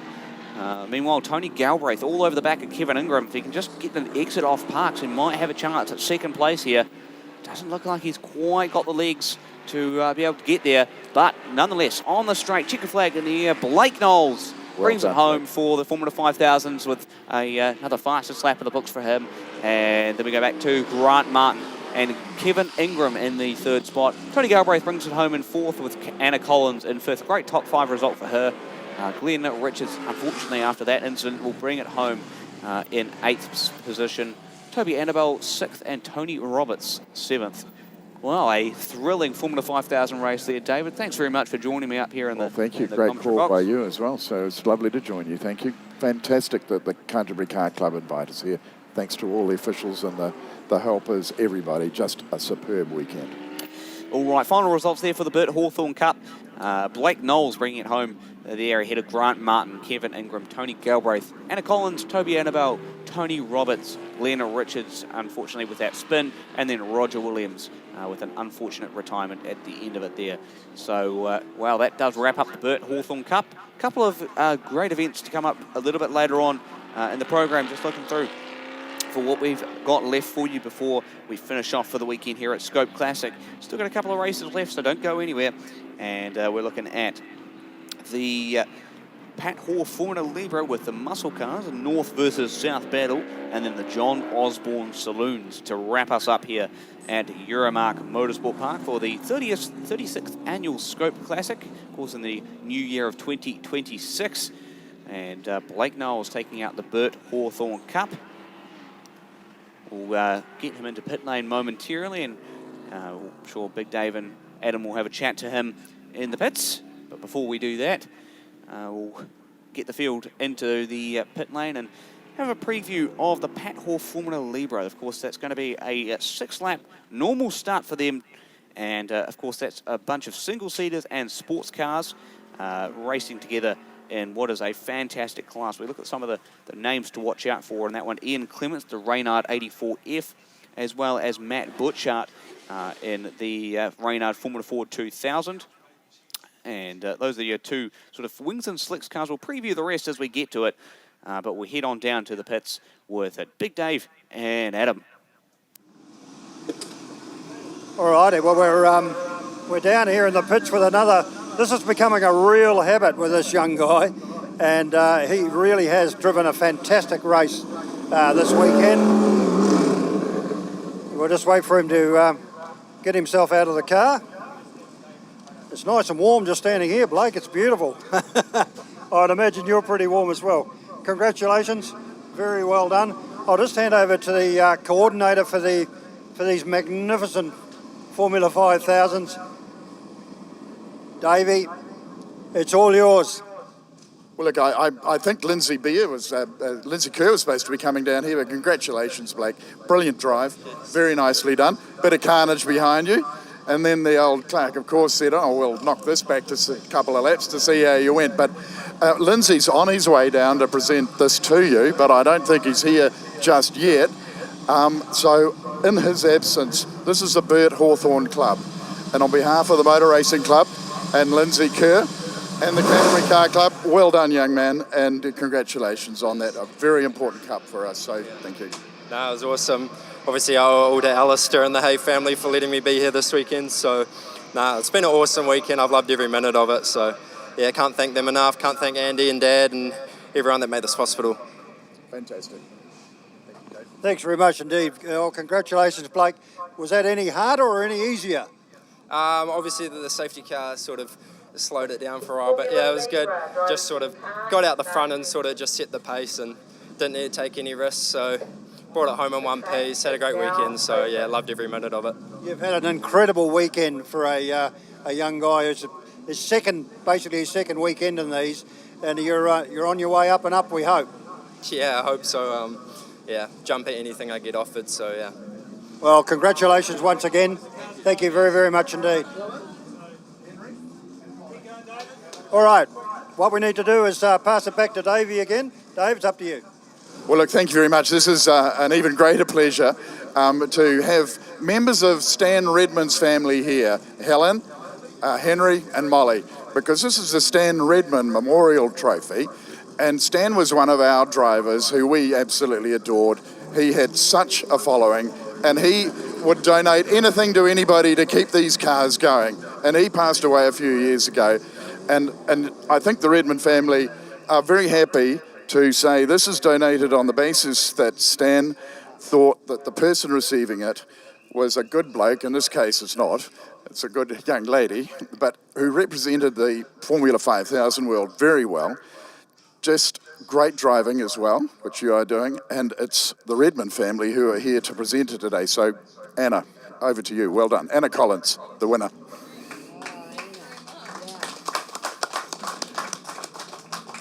Care to say something, young lady? No, yeah, thank you, David. It's a real privilege and an honour to receive this trophy, so thank you very much. Thank you to the Formula 5000 Club and the Canterbury Car Club as well for putting on a great event. Thank you very much. Thanks, Dave. Tremendous. Thank you very, very much indeed for everybody involved. And congratulations, Anna. Well done. Smile for the photographer, because I think that's the next thing that's on the agenda. We'll be going back upstairs very, very shortly now for the getting on towards the tail end of the racing here at the 36th running of the SKOPE Classic right here at Ruapuna. All right, Pat Hoare, Formula Libre, their final race of the weekend. Sports cars, single-seaters, everything in between. Nathan Clive, welcome back, mate. It's great to have Pat Hoare, Formula Libre out here at the SKOPE this weekend, and so many great cars to take to the track. Yeah, definitely is, Josh. We're winding up the rubber band. It's stretching thin here as we finish off for the afternoon. Still a couple of races left to go, and our Pat Hoare Formula Libre on track now. And if we've seen what we've seen this weekend so far, we're in for another cracker of a race. Those Reynard 84 of Ian Clements and the Formula Ford 2000 of Matt Butchard have been at the front of the field. Don't discount, though, Steve Donaldson and the Brabham BT21 replica. He has been in amongst the action all weekend long.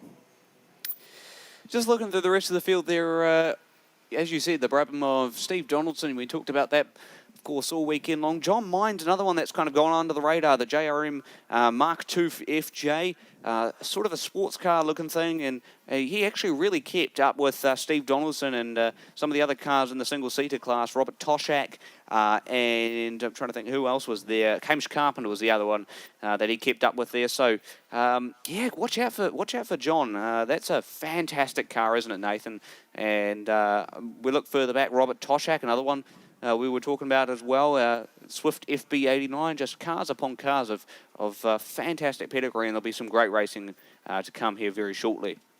Yeah, absolutely. As we see the field coming on through, of course, we've got some of the sports cars sprinkled throughout this. We've got the Caterham 7 down in the grid there a little bit further back as we watch Hamish Carpenter pull up into his grid position on the third row alongside Robert Toshak. So this one's set to go over 6 laps. Yeah, 6 laps for the fourth and final Pat Hoare Formula Libre race of the weekend. 32 cars to take to the field for this one. Well, that's a full 32 runners are still out on the track there. There are a couple of grid spots missing. So here we go. Waiting for the revs to build. The lights will come on. Pat Hoare Formula Libre. 4th race of the weekend. Lights are out. And lots of wheel spin from Matt Butcher. He goes nowhere on the start there, Josh. Yeah, it's been a common thing with that Reynard this weekend. Just hasn't been able to get the starts, especially on the pole. That Reynard Formula Ford 2000 really bogs it down as they enter into Abbott Insurance. Looks like a little bit of a battle going through the middle of the pack between Keith Cowan, the Canterbury Car Club World Champion, and Wayne Colville in the Van Diemen RF81. As they fire their way through the kink at Link. Pretty much everybody's got through the first turn relatively unscathed as we see the field make their way now to Euromarque for the first time of 6 laps. It's a sea of red out the front, isn't it? You've got Ian Clements, then Matt Butchart, John Mines and Hamish Carpenter, all very bright red cars at the front of this field. A little bit further back, as I say that, Hamish Carpenter Oh, no. Put the mockers on him there, Josh. Oh, no, yeah, we've done that quite a lot this weekend, haven't we? Goodness me. Hamish Carpenter right around down at Fulton Hogan. That's unfortunate for Hamish. He was running really well all weekend too. Him and Robert Toshak were having some fantastic scraps. Just watching this battle group through the middle. Ben Stiles, Grant Walker, Grant Campbell, Wayne Colville, all navigating through the Parks S's. Oh, push wide. Push wide behind Robert Toshak was Ben Stiles. Our English visitor. He's trailed by Julie Greer, I believe that is. Possibly. So the first lap in the books for our Formula Libre is Ian Clements leading Matt Butchart, John Mines, Robert Toshak, Ben Stiles, Grant Walker, Grant Campbell, Wayne Colville, Steve Sharp there in the white 47. He sits in 9th, and Keith Cowan in the top 10. Look at this battle for the lead. Matt Butchart trying to find a way around Ian Clements, goes to the outside through the Euromarque hairpin. Clements remains tight on that inside line, cuts back out wide, tries to cut off that drive that Butchart might get by running the outside line at Euromarque. And it's still as you were between those front two as they enter into the twisty winded bits here at Euromarque Motorsport Park. Yeah, they've really certainly pulled a gap here on the rest of the field. Through the carousel, daylight between second and third, not even in the picture. These little wings and slicks cars are certainly the pick of the bunch. Yeah, I mean, how good is this battle going to be? If Matt Butchart and Ian Clements can have a good scrap at it, as Clements locks a brake, goes a little bit wide on the exit of Parks. This is going to open the door for Butchart now into the ram sweeper up the inside. Oh, has to back out of that one. Clements had him pretty much covered there, Nathan. Yeah, he did. He certainly closed the line and sat the car in the middle of the entry to the corner and forcing Matt Butchart to have to rethink about it. There's John Mines in the background as we complete 2. And with 4 to go, the leaders down into Abbott Insurance. Just picking up the cars here as they come on through. Ben Stiles just looking there at the various scoops at the front, Josh. The shapes of the noses, as we can see this great little battle going on between Ben Stiles and Grant Walker. Just the shapes of the air vents at the front. Yeah, you're absolutely right. They're all very different, aren't they? Again, we look at this battle for the lead, and it is now in the hands of Matt Butchart. Managed to get the pass done through Euromarque. Just caught the tail end of that one as Ian Clements. Slots now into the second spot, but you spot on there, Nathan. The events are all sort of very different per car. You can look at the side, even they're on the side of some of the cars as well. You look at this side of Ian Clements, pretty wildly on the side there. You can just see it just near the rollover hoop, practically there on that car number 30. As they head through Parks. Butchart a little bit wider on the exit of Parks there. Interesting to take that sort of line again. Wide on entry into the ram sweeper, while Clements runs a tighter line. So Butchart's running a line we would probably call in dirt racing a diamond. You come from the outside line and then cut back on the inside to try and get a bit of drive off the corner. Yeah, it seems to be working for him too. So these guys have got nearly a straight length now over John Mines, and Robert Toshak isn't too far away. First of the sports car variants. Yeah, John Mines running very, very well this weekend. Been thoroughly impressed with that car and the driver behind the wheel of it. John, of course, coming all the way from Wellington. There's Grant Walker. Grant Campbell, I should say, and Wayne Colville. Yeah, just on the battle pack here of Ben Stiles. So, in fact, Grant Walker's managed to get by Ben Stiles. Yeah, well, he has. We look further down into Euromarque. This battle pack is going to be very interesting, as you talk about. Walker has gotten by Ben Stiles, and this now leaves Stiles, Campbell, and Colville. A three-way battle it out for that sixth spot. Could be very, very interesting to see how that pans out. Car 333 in there, Bill Rowan, the Mogul Sports Mark 1. What a nice looking car that is as he gets put one lap down by Matt Butchart. Bill just out there having a blast. Yeah, the Mogul Sports Mark 1, 1974 car, and Bill coming all the way from Napier, and the North Islander trekking down to log some laps. That quite possibly could be the only car that has the CC and the year is the exact identical same thing. Don't know who designed that in the designing process, but they've done a fantastic job at equating that. So there's Ben Stiles in this little chasing group. Robert Toshak has actually managed to get past John Mines here. The battle for third. Here comes John Mines. The horsepower around the outside of the Formula Ford there. So the sports car in the lead of this little group, battling it out for third and fourth. Well, this is the real battle pack between Toshak and Mines. Those two have been going hammer and tongs at it. If you had Hamish Carpenter in there as well, you'd have a three-way scrap for it. So these two, watch out, because this is going to be a fantastic scrap down into Euromarque. Let's see if Toshak's able to make a move late on the brakes somehow, some way. Oh, not quite. Has to be patient with it. Yeah, I think Robert Toshak might have taken advantage of a mistake possibly from John Mines, because he hasn't been in front of him until we saw him there coming out of the Ram sweeper, as we watched this little group of three cars: Wayne Colville, Grant Campbell, Ben Stiles, of course Ben, our international visitor from the UK, and these guys are slowly trying to close in as Matt Butchart now takes the last lap board.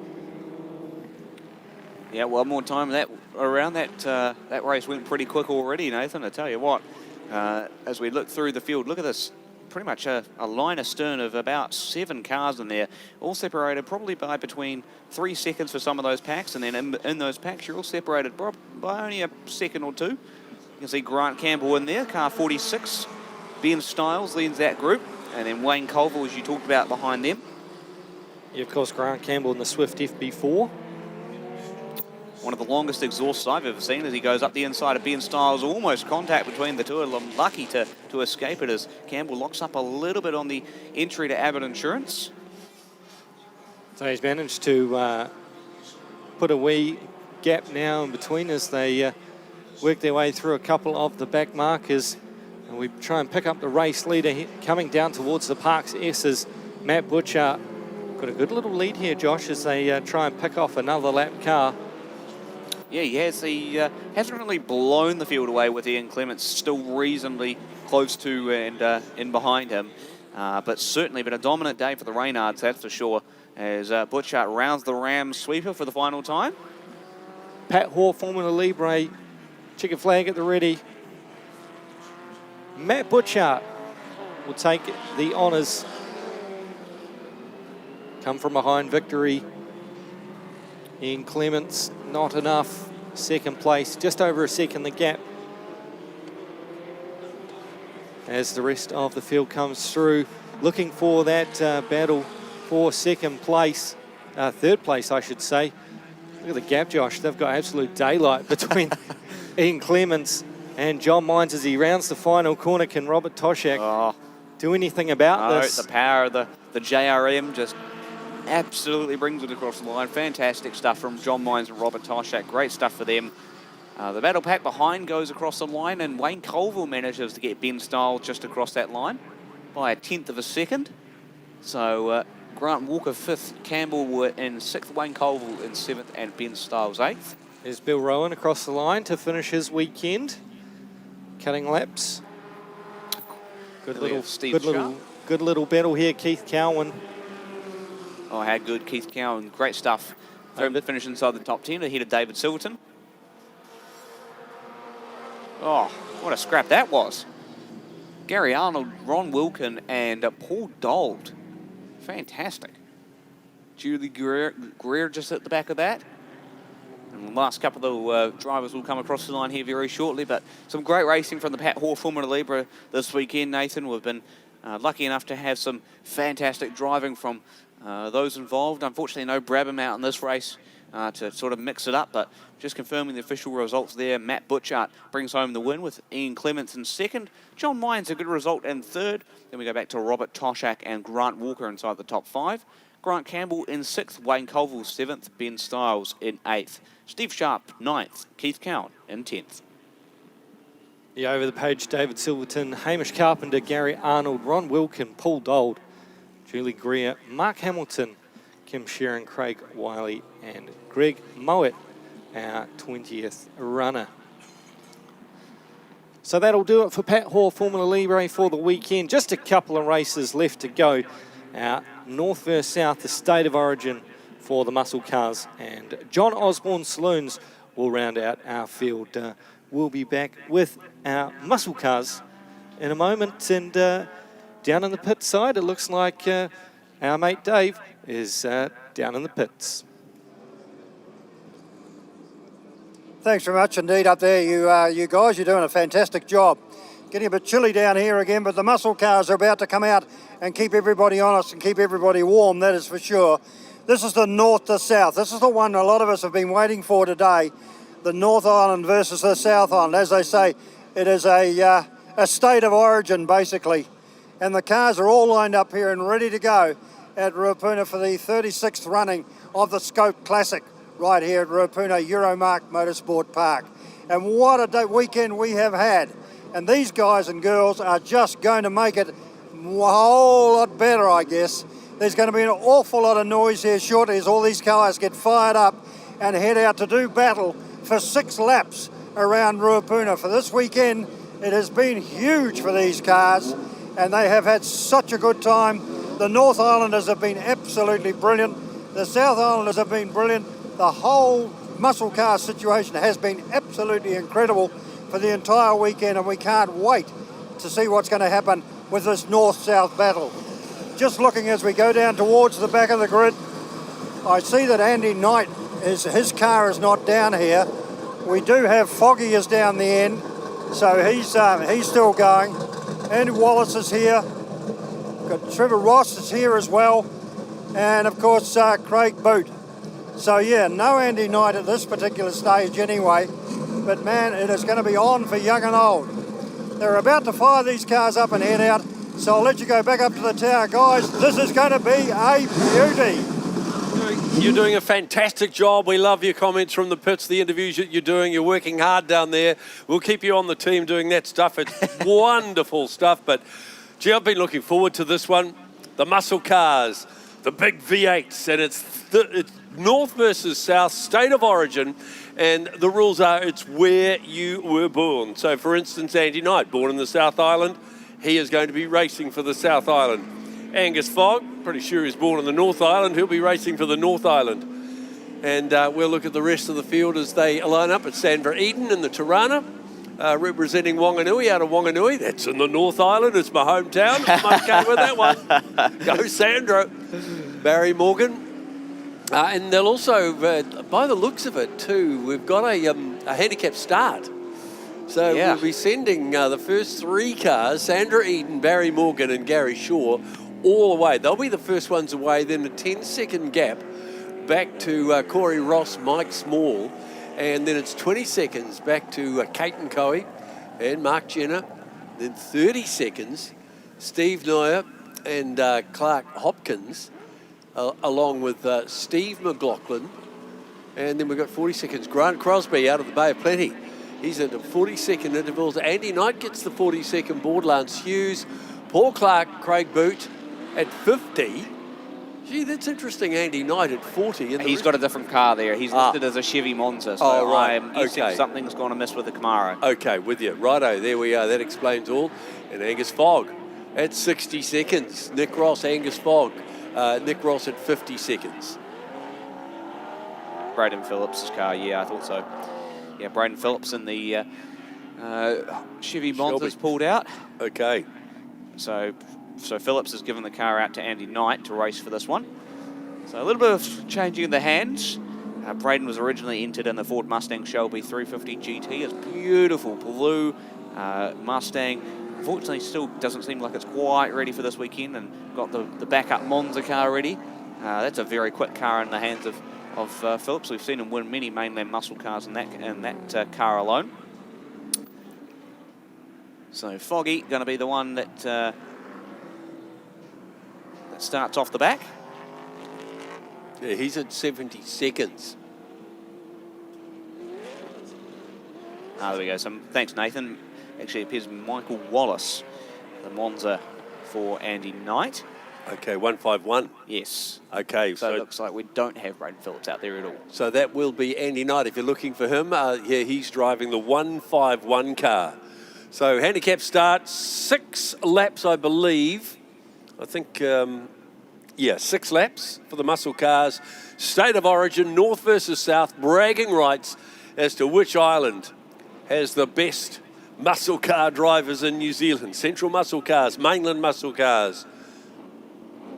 Absolutely brilliant stuff. We're about to bring the last car in, and that is Foggy. Got the lights on already. Just letting everybody know that he's on track and coming through. So the first 2 cars will be away. That'll be Sandra Eden and Barry Morgan. Yep. Muscle car action. Sandra Eden in the number 12 Tirana. No Barry Morgan there, so it'll be Gary Shaw joining them. About to go racing. So Sandra Eden representing the North Island out of Wanganui. Here we go. Car 44 is Gary Shaw out of Otago. And away they go. Right. Oh, good start by Barry Shaw. He's away. Exit funeral services. He's on his way to pick up a casket. He's in a hurry. More like exit stage left, BK. Goodness me, he absolutely flew off the line. Didn't he? Great Gary start. Shaw, the Ford Falcon. There goes Corey Ross, the Ford Mustang. Corey Ross representing Rolleston in the South Island. Oh, close enough to here. Yeah, we'll take it. But we've got one North Islander out there in second place at the moment. Right, let's send the next car away. Beautifully presented Ford Mustang fast back of Steve Neuer, all the way from Auckland. Right, he'll have the North Island hopes. A couple more away now. The big 81 of Hamish Frew, the Chevy Camaro out of Christchurch. And next to him, the 69 car of Steve McLaughlin, also out of Christchurch. Yep, how good. Then goes Paul Clark, the flame-spitting Mustang, and one of 2 flame-spitting Mustangs we got here this weekend. There's the last car sitting on the line, and that is Foggy. Lights up the rear wheels, smokes them away, and look out, world, the J.A. Russell Mustang is on its way to gobble up the remainder of the field. 12 cars out there on track.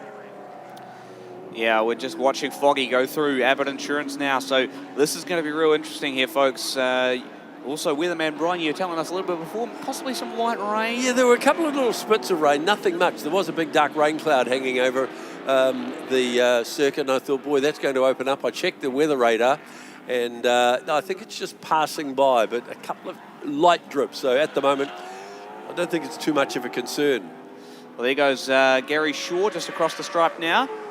The Ford Falcon, second to Sandra Eden. So there's Sandra there in the Holden Tirana. So first points on the board to the South Island for State of Origin at the moment. But we'll keep our eyes peeled on Foggy. Expect big things from him. Where is he on track at the moment? He started 70 seconds behind the rest of the field. He's now just going through parks. So this might be a pretty darn good handicap, I have to say. Look at Foggy. Just going on the exit of parks now while the rest of the field's starting to come through the start-finish line. He's going to start to quickly catch up to these cars at the back. Andy Knight, the first car he's eyeing up, but Knight himself wants some of this. All right, Angus Fogg just coming by. There we go. Let's get the split. 46 seconds behind the leader. 30 seconds in one lap from Foggy. They're all right. That's not bad. Fastest lap was also put up by Angus Fogg with a 1:29.6, so he is flying. There's Hamish Frew on your screen. You just saw him go a little bit wide on the exit of the Kinkit Link. Lucky to sort of escape going into the grass too much there, and just dabbled in a bit of sort of what we call it, lawn maintenance. Oh, time penalty being given to the Paul Clark 40 car. Yes. Oh no. So whatever that might be, that'll be costly for Paul Clark out of Dunedin, so not good. No, not good. Good for the North Islanders, good for State of Origin as far as the North is concerned. It's North versus South. Big sideways on moment for Steve Neuer just entering into parks. Lucky to save that too. But nonetheless, keeping good car control is Steve Noy. A very beautifully presented Ford Mustang Fastback. I have to say, one of the best looking cars out there as you're now looking on your screens at Foggy. Great car. Haven't we seen that scream around Bathurst? Isn't it great dealing to the Aussies like he does? So the number 11 car, the J.A. Russell Ford Mustang, beautifully prepared by Angus and his team. Goes wide also on the Exeter Parks. Those Mustangs don't seem to like the Exeter Parks very much. It's like a fire-breathing dragon as well with the flames coming out. So 2 laps of the 6 have been completed. And at the moment it's Shaw from Eton. Oh, look at this. Move up the inside. Craig Boot and the Ford Mustang just gotten around car 69, Steve McLaughlin. So Angus Fogg is now 37 seconds down on the leader. So remember, he started 70 seconds behind, and we're only 2 laps into it.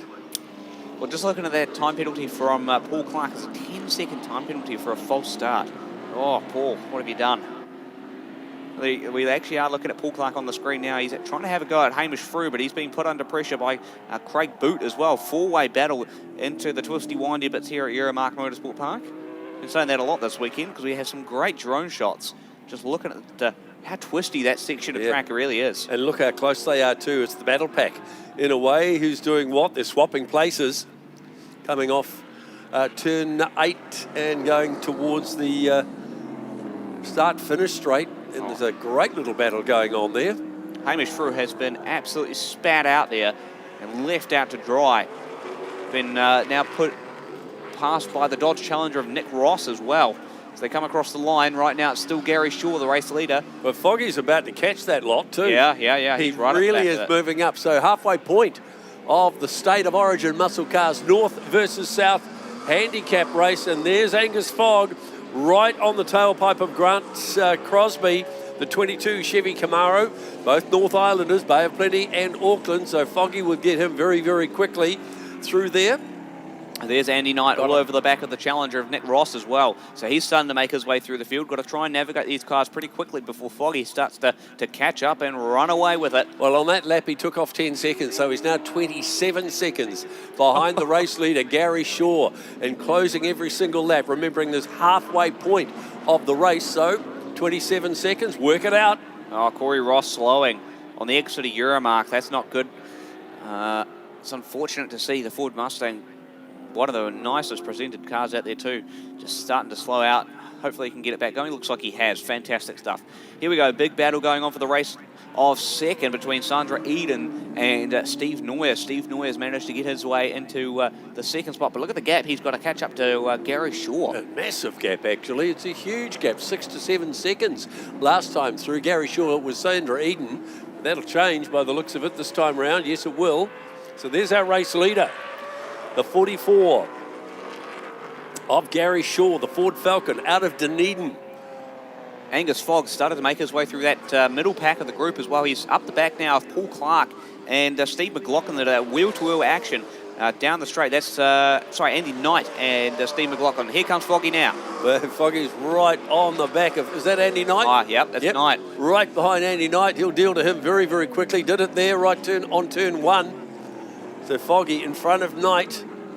Now 18 seconds. He's taking 10 seconds of a lap off. We're just getting the last lap board as well. So this race has been shortened. Still two more to go. Oh, no, not yet. Yep. Not yet. No, not quite. But the last lap board will come out for our race leaders this time round. If we keep this interval as it is, BK, Foggy is going to be 8 seconds behind the leaders entering into that last lap. How good is that? He's not bad handicapping. He's taken 10 seconds off every single time, so he realistically should finish 2 seconds ahead. But we'll have to wait and see how this pans out. Well, he's certainly hauling them in, as we see from the drone shots above Ruapuna. Angus Fogg, the black J.A. Russell Mustang on the charge. He's got 2 cars in front of him. Yep, that's Nick Ross and Paul Clark, wheel-to-wheel racing. Oh, a bit of a sideways-on moment for Nick Ross and the big Challenger.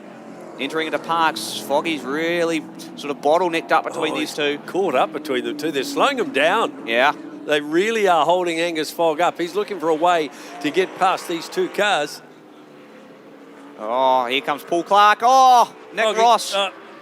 He's been pushed aside. Foggy says, look out, you guys. I'm coming through. I'm in a hurry. Get the hell out of it. And he does it. Last lap board out now. Let's see what the gap remains for Angus Fogg. He's fourth with 9 seconds between him and the race lead. He's taken off 10 seconds every single lap thus far. We've been talking about it the whole race. He's 9 seconds behind now. Does this end up in an Angus Fogg victory here? All right, well, let's watch it. You can see them on the back straightaway going down towards the hairpin. There's Foggy in the black J.A. Russell car, flying the number 11 car. There's 3 cars in front of him. What can he do? Can he catch them? Can he get past? Great drive. Steve Noyer really needs to get himself around Gary Shaw very, very quickly. He's being hunted down by Craig Boot in third as well. So those 2 drivers really need to make their way around Shaw as quickly as they possibly can. Otherwise, they're going to get very much bottlenecked. Lock up by Angus Fogg going into that complex as well. You can tell he's pushing it. He's really, really pushing it, smoking the tyres and breathing the flames as well. Here we go. Sideways on for Steve Noyer. Manages to get himself into the lead though, but here comes Craig Boot. Oh, look at this for the race for first place. Now there's 3 cars in it. What the hell's going to happen here? Here's Foggy. Foggy's on the charge. We're side by side for second place. And the move has been made. The number 7 car of Craig Boot moves up. Last turn. Has a look up the inside through the ram sweeper. Wasn't quite going to do it. Now it's all the grunt and horsepower you can put down. Foot right up it, foot to the floor. Let's see how this goes. Oh, there you go. Steve Noyer gets the win just ahead of Craig Boot. Angus Fogg manages to make it up to third at the checkered flag. Wow. Well, Steve Noyer in the Ford Mustang Fastback out of Auckland. Maximum points there in North Island. So I guess whether they add the points up or not quite sure, but I would say whoever wins it wins the state of origin. We'll take it. So Steve Noyer, Craig Boot, the 07 car out of Richmond.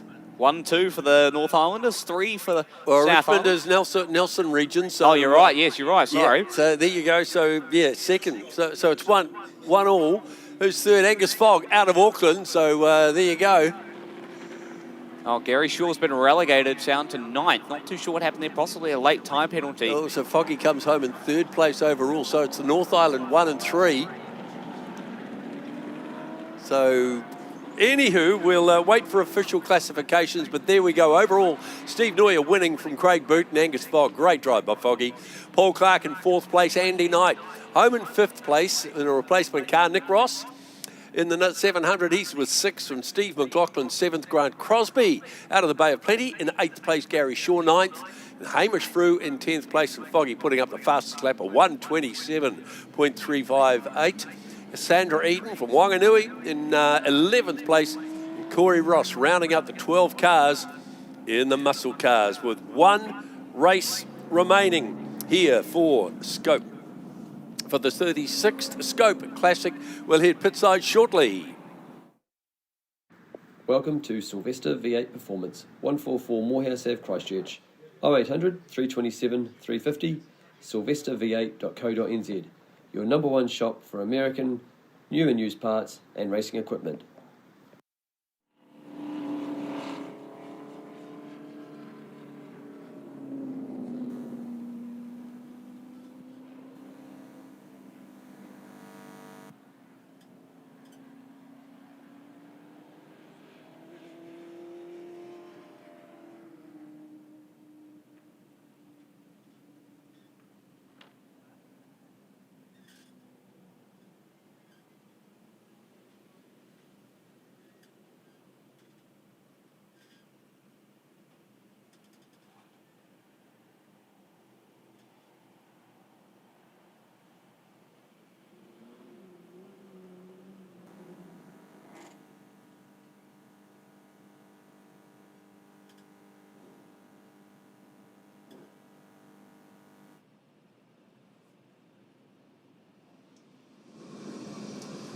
So I'm here with Steve Noyer. He's just getting out of the car.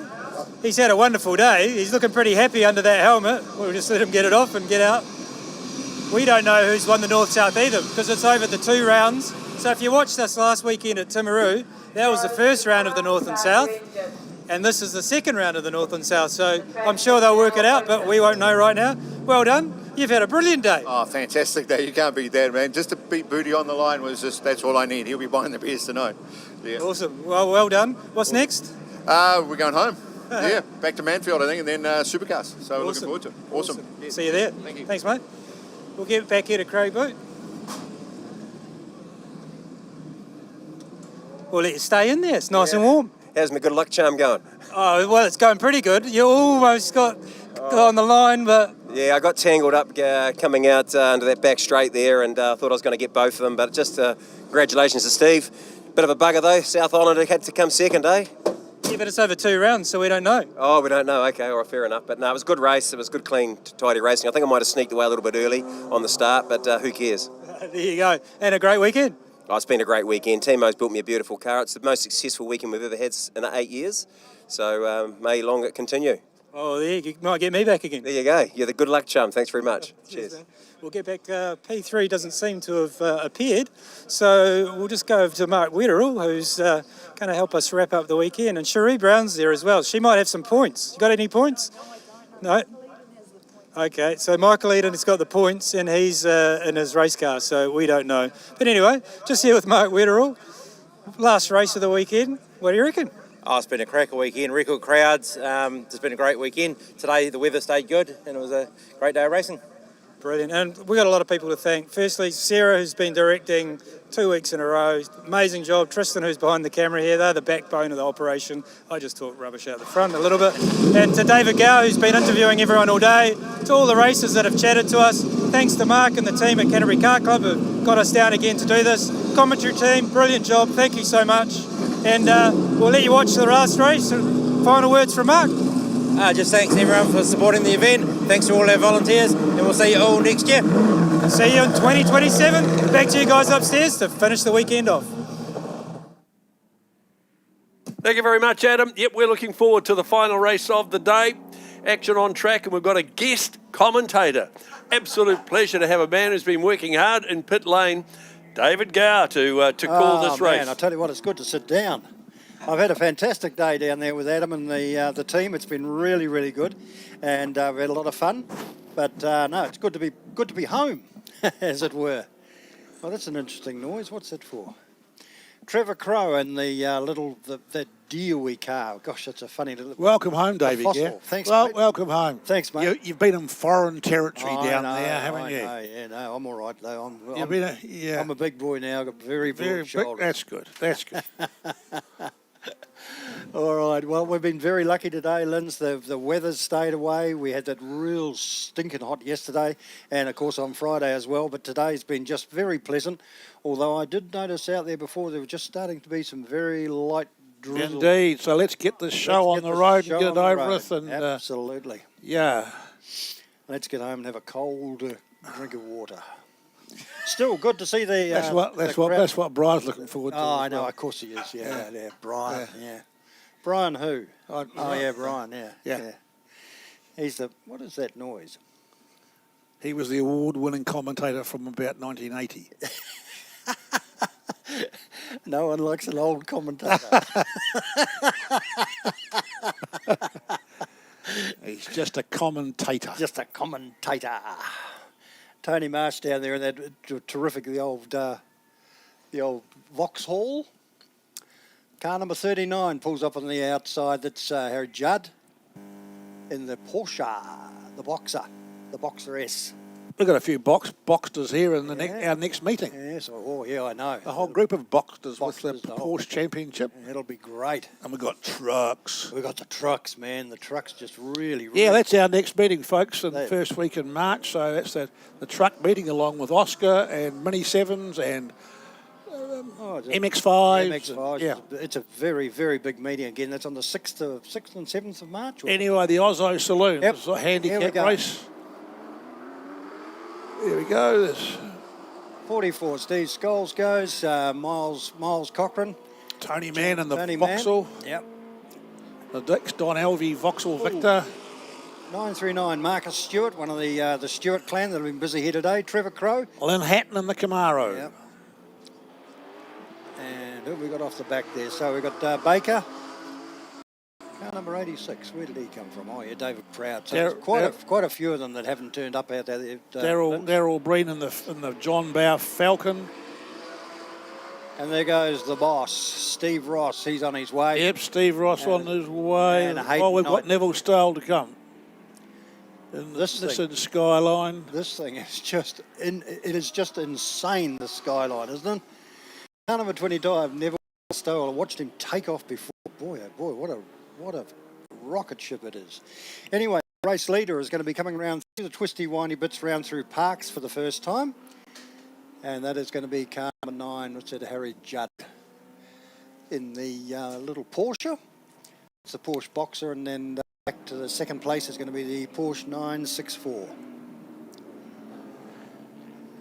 Yes, it has been a very, very good weekend. Terrific to see so many cars here, Lindsay. Just amazing, isn't it? Well, it has, hasn't it? I mean, we say every year about the numbers, but sincerely, the numbers of cars, I don't know. I haven't been given any official number, but you know, I've been to most scopes, and I think this would be, for my record, the biggest. Well, it's been a long time since I've seen that other pit area over there was Yeah, open. you're right. And everything was And full. the crowd numbers, whilst we won't know until after the bank people have added everything up, we'll get some idea of the crowd numbers. But from my eye, I think it's been one of the better ones. Paul Carter, 139, and Daryl Breen has just gone under that with a 137. Let's have a look and just see where Neville Stowell, where's he got to? 33 breaks. So we've got Steve Ross has gone to a 136, and Hayden Knighton has just done a 135.1. Stowell coming onto Stockwell, coming onto the front straight. He'll cross the line at a 133.9. So he is quickest by about over 2 seconds, and he is absolutely flying. So just watch as he gets amongst some of the back markers. Although you really wouldn't call Steve Ross a back marker. Not at all. No, not yet. And the PDL Mustang 1 carrying its own supply of history, probably overshadowed by the PDL Mustang 2 over the years. But you know, this set the hallmark for the Stewarts and the PDL Mustang, the PDL team. That was their rise to fame, although they'd driven minis. Both, they've got replicas here. Car 40 and 42 have been here. Car 6 has got a time penalty, so Hayden Knight, not quite sure what did he break out or something, or not 100% sure, but he's certainly got a time penalty come flashing up on the board. So he will have to... car number 44, through he goes, Steve Scholes. And Tony Marsh as well. Tony Mann, I should say, I'm sorry, Tony Mann in the Victor. Trevor Crow, car number 7. The Justy. Little Justy. You know, dear old Trevor, our club patron. I shouldn't say use the word old because he feels pretty young, but you know, Trevor's had his few dramas of health in the last few years, and it's so great to see him out here competing as only the way Trevor can. I spoke to him earlier on today, and he still, I mean, he said to me he's 80, 81, 82 or something, and I thought, nah. It's very hard to imagine that he's still out there doing what he's doing. He's kept himself pretty fit, though. Oh, yes. Yeah. No, I've got a lot of time. I've got a lot of respect for Trevor and what he's achieved over the years, and he has achieved a lot. And if you have a chance to read his book, I think they're all sold, but it's well worth reading. So we're still waiting for Harry Judd to come round. He's going to be still out in front. Wayne Graves, yep, he's still back there in second place. So as they go round through the, heading down now into the big sweeper. Oh, yeah, that's the, out of the... So, onto the front straight he'll come. And through and over the line he goes with another lap under his belt. Lap number 3 that was for Harry Judd and Wayne Graves. Car 44 goes through Steve Scholes. Tony Marsh. Yeah, Tony Mann, I should say, through he goes. Trevor Crow there as well. I know we've been talking about Shell Sport, but Tony Marsh was Shell Sport. Yes, he was, that's right. Yeah, Tony Marsh. This is Tony Mann. What are you doing? In a manner of speaking, but it is. What are you doing with my book? Leave my book alone. Oh, yeah. Rothmans. Yeah, that's down there, Rothman's Corner. Yeah, it was there. Oh, no, it's been renamed Ram. Ram, that's right. The Ram Sweeper. the Ram Sweeper. Is that Coupe Williams? Where? On the phone. All right, Seaside's a note. That's all right. Seaside's Harry Judd, car number 39. Just waiting for him to come round now to complete another lap here. Not too many more laps to go. And he's doing a really good job, Linz, to stay out in front of this field. He is doing a great job. Laps on the book. We've got 3 laps on the book. And car number 44, you got Steve Scrolls. He hasn't really made much inroads into these cars. Trevor Crowe is sort of out there battling on his own. Tony Mann hasn't been able to move through. But some of the faster cars now, they're all sort of ganging up on each other there with the two mighty Super Tourers, if you like, the V8 Super Tourers. They head down. Steve Ross, sort of towards the back of the field. I don't know whether they're going to get to these guys. They've still only got a couple of laps to go, so still Harry Judd has gone around to 1:37. So the quickest so far is Hayden Knighton was at a 1:34 or something there he was. So, yeah, 1:34. 1:33 now for Steve Ross is pegged up on the board. The last lap board is out for them. Thanks very much indeed, guys. As they wind their way down through to Abbott. The Abbott Insurance. So just watching here as we're looking for the race leader to come into our view. There he comes, onto the front, onto the little short straight here as they head down into Parks, and he'll be very, very pleased with this effort, that is for sure. Car number 39. It is Harry Judd. As he negotiates the turns, heading down now towards the Ram Sweeper. And he'll come across the line and get the last lap board. Second in behind him is Wayne Graves. So he's just holding station there for the moment. Yeah, it's going to be a good last little lap here. I think so.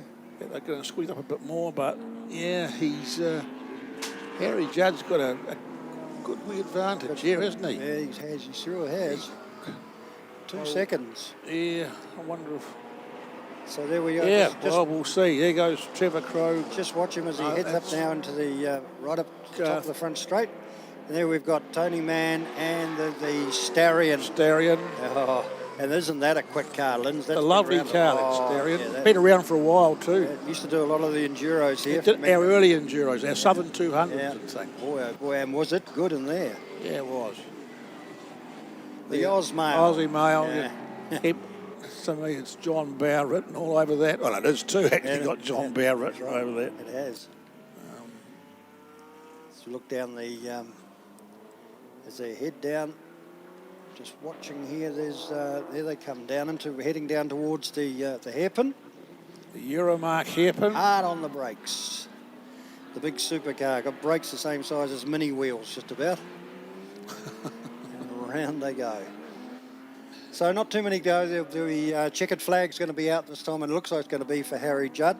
Just not 100% sure that he's just coming around now, going to head down and towards the front straight. Oh gosh, some of this photography is fantastic, isn't it? That drone they use is just amazing. Yeah, we've been commenting about that before. It's added a new dimension to coverage, hasn't it? To film coverage. So not far away, the checkered flag is out, and it is. Yeah, well done, Harry Judd. I guess he had quite. It is a good old. From start to finish, is really, really good. We wait for our second man to arrive home, and that is Wayne Graves, and then Trevor Crowe. And Crowe got himself up there as well. So yeah, that was amazing. Look out, here comes one of the Super Tourers. Gets it blows straight past the Starion, and over the line he goes. That was Steve Skolt. No, I'm lie. Paul Carter in the Starion. Yeah. What a magic car. And that's the Mustang. Yeah. All right, folks. Well, that brings it to a close. That's all she said. And all good things must come to an end. Good night. And I want to thank, on behalf of my commentary team, Brian Kelly, for coming all the way down from Tauranga. Be good to see him go back. Well, I was just about to say that. He'll be put on the earliest possible plane home in the morning. In fact, I don't know why you don't drop him off the airport on the way through now. It'd be a lot easier. And we've got. I'd like to thank Davey Gower for what he's done, coming up for the last minute to revival with us. Josh, of course, Josh the apprentice, will always be the apprentice. So Harry Judd, Wayne, I've been told off by Kelly's going home. Right, he's talking about, we've got the official results here for the race 4 handicap. Harry Judd was first. We had Wayne Graves as second. Trevor Crowe got through there into third. Steve Scholes was in car number 44. Just couldn't quite match them this time around. Paul Carter, then Tony Mann.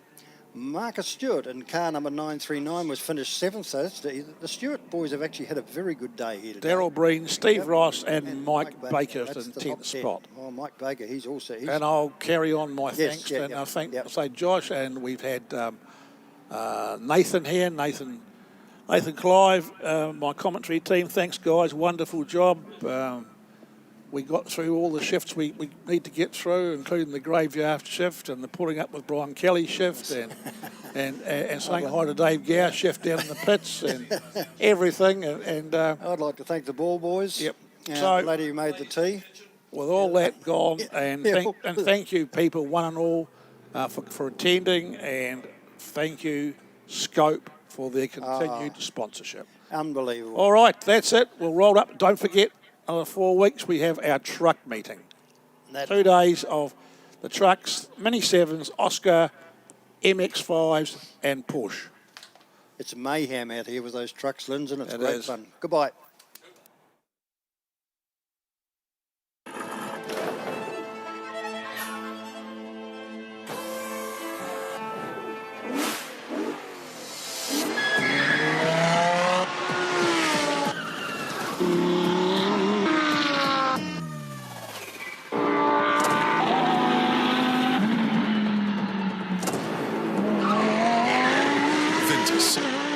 Tire.